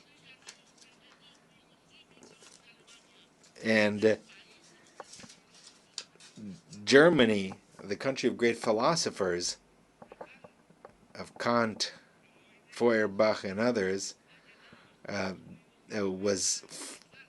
became prey of irrationalism in 1933, and today it's this country that is becoming irrational. The solution is to stop consuming fossil fuels and to quickly switch to water, wind, hydrogen. But the word decarbonization sounds subversive at the conferences of the most powerful countries, the G7 or G20 or Davos, among the rich. Just as 5 centuries ago, the word democracy sounded subversive here, or in Bogota, and in Paris, and in Madrid. These dollars that I mentioned here, 600 billion or 1.3 trillion. This is significant. This is just a little more than what the rich countries pledged at the COP in Paris, and they have not fulfilled their pledges because they are not interested in decarbonization. And what has come is basically loans from multilateral banks, which are just small amounts compared to what is needed. The climate crisis means that in all public budgets, investment in decarbonization and adaptation should be the priority. A global financial policy is necessary that is different. The debt risk premium should be abolished. Which countries are the riskiest? They are the countries that have the highest greenhouse gas emissions, such as this one. These are the riskiest countries. Whereas the countries that absorb CO2, and we have jungles and a lot of water in the south, we absorb the CO2 of the north. But the market does not agree with that. So the debt of the poorest countries must be forgiven. There should be swaps, debt swaps for adaptation and mitigation and investment in the climate crisis. So people from the United States and those from Wall Street, from London, you want to collect the interest payments from the debt of our countries. What you will find eventually is cemeteries, because we'll all be dead. The money will be useless in the midst of all the cemeteries. Another subversive word is to plan. A global plan. The word plan has been forgotten because it was not necessary to plan, because to plan is anathema.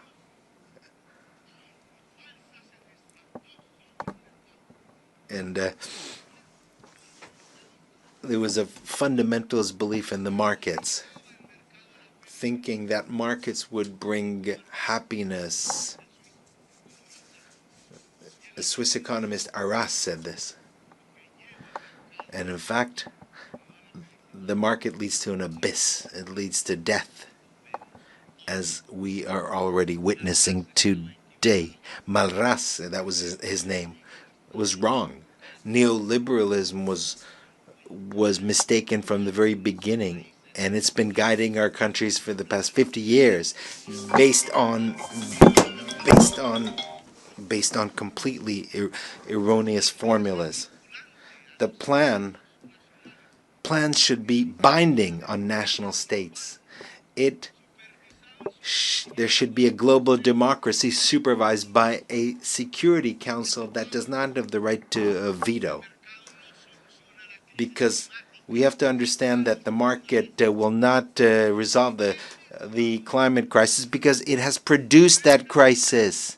It was capital, which is based on unequal relationship between those who own the means that create the carbon and those who work, who are salaried employees. And this is a system that has to produce more and more objects that the boss, the owner, has to sell.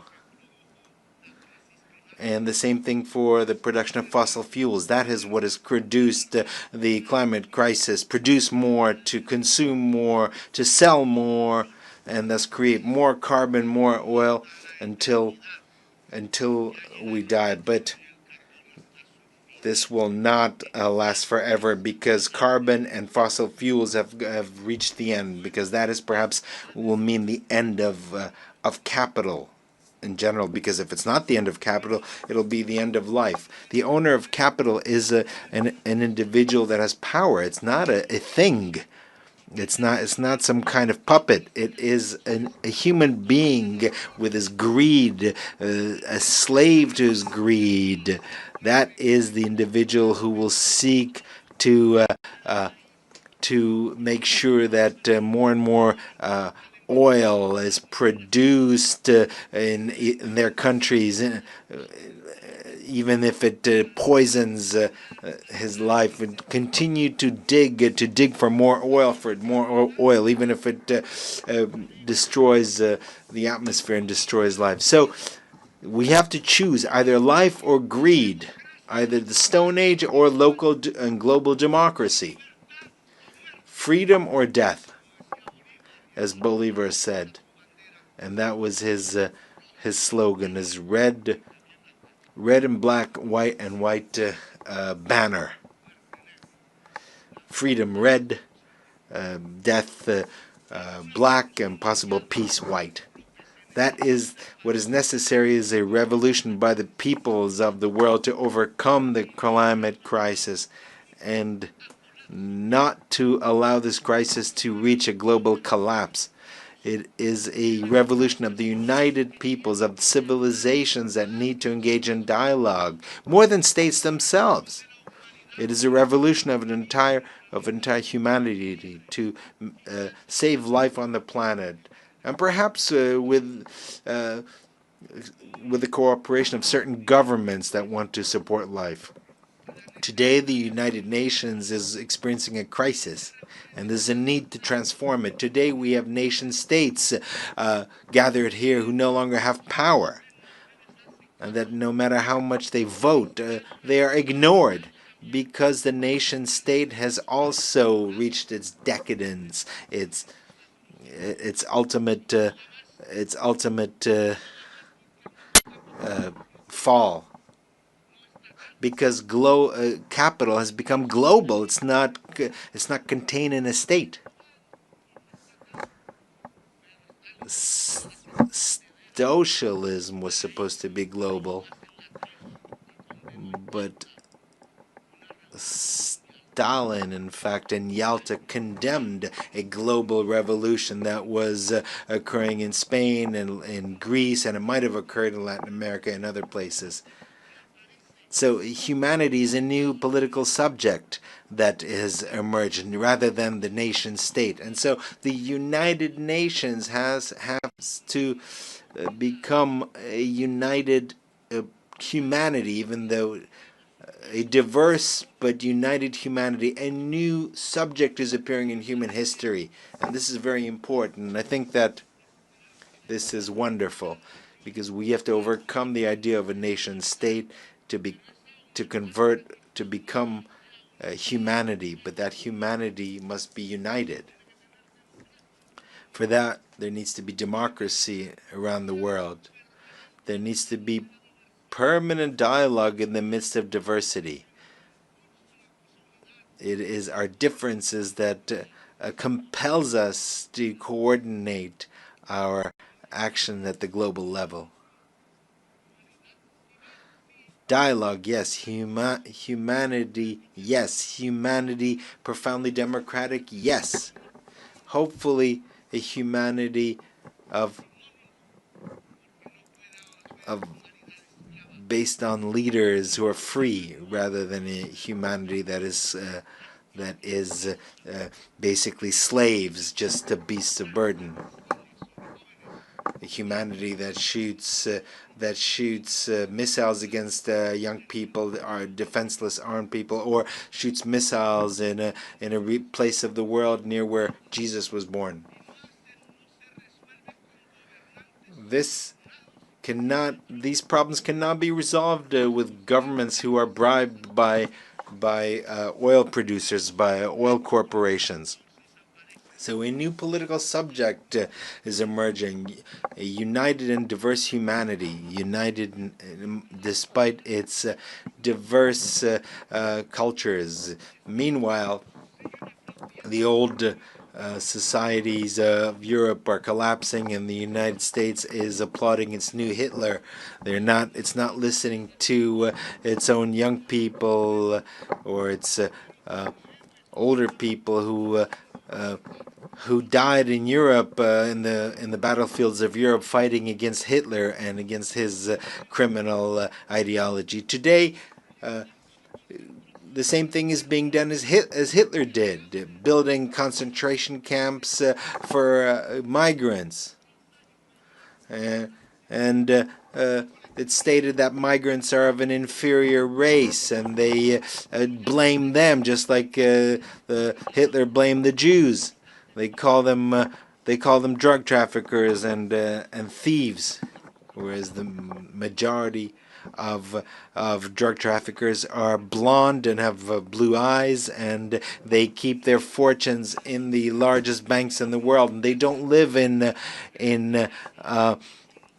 Bogota or in Gaza. They live in Miami. They are neighbors of President Trump. They live in Dubai or in Paris or London. They don't live where there's poverty. But the missiles are fired against those where there's poverty. Tren de Aragua is a group that is considered a terrorist group, but that is not true. Migrants are not criminals. They should not be put in concentration camps, expelled and chained up. Immigration is not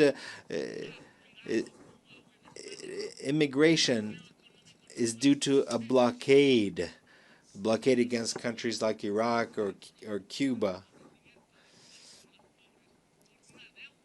Immigration is a result of the impoverishment of many countries because of their indebtedness, because of wars, unleashed by the United States and Europe to grab their oil. Immigration is a consequence of a climate crisis that leaves the tropics without water and destroys the environment. The solution to migration is very different from missiles or prisons or camps. There is no higher race. There's no supreme race.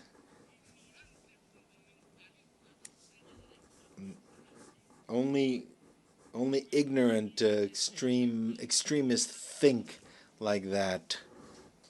All of humanity is made in God's image. They use immigration as a scapegoat to do nothing against the climate crisis, which will put an end to life. They use immigration to get the votes of the whites, but what is necessary is to put an end to the consumption of CO2 and oil, and stop drilling and drilling and drilling for oil.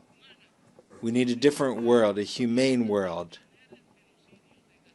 And first and foremost, we need to stop the genocide in Gaza.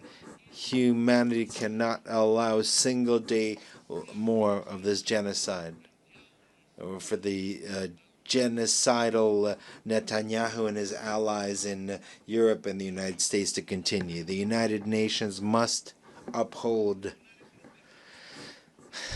the decisions of the International Court of Justice. International law is the basis of civilization and of its wisdom as distilled in history, and it must make sure that the decisions of international justice are implemented, are applied. Diplomacy has been tried in Gaza. It could not resolve the situation. I'm sorry, and I'm sorry, President Macron. We can keep insisting and insisting in when every single day, every single minute, a missile is fired and destroys the bodies of babies and children in the Arab state of Palestine. Every day, there are decisions, resolutions that are vetoed in the Security Council. Every day, more and more children die. More and more bombs, more and more dead.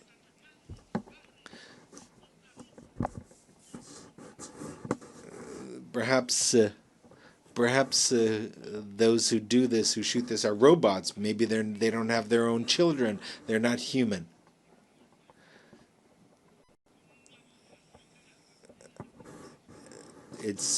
Can we stop the genocide with a vote of the General Assembly? Yes, that's what we should do rather than a vote in the Security Council, because that is vetoed.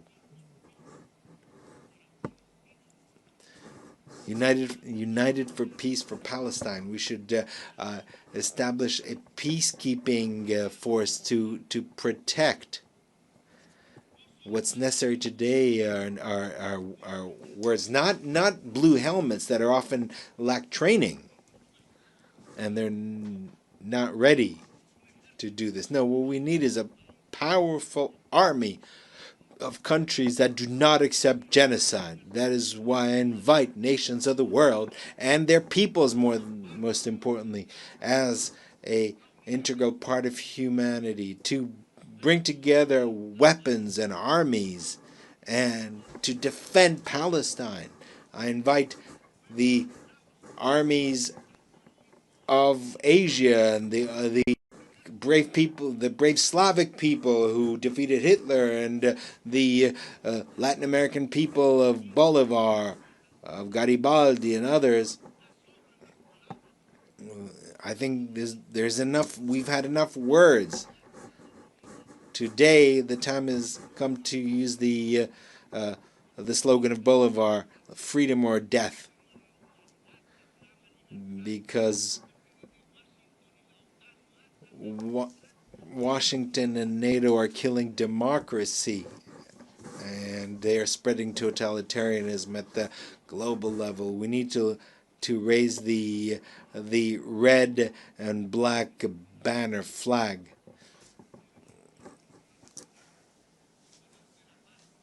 Without forgetting the white color, which was the color of peace and the color of hope in the heart of humanity. The United States no longer teach democracy, but rather kill democracy, especially among its immigrants, filled with greed. The UN should begin its change by stopping the genocide in Gaza with a army of liberation and salvation, and there should be a decision here taken in the General Assembly without any veto. After Gaza, we can start working on decarbonization so that we can found a truly global democracy and a new Security Council can be established without any vetoes, and where its decisions would be binding, and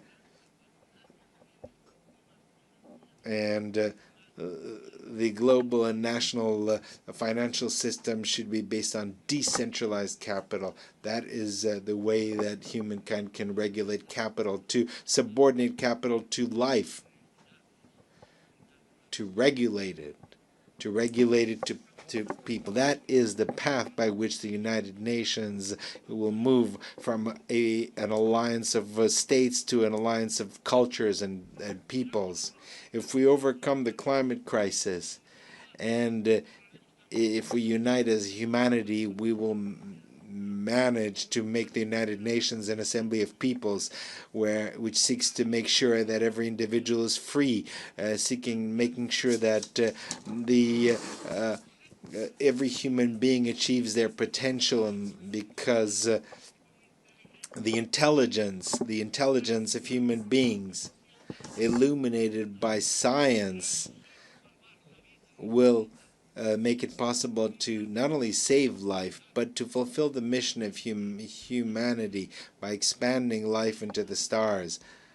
A humanity that is united and free can look at the stars and reach the stars, as the Romans, the legionnaires, thought of Judea when they used the word astra, or star.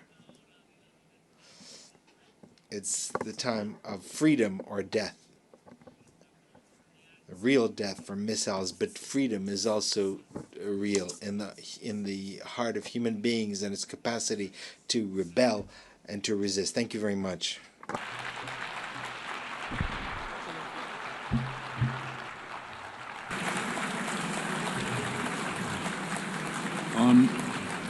On behalf of the Assembly, I wish to thank the President of the Republic of Colombia.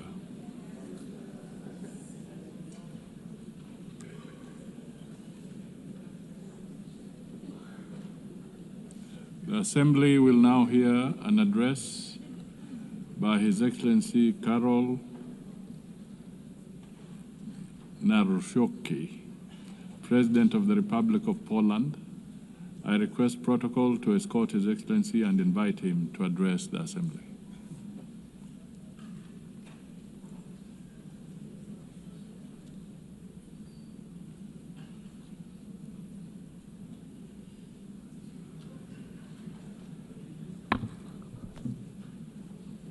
Ladies and gentlemen, excellencies, I like and appreciate a lot English language, but I love Polish language, which epitomizes more than 1,000 years of Polish heritage, Polish culture, and Polish history. So I would like to share with you Polish language. Szanowny Distinguished Mr. President, Your Excellencies, esteemed delegates, I am standing here for the first time as President of the Republic of Poland. And of course, I feel great proud because of this. But at the same time, I'm aware of what serious challenges we are facing today as an international community. This is indeed so, for the world has changed completely over the last couple of years since the start of the Russian invasion of Ukraine. On February the 24th, 2022, we were brutally, all of us, awakened from our blissful dream of a world at the end of history. The history did not finish, and the history will not finish, and we need to be aware of that. So we were awakened from our blissful dream in which we strive for universal peace and respect for the principles of international law. I believe these are the words which are repeated more frequently in this community. This dream, ladies and gentlemen, does no longer exist, and we often repeat the words which do not reflect reality which surrounds us, both in Central Europe, in Eastern Europe, and in many other regions of the world from which you have come. State borders have ceased to be untouchable, as a matter of fact, and international law, which has so far been considered the compass of the world order, began to be treated more as a suggestion rather than a rule. Let me remind you that shortly after the outbreak of the war and the attack of the Russian Federation on Ukraine, Polish men and women demonstrated incredible solidarity with the fighting Ukrainian nation. We opened our hearts, our borders, we opened up our homes. We provided material, financial, and military assistance, as well as diplomatic one. Today, ladies and gentlemen, 1 million Ukrainian refugees live in Poland. Ladies and gentlemen, the Russian invasion of Ukraine is not only the most serious conflict in Europe since World War II, but it is also a turning point. The existing international order is crumbling before our eyes. The world has entered a new and dangerous era of rivalry between great powers, breaking rules and testing how far one can go before someone says a clear enough stop. The principle of sovereignty, you can ask this question. It is increasingly trampled upon, the prohibition of aggression reduced to a dead letter. Instead of law, an attempt to use naked and brutal force. We are at a turning point in history, a time when the decisions made today will have consequences for decades to come. And all of us need to be aware of this, and all of us are taking responsibility for this. That is why now, as a community of democratic states, or those aspiring to be democratic states, we must view the current situation as a battlefield for principles whose observance may determine the future of our civilization. Ladies and gentlemen, I think this is the last moment to take concrete action. Ladies and gentlemen, Russia's aggression against Ukraine is not just a regional conflict. It is a test of whether the principles on which the UN is based will stand the test of time, or whether they will succumb to the weight of the imperial and colonial ambitions of a state which considers itself above the law and which has repeatedly ignored the resolutions of the assembly, of this assembly, of other assemblies, and to a certain extent, all of us take responsibility for that.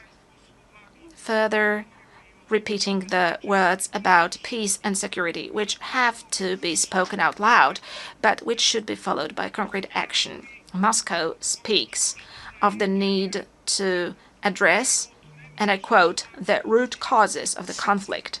I share this view, but I believe that the root causes of Russian aggression are primarily ideological. Russia refers to an imperial vision that treats entire nations as a colonial property. It denies them subjectivity on a regular basis, claiming that they are artificial constructs, and it justifies the invasion as a historical correction. And ladies and gentlemen, in Poland, in Central Europe, in Eastern Europe, we know all of that. We have known it for at least 86 years. It is the same set of notions which appears also in the 21st century during our discussions, plenary sessions, and assemblies. To us in Central Europe and in Eastern Europe, this set of notions is nothing new. Whether we are talking about Poland, the Republic of Poland, in the first half of the 20th century, or whether we are talking about Ukraine today. As a historian, I view the present also through the lens of the past. That is natural.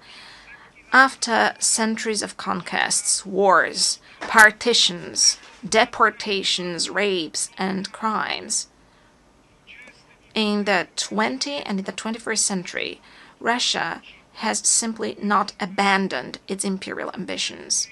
One of my great predecessors, the late President Lech Kaczynski, understood this perfectly well when he spoke in front of the Georgian parliament in 2008.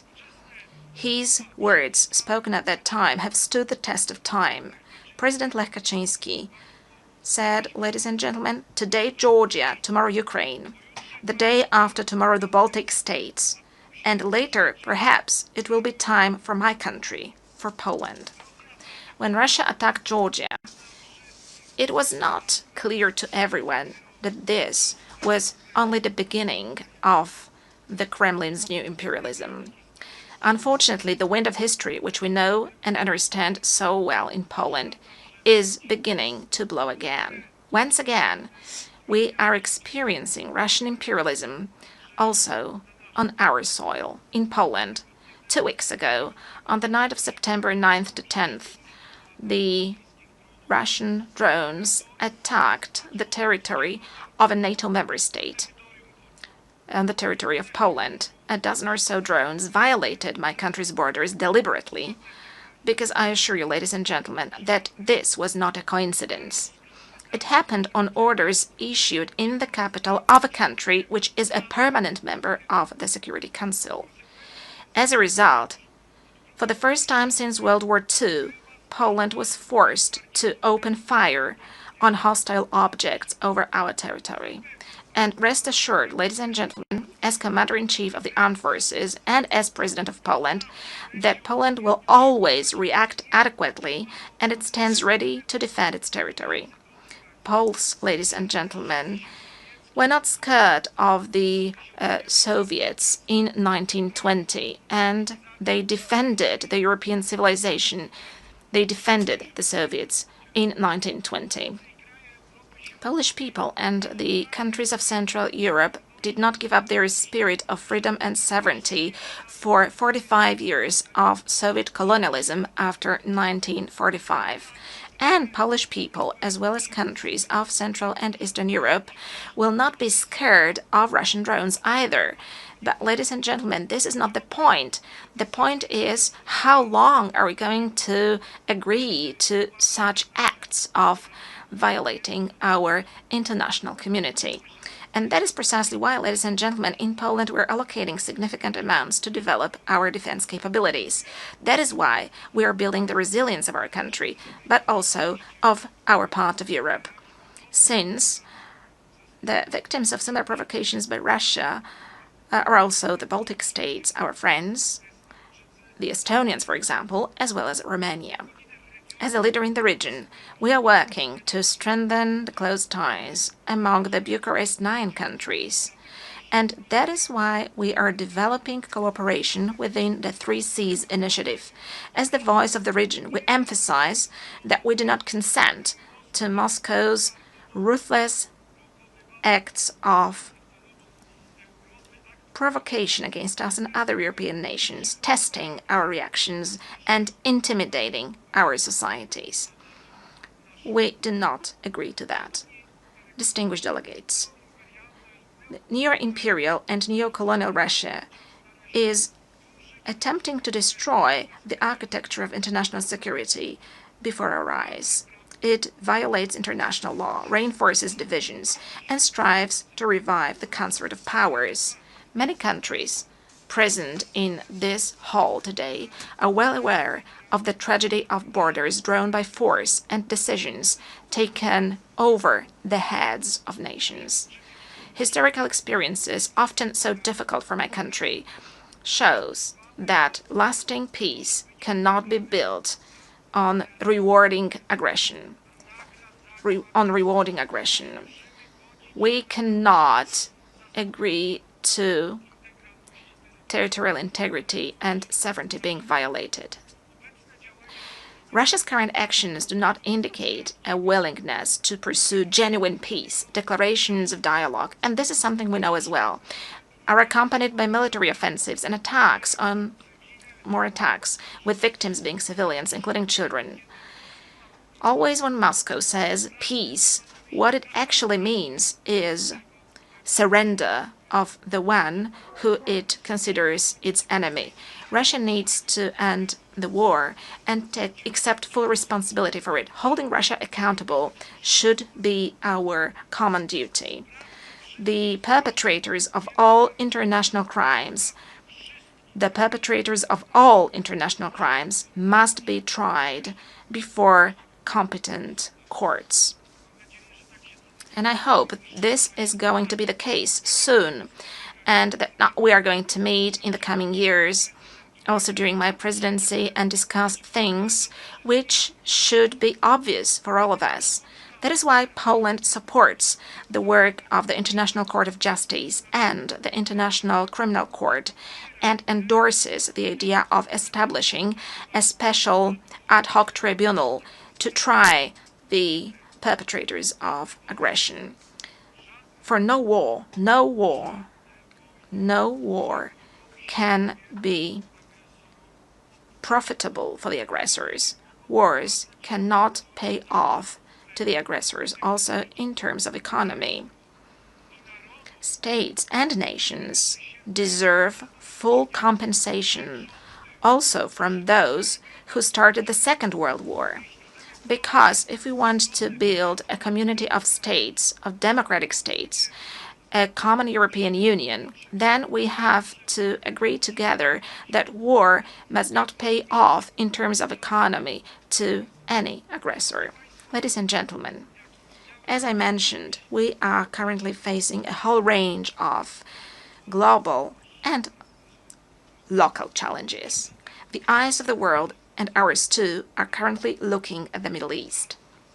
Poland, like many other countries in the world, is following with concern the situation in this region, in the Middle East, where, as a result of the brutal attacks by Hamas on October the 7th, 2023, the conflict has escalated. Israel, like any other country, has the right to self-defense. Actions undertaken by Israel, however, must comply with international law, including international humanitarian law. Poland continues to advocate for a two-state solution to the conflict in the Middle East, in such a way as to give both the Palestinians and the Israelis the right to live in peace and security. Poland consistently supports international efforts to improve the situation in the Middle East and calls on the UN to take action. Ladies and gentlemen, Poland has no colonial past, which is why we are a reliable and trustworthy partner for Asian and African countries. What is more, we ourselves, we Poles, were victims of colonial policies pursued by superpowers, so we understand perfectly well the instruments used by neo-imperial powers, and we do not consent to them destabilizing certain regions of the world. As President of the Republic of Poland, I will pay particular attention to developing our cooperation with various regions of the world. I'm referring to the African continent, We can all see how the ongoing wars, conflicts, and terrorist attacks undermine the efforts of proud African nations to live and develop in safe and just conditions. The world must stand with all those affected by insecurity and help them restore peace. We do not consent to neo-imperial powers destabilizing, for instance, the Sahel, in order to arbitrarily manage global migration flows or apply migratory pressure. Nor do we consent to international criminal groups profiting from human trafficking and slave labor. We also want, and it is obvious as Poland, to develop relations with the countries of Asia and the Pacific. The role of this region in shaping the international order in the 21st century has significantly grown. This dynamic economic development is, however, accompanied by growing geopolitical tensions, which affects stability, prosperity, and security also in other regions of the world. Ladies and gentlemen, as Polish people, we are concerned about the negative impact of global crises. But as President of Poland, I want to say openly here in front of this international community that we are also deeply concerned and we are aware of the mistakes made by our Western partners, friends, and neighbors. Yes, I agree with President Donald Trump that in recent years, and that is something that we were warning against as Poles, and this was the signal sent also by Central European countries, Eastern European countries. Europe is deep in ideological madness. This led to bad decisions on migration. This led to green craziness, green madness, the Green Deal, which is destroying economic markets and also agricultural markets. Yes, the very same Europe, our friends and our partners with whom we want to build a common European Union. For many years, we're subsidizing the Russian Federation buying Russian cheap gas. Ladies and gentlemen, in Poland as well as in Central Europe, we know all of that, and we are glad whenever the leaders of the European countries, Western European countries, draw conclusions and when they listen to our voice. Ladies and gentlemen, development and humanitarian aid are an integral part of our country's foreign policy in terms of building global peace, security, and development. We see it as a joint investment in our future, security, stability, and prosperity. We are present with our support in many areas in Africa, in Eastern Europe, and in the Middle East. Distinguished delegates, Poland, a co-founder of the United Nations, is the world's 20th largest economy, and a country which has successfully transformed itself over the past 30 years from a developing country into a developed country and from a centrally planned economy into a market economy. This unique experience allows us to make a significant contribution to UN discussions on development, combining the perspectives of the global East and the global West, as well as North and South. Given our potential and experience, we consistently seek to participate in the works of the G20, a format that serves as a bridge in these turbulent times. We also hope that the invitation to cooperate and to participate in the next summit of the group issued by the United States of America, for which I'm grateful to President Donald Trump, will translate into Poland's permanent presence in this community.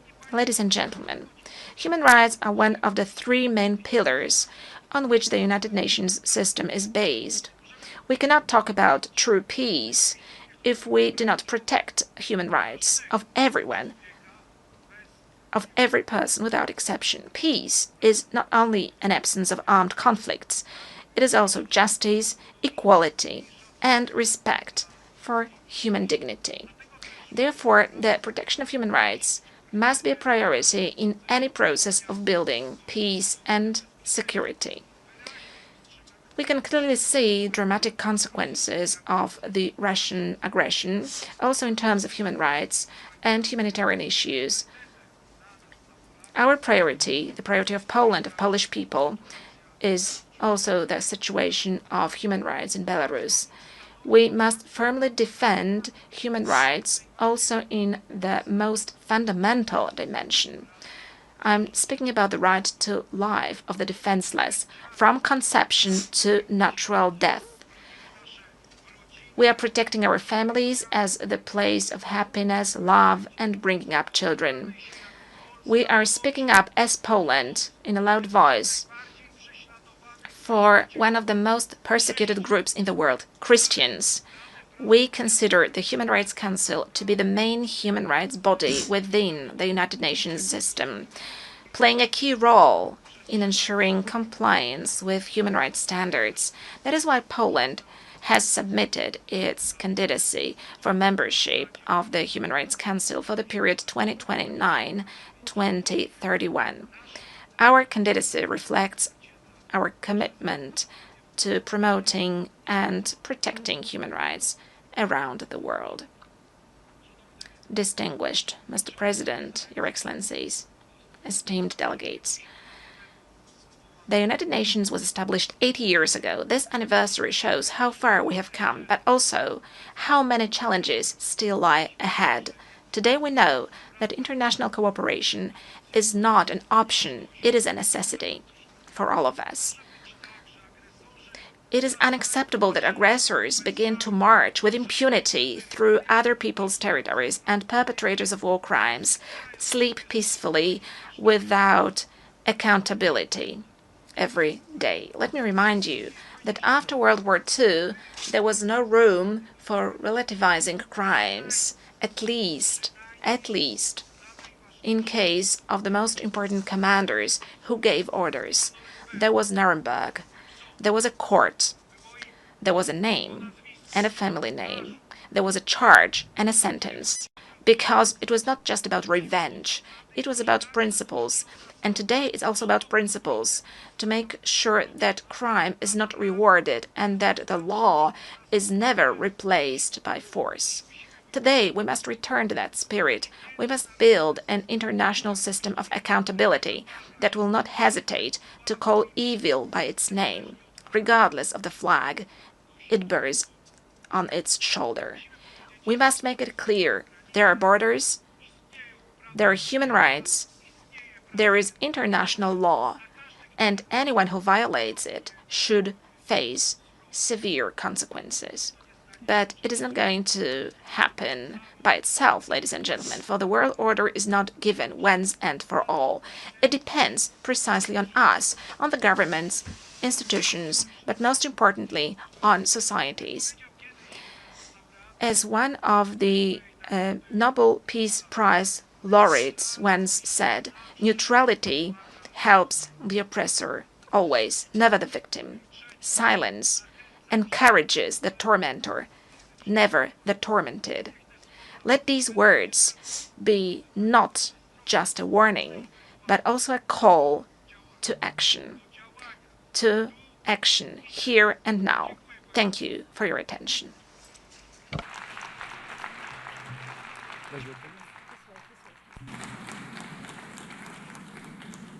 On behalf of the Assembly, I wish to thank the President of the Republic of Poland.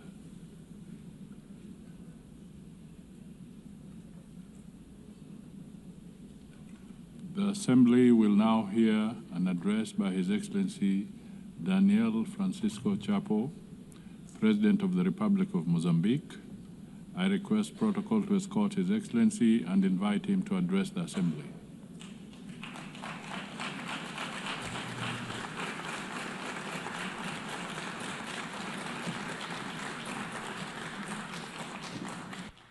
Muito obrigado. Thank you so much. Your Excellency, Madam President of the 81st session of the United Nations General Assembly, Your Excellency, Secretary General of the United Nations, Your Excellency, heads of state and the government present here, distinguished head of delegations, ladies and gentlemen, it is for us an honor to address for the first time as the President of the Republic of Mozambique in a very important moment, both for Mozambique and for the Organization of the United Nations. I'm saying this because we celebrate 50 years of our national independence, 50 years of our admission as full members of the UN, and 80 years of these big organizations. Therefore, we would like to congratulate the President, Her Excellent Madam Annalene Baerbock, for her presidency of the 80th session, as well as commend the work of the outgoing President, His Excellency Philemon Yang, that did a wonderful work. We cannot fail to pay tribute to the Secretary General of the United Nations, Engineer Antonio Guterres, for his tireless advocacy in the defense of multilateralism, for the attention to Africa's priorities, and for his vision in launching the UN 80 initiative. Today, 8 years after its creation, we are pleased to witness the progress that the United Nations has helped to achieve.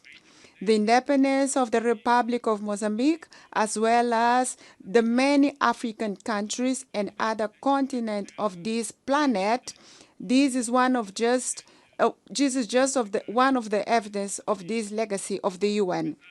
Despite multiple challenges that the UN faces, it remains firm at the forefront of the global processes, which is why we emphasize that any reform effort aimed at making it more responsive and with better capacity to address contemporary realities will only be complete when we include the reform of the Security Council of the UN. Your Excellencies, the year 2025 has tested the limit of multilateralism with the United Nations at the epicenter. We have witnessed the intensification and escalation of conflicts and growing sense in the whole world, and we also see a growing sense of impunity. The ongoing conflicts in various corners of the world and the crisis remind us that the promise to save the future generations from the scourge of war, written in the letter of 1945 Charter, remains unfulfilled. 8 years of building multilateralism institutions, safeguards, and principles that have governed global affairs are now at risk. The result is clear. Wars are multiplying, the climate crisis is worsening, debt are mounting, tariffs are rising, the disillusion is spreading, and above all, the nuclear spectra is returning. Added to these threats, we also have the economic consequence of successful crisis in the world. We are talking about the pandemic of COVID-19, the war in Europe, in the Middle East, and the wars in Africa. From the rising of commodity prices to financial volatility globally. All of this generates unsustainable debt and ever-deepening inequalities in the society. We are witnessing a concerning setback of the international commitment. With only 5 years to go until 2030, to the agenda of SDG is at risk because the targets have not been met and we still have a long to go. And the climate crisis accelerates and intensifies all other crises that we know. Droughts are turning the population with famine, cyclones into humanitarian disasters, displaces into despair, which is exploited by unscrupulous stakeholders. It was in this context that the historic opinion of the International Court of Justice of 23rd of July 2025 unequivocally reaffirmed that the states have binding legal obligations to protect the climate and the environment from the greenhouse gas emissions. This is a milestone of universal significance. For countries such as Mozambique, which bears no historical responsibility for the climate crisis, but are amongst those that are the hardest hit by its consequences. Droughts, cyclones, floods, inundations. This decision is very important. It's a legal principle for us. It's a call to climate justice. It's a call to global solidarity and immediate actions from the side of all of us. The environmental crisis is compounded by the technological challenge. Artificial intelligence and other emerging technologies offer extraordinary opportunities, but also serious risks of exclusion, manipulation of the society, and even militarization throughout autonomous weapons. These advances pose new challenges to the defense and human dignity, justice, and labor. As long as we do not fully understand how these models work, we cannot entrust them critical tasks without robust safeguards in place. Otherwise, we are going to destroy the world. For that reason, Mozambique advocates a technological and climate diplomacy capable of regulating risk and democratizing benefits through genuine transfer and sharing of knowledge, of technology, so that the science and technology are not factors of exclusion, but rather instruments of climate justice and inclusive development in the world.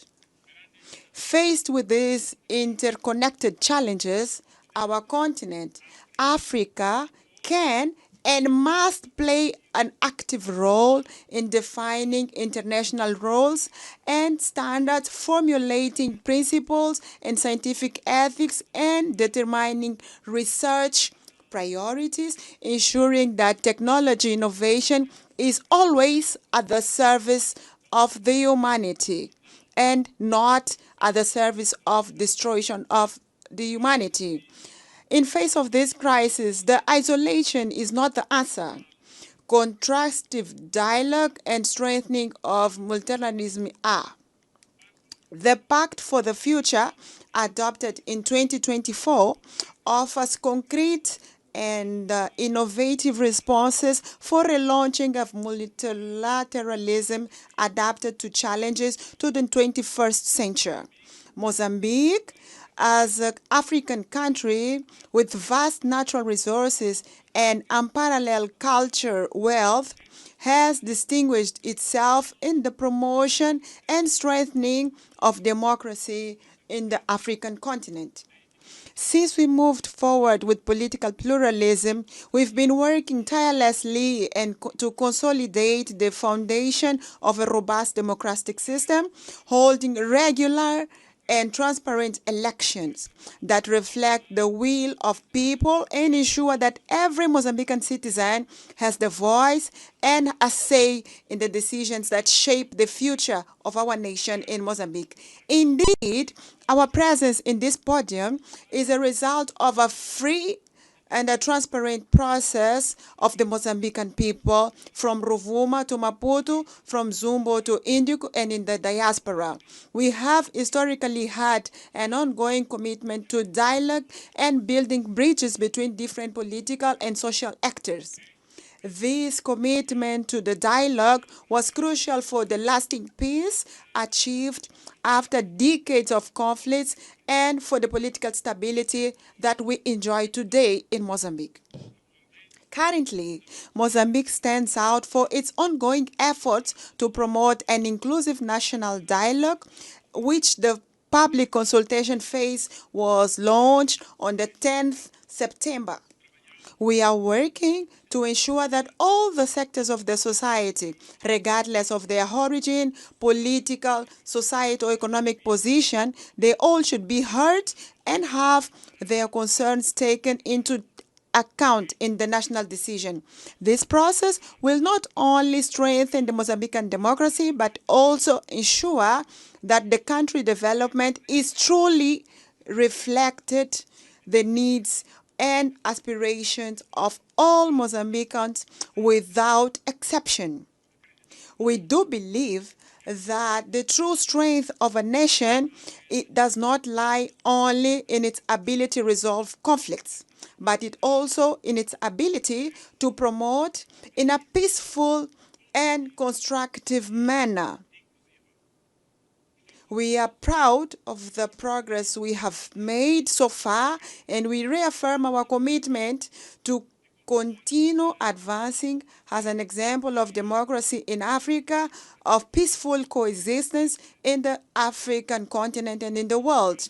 We are proud to have promoted during our term the Security Council, where we were non-permanent members, the presidential statement on Africa about the role of Africa in global affairs, as well as to have contributed for the historic resolution 17/19/2023, which paved the way for the predictable and sustainable financing of the operations of support to peace in African Union through United Nation treasure. These milestones confirm that Africa is not only a beneficiary of multilateral order, but also an indispensable actor in the reforms and revitalization.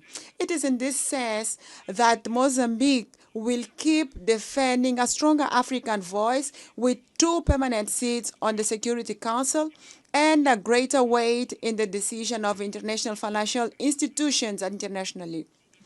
A new global financial architecture capable of alleviating debt, mobilizing financial resources for the sustainable development and climate action, as well as correcting historical asymmetries. An inclusive multilateralism which preserves intergovernmental character of the UN without allowing that this organization can become an assembly of shareholders dominated by the richest. We want to reiterate equally the fact that we want to have 2 states like Palestine living side by side with peace with Israel as the only fair way, legitimate and long-lasting, so that we can have the aspiration of both people. I would like to congratulate the countries that have recently decided to recognize Palestine, the same right that was given to Israel, contributing to reinforce legitimacy and the fact that we are going to have the solution for both states. The same way, I would like to reaffirm our firm opposition against the coercive measurements that are unilaterally excluding the people, Cuba to Venezuela, Zimbabwe to other countries in clear violation of the UN Charter against the principles of justice, solidarity, and the international law.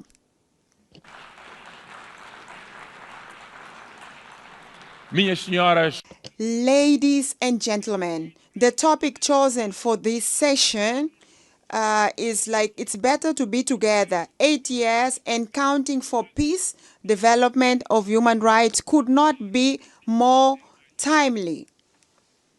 It is intrinsically linked to the events of this week, where we are having this high level in the UN, the celebration of Beijing Conference on Women, the Climate Summit, the first biennial summit for sustainable and inclusive and resilient global economy mandated by the Pact for the Future, the celebration of youth, the elimination of nuclear weapons, and the meeting on global health and well-being.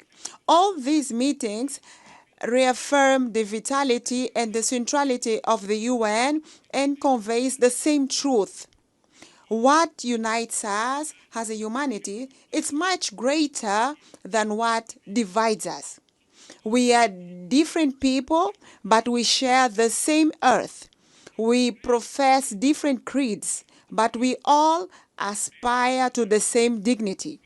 We speak different languages, but we share a single destiny. In fact, today, where we are today, we all know the date of birth, but no one knows the day they are going to die. And this is a clear sign that we all are equal like human beings. Today, the creed that we need is not one exclusion. We all need to be included, not excluded. Not isolation, but cooperation. Not unilateralism, but multilateralism based on solidarity. We need today, all of us, to have a renewed faith in the humanity's collective ability to face the common challenges of Gaia, our common home. The world is at a real turning point. We all feel this. Either we deliver the 23rd agenda that we've written it ourselves, or we will have to accept seeing a relegated and failed promise. And for this, goodwill is not enough. Honoring the principle of common responsibility and this differentiality is important. We need resources on a scale. We need to work in a smarter way to align mandate with national priorities for each of us, to invest in data, technology, institutional capacity, and most of all, ensure that Africa has a full seat at the table where decisions are taken for its future. The message of Mozambique is very clear. We want partnerships based on mutual respect and shared value. To paraphrase the late President Samora Moises Machel, the president of the Popular Republic of Mozambique at the time, today Republic of Mozambique, international solidarity is not an act of charity. It is an act of unity amongst allies. The 80th anniversary of the UN invites all of us to renew our spirit of solidarity, international solidarity, and human solidarity. The challenges before us are enormous, but we are indeed better together, as the topic of the UN says. And if it is true that each generation inherits the world from the previous one, it is also true that each generation has the duty of leaving a better world for the next generation. This is the guidance principle of the Agenda 2030. It is the spirit of the Pact of the Future, and it is the reason why we have this organization, the United Nations, to transform the hope of the people in the world into actions, solidarity into concrete results for the people, so that we may have the courage, all of us in the planet, to reform with wisdom, learn from our mistakes, and the determination to offer peace, development, and human rights to everyone, all human beings in the planet. To conclude, I would like to say that Mozambique counts on the UN, and the UN can count on Mozambique. Thank you so much, everyone, and wish you success. Thank you. On behalf of the Assembly, I wish to thank the President of the Republic of Mozambique.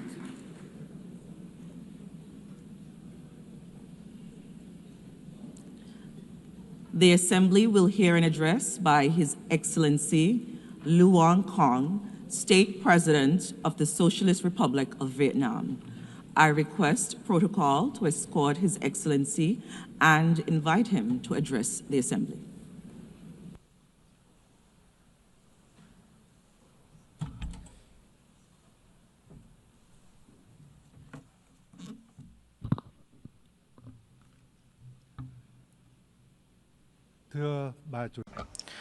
Madam President, I would like to extend my heartfelt congratulations to Madam Anna-Lena Baerbock on her election as President of the 80th session of the UN General Assembly. I am fully confident that with her experience and able leadership, this session will be a great success.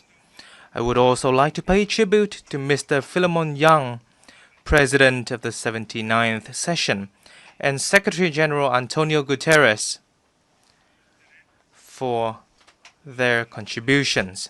Madam President, over the past 80 years, in spite of a multitude of challenges, the UN has stood as the embodiment of humanity's aspiration and collective commitment to peace, cooperation, and development grounded in the universal values of human rights, national independence, equality, democracy, and social progress. Multilateral cooperation has brought forth remarkable achievements, especially in preventing wars, fostering peace and cooperation, building friendships, reducing poverty and curbing diseases, improving living standards, and advancing science and technology at an unprecedented pace. Yet today, we find ourselves in a profoundly changing world facing unprecedented acute challenges. Local wars, conflicts, arms races, and the use or threat of force in the international relations are escalating at an alarming rate. Non-traditional security challenges are exerting heavy tolls on all countries and communities. The global governance, trading, and economic systems are becoming fragmented and volatile. Multilateralism itself is under strain from strategic rivalry among major powers, unilateralism, and a sharp decline in political will and necessary resources. This is precisely the time to stand united and together promote the irreplaceable role of multilateralism and a rules-based international order, with the UN at its heart.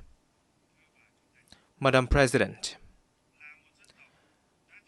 as a nation that has endured immense pain and losses from wars, Vietnam treasures more than most the priceless values of peace. The spirit of peace, amity, compassion, and altruism is deeply woven into our national identity. This forms the bedrock for us to overcome previous sufferings, mend old wounds, shelve the past, and look towards the future with the hope to become a friend and reliable partner to all nations around the world. Peace is both the goal and the prerequisite for our journey towards a stable, just, democratic, and prosperous future.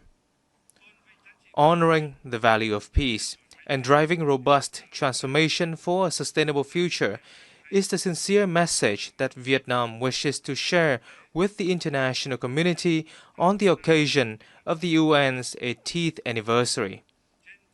In this spirit, allow me to share my reflections as follows. First, honoring the value of peace requires concrete actions rather than just words.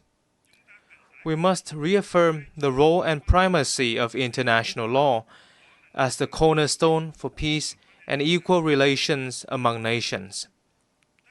All countries should clearly demonstrate their responsibility towards upholding international law and the UN Charter, and respecting such principles as independence, sovereignty, territorial integrity, non-interference, non-use or threat of force, and peaceful settlement of disputes.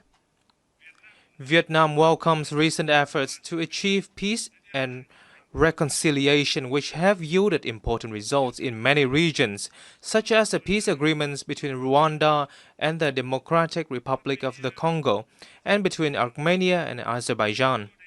We value and support all diplomatic efforts and hope that they will lead to peaceful solutions to regional and global security issues. We must nurture and practice a culture of peace by building trust, enhancing international cooperation and solidarity, promoting dialogue, listening and understanding, respecting differences, and cultivating friendship among nations. On this occasion, Vietnam calls for ceasefires and an end to all acts of violence, protection of civilians, and facilitation of humanitarian access in conflict zones. Vietnam welcomes the recent recognition of the State of Palestine by more countries and urges the international community to act swiftly to end the humanitarian crisis faced by the Palestinian people. We also reaffirm our solidarity with the state and people of Cuba and call upon the United States to lift its embargoes against Cuba and remove Cuba from the list of state sponsors of terrorism. We must further promote the role of regional organizations in promoting peace, cooperation, and development. International efforts for peace and development will be truly effective when driven by regional organizations in line with the particularities of each region and countries. As an active ASEAN member state, Vietnam is proud of ASEAN's growing strength and its centrality in the Asia-Pacific's security and development architecture. Most recently, ASEAN contributed to the ceasefire agreement between Cambodia and Thailand, and we are committed to upholding ASEAN's core values of solidarity, consensus, and unity in diversity, building a resilient, inclusive, and sustainable ASEAN community, and effectively implementing the 5-point consensus on Myanmar. We shall also strive to maintain peace, stability, security, safety, and freedom of navigation in the South China Sea in accordance with international law, particularly the UNCLOS 1982, while fully implementing the Declaration on the Conduct of Parties and working to finalize the Code of Conduct in the area. Second, in a world at a historic crossroads, we must transform boldly to shape a sustainable future. Global governance institutions, particularly the UN and international monetary and financial bodies, must undergo vigorous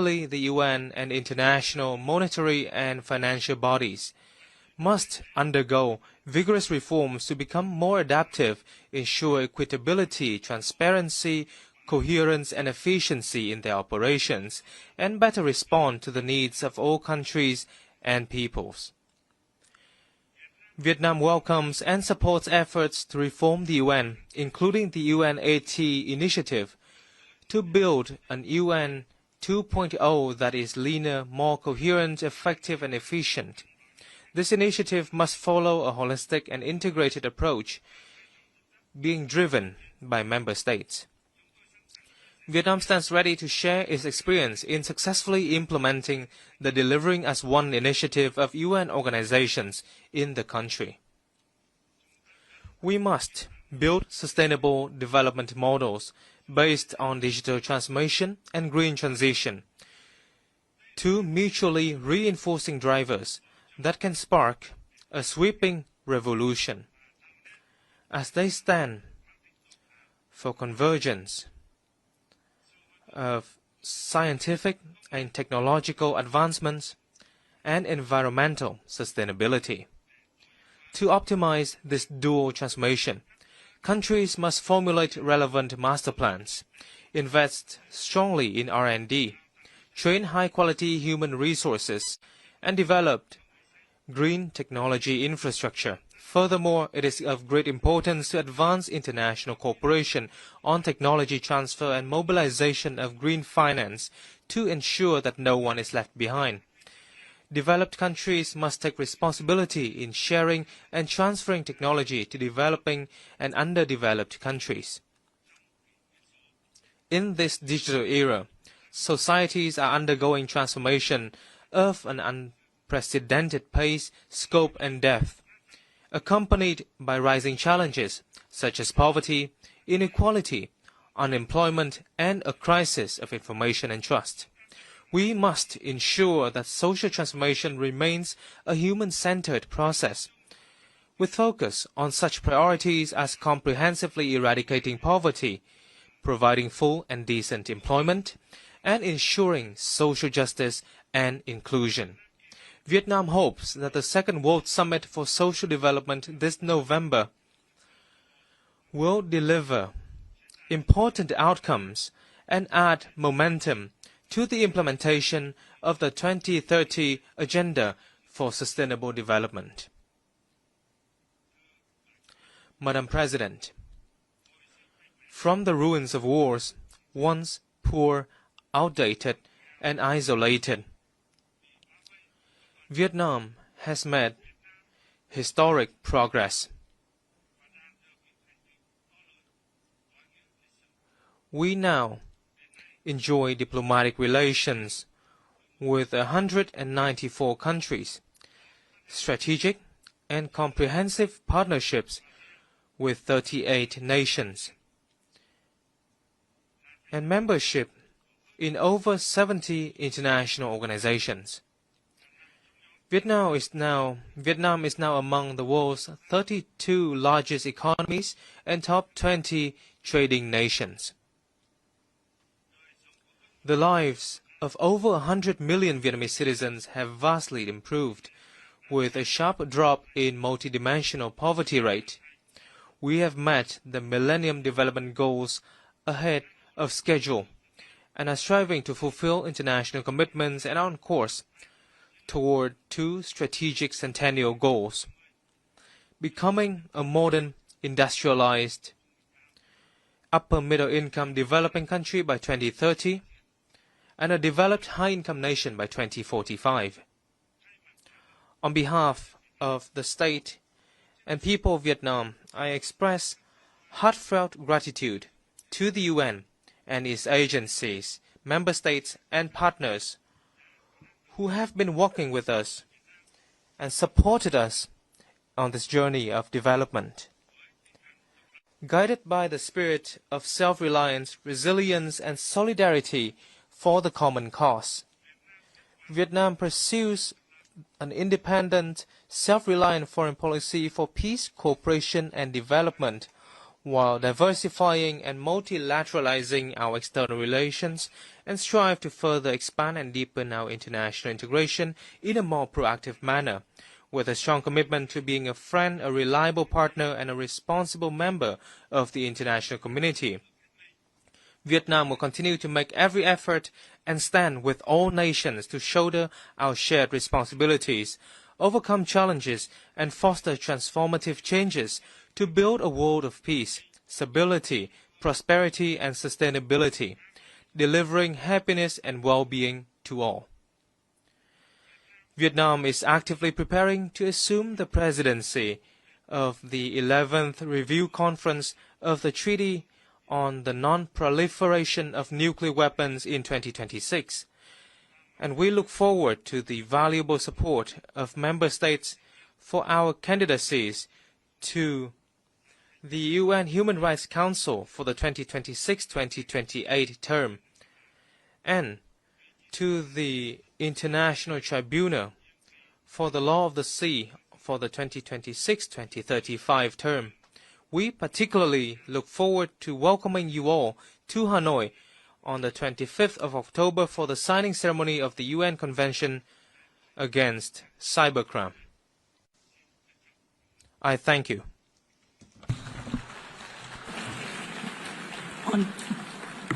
On behalf of the Assembly, I wish to thank the State President of the Socialist Republic of Vietnam,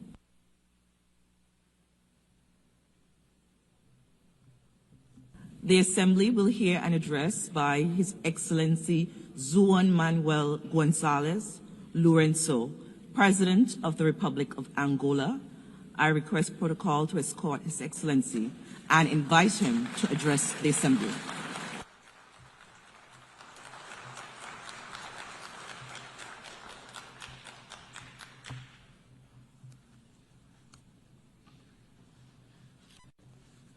Your Excellency. Your Excellency, the President of the General Assembly, Your Excellencies, Heads of State and Government, Excellencies, Heads of Delegations, ladies and gentlemen, I stand before Your Excellencies in my capacity as President of the Republic of Angola and current chairperson of the African Union to speak about my country, to share our perspective on the evolution of the events unfolding in this increasingly troubled world, and to discuss matters concerning Africa, a continent that mobilizes our energies and efforts as we seek solutions to finally awake it once for all towards development. Allow me to extend my congratulations to Her Excellency Annalena Baerbock on her election to the distinguished office of the President of the United Nations General Assembly, convinced that her experience and the knowledge she has accumulated through the various functions she has performed with great mastery will ensure the success of the work she has taken on since the beginning of this month of September. I also would like to congratulate her predecessor, His Excellency Philemon Yang, for the assertive manner in which he presided over the General Assembly during the past year, having devoted his utmost dedication to ensuring that this body should operate with commendable efficiency, a fact that rightfully deserves our collective recognition in light of the positive outcomes achieved throughout his tenure. I cannot fail to acknowledge His Excellency Antonio Guterres, Secretary General of the United Nations, for the role that he has so ably played with a profound sense of commitment, underpinned by his admirable qualities as a man of dialogue and peace amid prevailing geopolitical complexities. Madam President, Excellencies, 80 years have elapsed since, compelled by imperatives of that era, a group of nations and their respective leaders took the wise decision to establish the United Nations organization, which from that moment, through both turbulent and peaceful instances, had succeeded in fulfilling its great mission of maintaining the global peace and stability, contributing to the advancement of humanity and to preserve and deepen respect for human rights. This is a great achievement of the peoples of our planet, which cannot and must not be neglected and underestimated by any power, political leaders, or by anyone, lest by magnifying egocentric visions and interests we forfeit the benefits of peace bequeathed to us by women and men who, over time, led us so far in an environment of harmony and global understanding. This journey has not always been linear, yet in the most critical moments, prudence has prevailed over the Western impulses of large-scale conflict, and this has been possible solely through continual dialogue, which has proven to be the only factor capable of bridging differences, overcoming obstacles, and appeasing even the most troubled and belligerent spirits. Today, these lessons from the past are of great value and must serve as our sole references that guide us toward solution to the conflicts in Africa, Europe, the Middle East, Latin America, in Asia, and wherever they may arise. Under the context of uncertainty in which we celebrate the 80th anniversary of the United Nations, the theme, Better Together, 80 years and beyond for peace, development, and human rights, holds a significance that compels us to reflect upon the profound meaning of the appeal by Her Excellency the President of the General Assembly for the renewal of multilateralism and solidarity in action within a framework of collective and complementary undertakings by a more agile, effective and responsible UN as envisaged in the roadmap of the Secretary General's Initiative 80. In light of these perspectives, it is urgent that we revitalize the United Nations and lift it from the complex situation in which it finds itself currently, in order to restore the active role that he has always played, a strongly valuable role that, during the Cold War, gave us assurance of never feeling as close to a global conflict as we do at this moment, amid the profound dissonance prevailing in international relations. The main world powers appear to be turning their backs on one another, distancing themselves from even the most basic points of convergence that would allow them to remain committed to, above all, to the dialogue and concerted action. Today's challenges confront us with a choice, either to do everything in our power to preserve peace, or to face war with all its consequences, thus jeopardizing the future of humanity.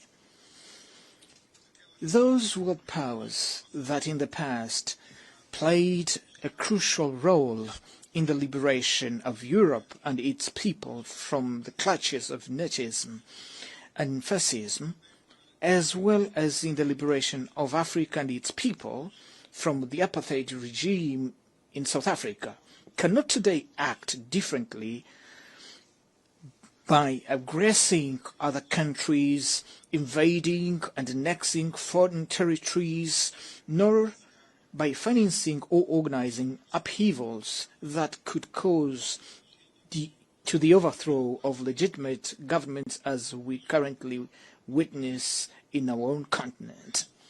With this dangerous precedent, no regional, continental or global institution will henceforth have the moral authority to call any state to reason when it breaches the principles that govern the UN Charter and international law.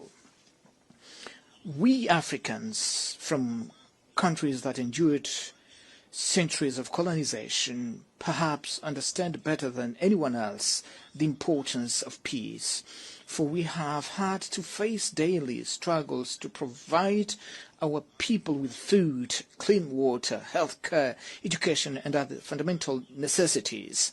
This experience engenders heightened sensitivity to the harmful impact that insecurity and instability have on the attainment of our goals and developmental projects. This reality is further exacerbated by numerous conflicts and wars afflicting countries and regions across the globe from which we had hoped to find cooperation and fruitful exchanges, so that together we might overcome our difficulties and contribute with our immense resources and capabilities to global prosperity. It is upon this foundation that the Republic of Angola has sought to make an earnest and genuine contribution to resolving the conflict in the Sahel region, in Sudan, and in Eastern Democratic Republic of the Congo, regarding which our efforts established a negotiation framework with peace solution that regrettably did not come to fruition in December 2024 as anticipated, but nonetheless remains a valid platform for further efforts being undertaken with the aim of bringing a definitive end to that conflict.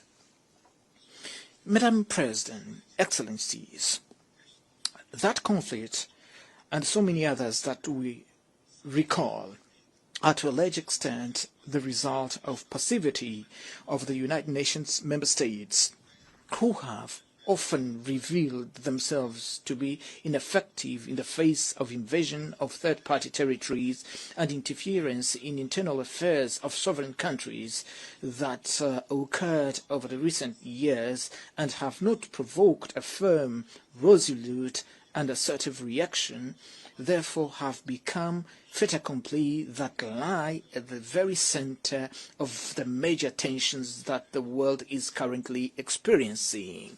The consequences of these are very evident before our eyes in the Middle East, where the systematic failure to comply with the relevant UN Security Council resolution regarding the creation of the State of Palestine has perpetuated a conflict that worsens with each day passing and appears to have no end in sight in face of this disproportionate and violent response and retaliation by Israel, which, while having a right to exist as a state and to demand the release of those still held hostage from the tragic events of October 7th, must not, however, be allowed to pursue in Palestine, and particularly in the Gaza Strip, a policy of extermination of a whole people.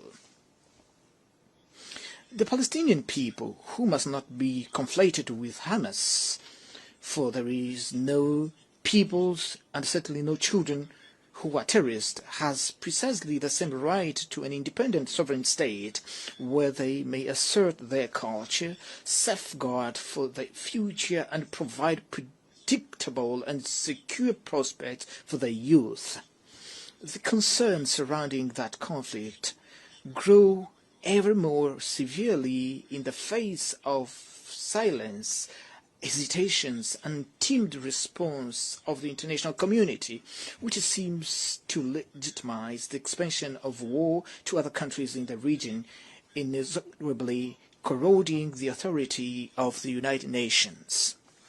There is nothing more serious than the exclusion of the delegation of Palestine from this forum, where it should rightly have the opportunity to make its voice heard as member state in accordance with the terms of the host agreement. The failure to guarantee the presence of the President of the Palestinian Authority at this General Assembly sends a profoundly negative signal as it encourages the continuation of genocide we all are witnessing helplessly and with impunity, which delays the resolution of the issue and complicates the efforts that have been made to bring an end to that intricate conflict. We strongly condemn this unilateral position, which is contrary to the principles that govern the United Nations, even as we urge unconditional lifting of the unjust and prolonged embargo against Cuba, which has dire consequences for the economy and the living conditions of the Cuban people, who struggle daily to withstand a punishment rejected by the international community as a whole. Cuba which played an important role in the struggle of African peoples, leading to the overthrow of the racist and inhuman apartheid regime in South Africa, and by virtue of this was a signatory to the New York Peace Accord of December 22nd, 1988, which brought freedom to the South African people and led to the independence of Namibia, cannot be arbitrarily and unilaterally considered a state sponsor of terrorism in light of the relevant United Nations resolutions. This model of conduct by a small group of countries, which does not conform to the even minimum acceptable standards of global coexistence, is at the root of the unilateral and subjective sanctions imposed also on Zimbabwe and Venezuela, measures that produce no other results other than the suffering of population who, in an act of great patriotism, ultimately unite themselves in the defense of their nations. Madam President, Excellencies, the authority of this organization, whose foundation is the UN Charter and international law, must be urgently restored without narratives that highlight a logic of double standards, so that just solutions may be sought for the war in Ukraine, or so that solutions proposed by the meeting held in Alaska may be reinforced.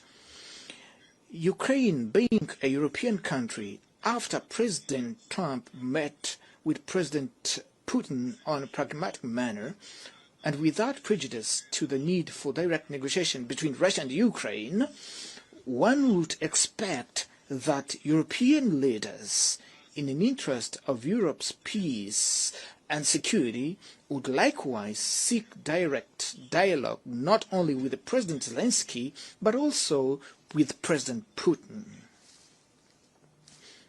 We cannot afford to squander this opportunity, for otherwise we risk witnessing an escalation of unpredictable proportions and consequences not only in Europe, where all active stakeholders must abandon the precarious calculation rooted in the notion of military victory through the weakening of adversaries' capabilities.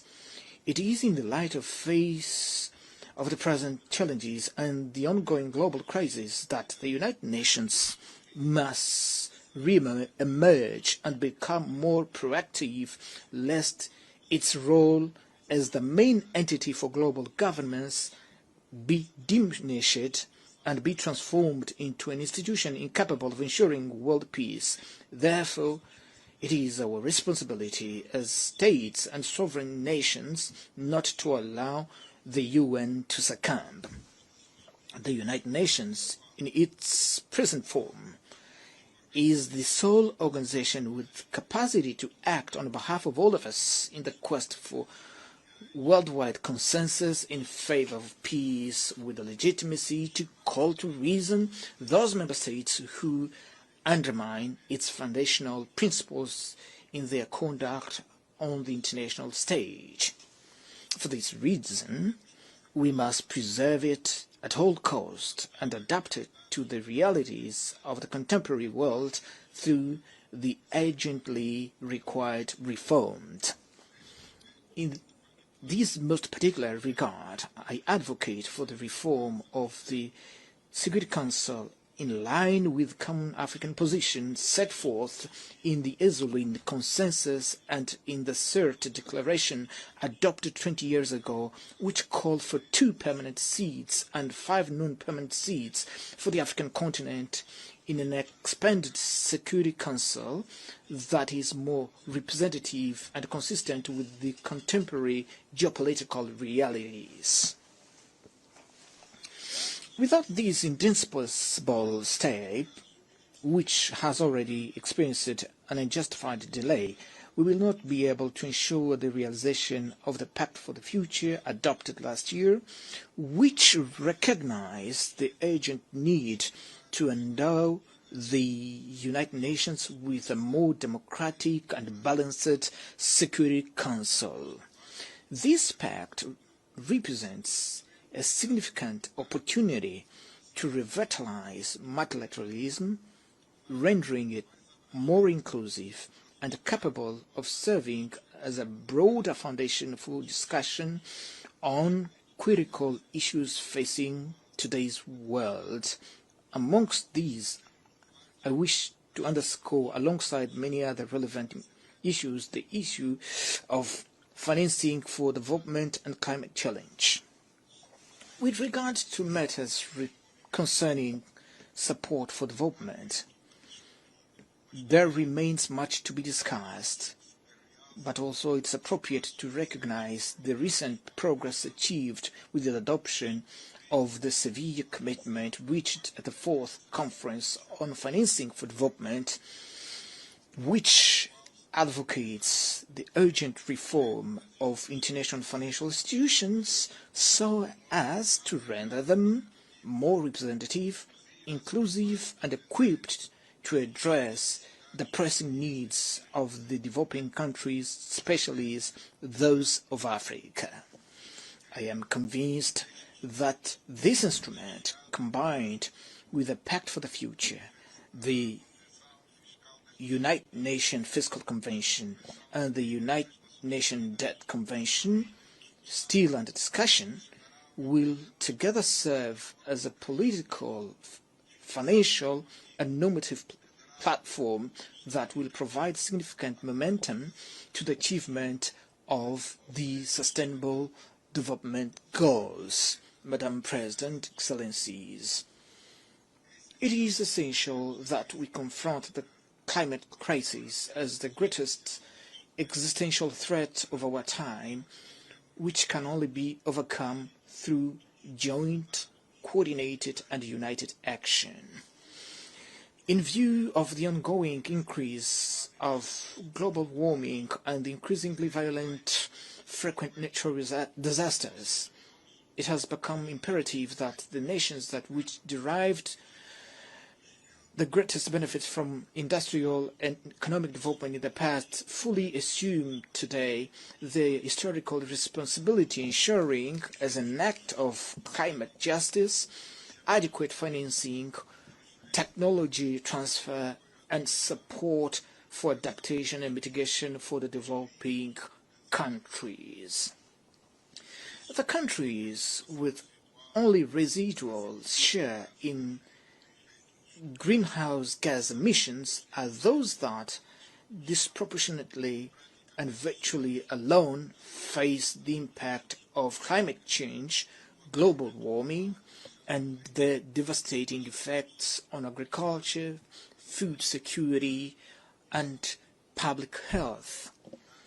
In view of such evidence, and the responsibilities arising therefrom, Angola remains steadfastly committed to the Paris Agreement and to the implementing adaptation and mitigation measures in an alignment with the United Nations 2030 Agenda and the African Union 2063 Agenda, which enshrine the consensus concerning the mobilization of predictable, affordable climate financing intended to ensure a just energy transition capable of protecting the most vulnerable communities.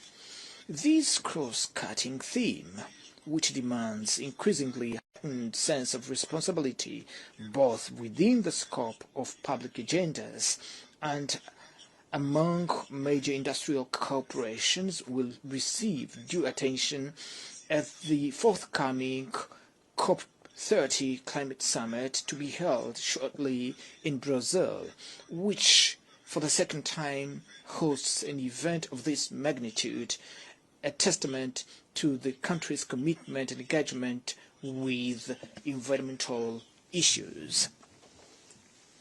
In 1992, in Rio de Janeiro, the United Nations Framework Convention on Climate Change was inaugurated, a paradigm that has proven greatly beneficial for the increasingly profound discussion that endured to this day and which will assuredly at the forthcoming conference enable us all to take another step forward on this long journey that we must undertake to achieve the major climate goals aspired by humanity. Excellencies, 80 years after the founding of the United Nations and following the end of the Cold War, our expectation was that we would be living in a world without present uncertainties, not as perilous as that which we now witness.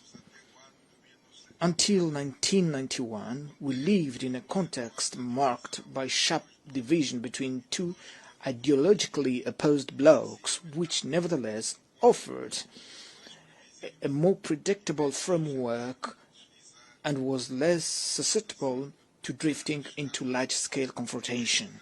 This flashback should not lead us to the conclusion that the global stability is only possible within a framework of rigid divisions of any kind. Rather, it should inspire us to build a system based on balanced interest and shared concern on matters pertaining to global security that fosters complementarity and all forms of convergence within an environment of multilateralism which remains the sole pathway capable of preserving us from a true catastrophe. With these few words, I thank you for your kind attention. On behalf of the Assembly, I wish to thank the President of the Republic of Angola. The Assembly will hear an address by His Excellency Joseph Neuma Boakai, President of the Republic of Liberia. I request protocol to escort His Excellency and invite him to address the Assembly.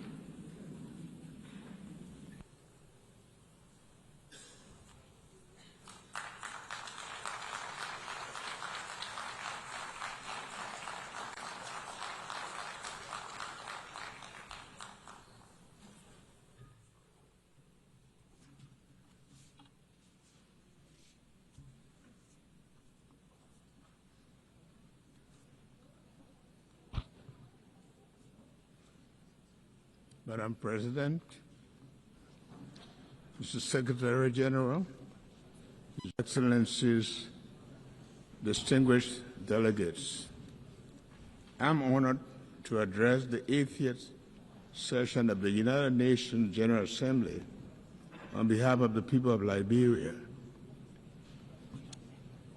8 decades after its founding, in which Liberia was involved, our country is proud that the United Nations remains the most critical multilateral platform for international cooperation and collective action.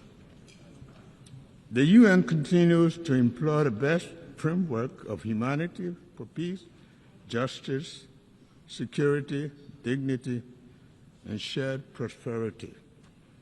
Madam President, please accept the congratulations from the delegation to Liberia on your assumption of the esteemed office of President of the 80th session of the General Assembly. We trust in your leadership to guide the affairs of this august body. We also extend our commendation to your predecessor for his stewardship on the 79th session, and I am grateful to the Secretary General for his leadership. Excellencies, distinguished delegates, please accept the gratitude of the Liberian government and the people for the overwhelming trust demonstrated by the General Assembly members in electing Liberia to serve on the non-permanent seat of the United Nations Security Council for the 2026-2027 term.